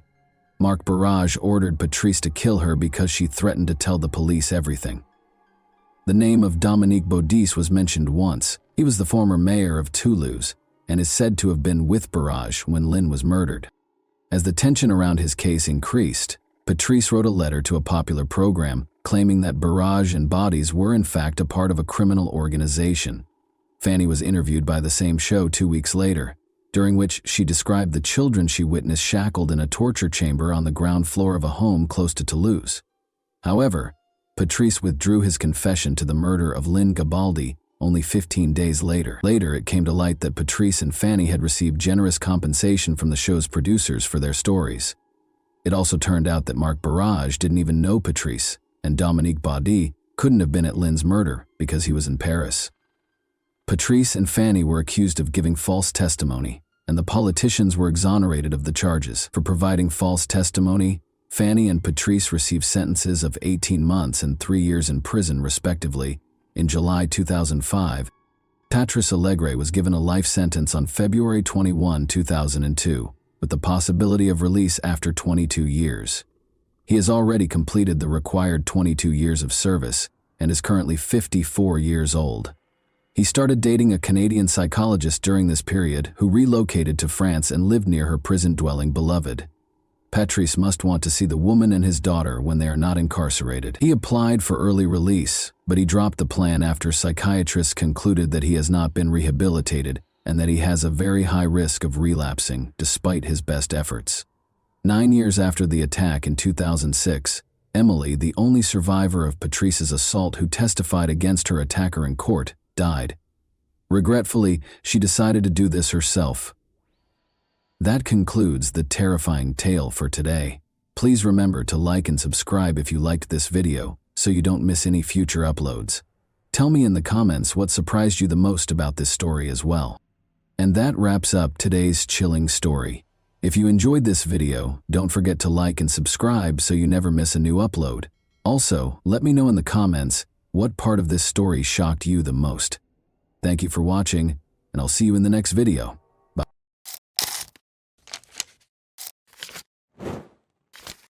Hey guys, welcome to my channel, and today we're going to take a look at another horrible case with you.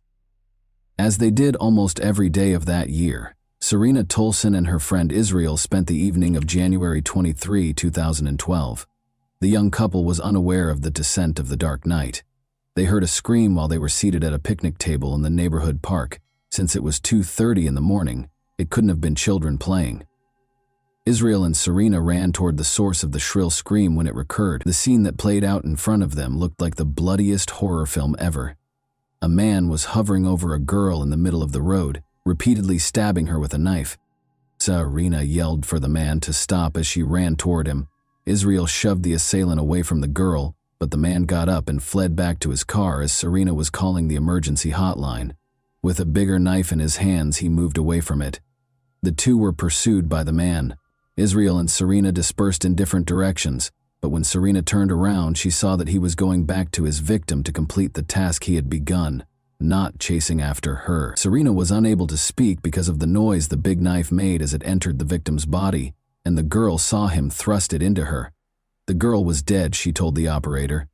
In the meantime, the man went to his vehicle, climbed in, and drove off. Melissa Dahm was born in the well-known resort city of Clearwater, Florida, which is renowned for its immaculate white beaches. Being the youngest in her family, Melissa was surrounded by her parents' and older siblings' love as she grew up. She never had any issues. She wanted to make her parents proud, so she did well in school.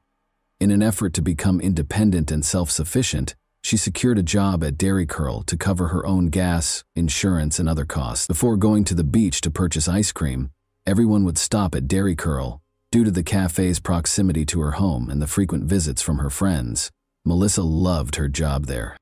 Melissa first became aware of Robert Burton at Dairy Curl. Although he was a few years older than Melissa, they went to the same school. Robert's amiable and charming demeanor enthralled the girl. He was tender and kind. The young couple wanted to spend more and more time together, even though they seemed to be very different from one another. Robert didn't particularly enjoy getting together with friends, but Melissa was gregarious and energetic and loved spending time with them. In addition, Robert felt uneasy around his own family, whereas Melissa grew up in a close-knit household. He felt alienated in his own home because his mother had remarried and he had stepbrothers. He consequently began spending more time with Melissa's relatives. When Melissa discovered that Robert had not given up smoking as he had promised, it was the first red flag in their relationship. Although he expressed regret and pledged to stop lying to her, Melissa felt uneasy about being duped for such a long time. Their tension only grew after Robert persuaded her to abandon her aspirations of enrolling in a prominent university where she had been accepted. Melissa told everyone that she didn't want to leave the town, but in actuality, Robert was the main reason. Robert spent all of his time with her, which interfered with her work when she was able to secure a part-time job at the hospital. While still holding on to her dream of becoming a nurse like her mother, he would set up scenes, making her the guilty party and persuading her that she was the reason behind their frequent arguments, even if she attempted to tactfully explain that her shift had only just started. Melissa, who was practically a teenager, didn't realize that Robert's actions were out of the ordinary and thought that was the case in all relationships. Melissa received an invitation from her sister to hang out on the beach with friends in the spring of 2011. Melissa's ex-boyfriend was brought up by one of the guys, which obviously upset Robert. He began acting like a child and stepping on her shoes from behind as they were making their way back to the parking lot. Despite knowing she wasn't at fault, the young man obviously wanted to get even with her. Melissa tried to escape him by running ahead of him, knowing he wouldn't stop. She turned around when she came to a small hill and yelled at him to stop acting like such a child, but he pushed her off the elevation without a word. The girl suffered severe scratches after falling down the hill. Her friends hurried to her aid when she cried out, but Robert went to the others and said Melissa had fallen, rather than running to her. Robert called Melissa a liar after she claimed he had shoved her. If Melissa's older sister hadn't stepped in and taken her home, it's unclear how the argument would have ended. The young couple shouldn't be left alone, in her opinion. Melissa's mother insisted that her daughter end the relationship with him after hearing about the incident, and the girl appeared to comply. But 2 weeks later, to her astonishment, Robert returned to her home. Their relationship completely changed as a result of this incident. He threatened to harm himself, which prevented Melissa from ending their relationship. Melissa and Robert were once more hanging out with friends on October 25, 2011. Melissa apparently felt more courageous than normal because she refused to go get cigarettes when Robert insisted on it. Clearly upset, the young man grabbed her car keys and demanded that they go to the gas station store together. Melissa subtly requested that the guys follow them in their cars since she could sense a storm coming. After noticing this tactic, Robert began to wonder if Melissa had spoken to them. Naturally, she denied it, but he was unable to relax. He began flinging Melissa's phone, keys, and bag across the street after they got home and she braked in the driveway. He hit the girl in the face after she screamed for him to stop. Melissa was clearly trying to beat Robert when he lunged at her, but she was able to hit him in the groin, get up, and flee. The girl recalled where her phone had been thrown by him. Reaching for it, she dialed 911, but she hesitated when it came time to hit the call button. Robert always threatened to kill her if she ever complained about him to anyone, after all. However, he was only 2 steps behind her when she turned around. She gained courage from that. She called the number and informed the emergency operator about the attack. She realized he wasn't pursuing her as she ran toward the intersection where the gas station was. She had the sudden thought that he was aware of the location of the keys he had thrown. As he always threatened, he would visit her home and murder her mother. It was Robert's primary means of controlling Melissa, because he was aware of how important her mother was to her. Melissa hurried back, terrified for her mother. Robert grabbed her as he leaped out from behind the bushes. He most likely would have given her a serious beating, but just then a patrol car arrived. Melissa couldn't believe he was holding her responsible for what had happened, so he yelled at her angrily, "So you really want to do this to me? You want me to get arrested?" The girl, still under Robert's influence, started pleading that instead of being arrested, he be sent to anger management classes or something. Regardless of what she said, the officers informed her that everyone had seen the incident and that he would be arrested. After escorting her home, the police officers spoke with her and her mother about domestic violence, explaining that victims frequently went back to their abusers and that they didn't want her to experience the same thing. After being taken into custody, Robert was accused of assault. But only 6 hours into his incarceration, he called Melissa the very next morning and insisted that she take him home. Luckily, she declined. January 23, 2012 was the date set for Robert's trial. Melissa had a good weekend with her friends because she didn't have to be at the trial. She was getting ready for her impending tests and gradually getting back to her regular life. However, the phone rang in the middle of the night while she was soundly asleep. Robert was the one. He called again, but Melissa didn't answer. Reluctantly, she replied. Robert informed her that he was close to her residence. He begged for a final farewell meeting while in tears, saying that he just wanted to give her one last hug and that they shouldn't part on such a sour note. The girl reluctantly consented and, believing she could manage the situation, retrieved her phone, keys, and pepper spray, but she knew it was a big mistake the moment she stepped outside. Unfortunately, the girl was too ashamed to turn around because Robert had already noticed her. She hoped to bid him farewell as soon as possible and then go back to bed to rest before her test. The young man came up to her and gave her a tight hug, and then she heard a click. He pulled out his pocket knife. With great force, he hit her, striking her throat, face, and shoulders. Melissa let out a cry and struggled for her life. Suddenly, a girl came out of the shadows and told him to stop. Melissa reached for the girl's hand even though she didn't know her and wasn't sure how she could help. She hoped to call for assistance when she noticed a phone in her hands. Israel complied with Serena's instruction to push the assailant away from the girl at the same moment, because that was her name. Robert got up and walked calmly to his car. Robert abruptly started chasing after them as Serena went up to Melissa and was ready to take her hand. Fearing she would be his second victim, the girl was frightened. She reported the attack to 911 while she was running. However, she turned around to see that the man had gone back to finish what he had begun with the bloodied girl on the ground. The girl was dead, Serena was sure. In actuality, Melissa was still conscious, but she was certain that everything would end when Robert ran her over with his car. That evening, Clearwater police officer Melissa Harris was working on paperwork in her patrol car when a radio call regarding a crime was received. She was told that the man who had attacked the girl had driven off in a red pickup truck and that a dead girl was lying on the side of the road on the north side of the park, but there was nobody there when she got there. Unable to comprehend what was going on, she slowly looked around the park. Melissa was certain Robert was aware that assistance was on the way and that everything needed to be completed as soon as possible. In order to prevent him from running her over with his car, she crawled and did everything she could to get off the road. Her neighbor's mailbox was close to two sizable cement piles.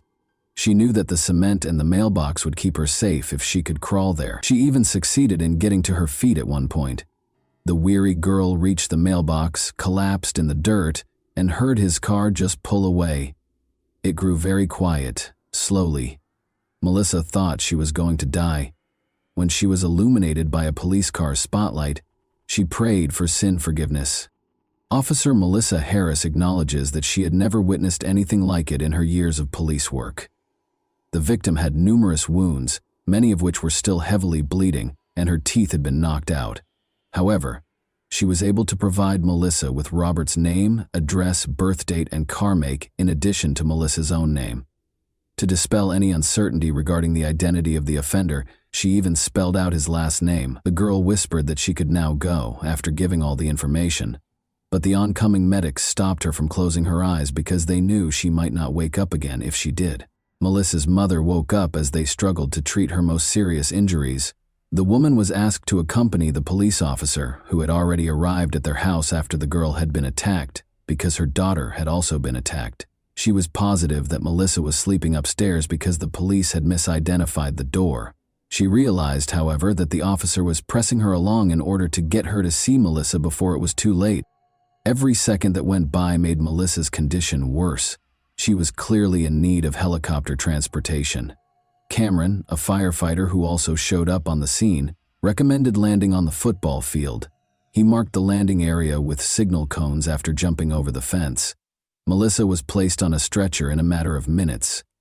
Nobody thought she would live, and her condition was critical. Cameron, however, felt somehow certain that he would see her again as he watched the helicopter take off. Melissa came dangerously close to death multiple times on the operating table. Her body just didn't have enough blood, and her heart had a hard time pumping it. As a result, while transfusing blood on one hand, the doctors attempted to halt the bleeding on the other. 3 hours later, she was still breathing and squeezing the surgeon's hand feebly. It was only at that point that the weary medical staff decided to take a break and let the patient and themselves rest. The police radio announced that Robert had been spotted in the city in the morning. Presumably to wash away Melissa's blood, he made a stop at a store and purchased a large amount of water. He then went to Walmart to buy sleeping pills and had a meal at McDonald's. His vehicle was then discovered wrecked in a store. The young man was discovered unconscious behind the wheel. The vehicle caught fire after the wheel carved a hole in the ground from the prolonged operation. After being brought to the hospital, the man was shocked to learn that his victim had lived. At first, Robert maintained his innocence by saying he wasn't himself. He suddenly admitted his guilt, though, after the psychiatric evaluation determined that he was not insane and the court date was set. He received a life sentence without the chance of release. Melissa was hospitalized for 3 weeks. She had to retrain herself to walk, talk, eat, and even close her eyes. Melissa was asked to speak at a violence victim center after she recovered completely. Even though she was extremely anxious, she couldn't help but notice that two young firefighters were sitting in the front row, paying close attention to her every move. As it happened, Chief Cameron had called to let them know Melissa would be speaking close by and suggested they surprise her. The fact that Melissa was the same girl he had assisted in rescuing in the helicopter astounded Cameron. After introducing himself, Cameron invited Melissa and her mother to their fire station for a celebratory lunch. The youths were essentially inseparable after that day. Cameron restored Melissa's love for life, even though she was certain she would never date again. Later, when she was asked to ceremoniously open a baseball game, Cameron ran up to her and asked, "Will you marry me?" Melissa naturally said yes, and the two fell in love and were married in 2017. Never date an ex-partner after a relationship breakup is Melissa's main piece of advice as a lawyer who advocates for the rights of victims of violence. Even she was unaware of the potential danger. She believes she lived to fulfill the vital duty of assisting young women who feel they are undeserving of respect and true love, despite having nearly died. And that wraps up today's chilling story. If you enjoyed this video, don't forget to like and subscribe so you never miss a new upload. Also, let me know in the comments, what part of this story shocked you the most? Thank you for watching, and I'll see you in the next video.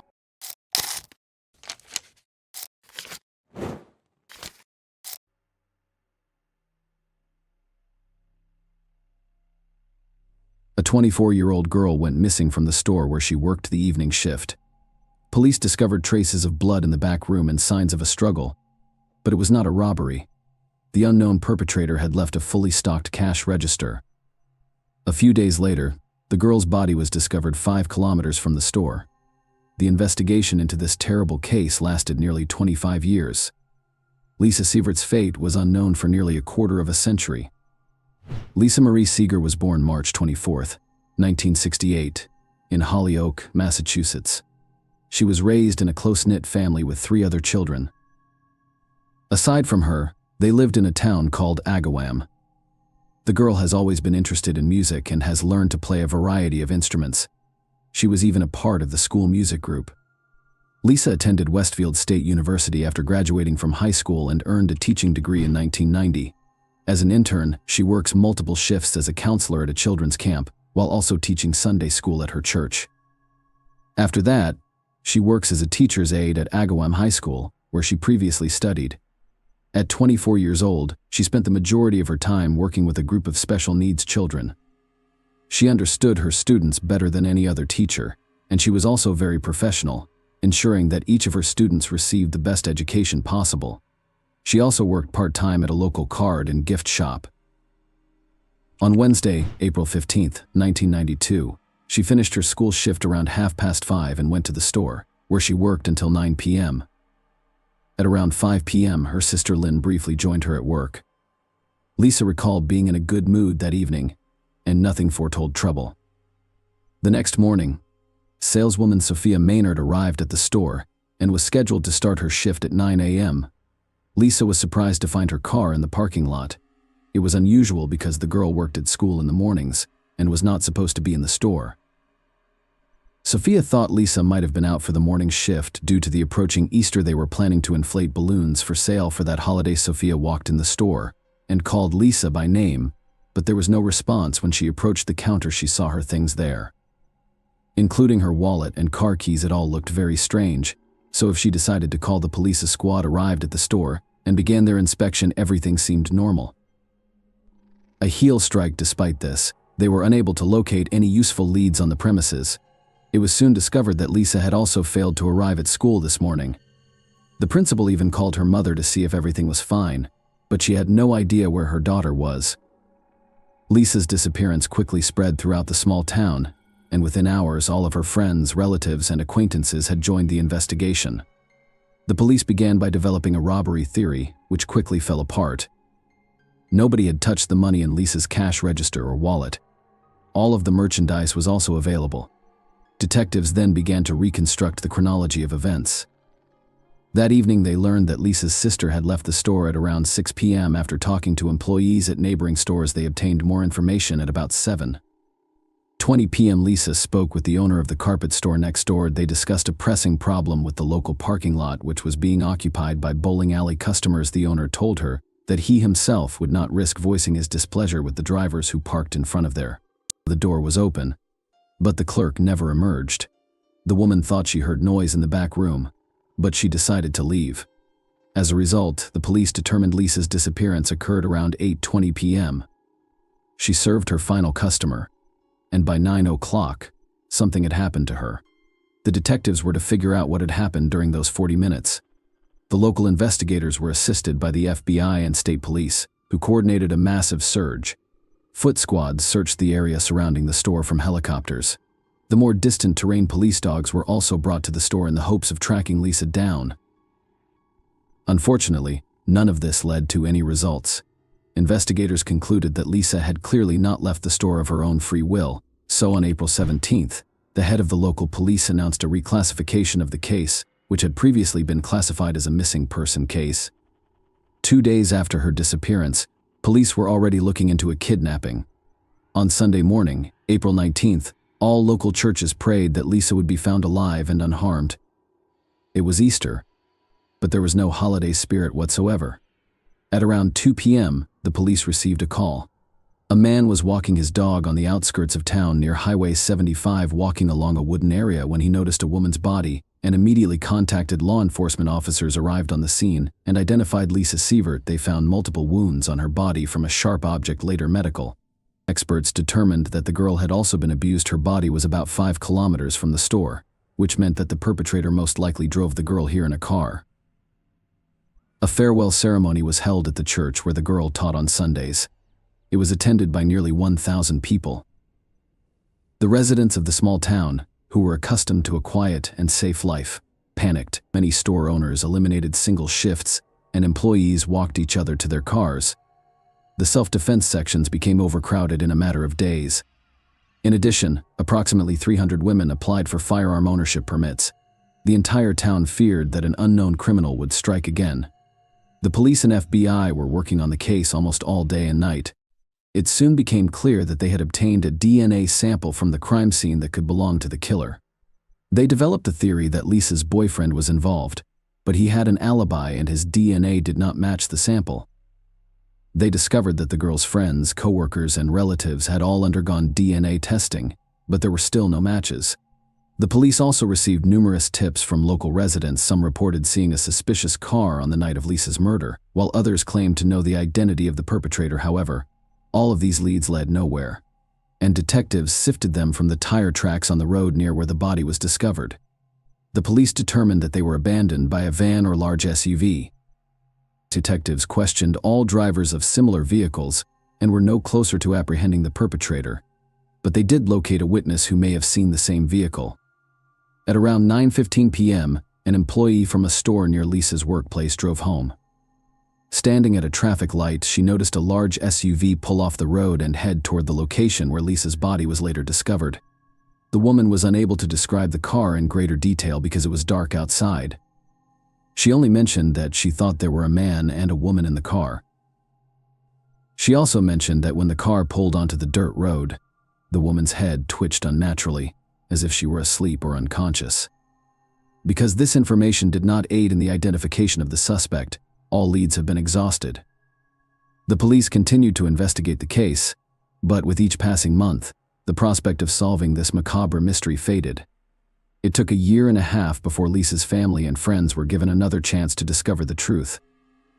In October 1993, national television aired an episode about the caves. The popular program aired stories about unsolved cases, which drew a lot of attention. This sometimes resulted in new witnesses for the police.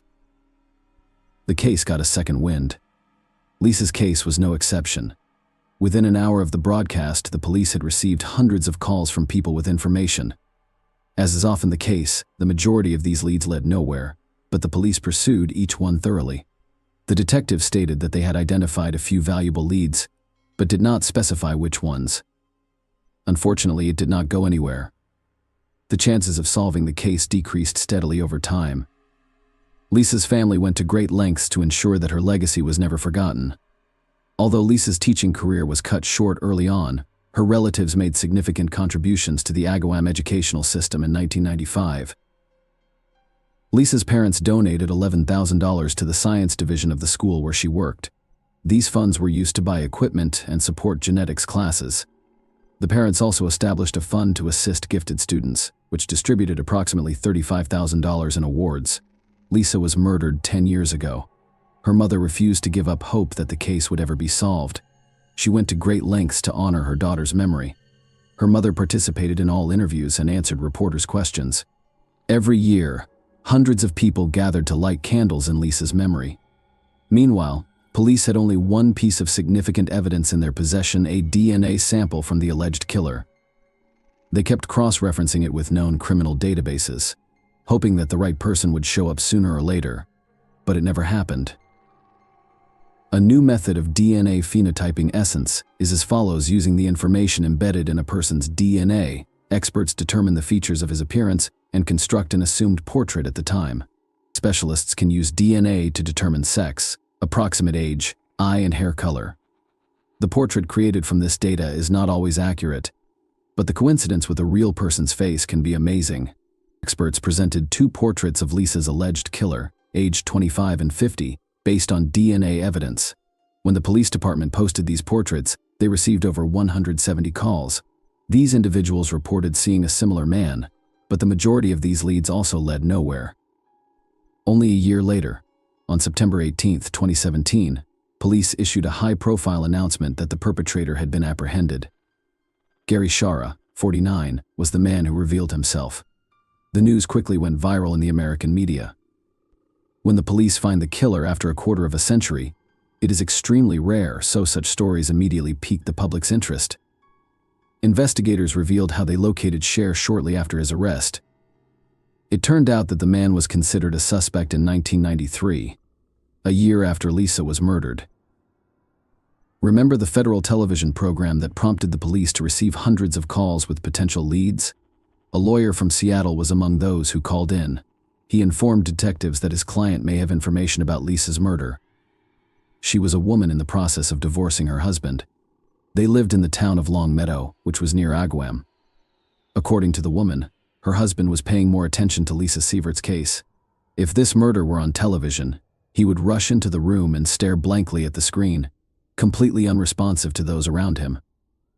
As you may have guessed, this man was Gary Shara. He was 24 years old at the time. He was in a very troubled marriage with a 1-year-old son. He and his wife were constantly fighting and had begun divorce proceedings shortly after their child's birth.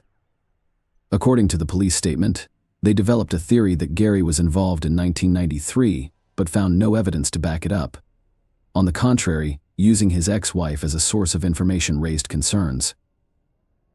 The truth is that she suffered from a variety of mental disorders and had a long history of alcohol abuse. Furthermore, during their divorce, Gary obtained custody of their son through the courts, but his wife secretly relocated the child to another state. Another important point to note is that this was not the first time former or current wives had called the police, alleging that their husbands were involved in Lisa's murder. Surprisingly, there were many such calls, so the detectives assumed Gary's case was just one of them. However, they questioned him, and the man denied his involvement and refused to provide a DNA sample. Because no one could legally force him to provide a sample, the police were left with few options. Later, detectives compiled a list of all the men interviewed in the case who refused to provide a DNA sample. Gary was among them, and the police called him in for questioning several more times. During the third interview in 2008, it was apparent that Gary was trying not to touch anything, not even the table. He was offered a bottle of water, but he refused. He looked as if he had only one thing on his mind: how the cops wouldn't get his DNA sample. By 2017, detectives had a list of 11 suspects on their hands, including Gary. All of them had been interviewed at various stages of the investigation and refused to voluntarily submit to DNA testing. In fact, there were many more suspects on that list, but through DNA phenotyping, investigators were able to weed out unsuitable candidates. They did not match some of the characteristics that experts determined from the DNA sample of Lisa's killer. In August 2017, detectives gathered all available information and went to court. They asked for an order compelling all the list members to provide DNA samples, and The court agreed on September 13th of that same year. Police went to Gary's apartment to notify him of this obligation, but the man was not home. The door was opened by his neighbor with whom they shared an apartment. The detectives left him their business card and asked him to give the information to Gary urgently. The very next day, something unexpected happened. Gary's current girlfriend came to the police station and reported that he had left 3 letters in her apartment. The researcher was surprised to find an apology to the secret family, as well as a detailed confession of Lisa's murder on 2 sheets. Gary wrote that he had violent and uncontrollable desires since childhood, and that evening he was obsessed with the idea of kidnapping and abuse. Gary, as he stated in a letter, allowed himself to do something horrible while driving past Lisa. The man stated that he did not intend to kill Lisa, but events allegedly spiraled out of his control. Gary stated that he wanted to surrender to the police hundreds of times but was unable to do so due to cowardice. He admitted to having suffered from self-loathing for many years. At the end of the letter, he stated his intention to commit suicide. Police immediately began looking for Gary, and his car was soon discovered in. Another suicide note was found on the windshield of a car in Stafford Springs Hospital parking lot. The man had ingested some powerful drugs, but he immediately got into his car and drove to the nearest hospital, where he was pumped out. When the doctors finished helping Gary, the police arrested him and took him to the station. At the same time, a judge issued a search warrant for both his and his girlfriend's apartments. The police discovered several objects containing his DNA. No one was surprised by the results of the analysis.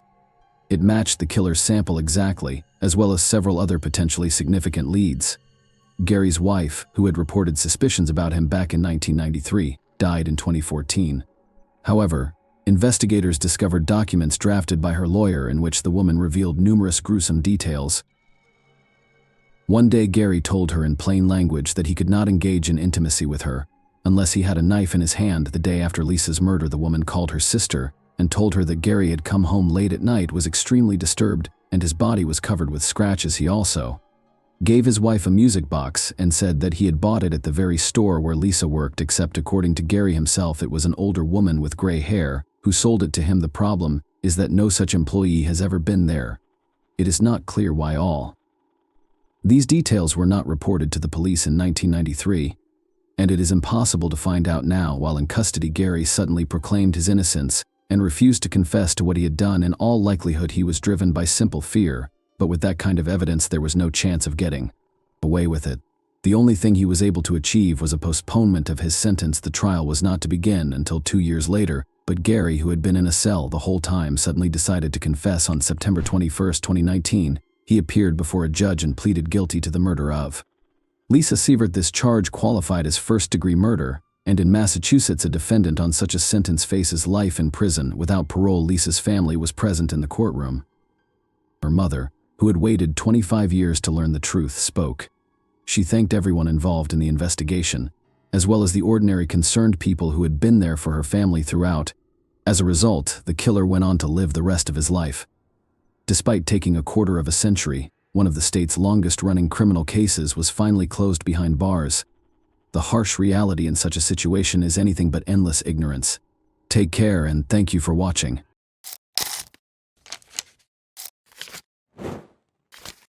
Hey guys, welcome to my channel, and today we're going to take a look at another horrible case with you. Sometime between 7 and 7:30 p.m. on the evening of May 30, 2012, 19-year-old Brittany Wood got ready and left her mother's home in Mobile, Alabama. Everyone thought Brittany was going to see a friend, but that wasn't the case at all. Brittany's real destination was her uncle Donnie Holland's house, but no one around her knew it. But what started out as a routine visit would turn into a terrifying experience for the family and the police. On June 1, 2012, 2 days later, the police discovered something horrifying. A terrifying crime scene was revealed when Donnie, Brittany's uncle, was discovered in his car with a gunshot wound to the back of his head. A layer of mystery was added by the startling and bloody scene, which grew more intense as Brittany Wood mysteriously disappeared.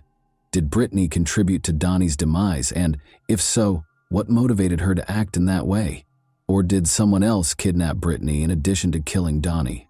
Brittany's dream has always been to work as a hairdresser and eventually open her own salon. But the little girl, who was only a teenager, would meet a man named Andy Woods.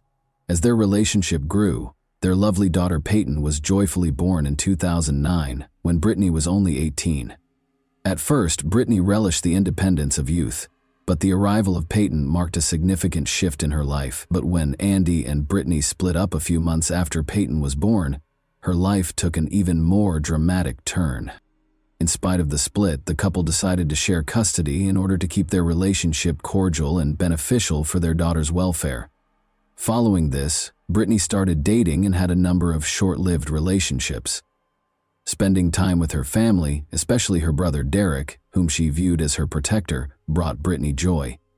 When Brittany looks back on her past, she realizes that her turbulent experiences also stemmed from her early years. When she was a baby, her mother, Chessie Wood, and her father, Wallace Hinckley, got divorced. Brittany and her father had a good relationship in spite of the divorce. The primary issue, though, was her relationship with her uncle, Donnie Holland. Donnie was always kind to people around him and seemed like a fun-loving guy, but his story was more complicated than it seemed on the surface. In fact, Donnie was being investigated at the time of his death for his alleged involvement in a child abuse ring that involved other family members, including Brittany's household members. Is there a link between Donnie's eventual death and everything that happened in the past and Brittany's disappearance? Around 7:30 p.m. on the evening of May 30, 2012, Brittany left her home, leading her family to believe she was going to see a friend. Later that evening, they tried to get in touch with Brittany but were unsuccessful. At first, the family didn't suspect anything was wrong because they were used to her spending days with her friends. However, they were unaware that this was not one of those evenings because they did not know where Brittany was. 2 days later, on June 3, 2012, Brittany's uncle Donnie Holland was discovered in his car, the engine still running, in a remote location with a view of the Fish River. The family was met with a terrifying discovery. He was shot behind his ear, at the back of his head. After being taken to a nearby hospital, he had already died. After hearing this heartbreaking news, Brittany's family made another effort to get in touch with her and let her know about the tragedy. Sadly, their efforts were unsuccessful because her phone was dead and still unresponsive. The family became increasingly worried when they couldn't find Brittany at her regular hangouts. They quickly made their way to the Mobile County Police Station and reported the missing person. This sparked a number of inquiries that involved Brittany and Donnie. The police searched the crime scene thoroughly in hopes of finding any evidence that would help them solve the case quickly. After a thorough search, they found a phone battery and a small gun inside the vehicle.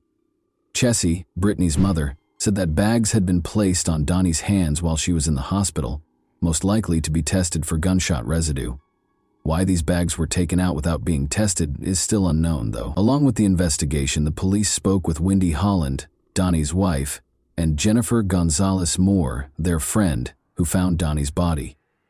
When they discovered Donnie about a mile from the main road, they said he was still gushing blood. The reason for their search and the details of the interrogation, such as whether Donnie was still alive, are still unknown. There was a strong suspicion, though, that Wendy was somehow involved in this incident. Presuming the gun was the one used to shoot Donnie, the police collected it along with the phone battery, but when Brittany's best friend, Tiffany Bailey, acknowledged that the gun was Brittany's, things took an unexpected turn. Tiffany disclosed that just before she vanished, Brittany had bought the gun for protection.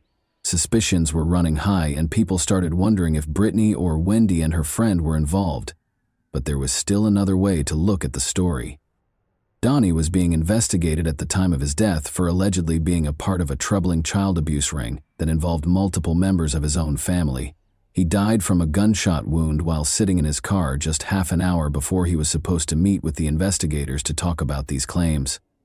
According to former Baldwin County Sheriff's Office Detective Eric Winberg, Donnie probably expected to be arrested and killed himself just before the scheduled police meeting. The search for the truth started amid the assumptions and suspicions. Examining phone records was the first step in the investigation. The battery that was discovered in Donnie's vehicle turned out to be that of Brittany's cell phone. Additionally, it was verified by the call logs that Donnie and Brittany actually met on May 30, 2012, the day she vanished. According to the documents, Donnie had driven Brittany to the house near Styx River after picking her up at her mobile home. Brittany's text logs showed that she was messaging non-stop until 11:30 p.m., when she suddenly stopped. Early on May 31, they arrived back at Mobile, just as her phone died, ending the opportunity to gather any more information. As a result of these disclosures, the police force's investigation into Brittany took extreme action. Volunteers, the search and rescue team, helicopters, dogs, and boats were all mobilized in the ensuing extensive search. The Styx River Basin, the last place Brittany's phone had pinged, was within a 5-mile radius of the operation. The intensive efforts produced no evidence of her whereabouts, even after multiple interviews with her friends and family. Brittany's daughter, meanwhile, yearned to see her mother. But after the search for Brittany was unsuccessful, attention returned to Wendy. Police reported that Wendy was seen removing items from Donnie's phone the day he was found dead, which may indicate an effort to hide something that was first disregarded. When the investigation came to a standstill and the police began to focus again on Wendy, this action took on greater significance. The case came to a standstill after the car's DNA results produced no solid proof. Eventually, there was no more evidence to connect anyone to Donnie Holland's murder. As a result, it was formally declared a suicide, and the case was closed. Many questions and controversy were raised by the decision to close the case as a suicide.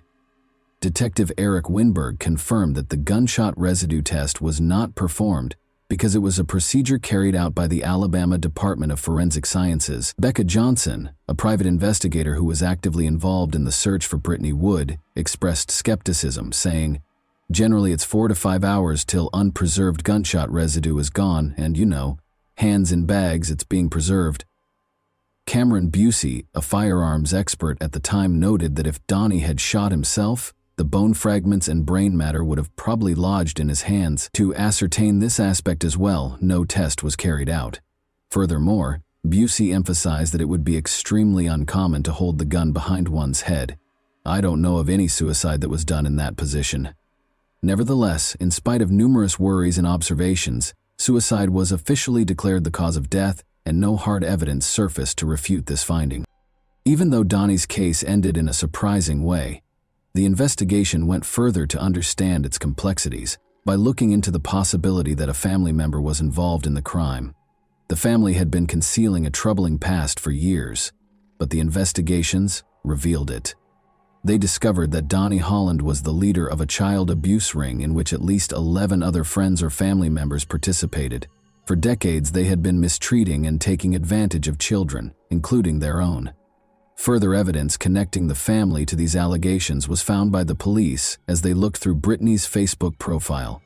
11 family members were arrested for their roles in the abuse ring, including Donnie's wife Wendy and Brittany's adored brother Derek. The fact that Brittany's mother, Chessie, was charged with child abuse despite claiming innocence only served to heighten the seriousness of the situation. One of the accusations against the mother was that she had assaulted another female relative who was underage. As the investigation went on, details from Brittany's friends, whom she had confided in, came to light. It was revealed that when Brittany was only 9 years old, she had also been abused by Donnie. Brittany's friends claimed that she intended to confront Donnie and report him to the police. An important question was brought up by the revelation. Did Brittany kill Donnie in retaliation? Although the hypothesis had an interesting history, it was only speculative because there was no hard evidence to support it. Given the backstory and her subsequent disappearance, particularly after her gun was discovered, the audience might have assumed in a simpler plot or motive that Brittany was the cause of Donnie's death. However, evidence is crucial in legal proceedings, and no additional inquiry into her involvement was conducted in the absence of adequate proof. In addition to the idea that Brittany was seeking retribution, another theory surfaced. Could a previous victim have killed Donnie in retaliation and then abducted Brittany? Although the reason behind Brittany's abduction was never revealed, her mysterious disappearance raised suspicions that she was still alive. Despite a number of theories, it was indisputable that Brittany's family was about to face legal repercussions. Still, Brittany's mother, Chessie, was upset that her daughter had not yet been found. A young victim testified against Wendy Holland, Donnie's wife, in court on December 9, 2014. The victim's first memories of abuse by adult relatives, including the defendant Wendy Wood Holland, who was 35 at the time, were horrifyingly described in the testimony. The teenage girl testified that the relatives frequently participated in adult group activities, mentioning that Brittany Wood occasionally participated in these activities. during the biggest case in Alabama, which involved the prosecution of 10 people. Teresa Hines, the prosecutor, inquired as to how frequently such incidents happened. The answer was, it happened a bunch, according to testimony from a man who subsequently entered a guilty plea. He once engaged in an inappropriate six-way encounter with a group of relatives, which included Wendy Holland and the girl. Derek Wood, Brittany Wood's 23-year-old brother, entered a guilty plea to the charge of having inappropriate contact with the victim. He claimed to have interacted inappropriately with Wendy Holland too many times to count, beginning when he was about 13 years old. Derek was imprisoned for 3 years after his case was sealed, and he was classified as a juvenile offender. As a defendant in a related case, Brittany's mother, Chessie Wood, who was also charged with child abuse, showed up at court with her son but was denied entry. She also said outright that her relatives were at fault. During his testimony, Dustin Kent, the brother-in-law of Wendy Holland, claimed to have participated in a six-way inappropriate encounter between Wendy, the alleged teen victim, and his wife Wendy Kent, Wendy Holland's twin sister. Dustin Kent, who also entered a guilty plea to sex charges, claimed that in October 2011, he first saw Wendy Holland having inappropriate relations with the alleged victim. Dustin Kent entered a second guilty plea in Mobile County 1 week after the first one, this time for assault and sodomy charges stemming from inappropriate interactions with 2 separate 13-year-old family members in 2008. He received a 17-year prison sentence. After that, Brittany's other uncle, Randall Scott Wood, pled guilty in Mobile County. All of the defendants were found guilty on charges of child abuse in quick succession. Wendy's identical twin sister, Mindy Kent, was also imprisoned after being found guilty by Mobile County jurors of sodomy and child abuse under the age of 12. She received a maximum sentence of 40 years in prison in 2015, with 20 years for each count against her. Wendy Holland was given a startling sentence of 219 years in prison in 2015 after being found guilty of child abuse and child torture. Chessie Wood, Brittany's mother, also acknowledged guilt to a misdemeanor charge of endangering the welfare of her child. There is still debate surrounding the conclusion that Donnie Holland committed suicide. There is still no conclusive answer to the important question of whether Brittany was the criminal. But beneath this mask, one thing is certain. After years of hiding these forbidden activities, Brittany Wood's troubled family finally received the punishment they deserved. In the end, justice had won out. Only one person can now provide us with the truth about the disappearance or the murderous night. But over 10 years have gone by, and she is still elusive, and no one knows where she is. What are your thoughts on this unsettling case, then? What might have occurred the night Donnie died? Was there something more sinister going on? Or was it truly a disappearance leading to suicide? And that wraps up today's chilling story. If you enjoyed this video, don't forget to like and subscribe so you never miss a new upload. Also, let me know in the comments, what part of this story shocked you the most? Thank you for watching, and I'll see you in the next video.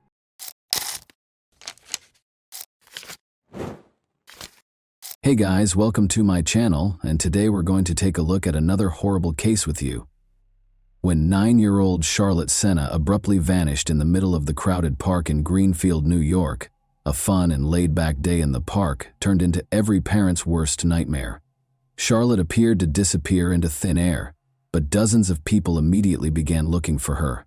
In a matter of seconds, the nation's attention was drawn to the Charlotte disappearance case, a terrifying story of a kidnapping, endless searches, and an amazing turn of events that left everyone in shock when the kidnapper gave a crucial clue to solving the case.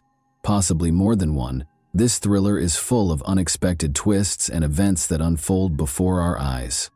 Charlotte Senna, a 9-year-old fourth grader, lives in Greenfield, Saratoga County with her 2 sisters ages 4 and 10 and her parents, David and Trish. Her mother is a food inspector for the Stewart Shops chain, and her father, David, is a pipeline mechanic. Charlotte's parents are a typical working family, and they never would have thought that their daughter would be the object of a repeat criminal who wants to use her to help him out financially. Evidently, though, nobody is immune to the nightmare that has become reality. Charlotte was having a picnic with her family and friends on Saturday, September 30th, 2023, at Morrow Lake State Park. which is only a 15-minute drive from their house. The 6,250-acre park is named for Morrow Lake and is located 70 kilometers north of Albany, New York. It is a well-liked recreational destination with boating and fishing opportunities, a sandy beach, 158 picnic areas, walking trails, and amazing dense forested areas. Its easy access to other resort towns draws tourists from all over the state. David and Tricia Senna, Charlotte's parents, made the decision to unwind with a sizable gathering here. Charlotte and her friends went cycling around lunchtime. She was about to head back to the camping area after a few rounds when she promised her friends that she would complete one more lap alone before joining the others. The time was around 6:15 p.m. back then.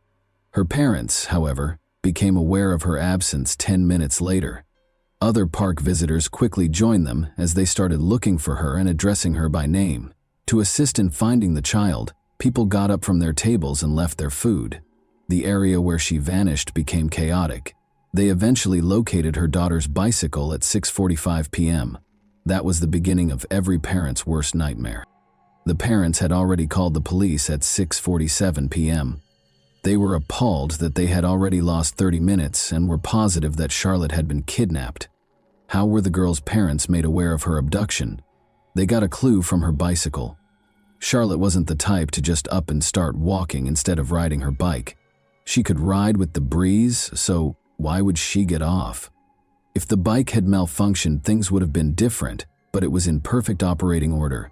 Besides, it was standing on its kickstand, not lying on the path. In other words, something, or probably someone, managed to attract the girl's attention, stop her, and then kidnap her. Police officers reached the park by 7 p.m. There were definitely severe worries about Charlotte's safety, because the bicycle was located, but she was nowhere to be found. But the police could not rule out the possibility that the child had just lost their way. As a result, both directions were pursued. Information regarding the missing child was quickly disseminated by the media. Numerous individuals looked for her, but as night fell, the situation deteriorated.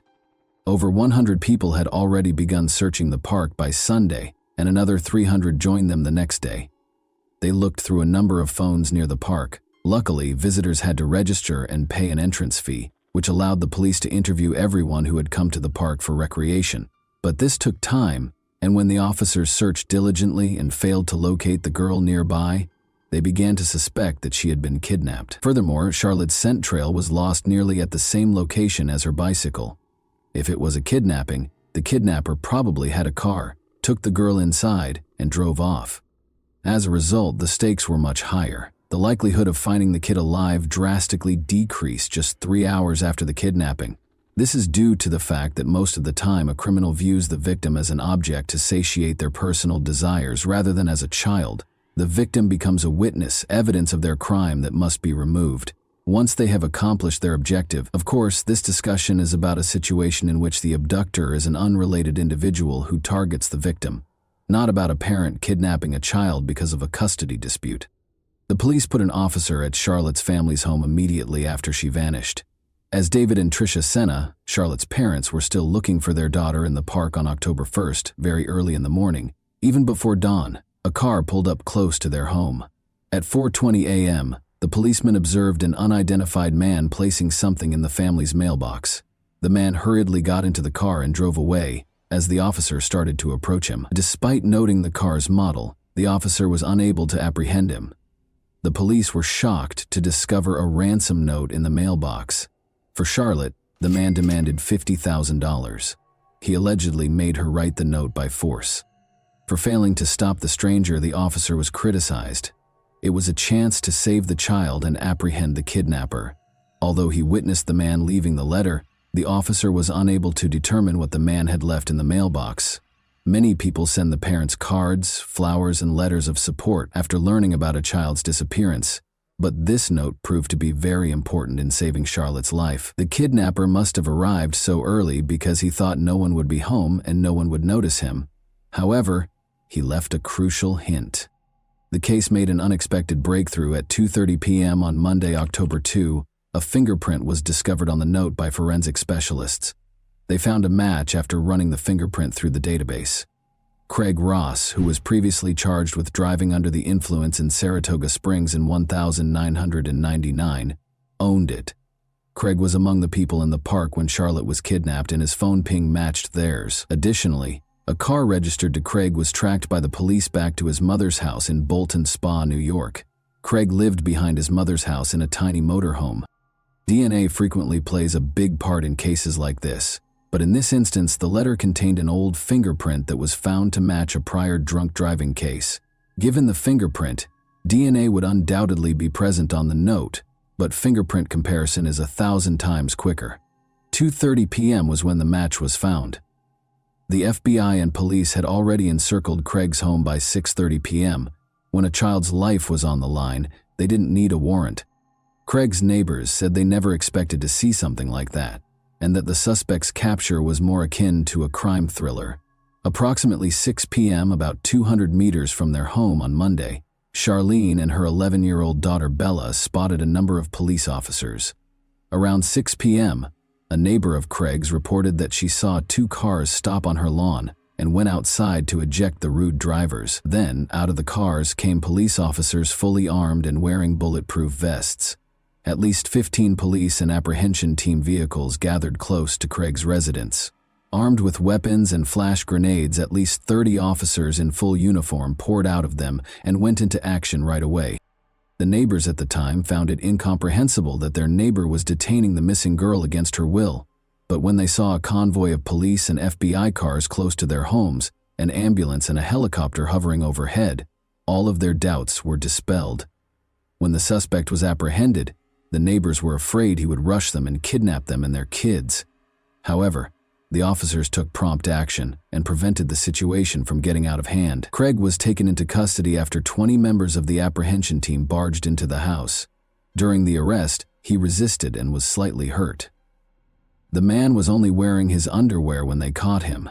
It was difficult to find the girl. She was also covered and concealed in the man's bedroom in a tiny closet. Charlotte realized right away that the officers were there to save her. When she realized that everything would be all right and that she would soon be seeing her parents and sisters, it was an extremely emotional moment. The girl was wearing a sweatshirt that was too big on her, which is interesting. One can only be thankful that Craig's motivation was financial, given that he was wearing his underwear and the girl was wearing a sweatshirt. Even though he had complete control over her, he could have done anything he wanted with the girl, and the rescue effort would not have ended as happily. The authorities notified Charlotte's parents that their daughter had been saved, was alive and unharmed at 6:32 p.m. According to Craig's neighbor, she saw Charlotte's face and exclaimed, "It's her! She's there!" as she watched Charlotte being loaded into the ambulance. The woman acknowledged that until her mother showed up and reassured her daughter that Charlotte was safe, she longed to embrace and hold her. Over the course of these few days, the girl became like family to everyone who had been worried about her. Everyone, including the police officers, prayed for her and hoped she would return home safely. As everyone saw the successful operation to free kidnapped Charlotte, they all exhaled, celebrated, gave each other pats on the back, and congratulated one another. The police officers' discovery of the potential kidnapper was a startling moment.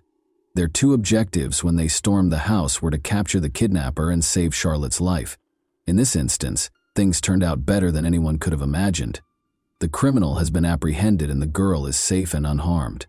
But what if money hadn't been his motivation? It would have been too late by the time they recognized him. The mere thought of it is terrifying. Charlotte was taken to the hospital right away, and following a medical examination, her family was allowed to return home. Charlotte is in excellent health, aside from the evident shock following the kidnapping. She will still have to respond to inquiries regarding the kidnapping and her experiences during her captivity, so it's not quite over for her. To prevent Charlotte from experiencing more trauma, investigators will enlist experts who are trained in communicating with young victims. A significant development in the 3-day search for the girl was revealed to the media at a press conference on October 2. Craig, 47, faced first-degree kidnapping charges on October 3rd, the very next day. He had previously dealt with the police. First of all, he was arrested for driving while intoxicated in 1999. His fingerprints were taken at that time and added to the police database, allowing the authorities to connect him to Charlotte's kidnapping. After he was arrested for second-degree stalking in 2016, his girlfriend sought a restraining order against him a year later, after he tried to strangle her by grabbing her by the neck. The police were looking into his involvement in violence against his 12-year-old relative just 1 month prior to Charlotte's abduction, but the case was closed. According to reports, the man, who has multiple sclerosis, moved into a trailer on his mother's property. Due to missed payments, his condition became so bad that he was unable to stay in his previous home in Porter's Corners, New York. Craig has an 11-year-old daughter and 2 grown children. He is characterized by his neighbors as a reclusive individual. They did, however, occasionally catch him working in his home's yard and interacting with his daughter, who is 11 years old and lives with him most days of the week. In reference to the man's older children, Craig's son said he doesn't want to get involved with his father, doesn't want to hear anything about him, and finds his behavior disgusting. Craig is currently detained without the possibility of bail on a first-degree kidnapping charge. He will be represented in court by a free attorney who has been given to him. Although the motive for the kidnapping is not officially stated, based on the ransom note, it is reasonable to assume that money was a major factor, even though the police are not very forthcoming with information. Craig's former girlfriend, Amanda Priest, had a lot to say.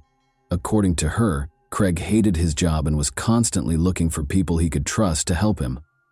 Amanda is certain that money was the driving force, but it's interesting to note that Craig appeared to have targeted Charlotte in particular, rather than just any child. The problem stems from an incident in which Patrick Senna, Charlotte's grandfather, sued Greenfield after a sledding accident in 1998. The $2 million settlement he received was well known among Saratoga's citizens. Given this knowledge, Craig may have been monitoring the family to learn more about their residence, regular locations, and other details. This is exactly why Craig kidnapped the man's granddaughter and demanded a ransom, Amanda claims, in an attempt to obtain funds to help him out financially. Amanda also mentioned that Craig had covered his trailer's windows with tarps not long ago. She is certain that everything was carefully planned as a result. He kept an eye on the family, observed them, was aware of Charlotte's routine, probably followed them from their house to the park, and waited for a chance to see the girl by herself.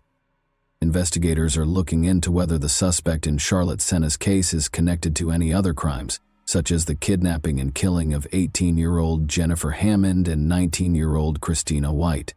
As is customary, investigators are looking into his involvement in any significant incidents in the area, even though there is currently no evidence connecting him to these cases, since their disappearances in 2003 and 2005 respectively, from Milton, the same town where Craig spent decades. The cases of Jennifer and Christina, whom investigators believe to be connected, have remained unsolved. On November 2, 2003, Jennifer went missing according to her boss. No one saw her after co-workers dropped her off at the Creek and Pines trailer park, where she was supposed to sell magazines. Later, all of the girl's possessions were discovered in an Albany hotel room where she was lodging with co-workers. After Christina's family last saw her in the evening on June 30, 2005, 2 years later her disappearance came to light. 5 kilometers from her home, witnesses reported to investigators that they saw her strolling down a road. In March 2006, hunters discovered Christina's remains, which were essentially just a skeleton, 16 kilometers from her last known location in the D-Town forest in Greenfield. According to the autopsy, Christina's chest and abdomen were fatally struck by the murderer. In October 2009, Jennifer's remains were discovered a few kilometers away. Although the cause of her death is unknown, investigators concluded that considering the location of their kidnapping and the location of their bodies, the girls were most likely murdered by the same individual. According to criminal profiler John Kelly, who was familiar with the area and probably liked red-hamed girls, Craig Ross presumably abducted Charlotte, but we know that the best predictor of present or future behavior is past behavior. Therefore, it's always important to find out if a person has committed abductions in the past. There may be a connection because Craig's path from the park to his house apparently goes through wooded areas connected to these 2 unsolved murders. He was keeping an eye on the family and may have believed he could kidnap them again because he had done it successfully in the past. However, he could demand ransom and simultaneously improve his financial situation rather than committing murder. In any event, the inquiry is still ongoing to determine whether he is connected to any other crimes. He has been questioned by the police in the interim to determine whether he was keeping an eye on Charlotte and whether his motivations extended beyond his need for money. The Senna family thanked everyone who put in so much effort to bring their daughter home. Naturally, they expressed their relief at Charlotte's return home and recognize how lucky they are that things turned out this way. They are aware that not all kidnapped children make it back home safely. And that wraps up today's chilling story. If you enjoyed this video, don't forget to like and subscribe so you never miss a new upload. Also, let me know in the comments what part of this story shocked you the most. Thank you for watching, and I'll see you in the next video.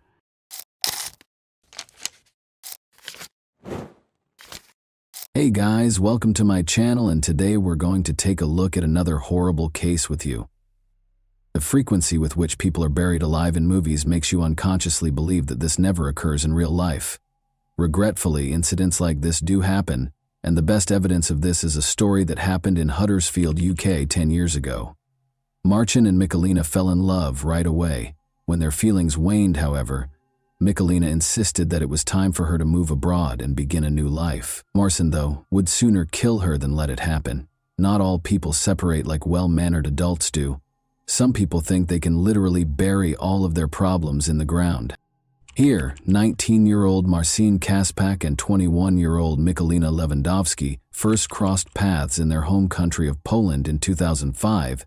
A year later, Marcin asked Michalina to marry him, and the two of them relocated to the UK to begin a new life together. But things soured between them in 2008 after Michalina found out she was expecting a child. They canceled their engagement, but they still lived together in Marcin's parents' home. Michalina wore her engagement ring even after the engagement ended because she still loved Marcin and hoped they could resolve their differences. That was not meant to be, unfortunately. By 2011, Marcin's lack of interest in making amends with Michalina was clear. In an effort to stay away from her, he trained 5 times a week at the gym and spent nearly all of his free time there. Unexpectedly, however, Marcin asked Michalina to accompany him and his friend, 18-year-old Patrick Boris, on a shopping trip on Saturday, May 28, 2011. Michalina was taken aback because Marcin didn't often show an interest in hanging out with her. Still, she was relieved and hoped that things would get better now. The girl quickly went to the restroom to apply makeup. Jakub, their 3-year-old son, was fortunately with his grandmother, Marcin's mother, on that particular day, and was not present when the events transpired. Upon exiting the restroom, Michalina noticed Patrick and Marcin gazing at her with a horrifying smile on their lips. Taking Michalina's hand, Marcin said, "I want to show you something." Then he took a 300,000-volt stun gun out of his pocket, put it to her neck, and pressed the trigger. The agony swept through Michalina's body as she collapsed to the ground. Bodybuilder Marcin, who weighed 101 kg, saw her convulse from the electric shock while kneeling on her chest and holding her down on the ground. Momentarily regaining consciousness, Michalina asked Marcin if he meant to murder her, to which he replied that she should not be afraid, as he would simply take her somewhere. Patrick was then told to get some packing tape. The men taped Michalina's mouth shut, gagged her, and then tied her wrists and ankles. They shocked her with electricity once more before abandoning her, frightened and bound. Even though she initially believed it to be a mean joke, she was now certain of their true motivations. She was immobile and worried about fainting, not knowing if she would ever regain consciousness. Michalina was hauled into the kitchen and crammed into a cardboard box by Marcin and Patrick a few hours later. One day, they brought up a plastic bag. Marcin started to tape the box shut, but she thought they were going to put it over her head to suffocate her. The girl struggled to scream as she lost what little peace she still had. Then Marcin got on his knees, chuckled, and declared, "I've been hating you for 4 years. Your son will never be seen again." His uncanny composure on his face was more terrifying than the hateful words he spoke in this scene. The cardboard box was sealed. Then the men picked it up from both sides, carried it to Patrick's car, and put it in the trunk. The girl knew they had gone far before Patrick and Marcin took the box away. Michalina felt her back being scratched by the stones as the men pulled her along the ground. The fact that Marcin and Patrick had taken her to a wooded area close to Huddersfield was hidden from her inside the box. After digging a shallow grave beforehand, They buried the box containing Michalina inside. Michalina was lying in the box, still in excruciating pain and terrified, when she heard the men hurling dirt onto her grave. The box itself was dark and extremely small.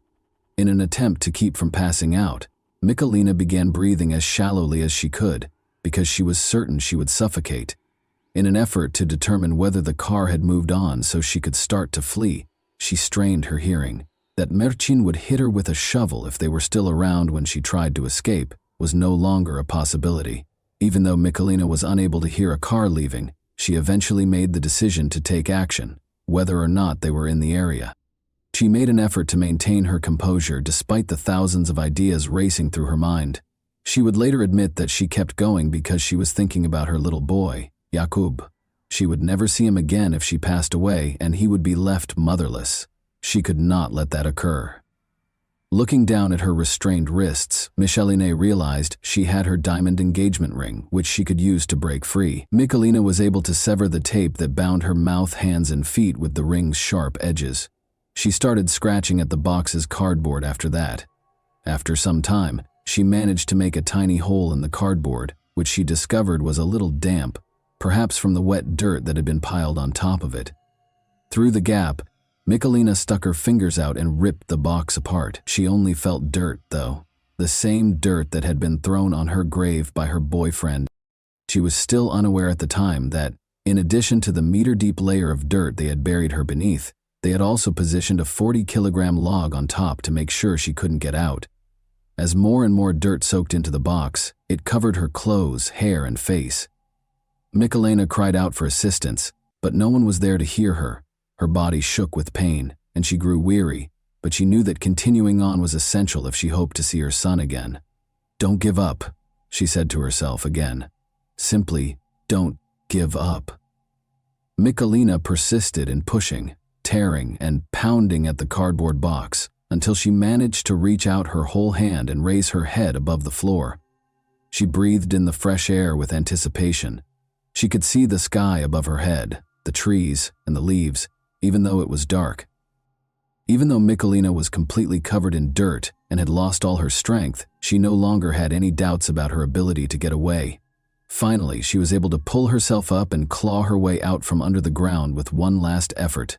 After being in the box for an hour, Michalina miraculously emerged from her grave. In addition to surviving, she saved herself by using the diamond engagement ring that her would-be murderer had given her. Running toward the road from the woods, Michalina signaled a passing vehicle. That the driver didn't run away in fear when he saw a weak, dirt-covered woman come out onto the road was a great blessing for her. He listened to her and then stopped to call the police to find out what had happened. Michalina showed the police the cardboard box where she had been left to suffer her last moments in horrifying pain when they arrived at the crime scene 15 minutes later. Without a doubt, Marcin had never been more terrified in his life than he was when the police knocked on his door and told him he was being taken into custody on charges of attempted murder and kidnapping. He resisted for a long time, claiming that his intention was not to kill Michalina, but simply to frighten her. But no one took this defense seriously, so it didn't do him much good. After leaving Michalina to die, the men took PS500 from an ATM using her bank card, went home, and began playing video games, as the police quickly learned. In fact, Marcin was not planning to return for Michalina. His idea was completely different. Marcin, 25, was a dedicated bodybuilder who had become dependent on anabolic steroids, which led to his frequent outbursts. He concluded that it would be best for his son to grow up without a mother at all. After learning that Michalina had decided to leave the fight for their relationship and was going to return to Poland with Jakub, Michalina would not be able to raise his grandson as well as his own mother. With the intention of killing his ex-fiancée, he came up with one of the most horrific ways to end her life. Marcin was given a 20-year prison term after being found guilty of attempted murder and kidnapping in January 2012. Although Patrick was convicted of kidnapping, he was not found guilty of attempted murder. He received a 4.5-year sentence in a juvenile detention center. Both men were not eligible for parole until they had completed half of their sentences. Marcin won't, however, be available for purchase anytime soon. The police searched his parents' home, where he lived with Michalina and their son after he was arrested. The house contained a variety of chemicals and instructions for making explosives, according to the police. Consequently, Marcin received 8 more 4-year sentences for the explosives, while already serving his sentence for attempted murder. I prevented him from achieving his goal of killing me in the most horrific manner possible, even though he wished for my demise. I battled my way out of that grave with the last of my strength. Following the delivery of the guilty verdict, Michalina remarked, "Now it is he who is imprisoned." Even after learning that her ex-lover had received a 20-year sentence, Michalina is still terrified. Despite having moved to a different home far from Huddersfield with her son, whose address is kept secret for their safety, Michalina acknowledged following the trial that she still has nightmares about what she endured. "I was buried alive and trapped in that shallow grave, and I was afraid that my life was over and that I would pass away. In order to survive and care for my young son, I prayed to God. I had the courage to leave that box and flee when I thought of my son. I had a deep affection for Marcin Kasbach for many years, but after the terrible attack on me, my affections for him deteriorated into hatred. I still have nightmares about Marcin returning, finding me, and killing me. I'm hoping he understands how wrong what he did to me was. The difficulties I faced that day, at the hands of a man I trusted and loved, are something I hope no one else will ever have to go through." And that wraps up today's chilling story. If you enjoyed this video, don't forget to like and subscribe so you never miss a new upload. Also, let me know in the comments, what part of this story shocked you the most?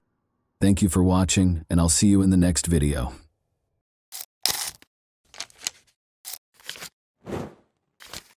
Hey guys, welcome to my channel, and today, we're going to take a look at another horrible case with you. After opening in 1954, the Fontainebleau Hotel quickly gained popularity among Miami's elite.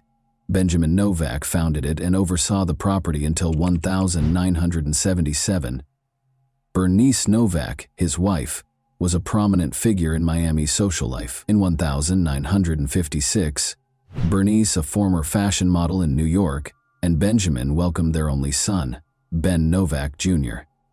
Ben carried on his famous family's legacy while growing up in the glitz and glamour of this iconic American hotel, making use of his connections and power. Ben's life wasn't without its difficulties, even though his parents were famous and socialized with celebrities. He missed out on deep friendships with peers and frequently felt alone as a child because he was surrounded by adults. Many of his early experiences seemed to him to have been staged and fabricated by the adults in his life. He turned to comics as a means of escape, and Batman emerged as his favorite character. His early interest turned into a major passion as he grew older, and he eventually accumulated one of the biggest collections of memorabilia in the world, which included his very own Batmobile. Ben Novak Jr. inherited his parents' business sense in addition to their wealth. He was more than just a comic book fan. He was a clever businessman who loved what he did. He entered the convention industry with the intention of becoming well-known because he was determined to establish his own identity apart from the family legacy. He continued to work in the hotel sector, organizing conventions with success and making good money each time. Unfortunately, he would ultimately meet a tragic end at one of these conventions. Ben, however, pursued a different interest prior to that depressing development. His life took a drastic turn when he met Narcisa, a stripper at a Miami strip club. He had a thing for strippers. In 1983, Narcisa Sierra Valise Pacheco relocated to Miami. Being the youngest of 6 children and the family favorite, she grew up in a rural part of Ecuador and was well protected by her older brothers. She married Angel when she was 17, and the two of them had a daughter, May Abad. The family moved to New York City when May was 4 years old, but Angel soon left Narcisa and their daughter after the marriage rapidly soured. Narcisa remained in New York as a single mother and put in a lot of effort as a seamstress, but she felt that a life of more luxury was her destiny. In her ideal world, she would be able to drive fancy cars, go to glitzy parties, own and flaunt expensive clothing, and take luxury yacht cruises. Driven by this aspiration, Narcisa imagined a life devoid of worries about money and rent. But in the end, this dream would take her in a problematic direction. Narcisa made the decision to move to Miami with her daughter in the summer of 1983 in order to start over. At first, she struggled to find work because of her poor command of English. Narcisa started working as a stripper in order to make quick cash and provide for her and her daughter. She saw it as a chance to meet rich men who were prepared to spend a lot of money. When Ben Novak Jr., a 27-year-old millionaire, entered her club shortly after she opened, she struck gold. She and Ben clicked right away after a lap dance. Ben gave Narcisa lavish presents, lavished her with lavish vacations, and gave her sizable sums of money. Narcisa's fascination with luxury only grew as a result. But this new relationship didn't exactly sit well with Ben's family. His mother, Bernice, who was very close to him, was unimpressed, and his father had died. Ben's mother's disapproval of Narcisa did not stop him, even though they spoke every day and she had a big influence on him. Instead of marrying a stripper, Bernice had hoped he would wed a reputable Miami socialite. When Narcisa married Ben in 1991, she accomplished her goal. She had a knack for it and was actively involved in his business from the start, managing bookings, attending conventions, and interacting with clients. Narcisa, however, favored a relaxed way of life, engaging in endless shopping and leading a carefree millionaire's lifestyle.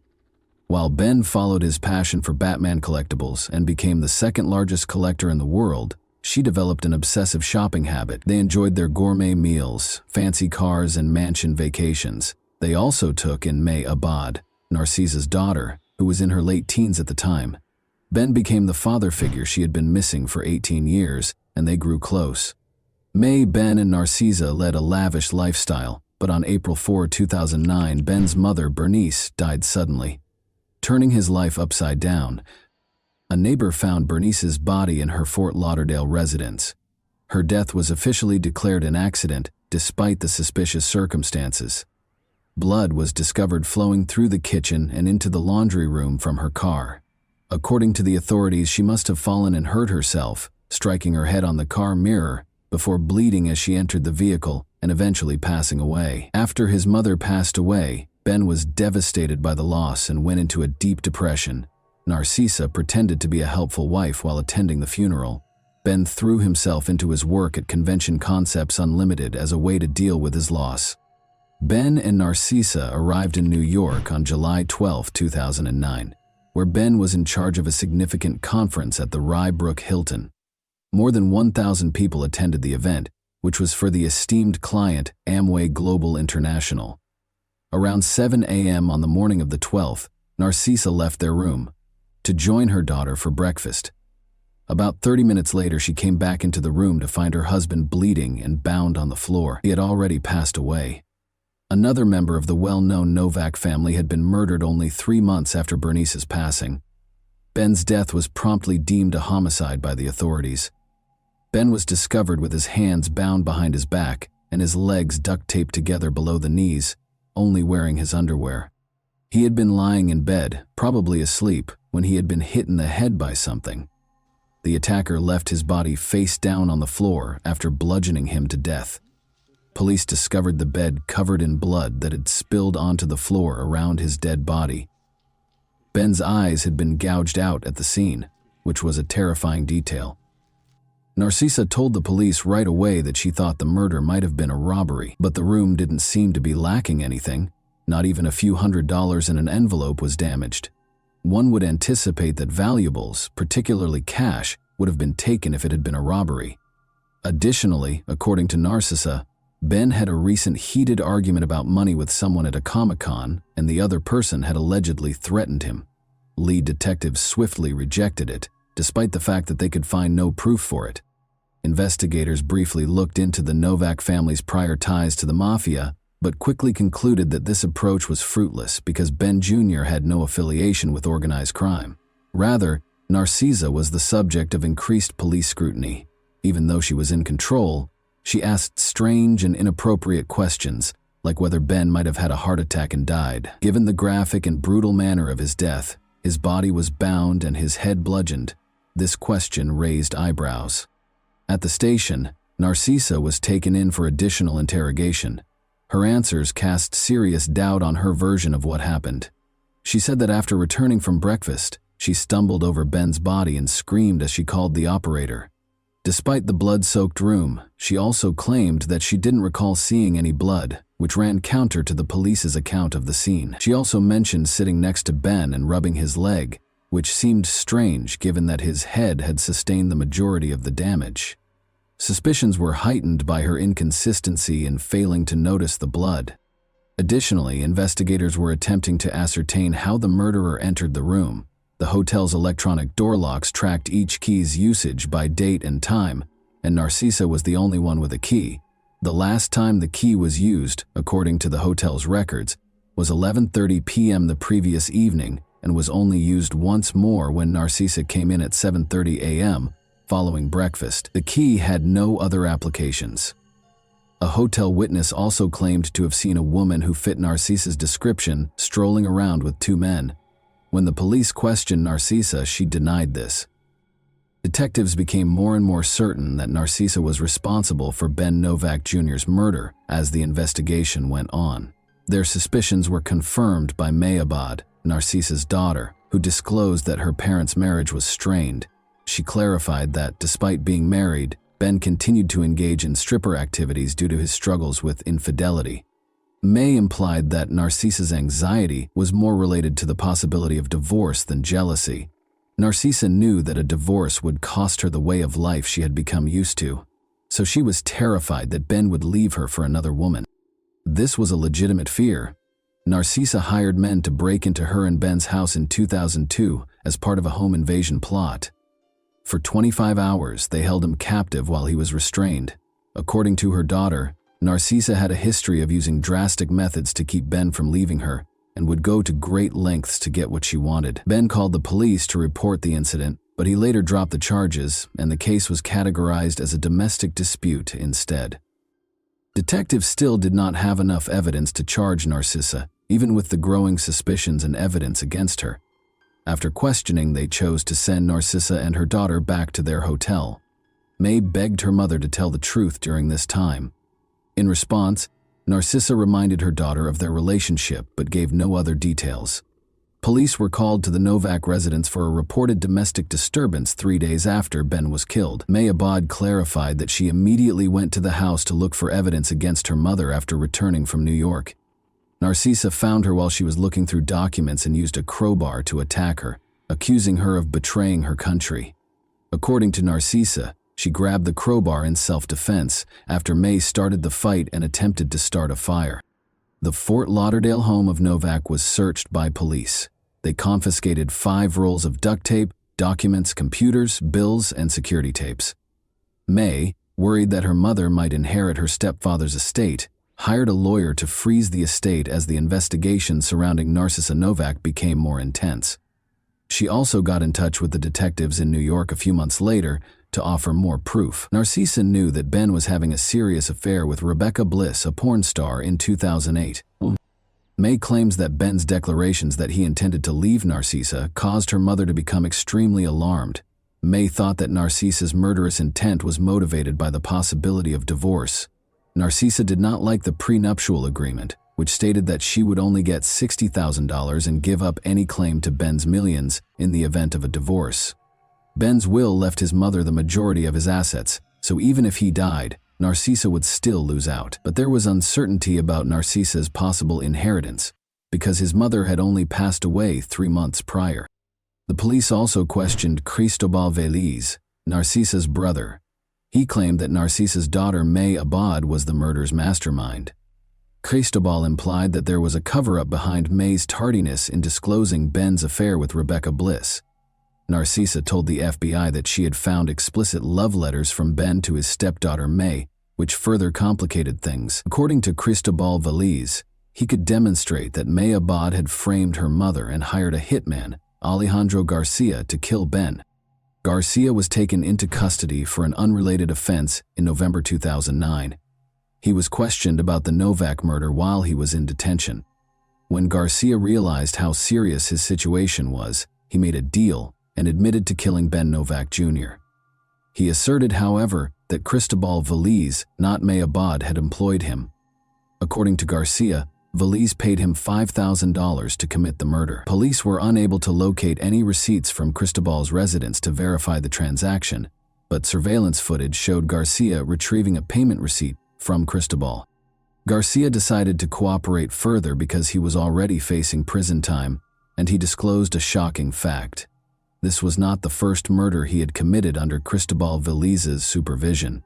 Alejandro Garcia was hired in April 2009 to murder Bernice Novak as she went into her garage. Garcia viciously struck her face after attacking her with a monkey wrench. It was discovered that in order to inherit Ben Novak's wealth, Narcisa Novak had planned the murders of Bernice and Ben with the assistance of her brother, Cristobal Veliz. To take over the estate, Narcisa had to get rid of Bernice. Alejandro Garcia testified during the trial that Bernice was supposed to be beaten severely and struck in the teeth. While Ben was asleep on the morning of July 12, 2009, Narcisa opened her husband's hotel room to Garcia and Joel Gonzalez. They started attacking Ben after she led them to his bedside. Narcisa told one of the men to gouge out Ben's eyes and gave Garcia a pillow to muffle Ben's screams. Garcia's testimony aligned with the police-discovered evidence. A rumpled photo of Narcisa's daughter May Abad was discovered in Garcia's pocket upon his arrest, indicating that she was also a target. Cristobal and Narcisa had also plotted May's murder. Police questioned why Ben's burial was delayed after his body was kept at the Westchester County morgue for 2 months. The investigation found that Narcisa was preoccupied with rifling through Ben's Batman collection, embezzling funds from his business accounts, and swaying bank tellers to gain access to his safe deposit box instead of attending his funeral. Narcisa and Cristobal were taken into custody for the killings on July 8, 2010. They were officially charged with the murder of Bernice Novak. Their trial started on April 23, 2012, a year later. Despite his decision to testify in his own defense, Cristobal gave a terrible performance. During cross-examination, he contradicted himself several times. Both Narcisa and Cristobal maintained their denials of involvement, even after video footage showed Garcia and Gonzalez monitoring the hotel, and phone records showed a 2-year correspondence between the two that implied premeditation. Ben had been preparing to leave Narcisa, according to Rebecca Bliss, his mistress, who testified. Rebecca disclosed that Ben was willing to improve their relationship after expressing discontent with his marriage. Every day he assured her of his commitment to her and declared his love for her. Rebecca had previously been confronted by Narcisa regarding the affair, and she had turned down her offer of money to leave Ben. At one point, Narcisa even pretended to be Rebecca, which led to Rebecca's apartment losing power. Furthermore, Rebecca said that 6 months prior to Ben's actual passing, Narcisa had lied to her condo management by claiming that he was dead and therefore unable to pay rent. Narcisa threatened that no one else would have Ben if she couldn't, according to Rebecca. In an attempt to receive lighter sentences, Narcisa and Cristobal both tried to place the blame on the other during the trial. Cristobal was the main mastermind behind the killings, according to Narcisa's lawyer, who argued for a reduced sentence of 27 years. Cristobal continued to blame his niece May Abad as the main conspirator in the meantime. Narcisa was found guilty on 12 of the 13 charges against her, while Cristobal was found guilty on 14 of the 15 charges, even though detectives had thoroughly investigated and rejected these claims. Narcisa's conviction resulted in her losing all claim to the inheritance she had hoped to inherit. The 2 sons of May Abad will now inherit Ben's estate. Evidence provided by the prosecution showed that Narcisa had paid her brother to employ 2 hitmen. According to the murderer's testimony, Cristobal had enlisted their help and given them instructions from Narcisa on how to carry out the assaults. Binding Ben and gouging out his eyes were among the instructions. When the murderers reached the hotel early on July 12, Narcisa let them into her husband's room, led them to Ben, who was asleep, and gave him a pillow to stop him from screaming. Ben was severely beaten with dumbbells until he passed out, leaving him for dead. According to Garcia's testimony, the initial intention was not to kill Ben and Bernice, but rather to cause them severe injuries. Both Narcisa and Cristobal were found guilty at the end of the trial of murder, conspiracy to commit murder, stalking, domestic abuse, money laundering, and witness tampering. When the guilty verdict was read, Narcisa gave up her right to appear in court. Both were convicted and given life sentences without the possibility of release. As a result of their cooperation with the investigation, Alejandro and Joel entered guilty pleas to lesser charges and received sentences of 17.5 years. And that wraps up today's chilling story. If you enjoyed this video, don't forget to like and subscribe so you never miss a new upload. Also, let me know in the comments, what part of this story shocked you the most? Thank you for watching, and I'll see you in the next video.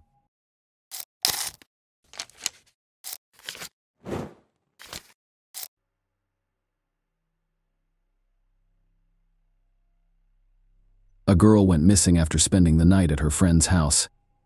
In the morning, the bedroom window was wide open, and all of her belongings remained in the room. Police began looking for her, but no one anticipated the dark secrets they would soon discover in the small town. Amanda Lenke was born on June 7, 1991 in Tennessee. She grew up in a large, friendly family with many brothers and sisters. Later, they relocated with their parents to Spring Hill, Florida, where Amanda attended the local middle school. She enjoyed dancing, writing poetry, and playing multiple musical instruments, and she was a very happy child during school breaks. Amanda would always visit her grandparents in the small town of White Cloud. She enjoys spending time there because she has many friends in the town. White Cloud was a quiet and peaceful community of only 1,400 people. The majority of its residents knew each other. Amanda finished 7th grade of middle school in 2004 at the age of 13 and went to White Cloud for the entire summer without supervision or concern for their safety. Amanda spent time with her friends, went for walks, and enjoyed her vacation. On June 20th, she stayed overnight at her best friend's house. They talked, had fun, and went to bed late at night. In the morning, her friend woke up and found Amanda was not in the room. The bedroom windows were wide open. She went to the kitchen and walked around the house, but Amanda was nowhere to be found. Investigators spoke with Amanda's friend, who stated that she did not hear anything that night and that Amanda never told her she was planning to leave. The friend's parents, brother and sister, were present at the time of the disappearance and did not witness anything. Police attempted to locate witnesses who lived near the house but were unsuccessful. No residents noticed anything unusual on the first day of the investigation. Amanda's relatives were outraged by the police's version, claiming she had no problems at home and was happy to spend the summer in White Cloud. They also pointed out that Amanda had left all her belongings, including clothes, in her friend's room. The investigators decided to check the girl's computer for information that could aid in the search. They discovered correspondence with a specific young man, and based on this, the police assumed Amanda fled to meet him, but there were inconsistencies. There was no mention of a possible meeting among these correspondents, and the conversation was about ordinary and everyday issues. Nonetheless, the investigators considered this sufficient to reassure themselves of their correctness.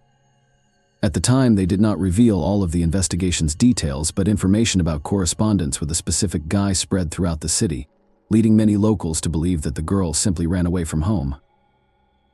Despite Amanda's relatives' efforts, the police did not fully utilize their resources to locate her. If the case had been classified as a kidnapping, the FBI and other agencies could have been involved in the investigation. On July 5th, mushroom pickers discovered a human body in a forest near White Cloud and reported it to police.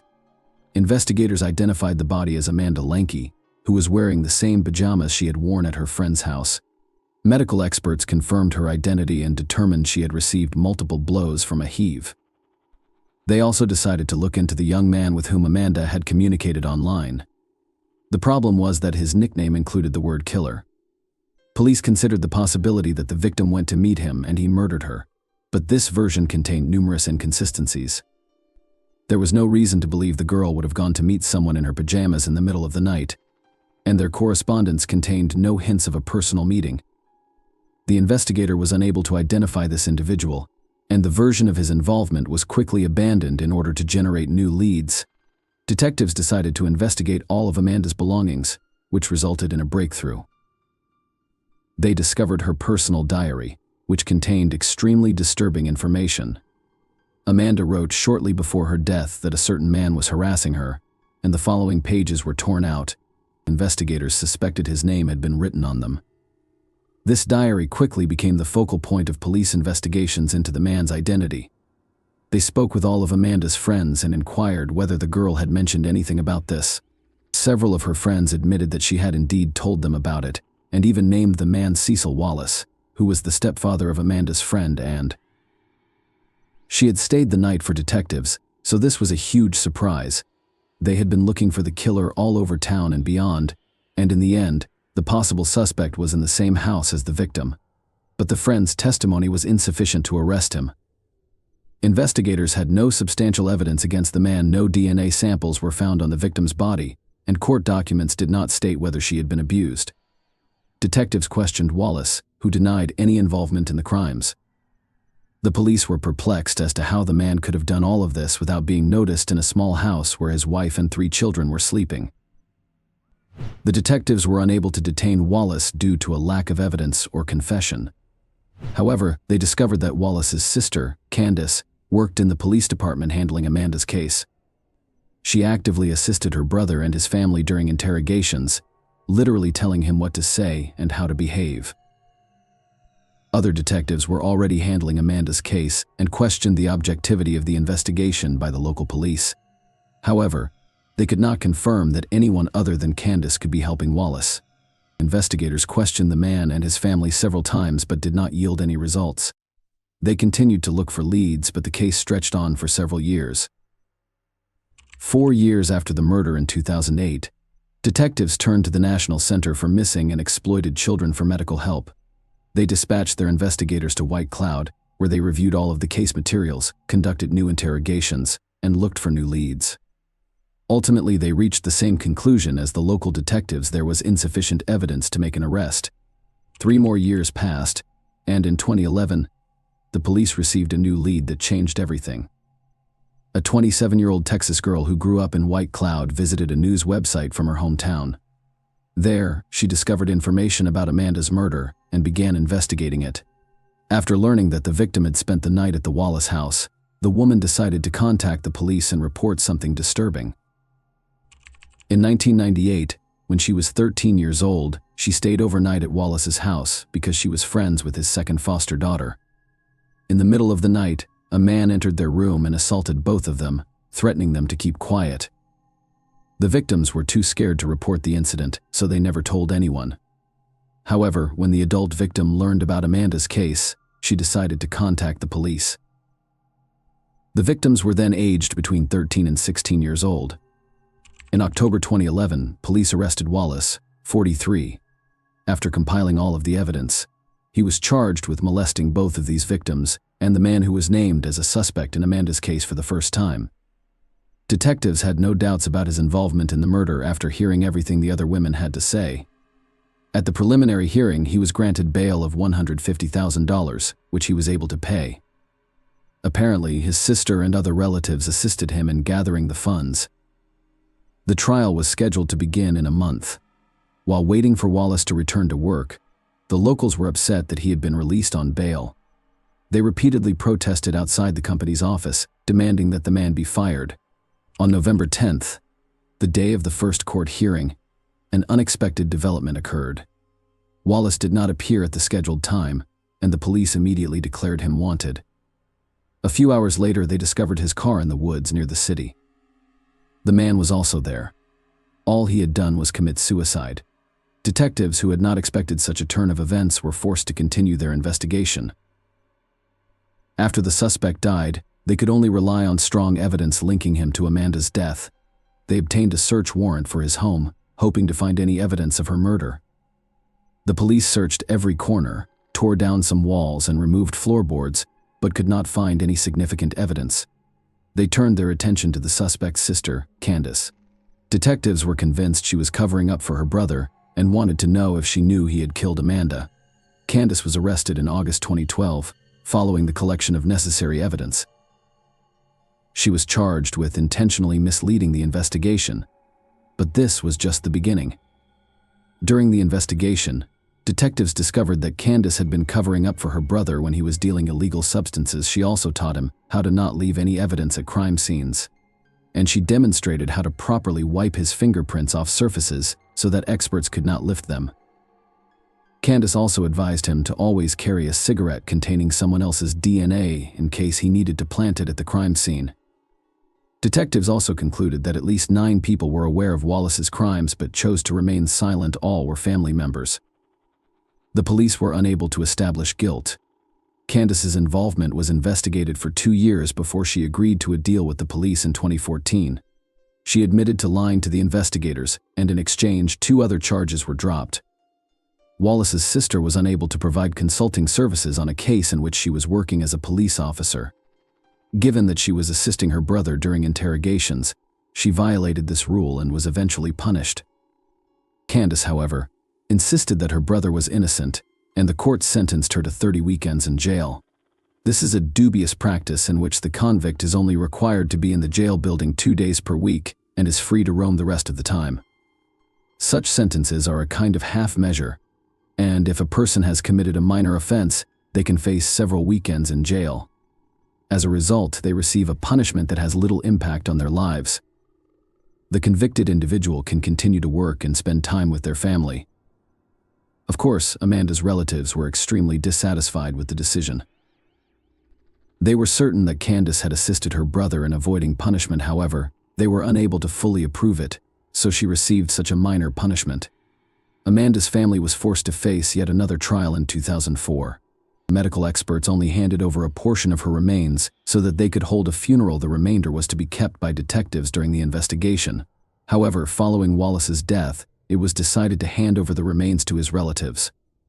In 2013, the girl's family had to exhume her remains in order to bury him. Her mother is still hoping that investigators will find evidence to prove Wallace's guilt.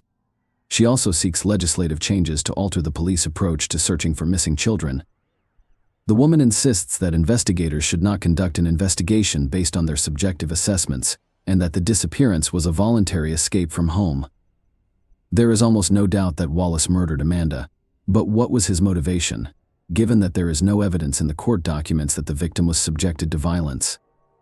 2 assumptions can be made: he likely assaulted her, but did not leave any biological material, so the investigation decided not to reveal this information because it was unnecessary. Detectives could also keep this information secret for the sake of the investigation, hoping that the criminal would reveal previously unknown facts.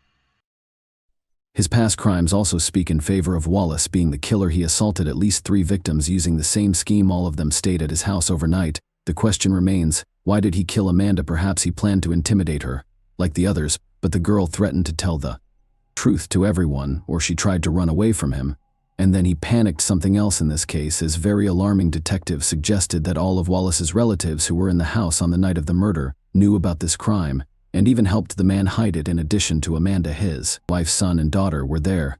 This could explain how he managed to attack the victim without waking any of his relatives. In any case, even without a final verdict from the court, Wallace will no longer be able to harm anyone. The fact that he settled the score with his life before the trial once again speaks in favor of his guilt, even though he took the details of this crime to the grave. Please share your thoughts on this story in the comments section, and thank you for watching.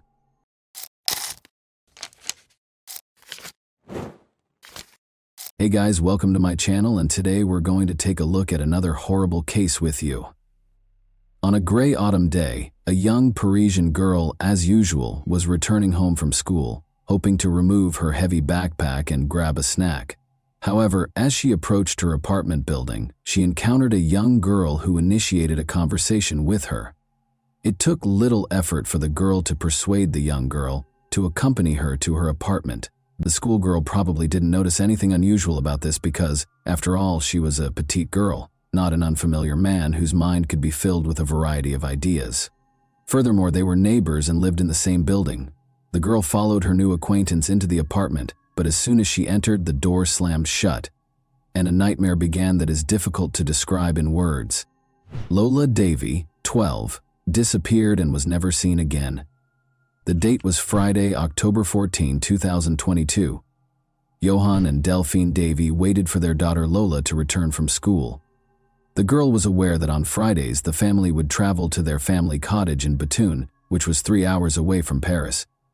As a result, she understood that she should not linger. Lola was an extremely obedient child who never went anywhere without permission. The school was only 200 meters from her house, so she should have arrived at any moment. So, when the clock went past 4 p.m., when their daughter didn't arrive, the parents knew something had happened. Johan and Delphine Davy lived and worked in this building. It meant that Johann could check the surveillance cameras to see if his daughter had entered the building. To his surprise, the girl had arrived 45 minutes earlier, and she was not alone. She entered with a girl who the man did not recognize. The girl made a hand gesture, as if inviting Lola to accompany her. According to the video, the girl lacked confidence and the young woman appeared uneasy. The parents handed over the photo of the unknown girl to the police. Delphine also shared her photo on Facebook, stating that her daughter was missing. She described how the girl was dressed and said she was last seen with an unfamiliar young girl. The woman urged anyone with information to contact police or the Davy family. Thousands of concerned citizens shared the post. People took to the streets to assist in the search for the girl. The search lasted several hours until 11:20 p.m., when a homeless man entered the inner courtyard of Lola's family home. Maybe he was looking for somewhere to sleep or something similar. Regardless, his focus was drawn to a large plastic suitcase. What he discovered inside the suitcase caused him to rush to find a police officer. Inside, the police found Lola's lifeless body. An autopsy revealed that the cause of death was asphyxia. In addition, she had a deep wound on her throat and bruises and cuts all over her body. The perpetrator bound Lola's hands and feet before placing her in the suitcase, leaving a strange final mark on her soles. The numbers 1 and 0 in red ink. The last person to see her alive was the girl who appeared alongside her on the surveillance cameras. But who was she? It didn't take long for the cops to find her, and when they did, their hair stood on end as they heard the chilling story of Lola's murder. The investigators decided to review the footage that the girl's father had begun watching an hour and a half after Lola returned home with the stranger. The same girl left the house. She changed into different clothes and carried a suitcase and 2 smaller wheeled bags.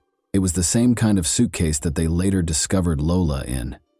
It became clear that the mysterious stranger was somehow involved in Lola's situation. The police decided to question potential witnesses to see if they knew where the girl went after she left the building.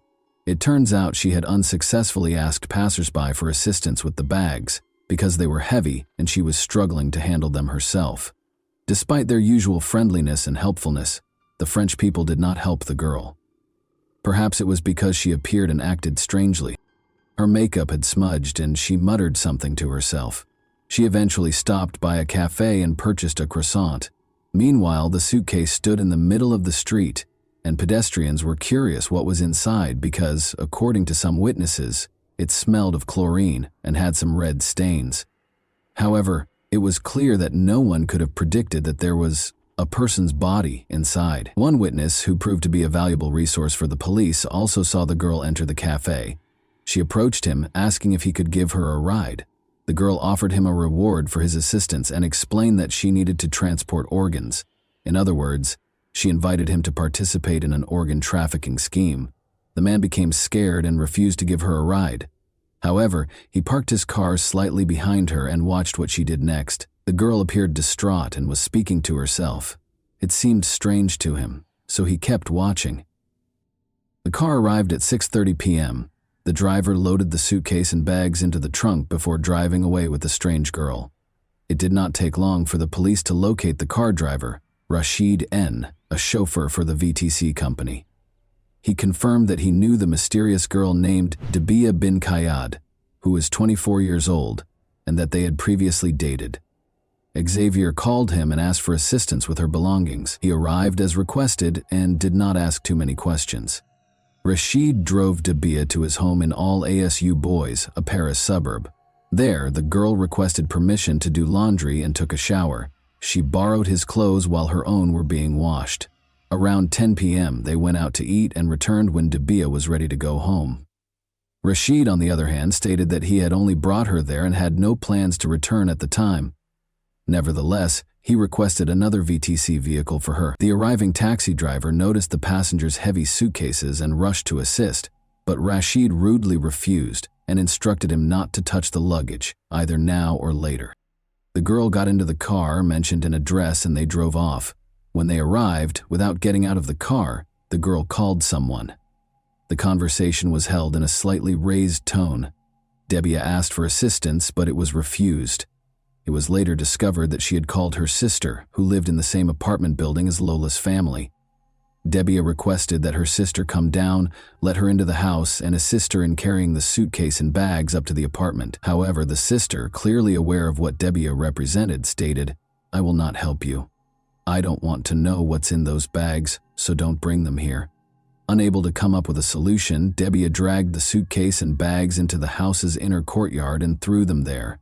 She then called a friend and asked to spend the night at his place. After getting rid of the suitcase, Debbia appeared to calm down completely, and she and her friend spent an entirely ordinary evening laughing and having fun, as if nothing had happened. Debbia was arrested just 2 days after being captured on camera with Lola.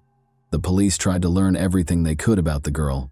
She moved to France from Algeria 6 years ago with her mother and 2 sisters. In 2018, 2 years after moving, the police heard Debbia's name, but as a victim of domestic violence. Her relatives and friends described her as deeply religious, and her ex-boyfriend even claimed that she was obsessed with the church. They did, however, explain that she changed after her father died while still in Algeria, and her mother died of cancer in 2020. Debbia was unable to cope with the loss and began talking to herself, becoming increasingly aggressive and unstable. However, it is known that she experienced fits of rage prior to her mother's death. She had a confrontation with the hospital administration in July 2019 when she was asked to pay for the medical treatment she received. Debbia became enraged and attacked the staff, claiming that she did not ask to be treated and should not have to pay for it. When she was escorted out of the building, she threatened to return, saying they had no idea what she was capable of. Despite her outburst of rage, the girl had no need to be taken to the police. When she was arrested in August 2022, the girl was no longer a student and had no right to remain in the country. However, because she had no criminal record, she was released and given a 30-day window to complete her paperwork or leave the country. But the girl did not do either. She simply vanished from the sight of the official authorities. She didn't work, didn't have a permanent home, and was officially homeless, despite having moved in with her sister. Her older sister admitted that Debbia had been exhibiting obvious mental issues for some time. She couldn't handle failure, and whenever she was told no, she would explode. However, Debbia refused treatment and her sister had no idea what else she could do.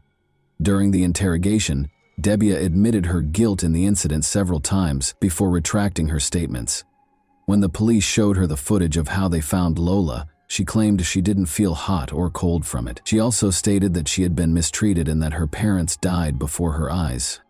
She told the investigators that she lured Lola into her sister's apartment and forced her to undress and shower. The autopsy confirmed that Debbia assaulted her, tied her hands and legs, and taped her face with duct tape. As a result, Lola lost consciousness and eventually her life. Debbia went about her business as usual, drinking coffee and listening to music. Then, for unknown reasons, she slashed the lifeless body with either a knife or scissors. Later, Debbia abruptly retracted her statements, claiming that she would never commit such an act against a child, and accusing an unknown armed individual of the crime. She then revealed that she wasn't fighting Lola, but a ghost. Later, she returned to her initial confession, and it appears that the investigators were able to uncover an even more bizarre and inhumane motive for the crime. Debbia stated that shortly before the murder, she approached Lola's mother and addressed her as the building administrator where her sister lived. She requested an electronic card, a pass to the building, so that she could come and go whenever she wanted without having to ask her sister to let her in. Delphine had such authority because she did not live in the building but was a guest of her sister. Debbia, who refused to accept no for an answer, harbored resentment toward Delphine, and when she saw her daughter on the street, an exact replica of her mother, fury boiled inside her, and she resolved to seek vengeance. In other words, she committed the murder because, at the age of 24, she was not used to being denied and expected all of her wishes to be granted. Investigators believe that at some point, the attack moved from the apartment to the basement of the multi-story building, where they discovered clear signs of fighting. However, the police are still unfamiliar with certain aspects. Certain details, such as the numbers on Lola's legs and Debbia's admission that she drank her blood, suggest a ritualistic nature. In any case, the police confidently dismissed the black market organ trafficking theory. They see it as just another stroke in the accused's psychological profile. Debbia has been charged with murder, torture with violence, cruel treatment of a minor under the age of 15, and concealing a body, all of which carry a maximum sentence of 30 years in prison. However, It is possible that she was not acting alone. Initially, police arrested 5 more people. First and foremost, Debia's sister was arrested because everything occurred in her apartment and the basement of her home. However, the police later determined that she had no knowledge of the crime and was not at home at the time. The other 3 suspects were also released fairly quickly, and their names have not been revealed. Rashid, Debia's former boyfriend, 43, has been charged with concealing the corpse. The girl claims he is the mastermind of the crime. It doesn't help him that he turned down a taxi driver who offered to help Debia with her suitcase. Those words also raise suspicions about the man. Did he know what was inside? He claims he didn't know what was in the suitcase, didn't open it, and had no idea what was inside. In the first week of November, a closed hearing was held in this case. The judge noted that the accused appeared completely calm at the time. The main question is whether Debia's crime was the result of a nervous breakdown or a desire to exact revenge on Delphine. If she is discovered to be mentally unstable, she will be treated by psychiatrists in a suitable specialized facility. If she is found competent to stand trial, she will be prosecuted. In early December, the psychiatrist who examined Debia submitted his report to investigators. He described her as extremely dangerous but not mentally ill. In other words, while she is not completely stable, this does not render her insane or incapable of being held accountable for her crime. She is fully capable of admitting that her actions were terrible and illegal, and that she should be judged for them. Of course, Debia's lawyers will most likely request additional consultations with psychiatric specialists. The defendant is currently being held in solitary confinement at France's second-largest prison, Fresnes, which is located slightly east of Paris. According to media reports, she rarely goes for walks and prefers to watch TV. According to reports, whenever she sees herself on television, she expresses joy and does not conceal her pride in herself. Debia had been living illegally in France for several months prior to the crime, so politicians used this story to bring up issues that were important to them. They quickly declared that France's anti-legal migration measures are deficient because migrants are responsible for many crimes in the country.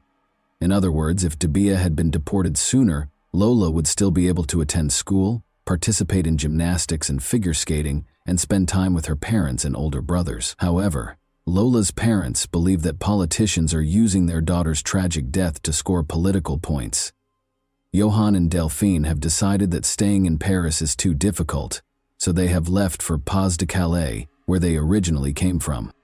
And that wraps up today's chilling story. If you enjoyed this video, don't forget to like and subscribe so you never miss a new upload. Also, let me know in the comments what part of this story shocked you the most. Thank you for watching, and I'll see you in the next video.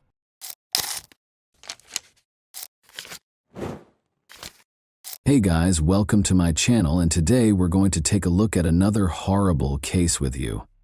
The police didn't know they were entering a house of horrors when they started looking into a murder case on February 16, 1981. There was something really strange about the house. The nightmare that started inside those walls, however, would not stay contained.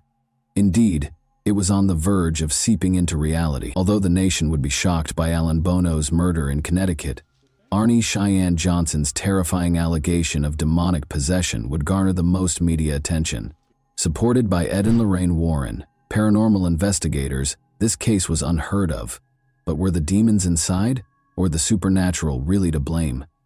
Many believe David was just suffering from a mental illness. The true crime behind the film, The Conjuring, The Devil Made Me Do It, is presented to you this Halloween. The first illegal killing in Brookfield's history had occurred on the evening of February 16, 1981. With dense woods on either side, Brookfield Police Department Sergeant Gordon Fairchild slowed his patrol car when he saw a man stumbling down the road. The figure looked confused, as if intoxicated, and his appearance suggested a straightforward case of public intoxication. One particular detail, however, would lead to the most contentious case of the decade. Tiny blood droplets were scattered all over the man's clothing. He didn't appear to be in a state to describe the bloodstains or his location. He admitted to the officer that he had a drinking problem and needed assistance. The man was captured by Fairchild, who escorted him back to the cruiser. The sergeant didn't know the man, but that night would be the beginning of the most bizarre case he would ever work on. one that would ultimately rock the foundations of the American legal system. A call came in as he was getting the man settled in the car. 2 miles away, a horrific murder had been attempted. According to reports, the suspect had escaped into the woods. Detective Fairchild knew then that the man they were searching for was Arn Cheyenne Johnson, who was seated next to him. They took him in to question him. Investigating the horrifying murder attempt further, they found that Alan Bono, 40, was lying in a pool of his own blood. A 5-inch knife had stabbed him several times in a gory manner. One of the stab wounds extended from his stomach to the base of his heart, which made the situation worse. The autopsy had completed the case, the fingerprints on the knife had been positively identified, and there were eyewitnesses to the assault. The proof was unquestionable. Investigators were certain that Alan Bono was murdered by Arn Cheyenne Johnson.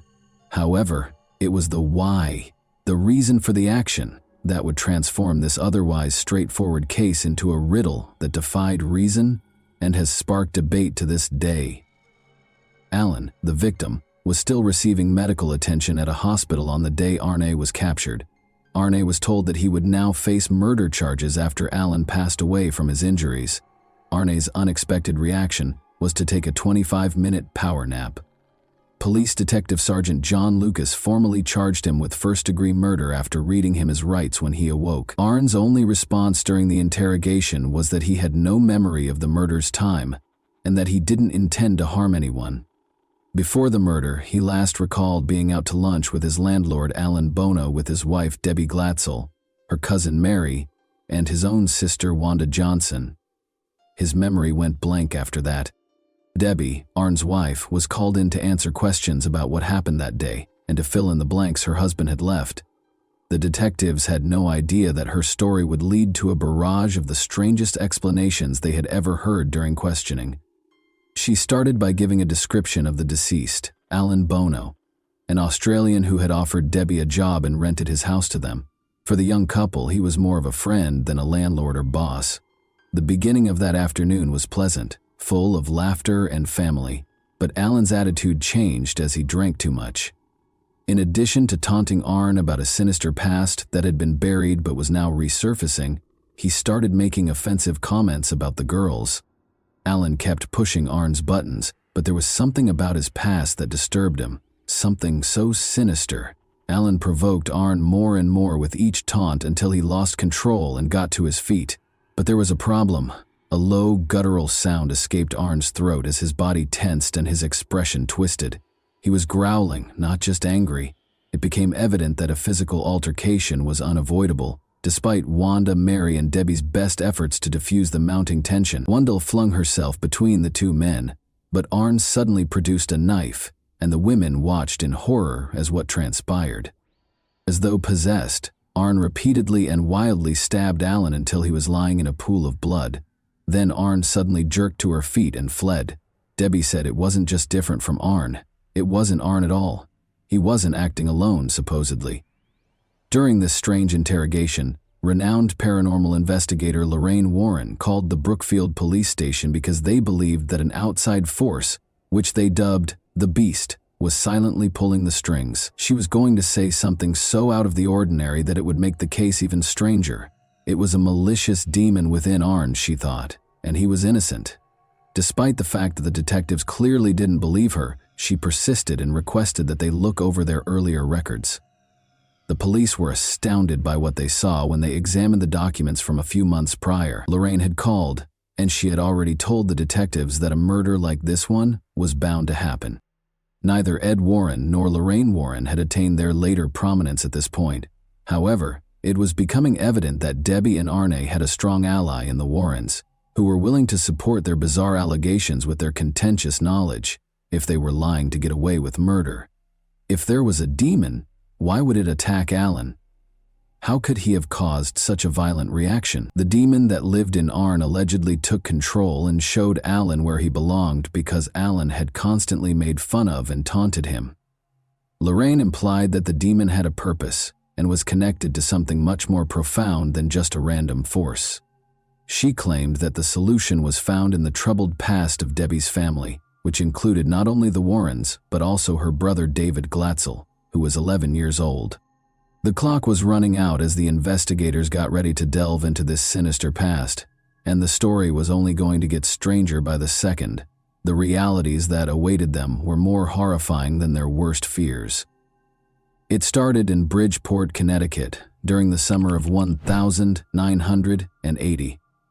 Arn and young Debbie were searching for rental properties to move in together after becoming engaged. At that point, they discovered a house close to a well.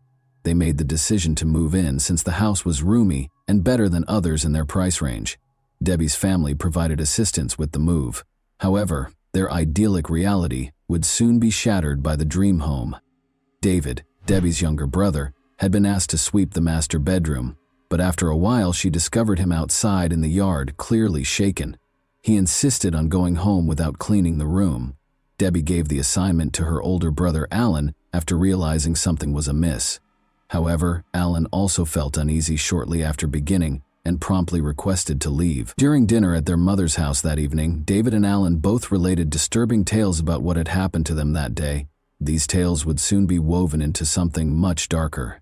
David said a man shoved him back onto the bed and threatened to hurt him and his family. Alan said he had had a similar experience. The door suddenly slammed shut in his face as he felt a ghostly presence watching him. The family believed in the supernatural and was very religious. They were therefore certain that the house was haunted. They started looking for other options after giving up the rental property. The family's encounters with the paranormal did not end there, though. David started exhibiting alarming symptoms of an unidentified cause right away. He frequently communicated the beast's messages to the family because he thought he could hear it in his ears. He thought the beast had come through the storage beneath the house and was at their door one day. Each of these incidents then added to the others, and the family was unable to turn back. David claimed to have had the impression that someone was following or watching him. He was terrified and unable to sleep as a result of his intense nightmares, which were full of images of hideous people. Family members started to see David's distress firsthand. Some reported that he would speak in deep, strange voices or show unusual strength. David's family sought assistance from famed paranormal investigators Ed and Lorraine Warren after realizing how serious the situation was. Famous for their work on a number of haunting cases, the Warrens thought David was under demonic possession. They documented the strange events through a series of investigations and interviews with the Glatzel family. David reportedly had violent outbursts during one particularly intense session, claiming that a malevolent entity was torturing him. The Warrens thought that this ghost had taken hold of David and was attacking him physically and mentally.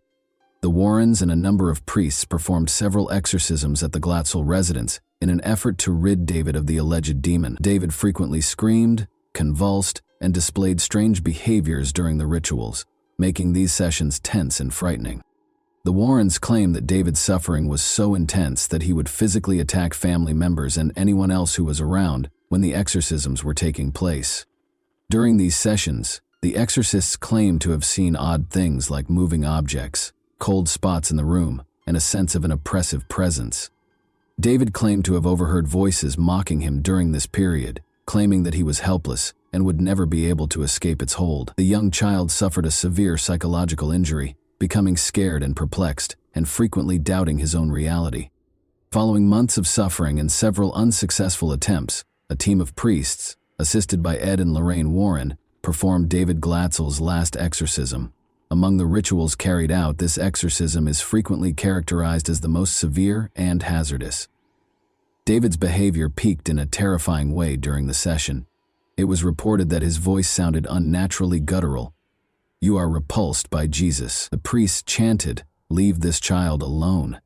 Those involved claimed that David had demonstrated supernatural strength well beyond his physical capabilities and had levitated off his bed.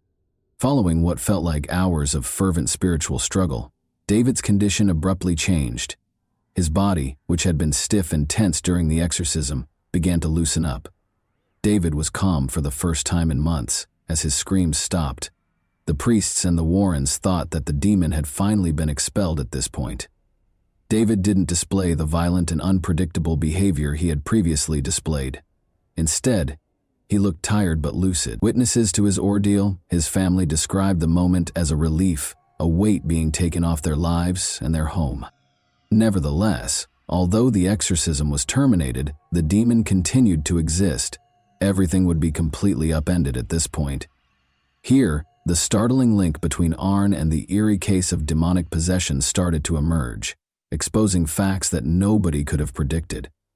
Ed and Lorraine Warren, as well as the Glatzel family, said that Arn had grown impatient with the demon's seeming control over David. During one of the exorcism sessions, Arn confronted the entity thought to be torturing David in a show of defiance and concern. He yelled at the demon, demanding that it abandon David and take possession of him instead. They said, "Take me on," Arn said. "If you're so strong, leave David alone and come into me." These words were meant to be a taunt, challenging the evil force to target him instead of young David. This challenge that Arnie presented to the demon deeply troubled Lorraine. She thought a horrible thing might happen, so she called the Brookfield police to express her fear that something terrible was going to happen. And it did. As events transpired, investigators were certain that Arnie and his followers had a story that was both frightening and humorous, but unquestionably implausible. From the investigators' point of view, the day's events were simple. After consuming excessive amounts of alcohol, Arn and Alan ended up with young girls. Alan's offensive comment about Arn's sister-in-law pushed Arn over the edge, escalating the tension. Under the influence of alcohol and his tumultuous past with the Glatzel family, Arn either lost his mind or used this as an easy excuse to confront Alan physically before leaving. The charges against him were based on this. However, what would Arn's defense entail? Did he have a crime? He would make a plea that would catch the attention of everyone on the planet, not just one of simple guilt. Ed and Lorraine Warren said during the trial, which started in October 1981, "We're going to take the devil to court." Martin Minella, Arn's defense lawyer, claimed that because Arn was under the influence of a demon at the time of the murder, he was not accountable for his actions. Such a defense was employed for the first time in American history. Minella attempted to have the Warrens testify regarding the alleged possession by Johnson and the exorcisms.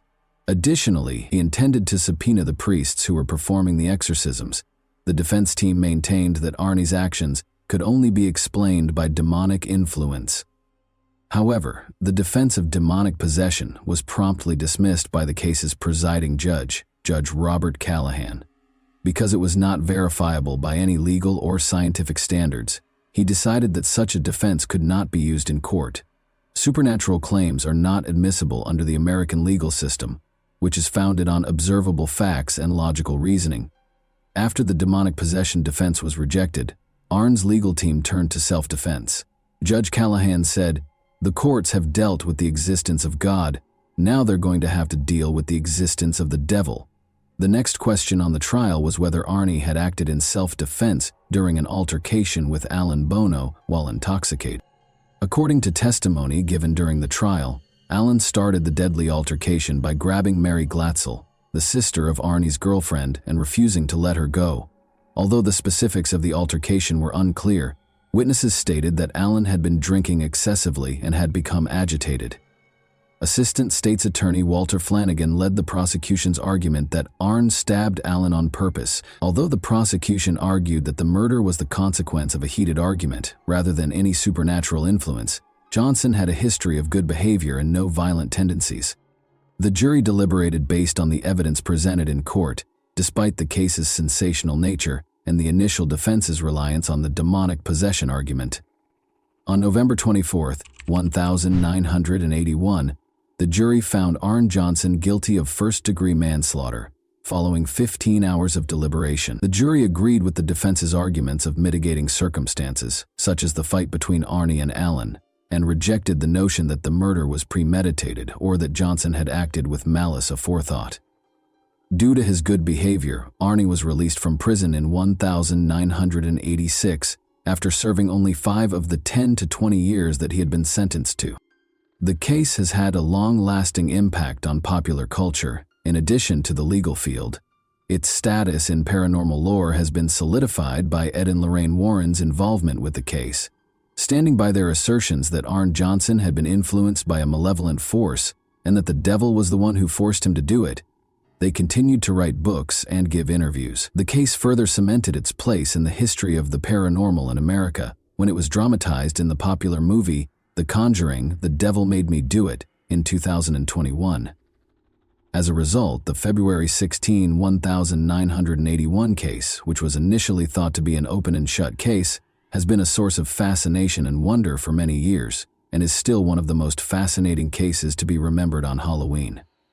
Why did the demon, if it was responsible, attach itself to David in spite of multiple exorcisms, but lay dormant in Arne both before and after the murder? Did Arne get away with the most egregious excuse in criminal history? How did Lorraine Warren alert the Brookfield police prior to the actual murder, if it wasn't paranormal? Those who read this terrifying story are still plagued by these questions. And that wraps up today's chilling story. If you enjoyed this video, don't forget to like and subscribe so you never miss a new upload. Also, let me know in the comments, what part of this story shocked you the most? Thank you for watching, and I'll see you in the next video.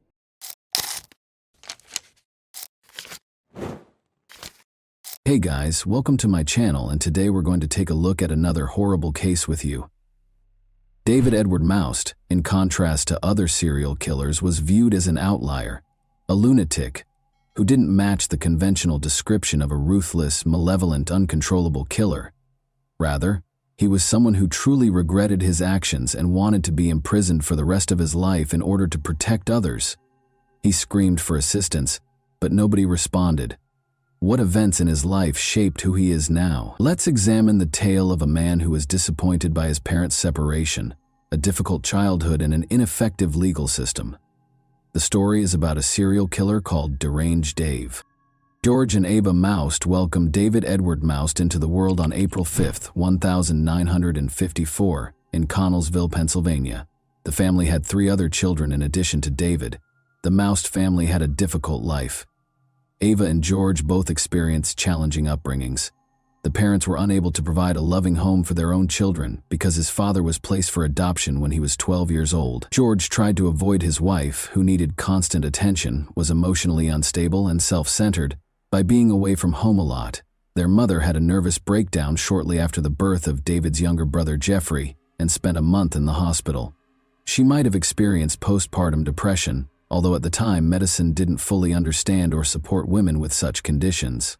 David's parents divorced in 1963, when he was just 7 years old. David's father reportedly started the divorce because he had stopped providing for his ex-wife and the 4 kids for a year, leaving the woman to care for the family alone. Life at their parents' house was tough for all the kids, but David had it the worst, according to David's sister. Maybe because he looked so much like his father, their mother's hatred of her ex-husband was passed on to her son. Ava asserted that she was powerless over the boy. David allegedly attempted to kill his brother Jeffrey twice by the time he was 8 years old, once by pushing him into a lagoon and stepping on his fingers to prevent him from climbing out, and again by trying to burn Jeffrey's bed. Additionally, according to his mother, she frequently looked in her son's pockets to make sure he hadn't stolen anything. She said he would take her valuables and sell them, all allegedly before he was 9 years old. Ava said she no longer wanted to deal with a challenging, troublesome child when he turned 9. The 9-year-old child was admitted to a mental health facility after she went to the court and claimed she needed assistance because he was mentally ill. The doctors and staff, however, did not observe any of the behavior that Ava had described. Instead, they came to the conclusion that the mother had just left her son behind. It made the boy's already challenging life at home even more so. Numerous other patients, including those with aggressive criminal tendencies, developmental disorders, and schizophrenia, had to share common areas with him. David felt confused and angry. Given that both his mother and father had deserted him, he felt stuck and had nowhere to go. He waited by the window on visitation days, hoping to see his mother, but she never showed up. In an attempt to comfort him, the institution's staff offered explanations for his mother's absence, such as her illness or another reason. The boy eventually came to terms with his circumstances. He and the other kids just thought their parents were in need of a vacation. In part, the kids were correct, but in reality, they hadn't been abandoned, at least not in David's case. As terrible as it sounds, such institutions were used in those days to essentially leave a child there. Later, David remembered a boy who was sent to the mental institution by his parents, who treated it like a summer camp while they took their own vacations, and who spent many summers at the clinic. Their son miraculously recovered from his mental illness by the time they got back from their vacation. Doctors evaluated David's intelligence right away. He was always able to express himself clearly and showed remarkable skills remembering sports events with vividness. As a result, the medical staff quickly came to believe that David's mother, Ava, rather than her son, was mentally ill. In order to send David home, they waited for her to recover. But each time they attempted to arrange for the child to return home, his mother turned him away. The clinic staff was forced to formally recognize David's lack of mental abnormalities when he turned 13, but he had nowhere to go yet. As a result, he was moved to a children's home a few blocks from his family's residence. His realization that his relatives lived close by but didn't want to interact with him must have been extremely upsetting. But David ended up with other boys going through adolescence in a shelter. It was only natural for them to try out relationships with one another because they were unable to engage with people of the other sex. Another boy started clamoring for David's attention as soon as he arrived at the children's home. Being extremely persistent, he threatened to tell everyone about David's stay in the mental institution, effectively blackmailing him. Despite his resistance, David would later write in his diary that he gave in and kissed the young blackmailer, feeling instantly repulsed and angry at himself. David adapted to the shelter quite well aside from this incident. Even though David Most had a rough upbringing, spent time in the clinic, and lived in a shelter, his intelligence was innate and unaffected by these experiences. He maintained his focus and dazzled everyone with his extraordinary memory. Life appeared to be getting better until all of a sudden a sense of anger arose inside of him. By the time he was 15, David had attacked Eddie, another boy. While they were playing together, David began strangling Eddie for no apparent reason. When David noticed that Eddie was practically out of breath, he abruptly stopped. Eddie granted his request for forgiveness. Was this a genuine act of repentance? It's unclear because David might have tried to control himself, had nowhere else to go, and didn't want trouble. But because he wrote about it in his 87-page prison journal, we are aware of this incident. However, David's restraint was short-lived, as he soon tried to choke Daniel, another boy. David seized a rope and wrapped it around Daniel's neck while they were in a room together, just watching TV. When he realized Daniel hadn't done him any harm, he stopped once more. "Enough," I told myself. "Leave the rope," he wrote in the diary, and Daniel fell to the ground. He was analyzing his actions and persuading himself that they were wrong. It was as if I was trapped inside myself and someone else was trying to kill Daniel, and I couldn't stop. David started to believe that he had no control over his thoughts or behavior, which was undoubtedly frightening for a teenager whose life lacked a typical parental role model. David was sent back to the institution for the mentally ill after Daniel, who lived, reported the incident. By the time the teenager turned 17, life appeared to be getting better. He made the decision to go home after he and a few other guys fled the clinic. He was devastated to learn that Ava had married and that her unwanted son had no place in her house. Furthermore, she pretended that David had never existed and told everyone that he was a shame to the family. She persuaded him to enlist in the army in order to get rid of him. It's crucial to remember that it was 1971, during the height of the Vietnam War, but maybe it wasn't the worst choice for the boy, to provide him with a purpose in life, a place to live, and practical skills. He was sent to the recruiter by his mother.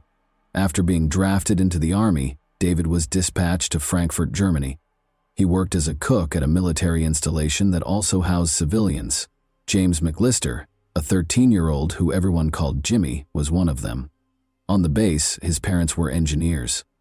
It was at the Army bowling alley that David and Jimmy first met.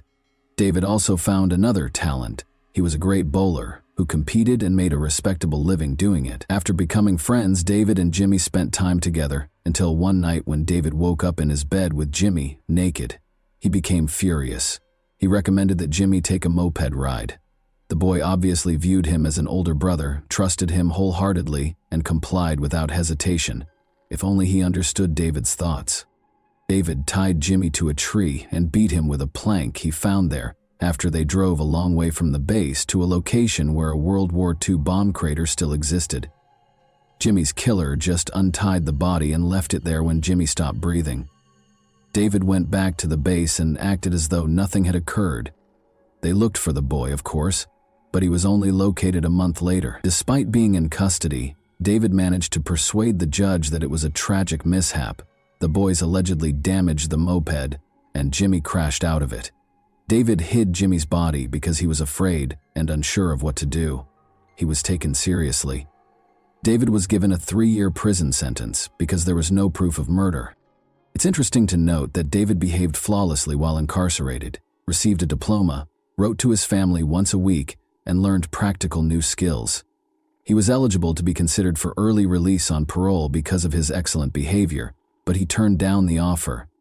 The young man was terrified of being free as he realized what he was capable of. He had ample opportunity to think about his actions while confined, and he came to the conclusion that he would undoubtedly murder someone else if he were freed. He was repulsed by such thoughts and feelings and hated himself for them. Because he had a conscience, his lawyer subsequently referred to him as one of the most remarkable serial killers. Even up until the point at which he committed another murder, he felt bad about killing people. Because of what he had done, he detested himself. But the desire to kill came back, and he gave in and killed once more. It's a really odd behavioral pattern. However, when he turned 23 in 1977, he was set free. He made friends with a teenage boy after relocating to Chicago 2 years later. Although it appeared that they were friended, David occasionally felt the urge to stab the boy while he was staying overnight. David gave in to this overwhelming desire after they had another drink, and the teenager dozed off on the couch. He nearly disemboweled him by stabbing him in the abdomen with a knife, but the teenager lived. David was found guilty of attempting to kill someone. He was found not guilty, despite lying on the witness stand. We don't know what he said to convince them. Maybe he was also a devilishly convincing person when needed. David had not been able to learn to control his desires by the time he was 27. He remembered the kiss at the orphanage when a boy came up to him, trying to figure out what was happening to him. He hypothesized that his bad behavior stemmed from this unpleasant, intimate experience. He therefore made the decision to track down and murder that boy, who was now a man. He thought he could stop his destructive impulses and desires by doing this. He therefore embarked on a quest to target this man with his anger. But he found out that the man was incarcerated when he got to the location where the boy had lived. Therefore, David wasn't the only person who got into trouble after leaving that orphanage. He was unable to control his urge to kill or vent his anger on his offender. Then he saw a 15-year-old boy named Donald Jones going by his car. He was utterly innocent and just happened to be in the wrong place at the wrong time. Under the pretense of a straightforward odd job, David persuaded the teenager to get into the car and drove him to a remote location with quarries. Like his last victim, he stabbed Donald multiple times in the abdomen. He later described in his diary how the boy repeatedly pleaded with him not to be killed, saying, "Don't kill me, I'm only 15 years old." Nevertheless, David was powerless to stop himself. Then, unable to leave the teenager alone, he led him to the section of the quarry that was flooded. The teen died. David left the town without waiting for the body to be found. He was aware that Galveston, Texas, was where his uncle resided. David was given a job in his construction company and was permitted to live with his uncle. Once more, David demonstrated that he was a great worker, but after he unintentionally damaged the company van, his uncle fired him. The situation worsened. He offered a 14-year-old boy alcohol and illegal drugs when he invited him to his hotel room, but instead he started beating him. He stopped abruptly, as though the regular David took over and realized he had committed this terrible deed. Embarrassed, he dropped the weapon and started crying. David was given a 5-year sentence and the boy lived. He once more believed that he would carry on killing if he were released from prison. He was extradited to Chicago in 1982 in connection with the murder of Donald Jones, after investigators began linking him to the Donald case. They kept him in a mental health facility for a long time because they didn't think he was competent to stand trial. But in 1994, after waiting for a trial for 10 years, David acknowledged his guilt. He received a 35-year sentence.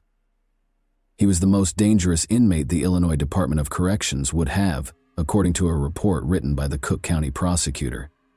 He was even called a criminal on par with John Wayne Gacy by the sheriff. However, David Moust's sentence was lowered by 12 years because he had to wait 12 years for a trial and extradition. His remaining sentence was also reduced by 2 years due to his excellent behavior while incarcerated. In a 6-page letter to the Illinois Department of Corrections, David expressed his desire to remain incarcerated and acknowledged that he was unable to control himself.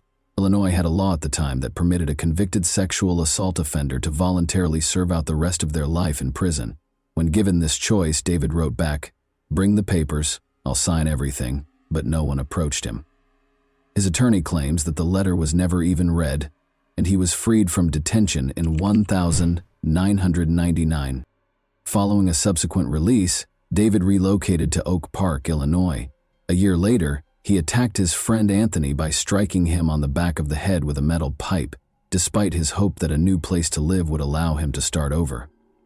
It would seem reasonable to assume that the police would deal with him more severely this time, but since Anthony was a former gang member who didn't want to involve the police and wouldn't testify against David, no charges were even filed against him. After his parole expired in 2002, David made the decision to relocate once more, this time to Hammond, Indiana. He discovered a local job that frequently involved and was frequented by teenagers. Employers were already able to investigate the backgrounds of potential hires by that point. David was just permitted to work with young boys in spite of his history of abusing teenagers. He soon fell back into his old routine, going to public pools and other places where teenagers congregated. By assigning the boys what appeared to be easy tasks, he gave them chances to make money. No teen would turn down the opportunity to make some cash by performing an apparently simple task, but these tasks turned out to be sinister. This went on until the disappearance of James Rainey, 16, and Michael Dennis, 13. That summer, David had made friends with these boys at the public pool and invited them to his house. The boys disappeared on September 10, 2003, the last time they were spotted. Given Michael and James's disobedient behavior, the police initially thought they might have simply fled. Therefore, the disappearance of Nick James, 19, on May 2, 2003, garnered more attention than the disappearance of these two boys. Nick James's family had been putting pressure on the police for months, and he wasn't rebellious. Investigators looked into his background after discovering that he shared a store with David Moust. They asked him to take a polygraph test because they had no proof, and he passed.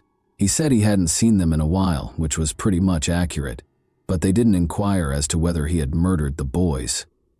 Investigators chose to search David's home even though he passed the polygraph exam. In 2003, the canine-wielding officer, Emo, was on the hunt for bodies. In order to search David Moust's basement, the police invited the dog and its handler. The dog started barking at the basement's far wall when the officer gave Emo the order. The handler told investigators that although the dog had been trained to pretend to dig, this behavior was strange because the dog was acting against its training. However, there had to be a reason why the dog wouldn't leave that specific location, so it was necessary to break through the concrete and investigate what was behind it. They were asked to go back to the same house a week later. Nothing was discovered when officers dug a deep hole in the floor. They went around and drilled a longer hole, but they were unsuccessful, so they gave up. They requested that they bring the dog back. He went straight to the hole this time and lay down. Since the officer was unable to record this, he asked the handler to give the dog another command.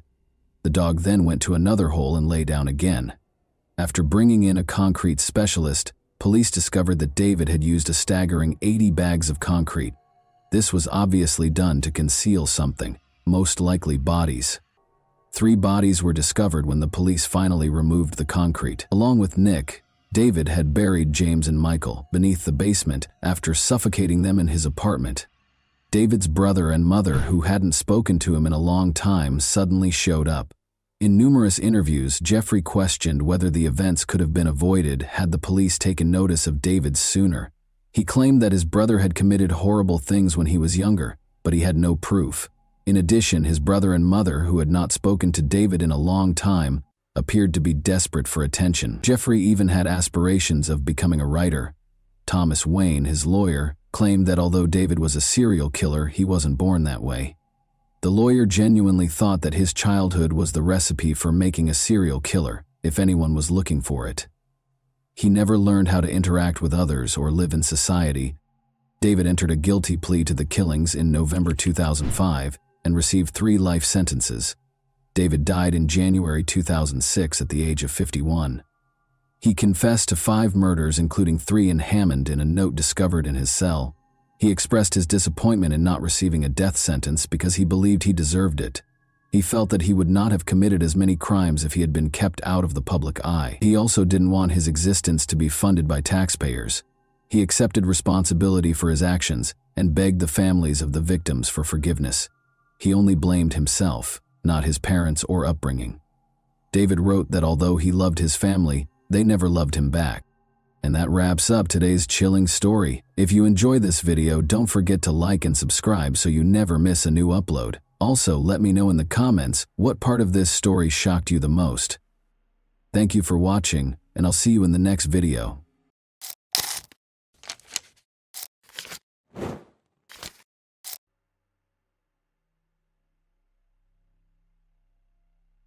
This is the story of a murderer who avoided punishment for years, despite numerous facts pointing to his involvement in a small town.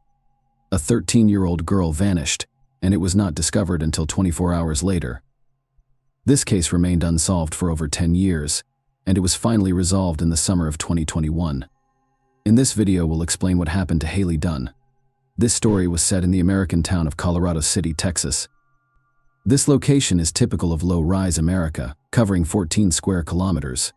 On Christmas Day 2010, the town had a New Year's vibe. Haley Dunn, a 13-year-old girl living with her mother Billy, boyfriend Sean, and older brother David, had a happy Christmas. Her mother divorced her father, Clint, when she was 10 years old, but they never stopped communicating. Her father lived across the street from Haley's house. On December 26th, the girl spent the majority of Christmas at her father's house, unwrapping presents before returning home to play video games and go to bed. The following day, her stepfather and mother went to work as usual. Billy left her cell phone at home so that the kids could reach her. Before leaving, she peeked into her daughter's room while she was still sleeping. Sean worked in another town, about a half-hour drive away. According to him, he had an argument with his boss that day, which led to him being fired and leaving work only 10 minutes after arriving. He then drove to his mother's house, where he spent some time before returning to Colorado City around 3 p.m. Sean went to pick up Billy from work that evening. When they arrived home, Billy noticed that her daughter was not there. Sean informed her that the girl had gone to her father's house and planned to spend the night at a friend's house. Haley frequently stayed overnight at friends' houses, so her mother took this information calmly. Small towns like this often have the illusion of safety, so parents are less worried about their child's safety. On December 28th, Haley did not return home. She went door to door, but no one saw the girl that day. Billy went to the police around 2 p.m., but they chose the easiest route. The police's main theory was that she had fled from home, which initially hampered the investigation. A voluntary escape is not investigated to the same extent as a missing minor. They searched Billy and Clint's houses and brought search dogs to the scene. The next day, they followed Haley's trail from the house to a nearby motel. It was extremely strange. None of the motel employees had seen this girl. She was not captured on any security cameras, and a thorough search of the premises yielded no results. Trained dogs pointed to a motel, but the girl apparently never arrived. As word of Haley's disappearance spread throughout the city, dozens of concerned citizens joined the search. Some looked around the area, while others printed and distributed flyers. And now we come to another strange moment. Clint, the girl's father, almost never left the street. He looked in every corner, nook and cranny, including dumpsters. He said he couldn't sit at home and wait. Meanwhile, Billy and Sean were less enthusiastic. The mother distributed flyers but refused to go around the neighborhood looking for her daughter. She stated that searching gave her the impression that they were already looking for her body, and that there was no hope of finding the girl alive. Sean didn't participate at all, which isn't the strangest thing. Billy and Sean hosted a New Year's Eve party on December 31st, 4 days after the girl had gone missing. They had friends over to listen to music, drink, and party. Without a trace seemed completely absurd. On January 3rd, a week after Haley vanished, the police officially declared her missing. This meant that more serious agencies, such as the FBI and the Texas Rangers, could become involved, and representatives from both arrived in Colorado City and began their investigation. Volunteers continued to search the area, and over 100 billboards about the missing girl were posted across Texas and beyond. Detectives completely ruled out the possibility of an escape for one reason: they couldn't figure out why Haley would choose to take such a step the day before her disappearance. She had been in a good mood, and for the rest of the time, the girl showed no signs of a desire to flee. Second, all of her belongings were left in the room. If the girl had decided to flee, she would have taken something with her. The detectives quickly realized they needed to look closer at Billy and Sean. Their passive response to the girl's search and the New Year's Eve party made one wonder if they cared about Haley. The detectives discovered that on December 27th, the same day Haley allegedly spent the night at a friend's house, Sean and Billy drew $140 from their bank cards. They admitted that the money was used to buy illegal substances, which the couple consumed that evening while their children were away. Billy failed on 2 attempts. During the first interrogation, she was under the influence of drugs, and the second result revealed she was lying. Sean failed 2 interrogations and walked away before answering the third. Billy suspected Sean was involved in her daughter's disappearance and demanded that he leave her home. On January 12th, police officially announced that Sean was being treated as a suspect. Several factors contributed to this conclusion, including the couple's strained relationship. The police examined Sean's phone's geolocation data and discovered that his account of the day Haley disappeared did not match reality.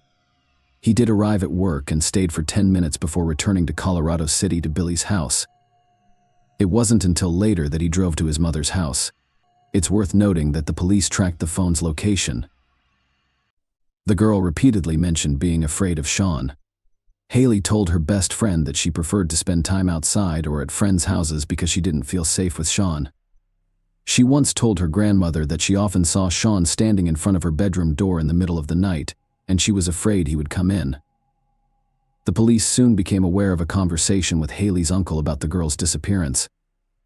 Her uncle said roughly the following: "I can't believe anyone would harm a child." Sean's response was extremely unusual. He compared it to killing a deer with all of this information in hand. The detectives concluded that Haley did not come from a wealthy family. Her mother and stepfather frequently drank and used illegal drugs, and Sean's behavior at parties appeared suspicious, but there was no direct evidence against him. Finally, the police contacted Child Welfare, who decided to remove Haley's older brother. On February 24th, police searched Sean and Billy's home, as well as his mother's. A massive discovery awaited them. They discovered over 100,000 obscene images of minors on a removable drive and a hard drive. The police also seized his laptop, but did not appear to have time to examine its contents. Sean's father arrived at the station and demanded his son's equipment back. It's unclear why the police did, but that's not the most interesting part. Sean received no punishment for having so much illegal content on his computer. On March 17th, police officers visited Billy's house to question Sean. A woman opened the door and said he wasn't home, but the officer showed her a pre-arranged warrant and entered the house, discovering Sean hiding there for concealing a suspect. Billy received 90 days in jail and a year in corrections. She was transferred to a Travis County correctional facility. Following her release, she remained in the area with Sean. In 2012, however, the couple eventually split. Billy suspected Sean was involved in her daughter's disappearance, but the case had stalled due to a lack of new evidence and volunteers' inability to identify the girl. On March 16, 2013, a hiker discovered human remains near Lake J.B. Thomas in Scary County. Experts conducted tests and determined that the remains belonged to Haley Dunn, whose body was approximately 20 miles away from her home. However, they had circumstantial evidence that the girl's body had been discovered only a few miles from Sean's mother's house, which matched the geolocation data on his phone as determined by the towers. Given the short distance, Sean could have easily left the body in that location without anyone knowing. Furthermore, he grew up in the area and was well versed in where to hide the body, but investigators were unable to uncover any additional clues, and the case was refrozen for several years. Despite this, the girl's family had to wait 4 years to bury her body. A memorial service was held in January 2017. In 2018, Haley's father, Clint, stated that he believed Sean and Billy were guilty. In his version, his mother either helped conceal the truth or was directly involved in the murder. During the same year, he began conducting numerous interviews and attempted to actively publicize the case.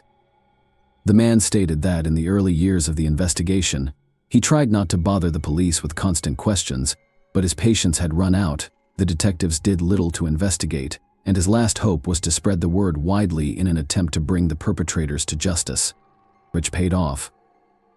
In 2019, an unknown person wrote to Clint, informing him that in 2011, he discovered several items that could have belonged to Haley.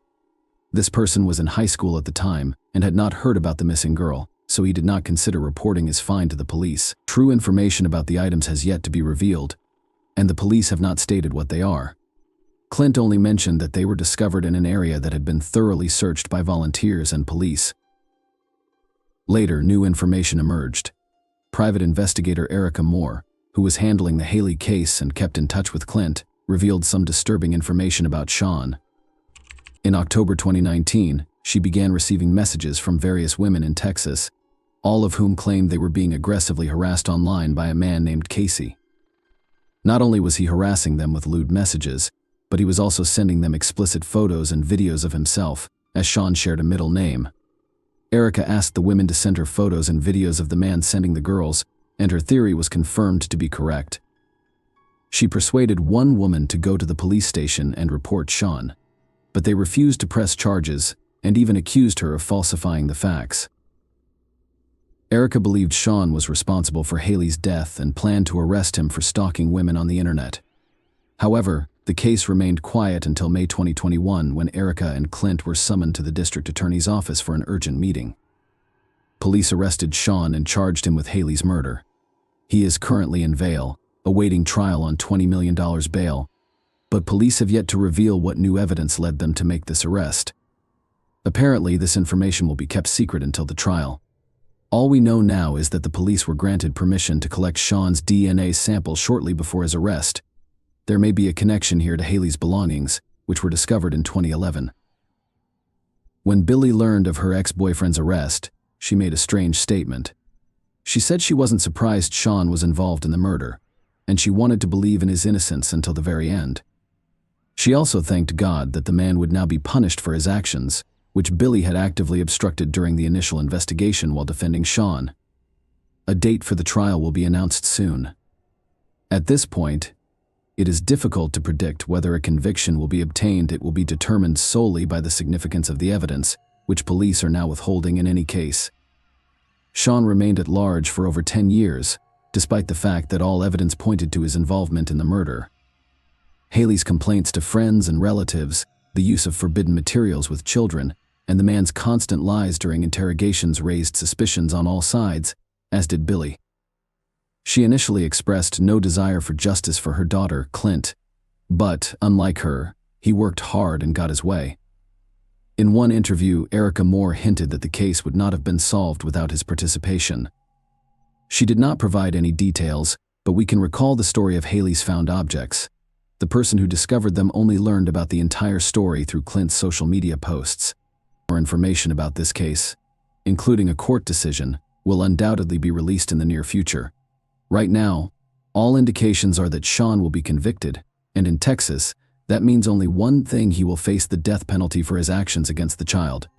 Unfortunately, there is no way this will help Haley Dunn live a long and happy life anymore. Please share your thoughts on this story in the comments section, and thank you for watching.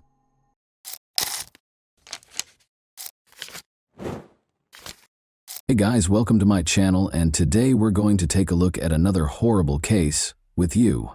Today, we'll examine what happened in the U.S. state of Pennsylvania in 2017. Alina Shaykhet, 20, a University of Pittsburgh student, stopped returning calls and texts on October 8, 2017. Her mother and father were unable to get in touch with her, and she was supposed to meet them that morning. The Shaykhet family's life was forever altered by what they discovered when they visited her house. When Alina was 3 years old, her family relocated to the United States from Ivanovo, Russia, where she was born. Alina had extraordinary talent. She had a passion for acting, dancing, and singing. Many people were moved by her beauty and passion on stage. At a very young age, Alina became passionate about the performing arts. At the age of 4, she began her journey at the European School of Rhythmic Gymnastics. She started singing solo in out-of-state competitions when she was 5 years old. She attended the Tammy Lee School of Dance in elementary school, where she was able to secure prominent roles while showcasing her acrobatic dance routines. Alina quickly picked up dance techniques and styles that most kids would take years to master. She had the honor of performing with a group of much older, more seasoned dancers because of her extraordinary talent. Alina started going to the Broadway dance studio with Karen Prunzik in the 5th grade. She mastered a variety of dance forms, such as ballet, tap, and hip-hop. She even performed as the studio's prima ballerina, staying true to her Russian roots. She participated in Access Broadway and Onstage New York, where she received numerous honors for her exceptional performances over the years. Additionally, Alina performed at a number of local Pittsburgh events, such as Light Up Night, Macy's Christmas parades, and other gatherings in Idlewild Park, Robinson Township, and Kennywood. Alina was also able to find her singing talent thanks to the confidence she gained from dancing. Both in front of an audience and at home with her family, she moved audiences to tears with her exquisite performances of numerous well-known songs. Alina had extensive surgery after suffering a serious knee injury in a ballet class when she was 14 years old. Alina was devastated to learn that she would never be able to dance competitively or recreationally again after months of physical therapy. She was determined to find a way to get back on stage, in spite of this significant setback. Alina was able to safely express her love of dancing while attending Montour High School by participating in the musical theater program. As a talented actress, dancer, singer, and comedian, Alina made a triumphant comeback to the stage, illuminating the audience with her love and light. She brought tears, smiles, and a lot of applause to her roles in a number of plays and musicals. Alina continued to shine her light and make everyone happy while performing at numerous events throughout the city as a member of the chorus at Montour. Despite the fact that Alina's injury kept her from pursuing her love of dancing and performing, her experience receiving treatment motivated her to seek a career in medicine. She wished to assist those who had sustained injuries that hindered them from following their aspirations. Alina made the decision to pursue a career as a physical therapist. Alina and her parents had a close relationship. In 2015, she wrote on Facebook, "Happy Father's Day to the greatest dad out there. Thank you for always being there for me and having my back no matter what. I couldn't get through one day without you. I love you so much, Dad." She also wrote, "Happy birthday to my gorgeous mother. I can't wait for another year of countless laughs and more memories. You are my best friend and I love you with all my heart." After graduating from Montour High School in 2015, Alina attended the University of Pittsburgh-Greensburg for her first 2 years of college. While attending Pitt-Greensburg, she resided in the Outdoor Adventure and Community Service Living Community. She actually served as OACS's vice president for the spring 2017 semester. She enjoyed being a part of an organization that helped kids and animals. Once more, Alina shone her light, bringing her love and care to the lives of both humans and animals. After that, Alina moved to the Oakland campus of the University of Pittsburgh. She was ready to commit herself to becoming a doctor of physical therapy and shared an apartment with her friends. But on October 8, 2017, Alina, who was only 20 years old, was tragically and senselessly killed. Alina shared a home with other University of Pittsburgh students. Zach Brandner, her roommate, could never forget the night he last saw Alina alive. Zach and Alina took a Snapchat together at around midnight after returning home from a late shift at work to make fun of other students who were sharing night out selfies on Saturday night. A couple of minutes later, Alina texted me the picture we had just taken. That was the last I heard from her. The next morning she was gone, Zach said in an interview with reporters. "We all said goodnight and said I love you, like we did every night. And she went up to bed." A little more than 8 hours later, Alina's father, Jan, and mother Ellie arrived to collect their daughter. They were scheduled to take a charity walk in the park to raise money for breast cancer. Zach described the specific events of that morning in the interview. He stated, "Her mom came to pick us up at 8:45 a.m. Her mom rings the doorbell and says, 'Is Alina not awake? She isn't answering my calls. Let's go wake her up.' I thought she slept through her alarm. Her dad was still in the car with their dog at this point. We went up and her mom started knocking on the door with no answer. This went on for 5 minutes, and it started getting really loud. She started shaking the door. You could tell she was starting to get a bit scared, like this wasn't normal. The dog was barking uncontrollably. That's when Ellie called for her husband Jan, who came inside and broke down the door, and then they saw what was inside. At this point, I was halfway up the stairs, and all I heard was screaming. Her parents were screaming at the top of their lungs, saying, "Alina is dead. Alina is dead." It got hard to understand. They started speaking in Russian. It was horrible. They said it looked like her face had been cut off.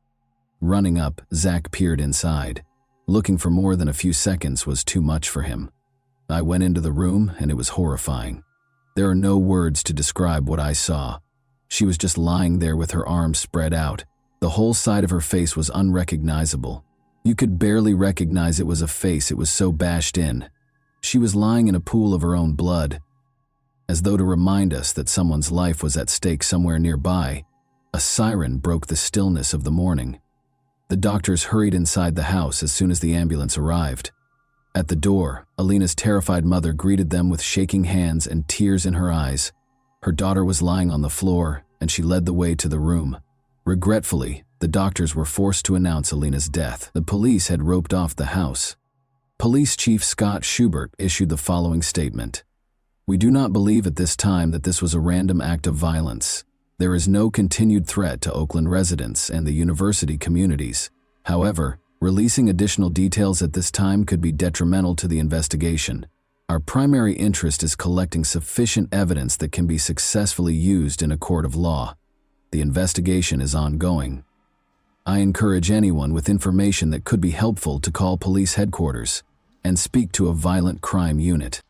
According to Detective Schubert, the medical examiner determined that Shiket's cause of death was homicide and that blunt and sharp trauma to the head was the cause of death. The police actually already had a suspect. Investigators suspected 21-year-old Matthew Darby, Alina's ex-boyfriend, of committing the crime. During her time at the University of Pittsburgh-Greensburg, Alina Shiket got to know Matthew Darby. In 2015-16, Darby participated in basketball as a sophomore at the University of Pittsburgh at Greensburg. Darby was reported by Alina, who had broken up with him after she changed schools, for breaking into her house on September 20. She described previous abuse incidents in her police report, writing, "Grabbing, pushing, emotional abuse, jealousy, control." She also stated, "The defendant climbed up the gutter on the side of the house and broke through the second-floor window of my home. He did this because I left him and stopped answering his phone calls." According to Jan Shiketh, he and his spouse Ellie went to court with their daughter last week in order to get a protection from abuse (PFA) order. "For the last couple of weeks, she had told me she tried to stop talking to him," he said about Darby. On September 26th, the day he was arrested on trespassing charges, Darby was released on $10,000 bail in that criminal case. She disconnected his phone number, Facebook, and all that stuff. I heard his name, but I never met him personally. Zach, Alina's roommate, recalled in an interview that he was constantly concerned about Alina and Darby's relationship. "Halfway through sophomore year was when I started finding out that he was abusive," he stated. Zach recounted an incident last month in which Darby stood outside their room and yelled at Alina, saying, "In the time I knew them, around 3 years, there was a lot of fighting. I'm not just saying this because she was my best friend, but Alina was extremely loyal to him. She never cheated on him, unlike him, and it went on for over 20 minutes, and he kept accusing her of cheating on him with this boy outside my window on the first floor. We heard Matthew screaming at Alina. She never did anything. This boy lives in North Carolina, but he was screaming at her. All she was saying was, 'Matthew, please, stop, stop.' He was uncontrollable." Zach clarified that this was just one of the many times Darby would lose his temper without cause.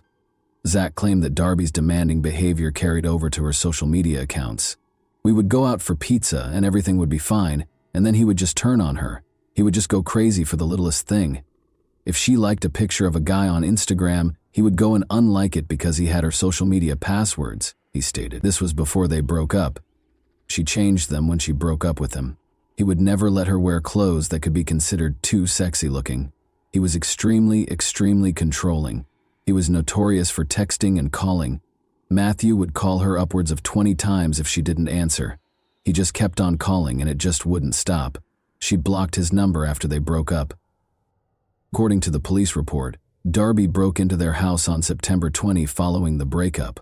According to Zach, it was approximately 12:30 a.m. when he heard glass shattering outside that evening. He texted his house group chat and ignored it, assuming it was a bottle breaking at a nearby party. Then he heard a shriek coming from upstairs, followed by the sound of someone falling. Alina was yelling for assistance. Because Matthew Darby was in her room at that point, we weren't sure what his intentions were, but now we think it was a failed attempt at murder. We caught him and got him out of her room. Then the police came, and he was arrested. She was scared. You could tell. Zach continued. She didn't feel safe at all. Call logs from Alina's cell phone, which was not at the apartment when she was discovered, revealed that between 4:15 a.m. and 4:15 a.m., she received 5 unanswered calls from a number that turned out to be Darby's, and 4:55 a.m. Sunday. According to the police, Alina's cell phone was last seen close to Irwin, where Route 30 and I-76 meet. The criminal complaint states that at 4:21 a.m., Darby was picked up by a commercial car service vehicle. According to the driver, he took Darby to Oakland's Semple Street and Ward Street, which are close to Cable Place. According to him, Darby asked him to wait 10 minutes after getting out of the car. The driver reported that 10 minutes later, Darby asked him to wait for 10 more minutes. About 5 minutes later, the driver got a call on his phone requesting that he wait an additional 10 minutes. He told the police that he could not wait any longer and walked out of the area. According to surveillance footage gathered by investigators, Darby is seen throwing objects into a sewer close to Semple Street, which is close to Alina's home.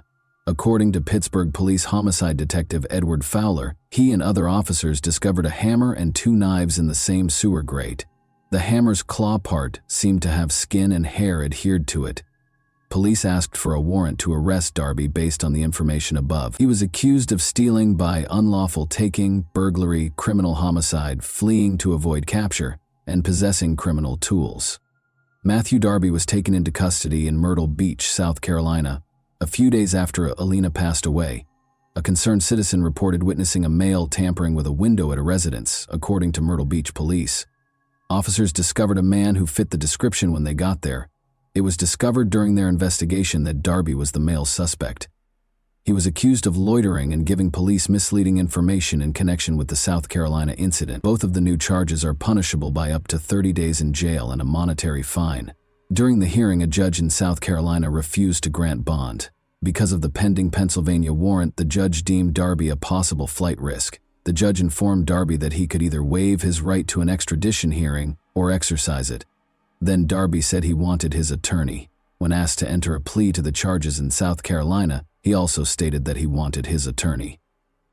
Alina's family and friends, many of whom were Pitt students, crowded the courtroom. Many carried signs raising awareness of domestic violence and Alina's Law, a bill that is currently pending in the state legislature and would give judges the authority to mandate electronic tracking of high-risk domestic abusers. The words, "Our Russian Princess," were written in Russian, on purple shirts featuring a picture of Alina. The judge ordered Darby to stand trial on all charges, including homicide, flight, burglary, theft, trespassing, and possession of a criminal instrument. The back read, "Love shouldn't hurt."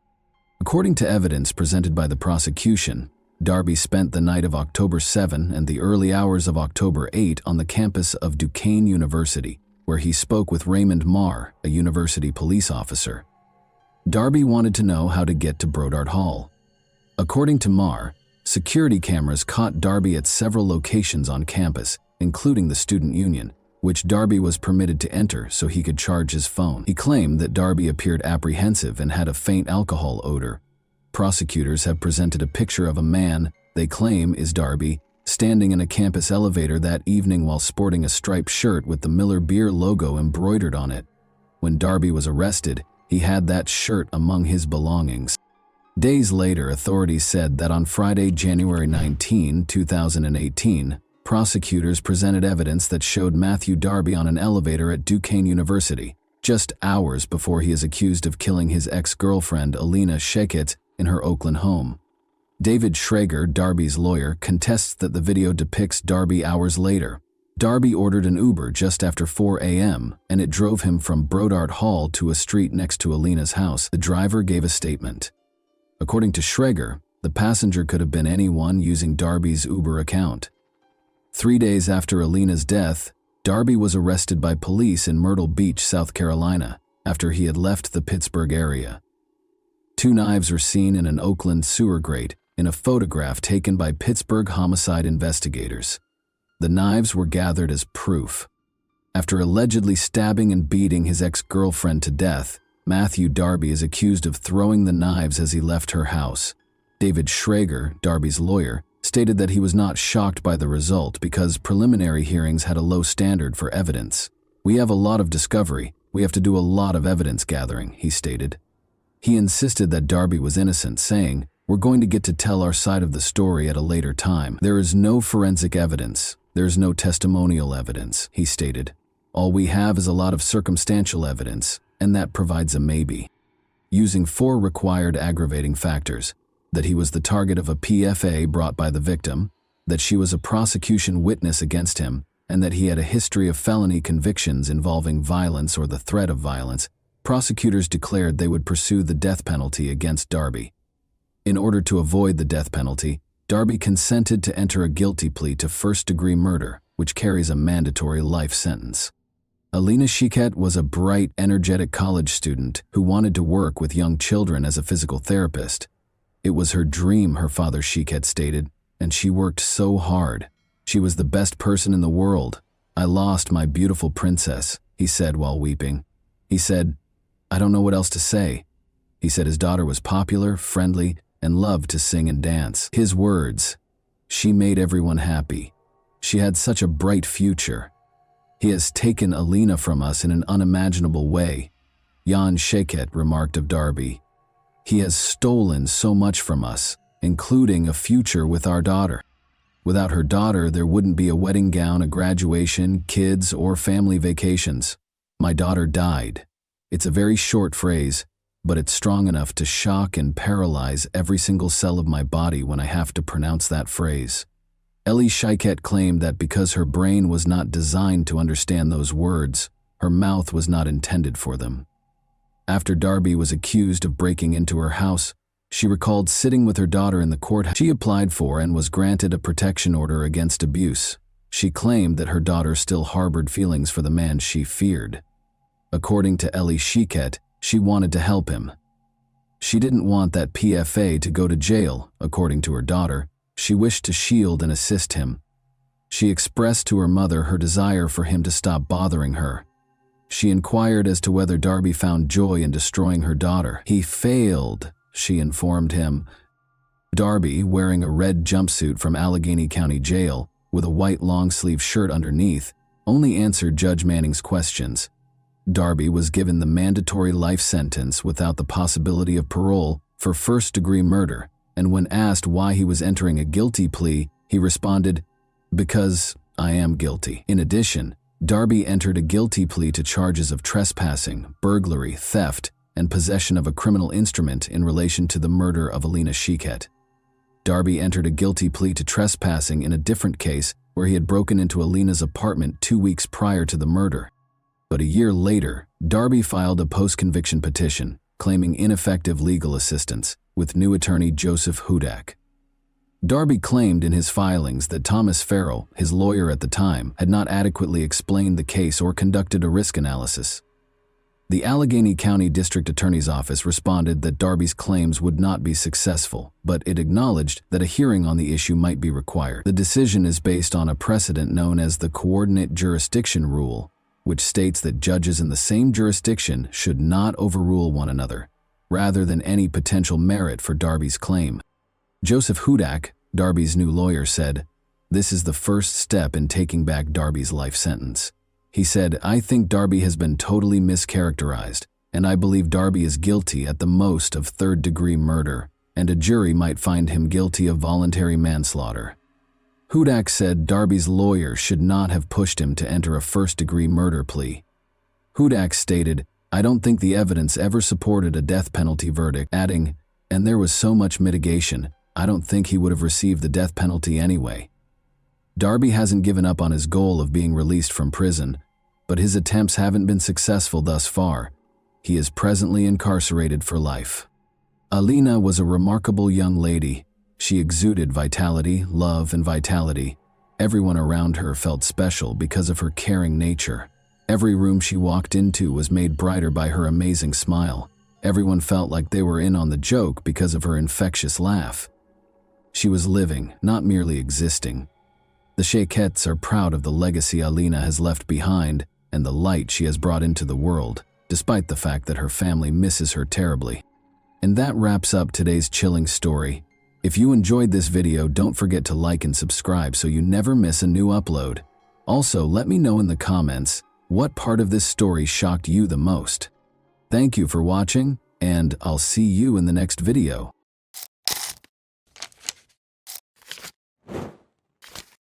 Hey guys, welcome to my channel, and today we're going to take a look at another horrible case with you. Little Bria had only ever been frightened by imaginary monsters. She called her mother, Michelle, on November 20, 2000, claiming to have seen someone outside the window. The day before, 3 armed men wearing masks broke into her house. Michelle looked out and saw no one, so she dismissed her daughter's words as the product of her young imagination. The difference with this incident, though, was that Bria saw them. They had looked through the window. Michelle and Bria were being held at gunpoint in their own home's living room by the same individuals who had been there the previous evening. In a peaceful San Diego, California suburb, it was November 2009. Michelle Renee was 35 years old and had just returned home from her job as a manager at the bank. She and her 7-year-old daughter, Bria, resided in a rather remote home. Michelle had been a bank manager for more than 13 years. Putting in a lot of time and effort to advance through the ranks and land a job where she was respected and trusted. She was happy to be home with Bria after a long day. The two of them were playing Game Boy on the couch when a loud noise suddenly burst from somewhere behind them. Michelle saw 3 people when she turned around. As though they were a takeover squad, they stormed into the house. This was obviously not a SWAT team, though. The strangers wore all black clothing and were armed. Bria and Michelle screamed. When Michelle was grabbed by her hair, a gun aimed at her face and flung to the floor close to the couch, she was able to see her daughter running into another room. After securing her with duct tape, they turned the woman to face her daughter, who was lying face down close to the door with her hands and legs bound. "Are you going to kill Mommy?" Bria asked. "Do you intend to murder me?" The stranger said, "No, if the mother does everything we tell her to Michelle's belief that they had broken in to kill them. Michelle was told bluntly by the illegal intruders, "You will rob the bank for us, or we will kill you, and your daughter will be first." The intruders told Michelle that they had been watching her for months and had a plan because they knew she was a bank manager. They would stay with her all night to give her instructions and make sure she understood exactly what she was supposed to do. As they held her and her daughter bound on the couch with tape, the gang leader gave her explicit instructions throughout the night, stressing what she needed to do repeatedly. He told Michelle that 6 more gang members were standing guard outside, waiting to murder her if she did anything stupid. Around 11, a female voice on the radio caught his attention, as if to reaffirm what he had just said. He was told by the accomplice that a car had pulled into the driveway. The neighbor of Michelle and Bria had shown up. She lived in the same building and was named Kimbra. She was obviously very drunk after returning from a night out. She shocked the criminals by resisting their attempts to grab her. One of the criminals shouted at Kimbra not to move while pointing the weapon straight at his face. In an attempt to shield her friend, Michelle pushed his arm away, but he pointed the gun at her and hissed at her to never touch him again. Kimbra was finally restrained, and they all waited for dawn. Michelle became aware that she might be spending her final evening with her daughter. She needed to share everything with Bria. Thinking that this might be the last time she would ever touch her daughter's hair or see her sleeping, the mother smoothed her hair to give her some space to rest. The nightmare persisted in the morning. The robbers' leader told her to get up and prepare for work at 6 o'clock. He interrupted her to apply dynamite to her as she was getting dressed and arranging her hair. She was in excruciating pain as he taped it firmly to her back. Kimbra and Bria were also outfitted with sets of explosives by the criminals. The girl sobbed and asked what it was, but the mother merely muttered something because she didn't want her to become even more terrified. Then they showed Michelle something that looked like a lock on a door. According to the man, it was a detonator, and he would press the button if she made even the slightest mistake. The detonator had a 10-meter radius, he added. Bria was placed in her bedroom closet by the criminals. The mother reiterated that everything would be all right and that she would be back shortly. "Mom, have courage," her daughter said. 2 men remained inside the house as Michelle left, and the gang leader gave her a suitcase containing a sports bag before hiding in the backseat of her Jeep. As she always did, she was headed to work in a minute, but this time she had a gun pressed against her side and dynamite strapped to her back. She parked in her usual spot when she arrived, and the man told her she had 5 minutes to come out with the money after the cash collector arrived before she got out of the car. He had his finger on the detonator in case something went wrong. Around 9 o'clock, the cash collector showed up and handed over the cash. Michelle was in charge of getting the money because she was a bank manager. Michelle asked her colleague to go with her to the vault as soon as his car pulled away, and she explained the situation. Michelle was left with no choice but to stuff the bag full of cash while her colleague watched in horror as the bank manager did something so unthinkable. Her heart pounded. Was she moving quickly enough? Naturally, Michelle's co-workers informed the police about the incident, but first she took $360,000 out of the bank. She climbed into the Jeep and got ready to do whatever was asked of her. The criminal told Michelle that she would find her Jeep further down the street and told her to get out of the car after a few blocks. And so, it came to pass. She located her vehicle, got into it, and drove quickly home. The woman didn't know if she would find her daughter alive when she got home. She saw Kimbra's car was gone as soon as she pulled up to the house. She called for Bria as she entered the house, but the silence was uncanny. At last, she heard a small voice. From the other side of the house, Bria was calling to her. Her mother had left the girl in the closet, and she was still there. Relieved, the woman gave her daughter a hug, but it wasn't quite over. Bria saw her mother's expression change to one of panic. The gang leader had departed without taking the dynamite away from her. What if the detonator was used remotely by the criminals? Before departing, Kimbra informed Michelle that they had just cut the tape and thrown the explosives against the far wall, removing the dynamite from the girl and her back. They all rushed to the nearby homes after that. Investigators from the FBI, police, and even a bomb disposal team quickly swarmed the street. The officers soon realized that the dynamite was a fake, consisting only of 2 sticks painted red. However, no one would risk their lives assuming they were fake, given the low lighting and the fact that they were on the victims' backs in such a dire situation. However, Michelle made an effort to commit every detail that might aid in identifying the criminals to memory during the incredibly terrifying 14 hours that she was held captive. It made it possible for her to concentrate on something else rather than the situation's horror. Actually, it was her special talent for picking up on subtleties in people's looks and actions that others might miss. She committed the criminal's physique to memory, attempted to gauge their height from the house's furnishings, took note of their footwear and jeans, and examined the appearance of their weapons. She eventually had to use the restroom, so the gang leader accompanied her. She flipped the switch, brightening the man's face as he led her to the restroom. He was still wearing a mask, of course, but Michelle could see his eyes clearly. They were big, expressive, and a little red at the corner. All of a sudden, she recognized this person from her bank office. She frequently handled new client accounts in her role as bank manager, and on that particular day, a man had visited her office. He clarified that he needed information about opening accounts and making investments because he would shortly inherit a sizable sum. He repeatedly asked the same questions while seated at her desk. The man introduced his companion as Lisa, and they departed when a woman finally came in and said, "Chris, we need to go." However, he gave Michelle his business card before he left. She put it in her desk's top drawer. Michelle's mind was racing with all of these ideas, and she felt that she needed to be extremely careful and not even hint at her recognition of him. Additionally, she recognized his accomplice because she occasionally heard Lisa's voice on the radio. They wouldn't let her die if she messed up. Michelle then requested that the officers immediately check her desk's top drawer. The business card wasn't a fake. It was there. Christopher Butler was the man's name. Butler's conviction as a bank robber was quickly discovered by the FBI. They discovered his residence and placed him under observation. The bank was only a few kilometers from Butler's home and that of his fiancée, Lisa Ramirez. The other 2 men, Robert Ortiz, who had his sights set on Bria, and Christopher Higgins, a big man who protected Michelle, were soon recognized by detectives. The decision to arrest Christopher and Lisa was made on December 1. They were allegedly pulled over for document verification during a routine traffic stop. There was just so much evidence in the car. In a stressful situation, the pneumatic gun in the glove compartment appeared completely real. In addition, the officers discovered a black bag Michelle had described, gloves, homemade masks, Michelle's credit cards, banknote adhesive ribbons, and even a door lock that the criminals had managed to pass off as a detonator. 2 investigators waited for more evidence in the house. Officers discovered a sample of dynamite bearing Christopher and Lisa's fingerprints, along with all the ingredients needed to make fake dynamite. Because they were sure they wouldn't be linked to the crime, the accomplices left a ton of evidence.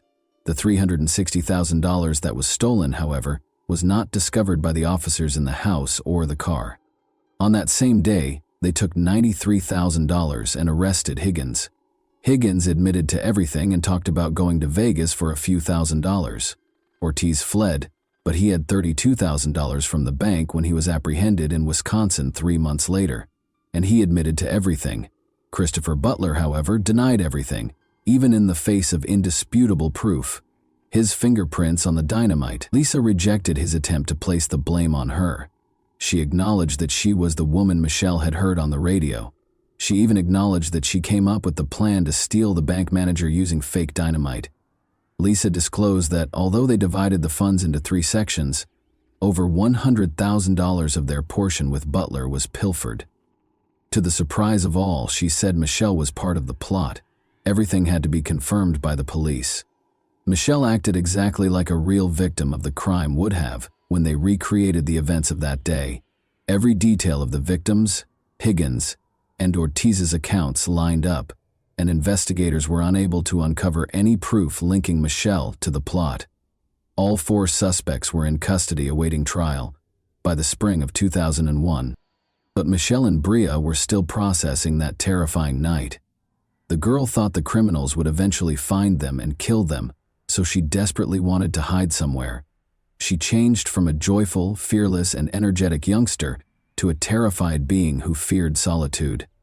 Michelle took Bria to stay with her grandmother in Alaska in June because of this. She went back to finish things up and moved to Alaska with her dog, essentially no money and a camera, leaving the child with her grandmother.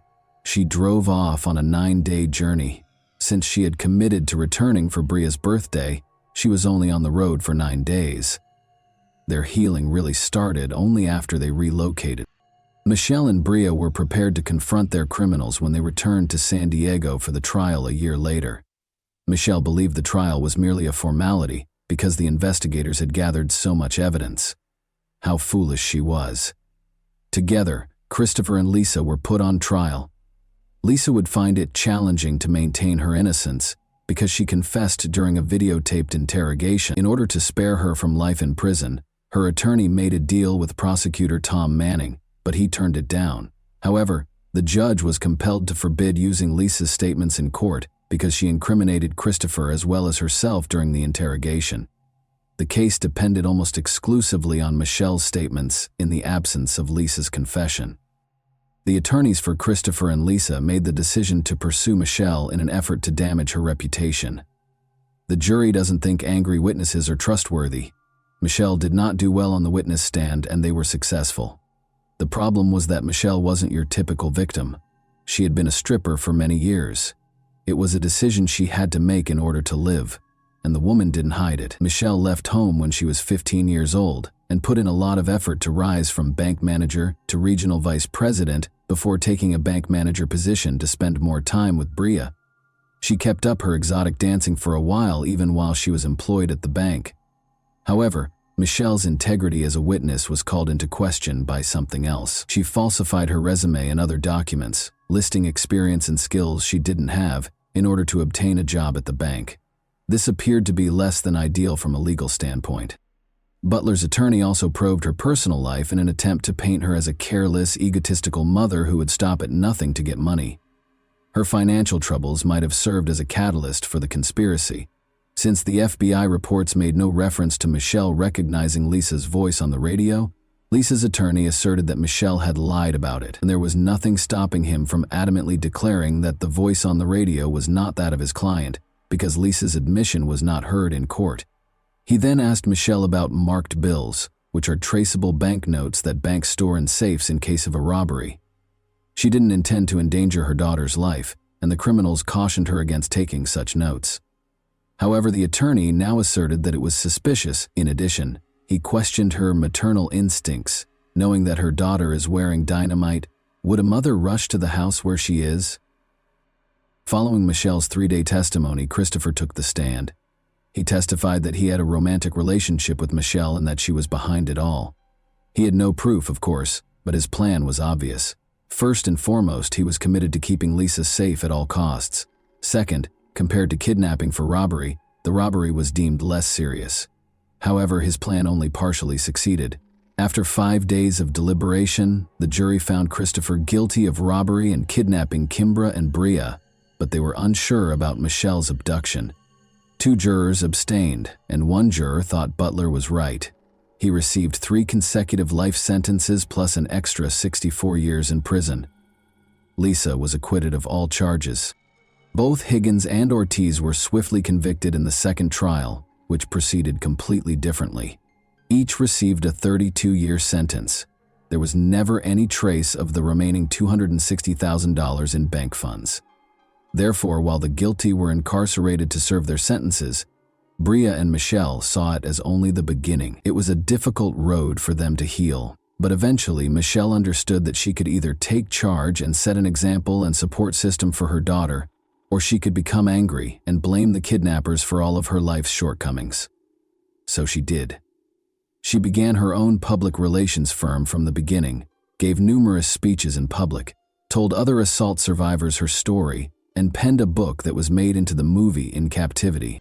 Bria followed her dreams after being inspired by her mother. Despite receiving a multiple sclerosis diagnosis at the age of 18, she went on to attend college and join the school cheerleading squad, but they had to confront the past once more after their world was destroyed 20 years ago. Christopher was granted parole in June 20. Tom Manning, the prosecutor, made the decision to attend the hearing. He had a strategy.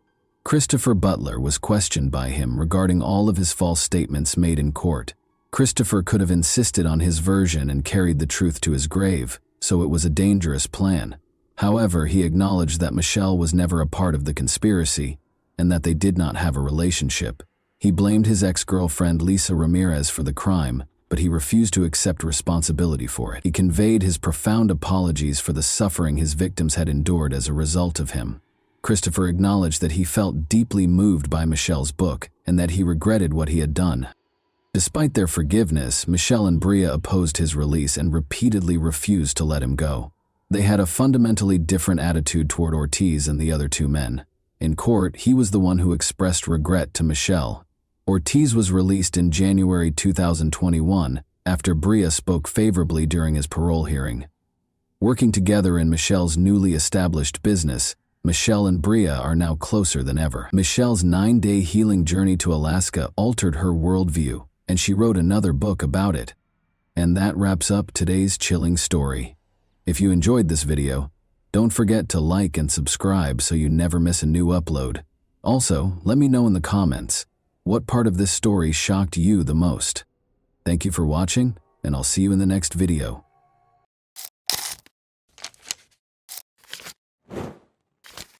Hey guys, welcome to my channel, and today we're going to take a look at another horrible case with you. A woman who was determined to return home safely to her children risked her life to get out of a predator's grasp. She had no idea that her courage in assisting in the kidnapper's capture would reveal a much more sinister force and save the lives of innumerable others. By working with the police, she was able to expose the rapist's true identity as well as that of a serial killer. Her testimony's credibility was called into question, though, given the process used to retrieve her memories of the assault. Shackled in chains, the prisoner paced the field, moving across the ground with deliberate steps. He lost himself in recollections, his gaze never leaving the tall yellow grass. The simple clothes he used to wear, jeans, a shirt, and a cap, had become luxurious, and his once dark auburn beard had gone completely gray since his last visit. He was now with police officers, the very people he had avoided for almost 20 years. The prisoner had recently broken his lengthy silence by confessing to the disappearances of multiple young women in the 1990s and agreeing to help the police locate their bodies, which were buried in a field outside of Houston, Texas. Families in Texas and Oklahoma had been tormented for years by the loss of their daughters, who had disappeared in the middle of routine situations, like going for a morning run, getting washed, or coming home from a theater group party. There were no answers for a long time. Finally, the man who had caused their pain, a 56-year-old Texas prisoner who was charged with violence and kidnapping but not murder, spoke. At least 7 victims, including 4 girls who did not survive their interactions with him, were connected to him by the police. When taken as a whole, these cases depicted a serial killer posing as a good Samaritan who preyed on a particular kind of young brunette who was discovered on the streets. Although his surprising admission helped reveal the truth about what had happened to some of the victims, the family's most important question was still, why?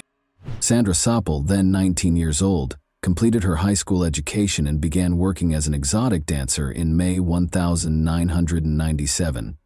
She was bringing up 2 kids and getting ready to have a third. Sandra's intelligence and determination, which would ultimately save her life and open a Pandora's box of horrific crimes, were characterized by those who knew her. An frightened young woman called the police on May 17, 1997. Sandra was the one. She described the nightmare she had just gone through. She had been abducted and had thrown herself out of a moving car in a last-ditch attempt to get away. She was taken to a nearby hospital after reporting the crime, and despite her severe injuries, she insisted on talking to detectives. Keeping the kidnapper from hurting anyone else was her top priority.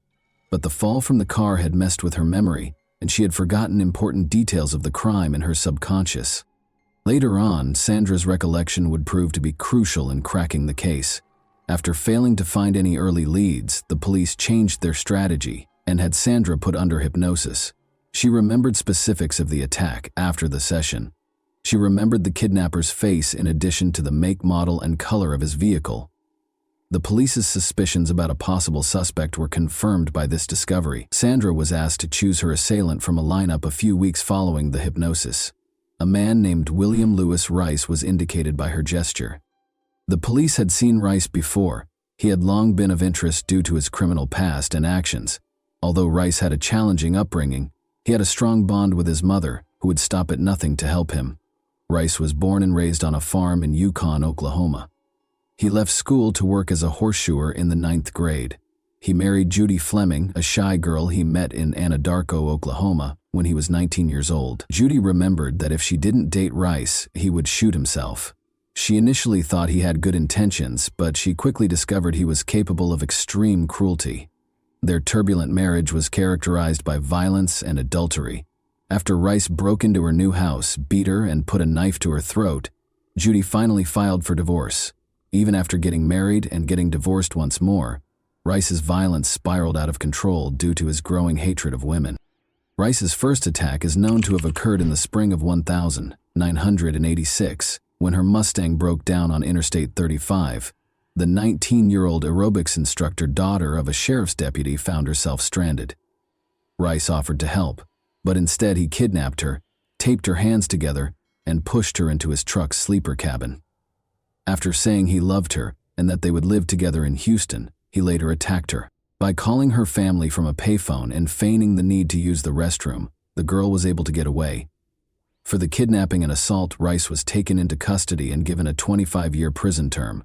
However, because of prosecutorial misconduct, an appellate court lowered his sentence to 10 years in October 1996. Following his release, Rice went back to Anadarko to live with his mother, where he assimilated. His background was unknown to many locals, and he came across as modest and courteous. But by the spring of 1997, local young women were starting to go missing. Now in his late 30s, Rice had relocated to Houston, where he continued shoeing horses and working on construction sites. Although his actions raised suspicions, there was no hard proof that he was responsible for the crimes. When Sandra Soppel identified Rice, it was the last straw for the police. By connecting him to Sandra's attack and other unresolved crimes, they compiled evidence against him. Rice's trial took place in April 1998. In her testimony regarding her kidnapping, Sandra described how Rice had threatened her with a knife, cut her tire, and enticed her to his vehicle. She talked about how she thought her risky escape had saved her life. The defense, however, contested her testimony, claiming that Rice's name and photo might have distorted her memory and that hypnosis was unreliable. In spite of these defenses, the jury convicted Rice of aggravated kidnapping and gave him a 60-year prison term. The community experienced brief respite after Rice was imprisoned, but it wasn't until years later that he came forward with his most sinister secrets. Detectives were able to re-examine cold cases in the mid-2000s thanks to developments in DNA testing. In one instance, Tiffany Johnston, a 19-year-old recently married woman, was kidnapped in July 1997 from a car wash in Bethany, Oklahoma. Although her body was discovered the following day, the case wasn't resolved until 2015, when Rice was connected to the crime by DNA evidence. In order to avoid being executed, Rice consented to assist law enforcement, which helped them locate the remains of two additional victims, Kelly Cox and Jessica Kane, who were interred in the Texas killing fields. Although Rice's motivations were still unknown, his confessions gave his victims' families closure. Some saw his cooperation as a perverted form of pride, while others thought it was motivated by a wish to avoid the death penalty. In any case, his crimes left a path of destruction, and those he had harmed received some justice when he was ultimately sentenced to death. In addition to saving her own life, Sandra Sapal's courage and tenacity helped expose a serial killer who had been terrorizing communities for years. Her story serves as a testament to the tenacity of people who are not intimidated into silence, and her bravery made sure that Rice could no longer prey on innocent lives. And that wraps up today's chilling story. If you enjoyed this video, don't forget to like and subscribe so you never miss a new upload. Also, let me know in the comments what part of this story shocked you the most. Thank you for watching, and I'll see you in the next video.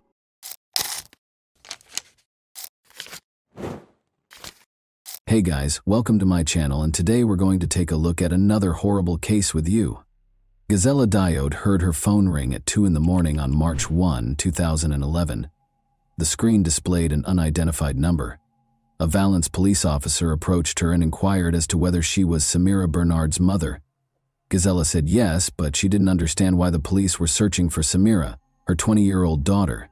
It had been 3 days since she last saw her. The police response did nothing to calm the woman, who demanded an explanation of what was going on.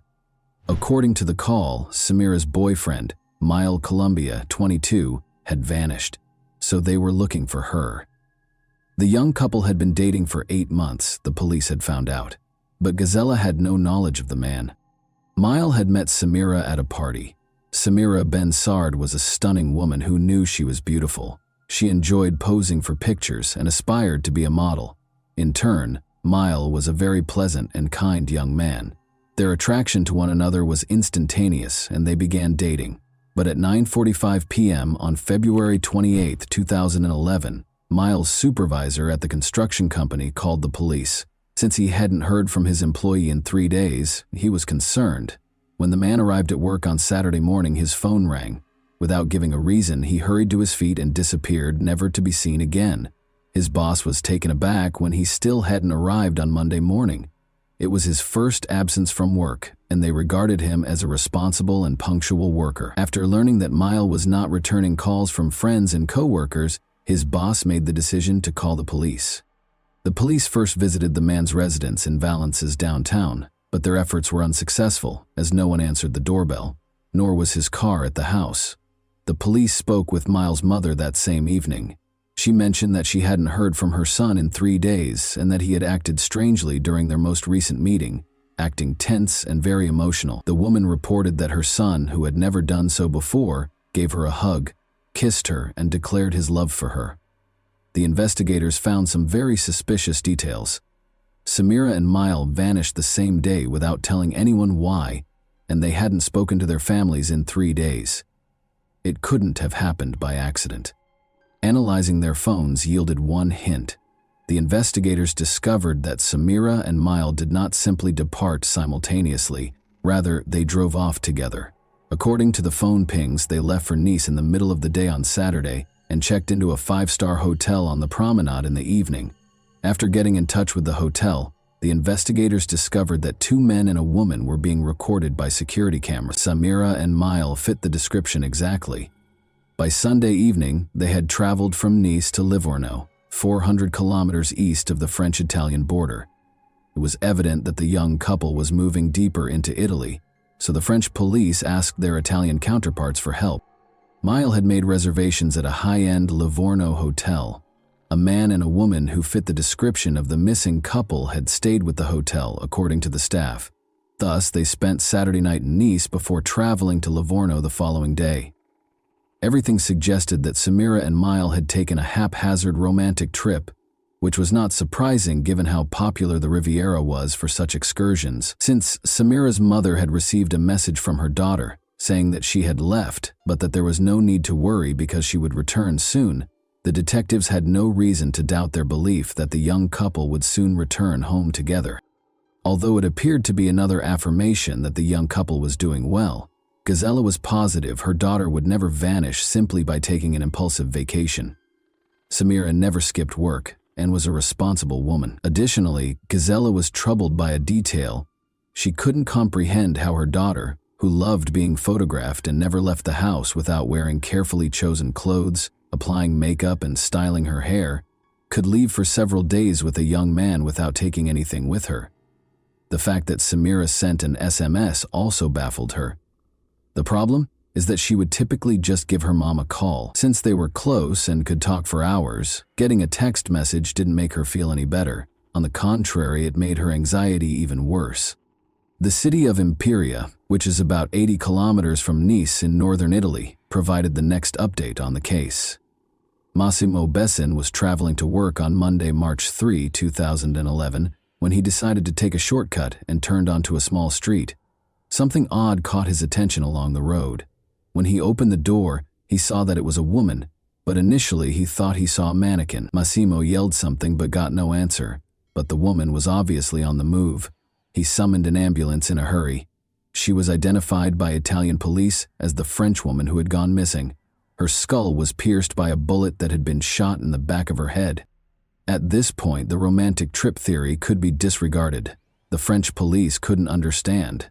They first believed it to be a romantic escape, then it was a suspicious disappearance, and now they were dealing with a girl who had been injured in an attempted murder.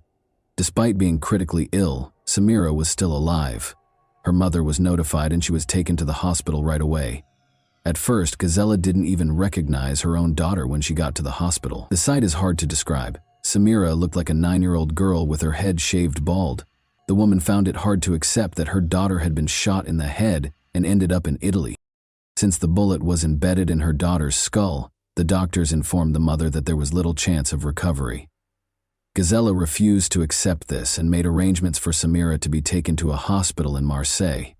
She was told directly by a surgeon there that although he would do the surgery, he would not give her false hope. The patient would never fully recover, even if she lived. Samira had surgery for 10 hours. Despite surviving the surgery, she was unable to speak and did not recognize anyone when she opened her eyes. Like a child, she had to relearn everything. Samira was unable to provide any information regarding the events in Italy, but without her testimony, the police had to look for the perpetrator. There were numerous signs that the crime was being planned. The Italian police were unable to locate any of her possessions when they discovered her lying on the side of the road close to a landfill. No passport, no phone, and no purse were present.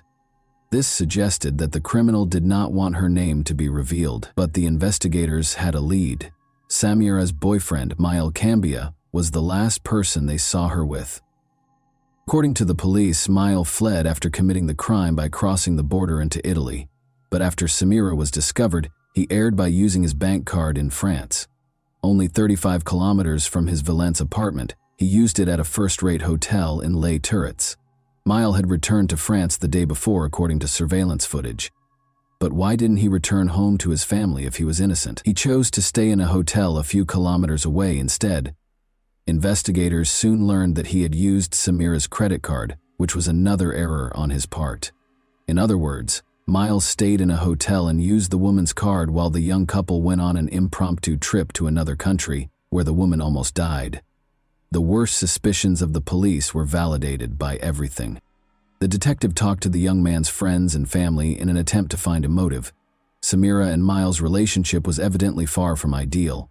Miles was bothered by the fact that Samira was a very attractive woman and that many men were interested in her. Their disagreements frequently turned violent. In front of their friends, Miles had the authority to slap Samira, and once he even put out a cigarette on her. He was obviously not a particularly stable individual. However, the motive remained a mystery. Was everything prearranged, or did Miles act out of rage? Despite Miles' actions, all of their friends were aware that Samira was smitten with him. She'd just learned, though, that her boyfriend was married. He had cheated on his girlfriend on a regular basis after getting married to her when she was 18. He had many mistresses besides Samira. Despite being upset by the information, she didn't end their relationship because she trusted Miles' statement that they were divorcing and living apart. The investigator went to Miles' house after learning of this, but as soon as he stepped inside, he saw that Samira was wrong. The husband and wife were obviously living together. In addition, Miles would soon become a father.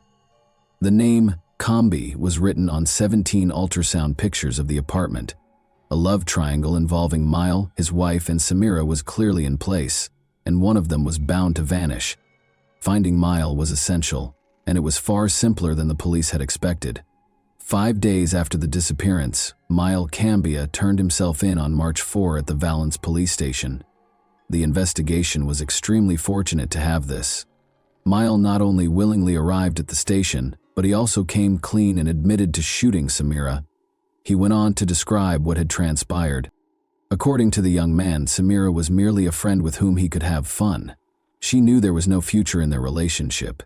Samira was unable to accept Miles' explanation that their romance was over. She never left him alone, calling him non-stop and occasionally dialing his number 150 times in a single day. He showed the investigator his phone, which showed evidence of about 1,000 calls from Samira in a month. Although Miles acknowledged that Samira's actions might be categorized as stalking, would this be sufficient grounds to shoot her? The young man soon began to fear for his life as the situation worsened. He described the events of the Friday night before they left for Italy. He was kissing another woman in a nightclub when Samira confronted him. After leaving the club in a hurry and using her key to scratch his car, she got into a fight with Samira's cousins. Miles was frightened by this incident, since they threatened to kill him and claimed to have weapons. Miles was terrified. After deciding that he needed to find a way to protect himself going forward, he hurriedly got into his car and drove out of the nightclub. He considered purchasing a weapon for his personal protection. When he received a call the following day, he left without thinking and went to buy a revolver. Still, none of this clarified why he had shot Samira. Miles clarified that his intention in traveling to Italy was not to murder her or carry out any other heinous deed. All he wanted was for their tumultuous relationship to end. In an attempt to defuse their tense situation and give Samira an explanation, he took her to Italy, but things didn't work out. Miles got out of the car after they argued once more. Samira trailed after him. Miles claims that he did not intend to shoot when he grabbed the weapon, only to frighten her, but the revolver accidentally went off. Then he dropped her to the ground, climbed back into the car, and drove off. He claimed to be afraid when asked why he didn't call for an ambulance. He didn't know what to do, so he went into hiding for a few days after she fell. The police already knew the rest of the story. In general, the man asserted that what transpired in Italy was an accident, and that he was the victim of his compulsive lover's pursuit. The police weren't entirely convinced by his explanation, so he was arrested for attempted murder. A few things didn't add up. Why would someone go abroad and stay in a 5-star hotel only to break up with someone? Why did he use her credit card after stealing all of her personal items, and who used her daughter's phone to send Samira's mother the message? Although it was hard to prove without Samira's testimony, the investigator was certain that the young man was lying. Thankfully, Samira was able to testify after some time and therapy. First, though, Samira spoke very slowly and in a weak voice. She gave her account of what happened 8 months after the attack on October 11, 2011.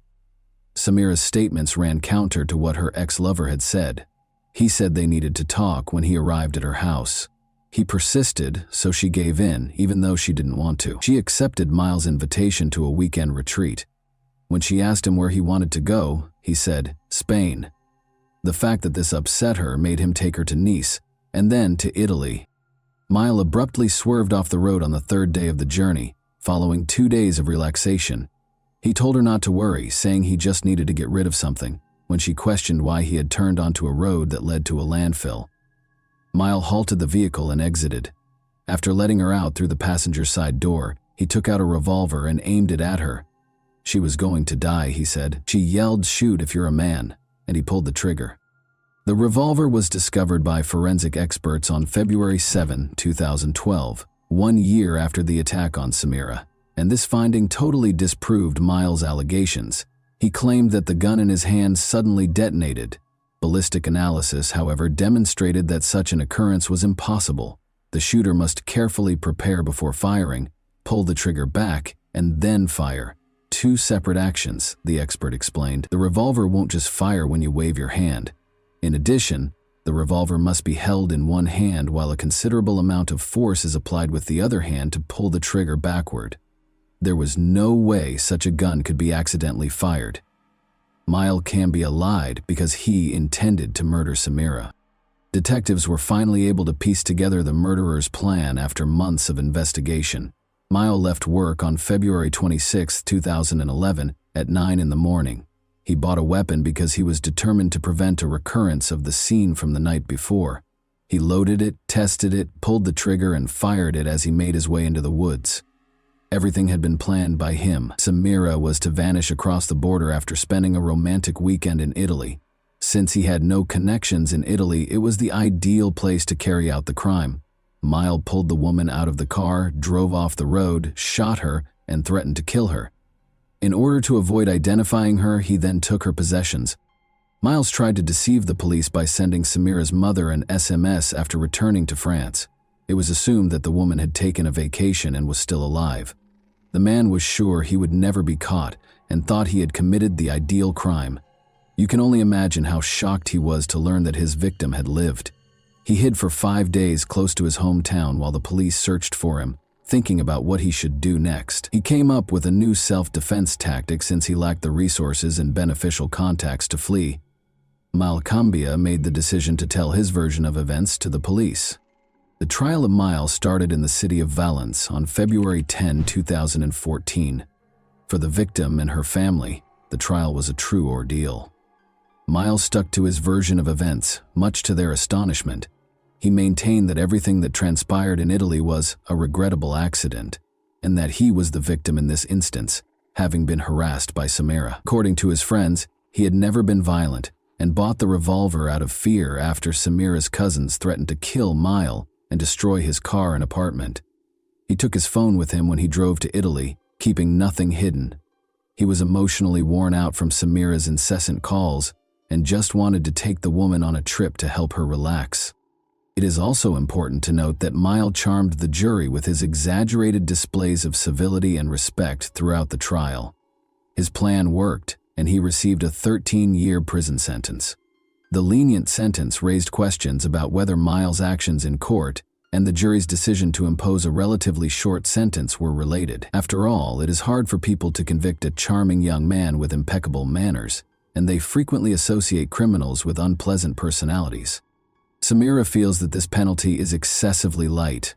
She will always be confined to a wheelchair because she loved a man who chose to kill her, but by the time he turns 40, he will be free and able to lead a normal life. According to the surgeon, Samira recovered 80% of her abilities in a year of therapy, but the effectiveness of rehabilitation drastically decreased after that, leaving her reliant on assistance for the remainder of her life. She acknowledges that he paid her back in this way because she was prepared to do anything for love. And that wraps up today's chilling story. If you enjoyed this video, don't forget to like and subscribe so you never miss a new upload. Also, let me know in the comments, what part of this story shocked you the most? Thank you for watching, and I'll see you in the next video.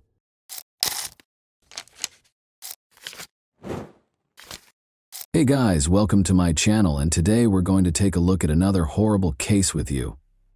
The tragic death of Barbara Faye Villarreal occurred in Garland, Texas, on November 7, 1986. A large kitchen knife was found embedded in her body after she was brutally stabbed and murdered in her own home. There were bloodstains all over the crime scene, which was horrifying and gory.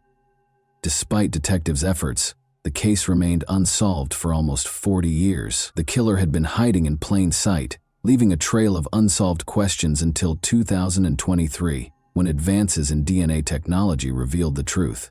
What sinister motives drove Barbara's horrific fate, and who was the mastermind behind it? You'll be amazed at the response. Let's examine the specifics. Garland is a city with a tale of resiliency and hope located in the center of the Dallas-Fort Worth metroplex.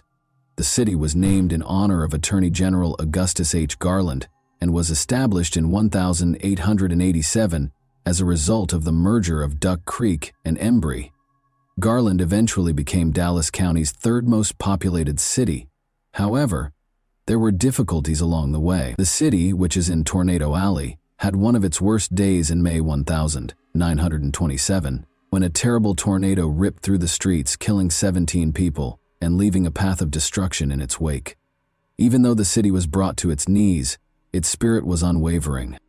A feeling of solidarity and resilience surfaced as the residents of Garland rebuilt their homes and lives. They banded together and helped one another through the difficult times. One family's joy and love served as an example for others. They were so cherished and admired by everyone that nobody could have predicted the heartache that would soon ensue. Everyone was delighted by Barbara's radiant smile. Her family's love was evident and strong, and her presence brightened the space. However, life had other ideas, and this family would soon experience a tragedy that would upend their entire way of life. On December 23, 1958, Barbara Faye Villarreal was born in Peru, Indiana. She was the youngest of her mother's first marriage's 4 children. Barbara suffered a terrible loss when her father died when she was a little child. The family circle grew after her mother remarried and had 2 more children. 12 Mile, a tiny community a few miles north of Peru, Indiana, was where Barbara grew up. She was surrounded by warmth and love there, which helped to mold her into the kind and sympathetic person she is today. Her early years were characterized by adventure, laughter, and a strong sense of familial values. She loved the little things, like swimming in the local lake and riding her bike to her grandparents' corner store to buy candy.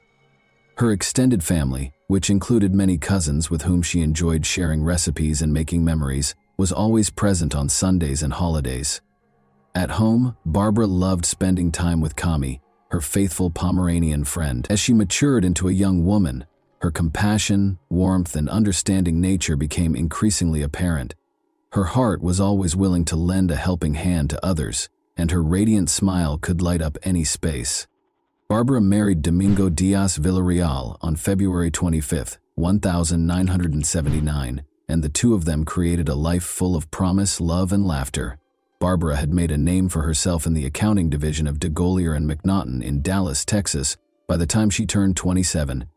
She and Domingo settled in Garland, where they were surrounded by friends and neighbors in the 3600 block of Colbath Street. One of them was Barbara's best friend, Lisa Nugent, who loved her for being a kind, considerate, sweet, and wonderful person in general.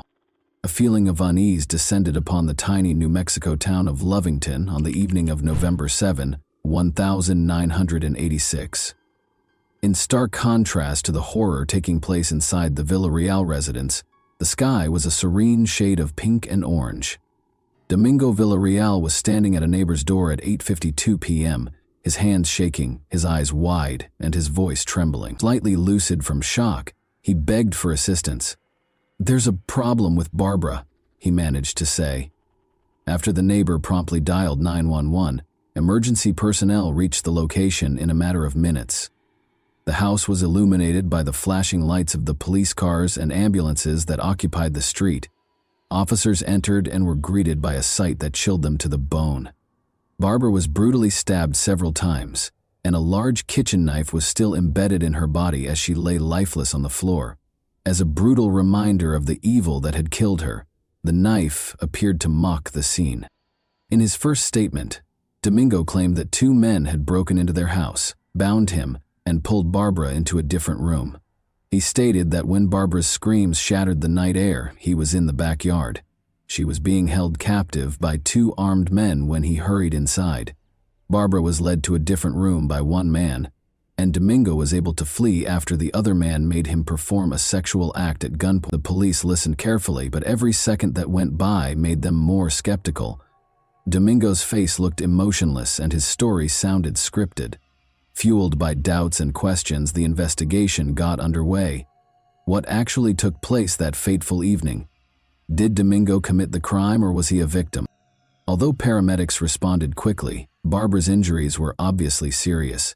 Although it was later discovered that she had been dead for more than an hour prior to their arrival, she was declared dead at 9:50 p.m. The full scope of the horror was disclosed in the medical examiner's report. She had numerous stab wounds all over her body, each of which was a testament to the attacker's violence and rage. An investigation into a homicide was started. For the Garland Police Department, the initial investigation into Barbara Villarreal's murder was a difficult and complicated procedure. It was evident as soon as they got to the crime scene that this case would call for painstaking attention to detail and unwavering resolve.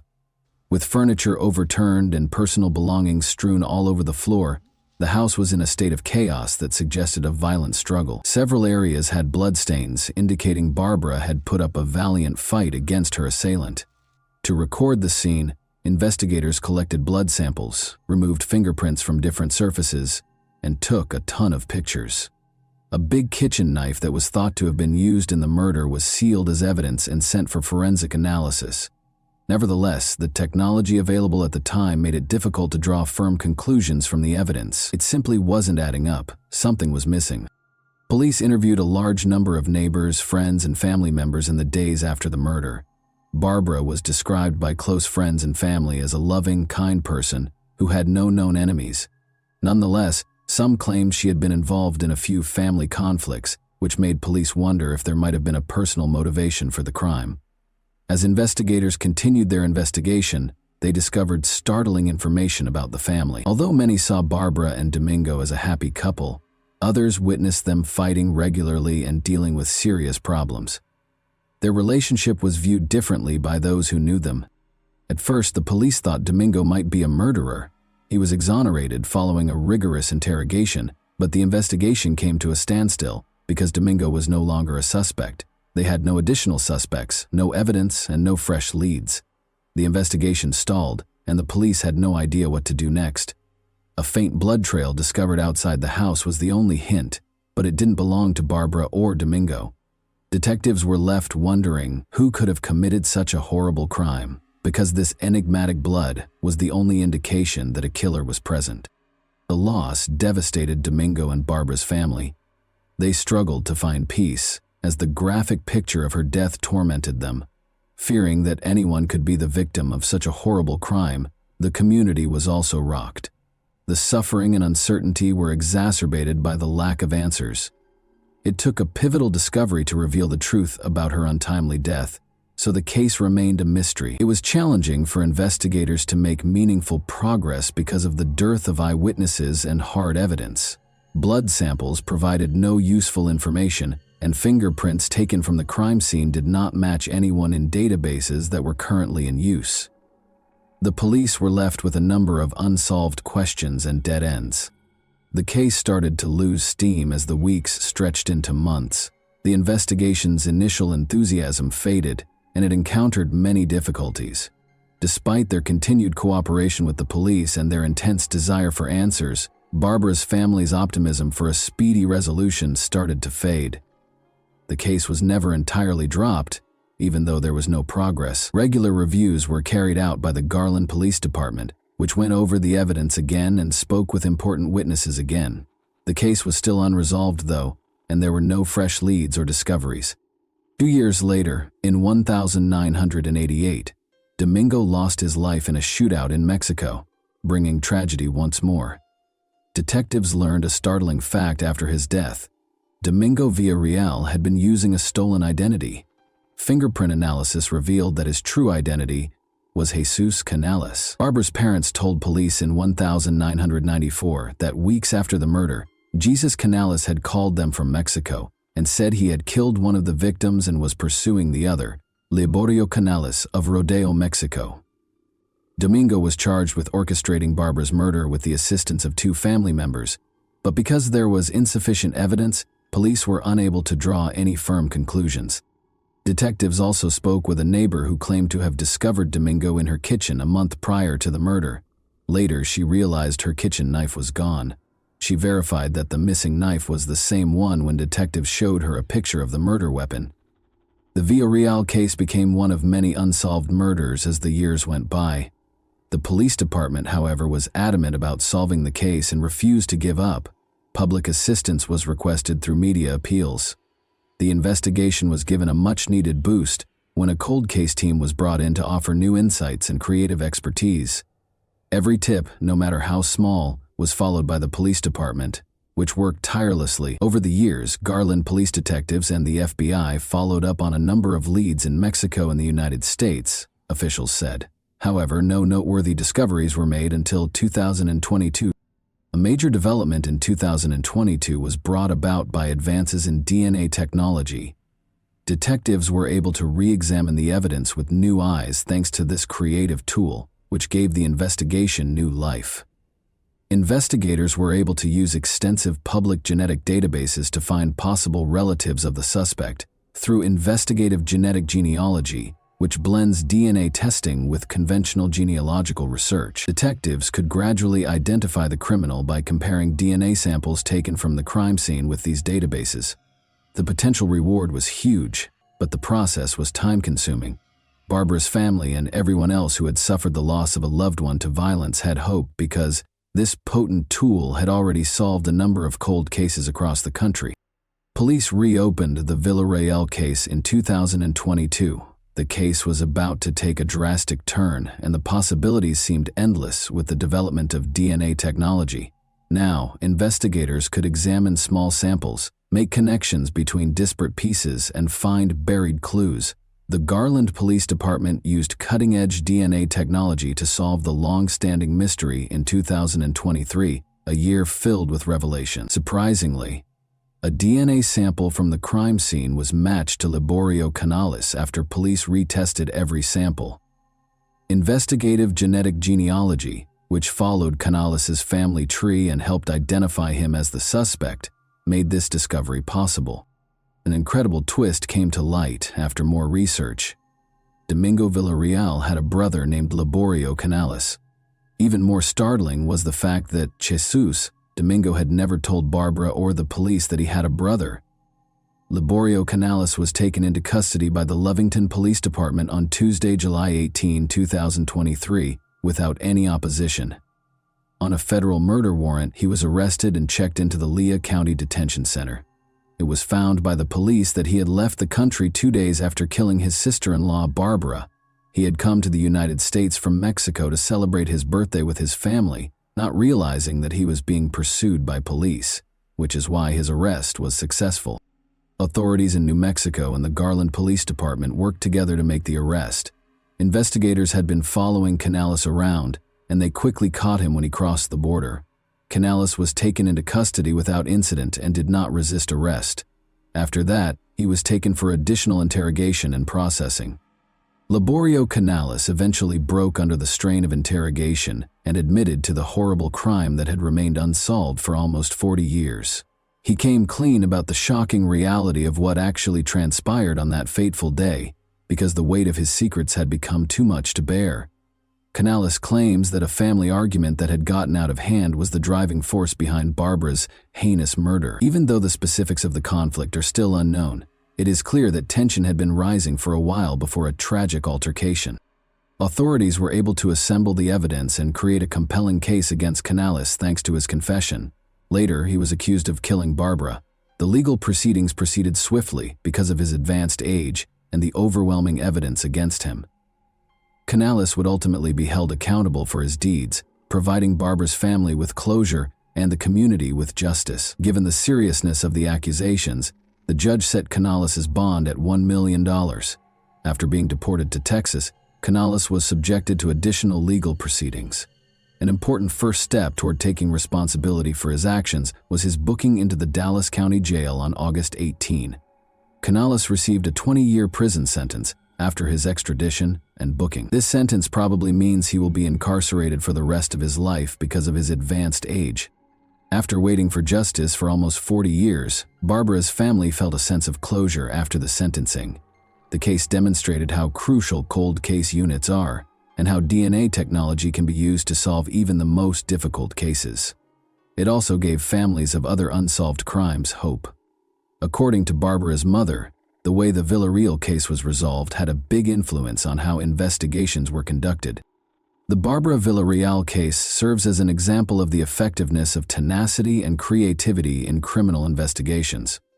Through the unwavering efforts of law enforcement and the revolutionary potential of DNA technology, a cold case that appeared destined to go unsolved was turned into a tale of justice.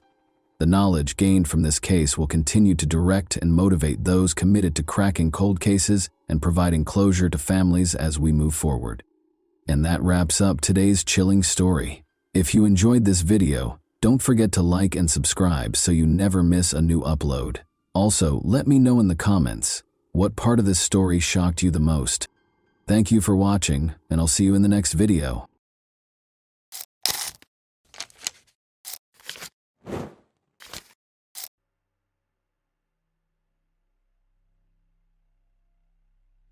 A 19-year-old woman was discovered dead in her own apartment. Investigators quickly discovered several disturbing facts, but they were unable to solve the case for several years before revealing the truth. Everyone was shocked and outraged by the unexpected outcome. Nona Dismayed was born December 26, 1985, in Russellville, Arkansas. She grew up in a large family with 4 brothers and 1 sister. When Nona was 10 years old, her father died. This event was a tragedy for the entire family, but they were about to receive an even more devastating shock. Later, the young woman told her mother that her father had repeatedly subjected her to violence. She was afraid to speak up while he was still alive, and her confession shocked her mother. Even after such a tragic experience, the woman had no idea what her husband was capable of. Nona found the strength to move on and eventually decided to assist other young women who had been victims of similar crimes. She joined a volunteer organization to help children in need during her school years. Nona started dating a guy named Kevin Jones. The young woman also competed in beauty contests and achieved significant success. Nona won several local contests, qualifying her to compete for the title of Miss Arkansas. In addition, the young woman was an active member of the local church and sang in the choir. When Nona was 19, she and her boyfriend enrolled in Arkansas, which launched an attack on a university in their hometown. The young woman decided to rent her own apartment because she wanted to start her own life. After her first year, her boyfriend changed his major and transferred to another university, which was an hour and a half away from their home. By then, the couple had been dating for about 5 years, and this was their first time living in different cities. Kevin returned home for the Christmas holiday. He stopped by Nona's apartment before driving to his parents' house, which was about 16 kilometers away from the city. The following day, they both had plans. Nona had to take her final 2 exams while also meeting with a young woman from the volunteer organization. Kevin planned to take his mother, a librarian, to a school event on December 15th, around 9 a.m. Nona messaged Kevin, wishing him a good day. He was expecting Nona to call him after her exams and tell him how they went, but she wasn't returning his calls or messages, so he became concerned around 6 p.m. While attending a school event with his mother, Kevin couldn't help but wonder why Nona hadn't answered her phone all day. Kevin eventually decided to call his friend, who worked as a pizza deliveryman in the neighborhood where Nona's apartment complex was located. Kevin asked him to come by and see if everything was fine. His friend arrived quickly and noticed that Nona's car was parked in the parking lot, and the lights in her apartment were turned on, but no one was answering the door. He told Kevin about it, and Kevin told his mother that he was worried about his girlfriend and wanted to go to her apartment to make sure everything was fine. The woman agreed, and they headed to the apartment complex together. Kevin's friend was waiting for them there, and the 3 of them began knocking on the door, but there was no response. Kevin had a key, but he left it at home that day because he had no intention of stopping by. A few minutes later, Kevin and his friend attempted to open the front door because they suspected something bad had happened to Nona, but they were unable to do so. Kevin then remembered that there were sliding glass doors in the back of the apartment. When he approached them, he immediately noticed something strange. Nona was concerned about her own safety, so she installed a special removable grill on the back glass door whenever she was alone at home. They are primarily used against burglars. They are simple to install and remove from within the home, but extremely difficult to do from the outside. But this time, there was no grill, and the doors were unlocked. When they entered the apartment, they noticed blood on the blinds and discovered a shocking sight in the bedroom. Nona was lying face down in a pool of blood, wearing only socks. Kevin rushed over to her and attempted to lift her, only to realize she was dead. Meanwhile, his mother contacted police investigators, who arrived at the apartment and began investigating the crime scene. They immediately suspected that the victim had been struck on the head several times with a table lamp found on the floor. Investigators discovered a bloody fingerprint on the table lamp, possibly left by the killer next to the victim's body. They also found an empty condom wrapper on the bedside table and no signs of forced entry. Medical examiners confirmed that the table lamp was used as a weapon, with the metal base matching. Experts suggest that the perpetrator may have used a condom found in the apartment, making it difficult to determine the presence of sexual violence. However, the crime scene was not thoroughly examined, with investigators failing to collect blood samples from the blinds on the back door or search for shoe prints in the apartment, which could have been used. When he entered the apartment and ran to her, he tried to lift her up, and upon realizing that she was dead, he hugged and held her. The police found this behavior strange and suspected that Kevin had done it deliberately by hugging the victim and getting covered in her blood he may have destroyed. Potential evidence and compromised the crime scene, why it would be difficult for investigators to prove his guilt. For example, if Kevin's clothes or nails were found with the victim's blood, it could easily be explained that he hugged the victim after discovering her body. Another suspicious moment was that Kevin went to check on his girlfriend not alone but with his mother, and he also invited his friend to the apartment. Investigators believed that this way he secured 2 witnesses who found the body with him and saw him covered in blood. The police talked to Kevin for a long time right outside Nona's apartment, and from their questions the young man realized that they considered him a suspect. Then he said something that strengthened the investigators' conviction that he was the murderer, recognizing that he was suspected. Kevin began arguing with the investigators, stating that he constantly watches Law and Order and is aware that they are attempting to convict him. These words also appear strange to the police. In addition, they discovered that the key to Nona's apartment was only with 3 people: the girlfriend, her mother, and Kevin. Given the lack of evidence of a break-in, they assumed the man used his copy of the key to enter the apartment. Kevin was interrogated at the police station for several hours. During the interrogation, he told investigators his version of events and insisted he had nothing to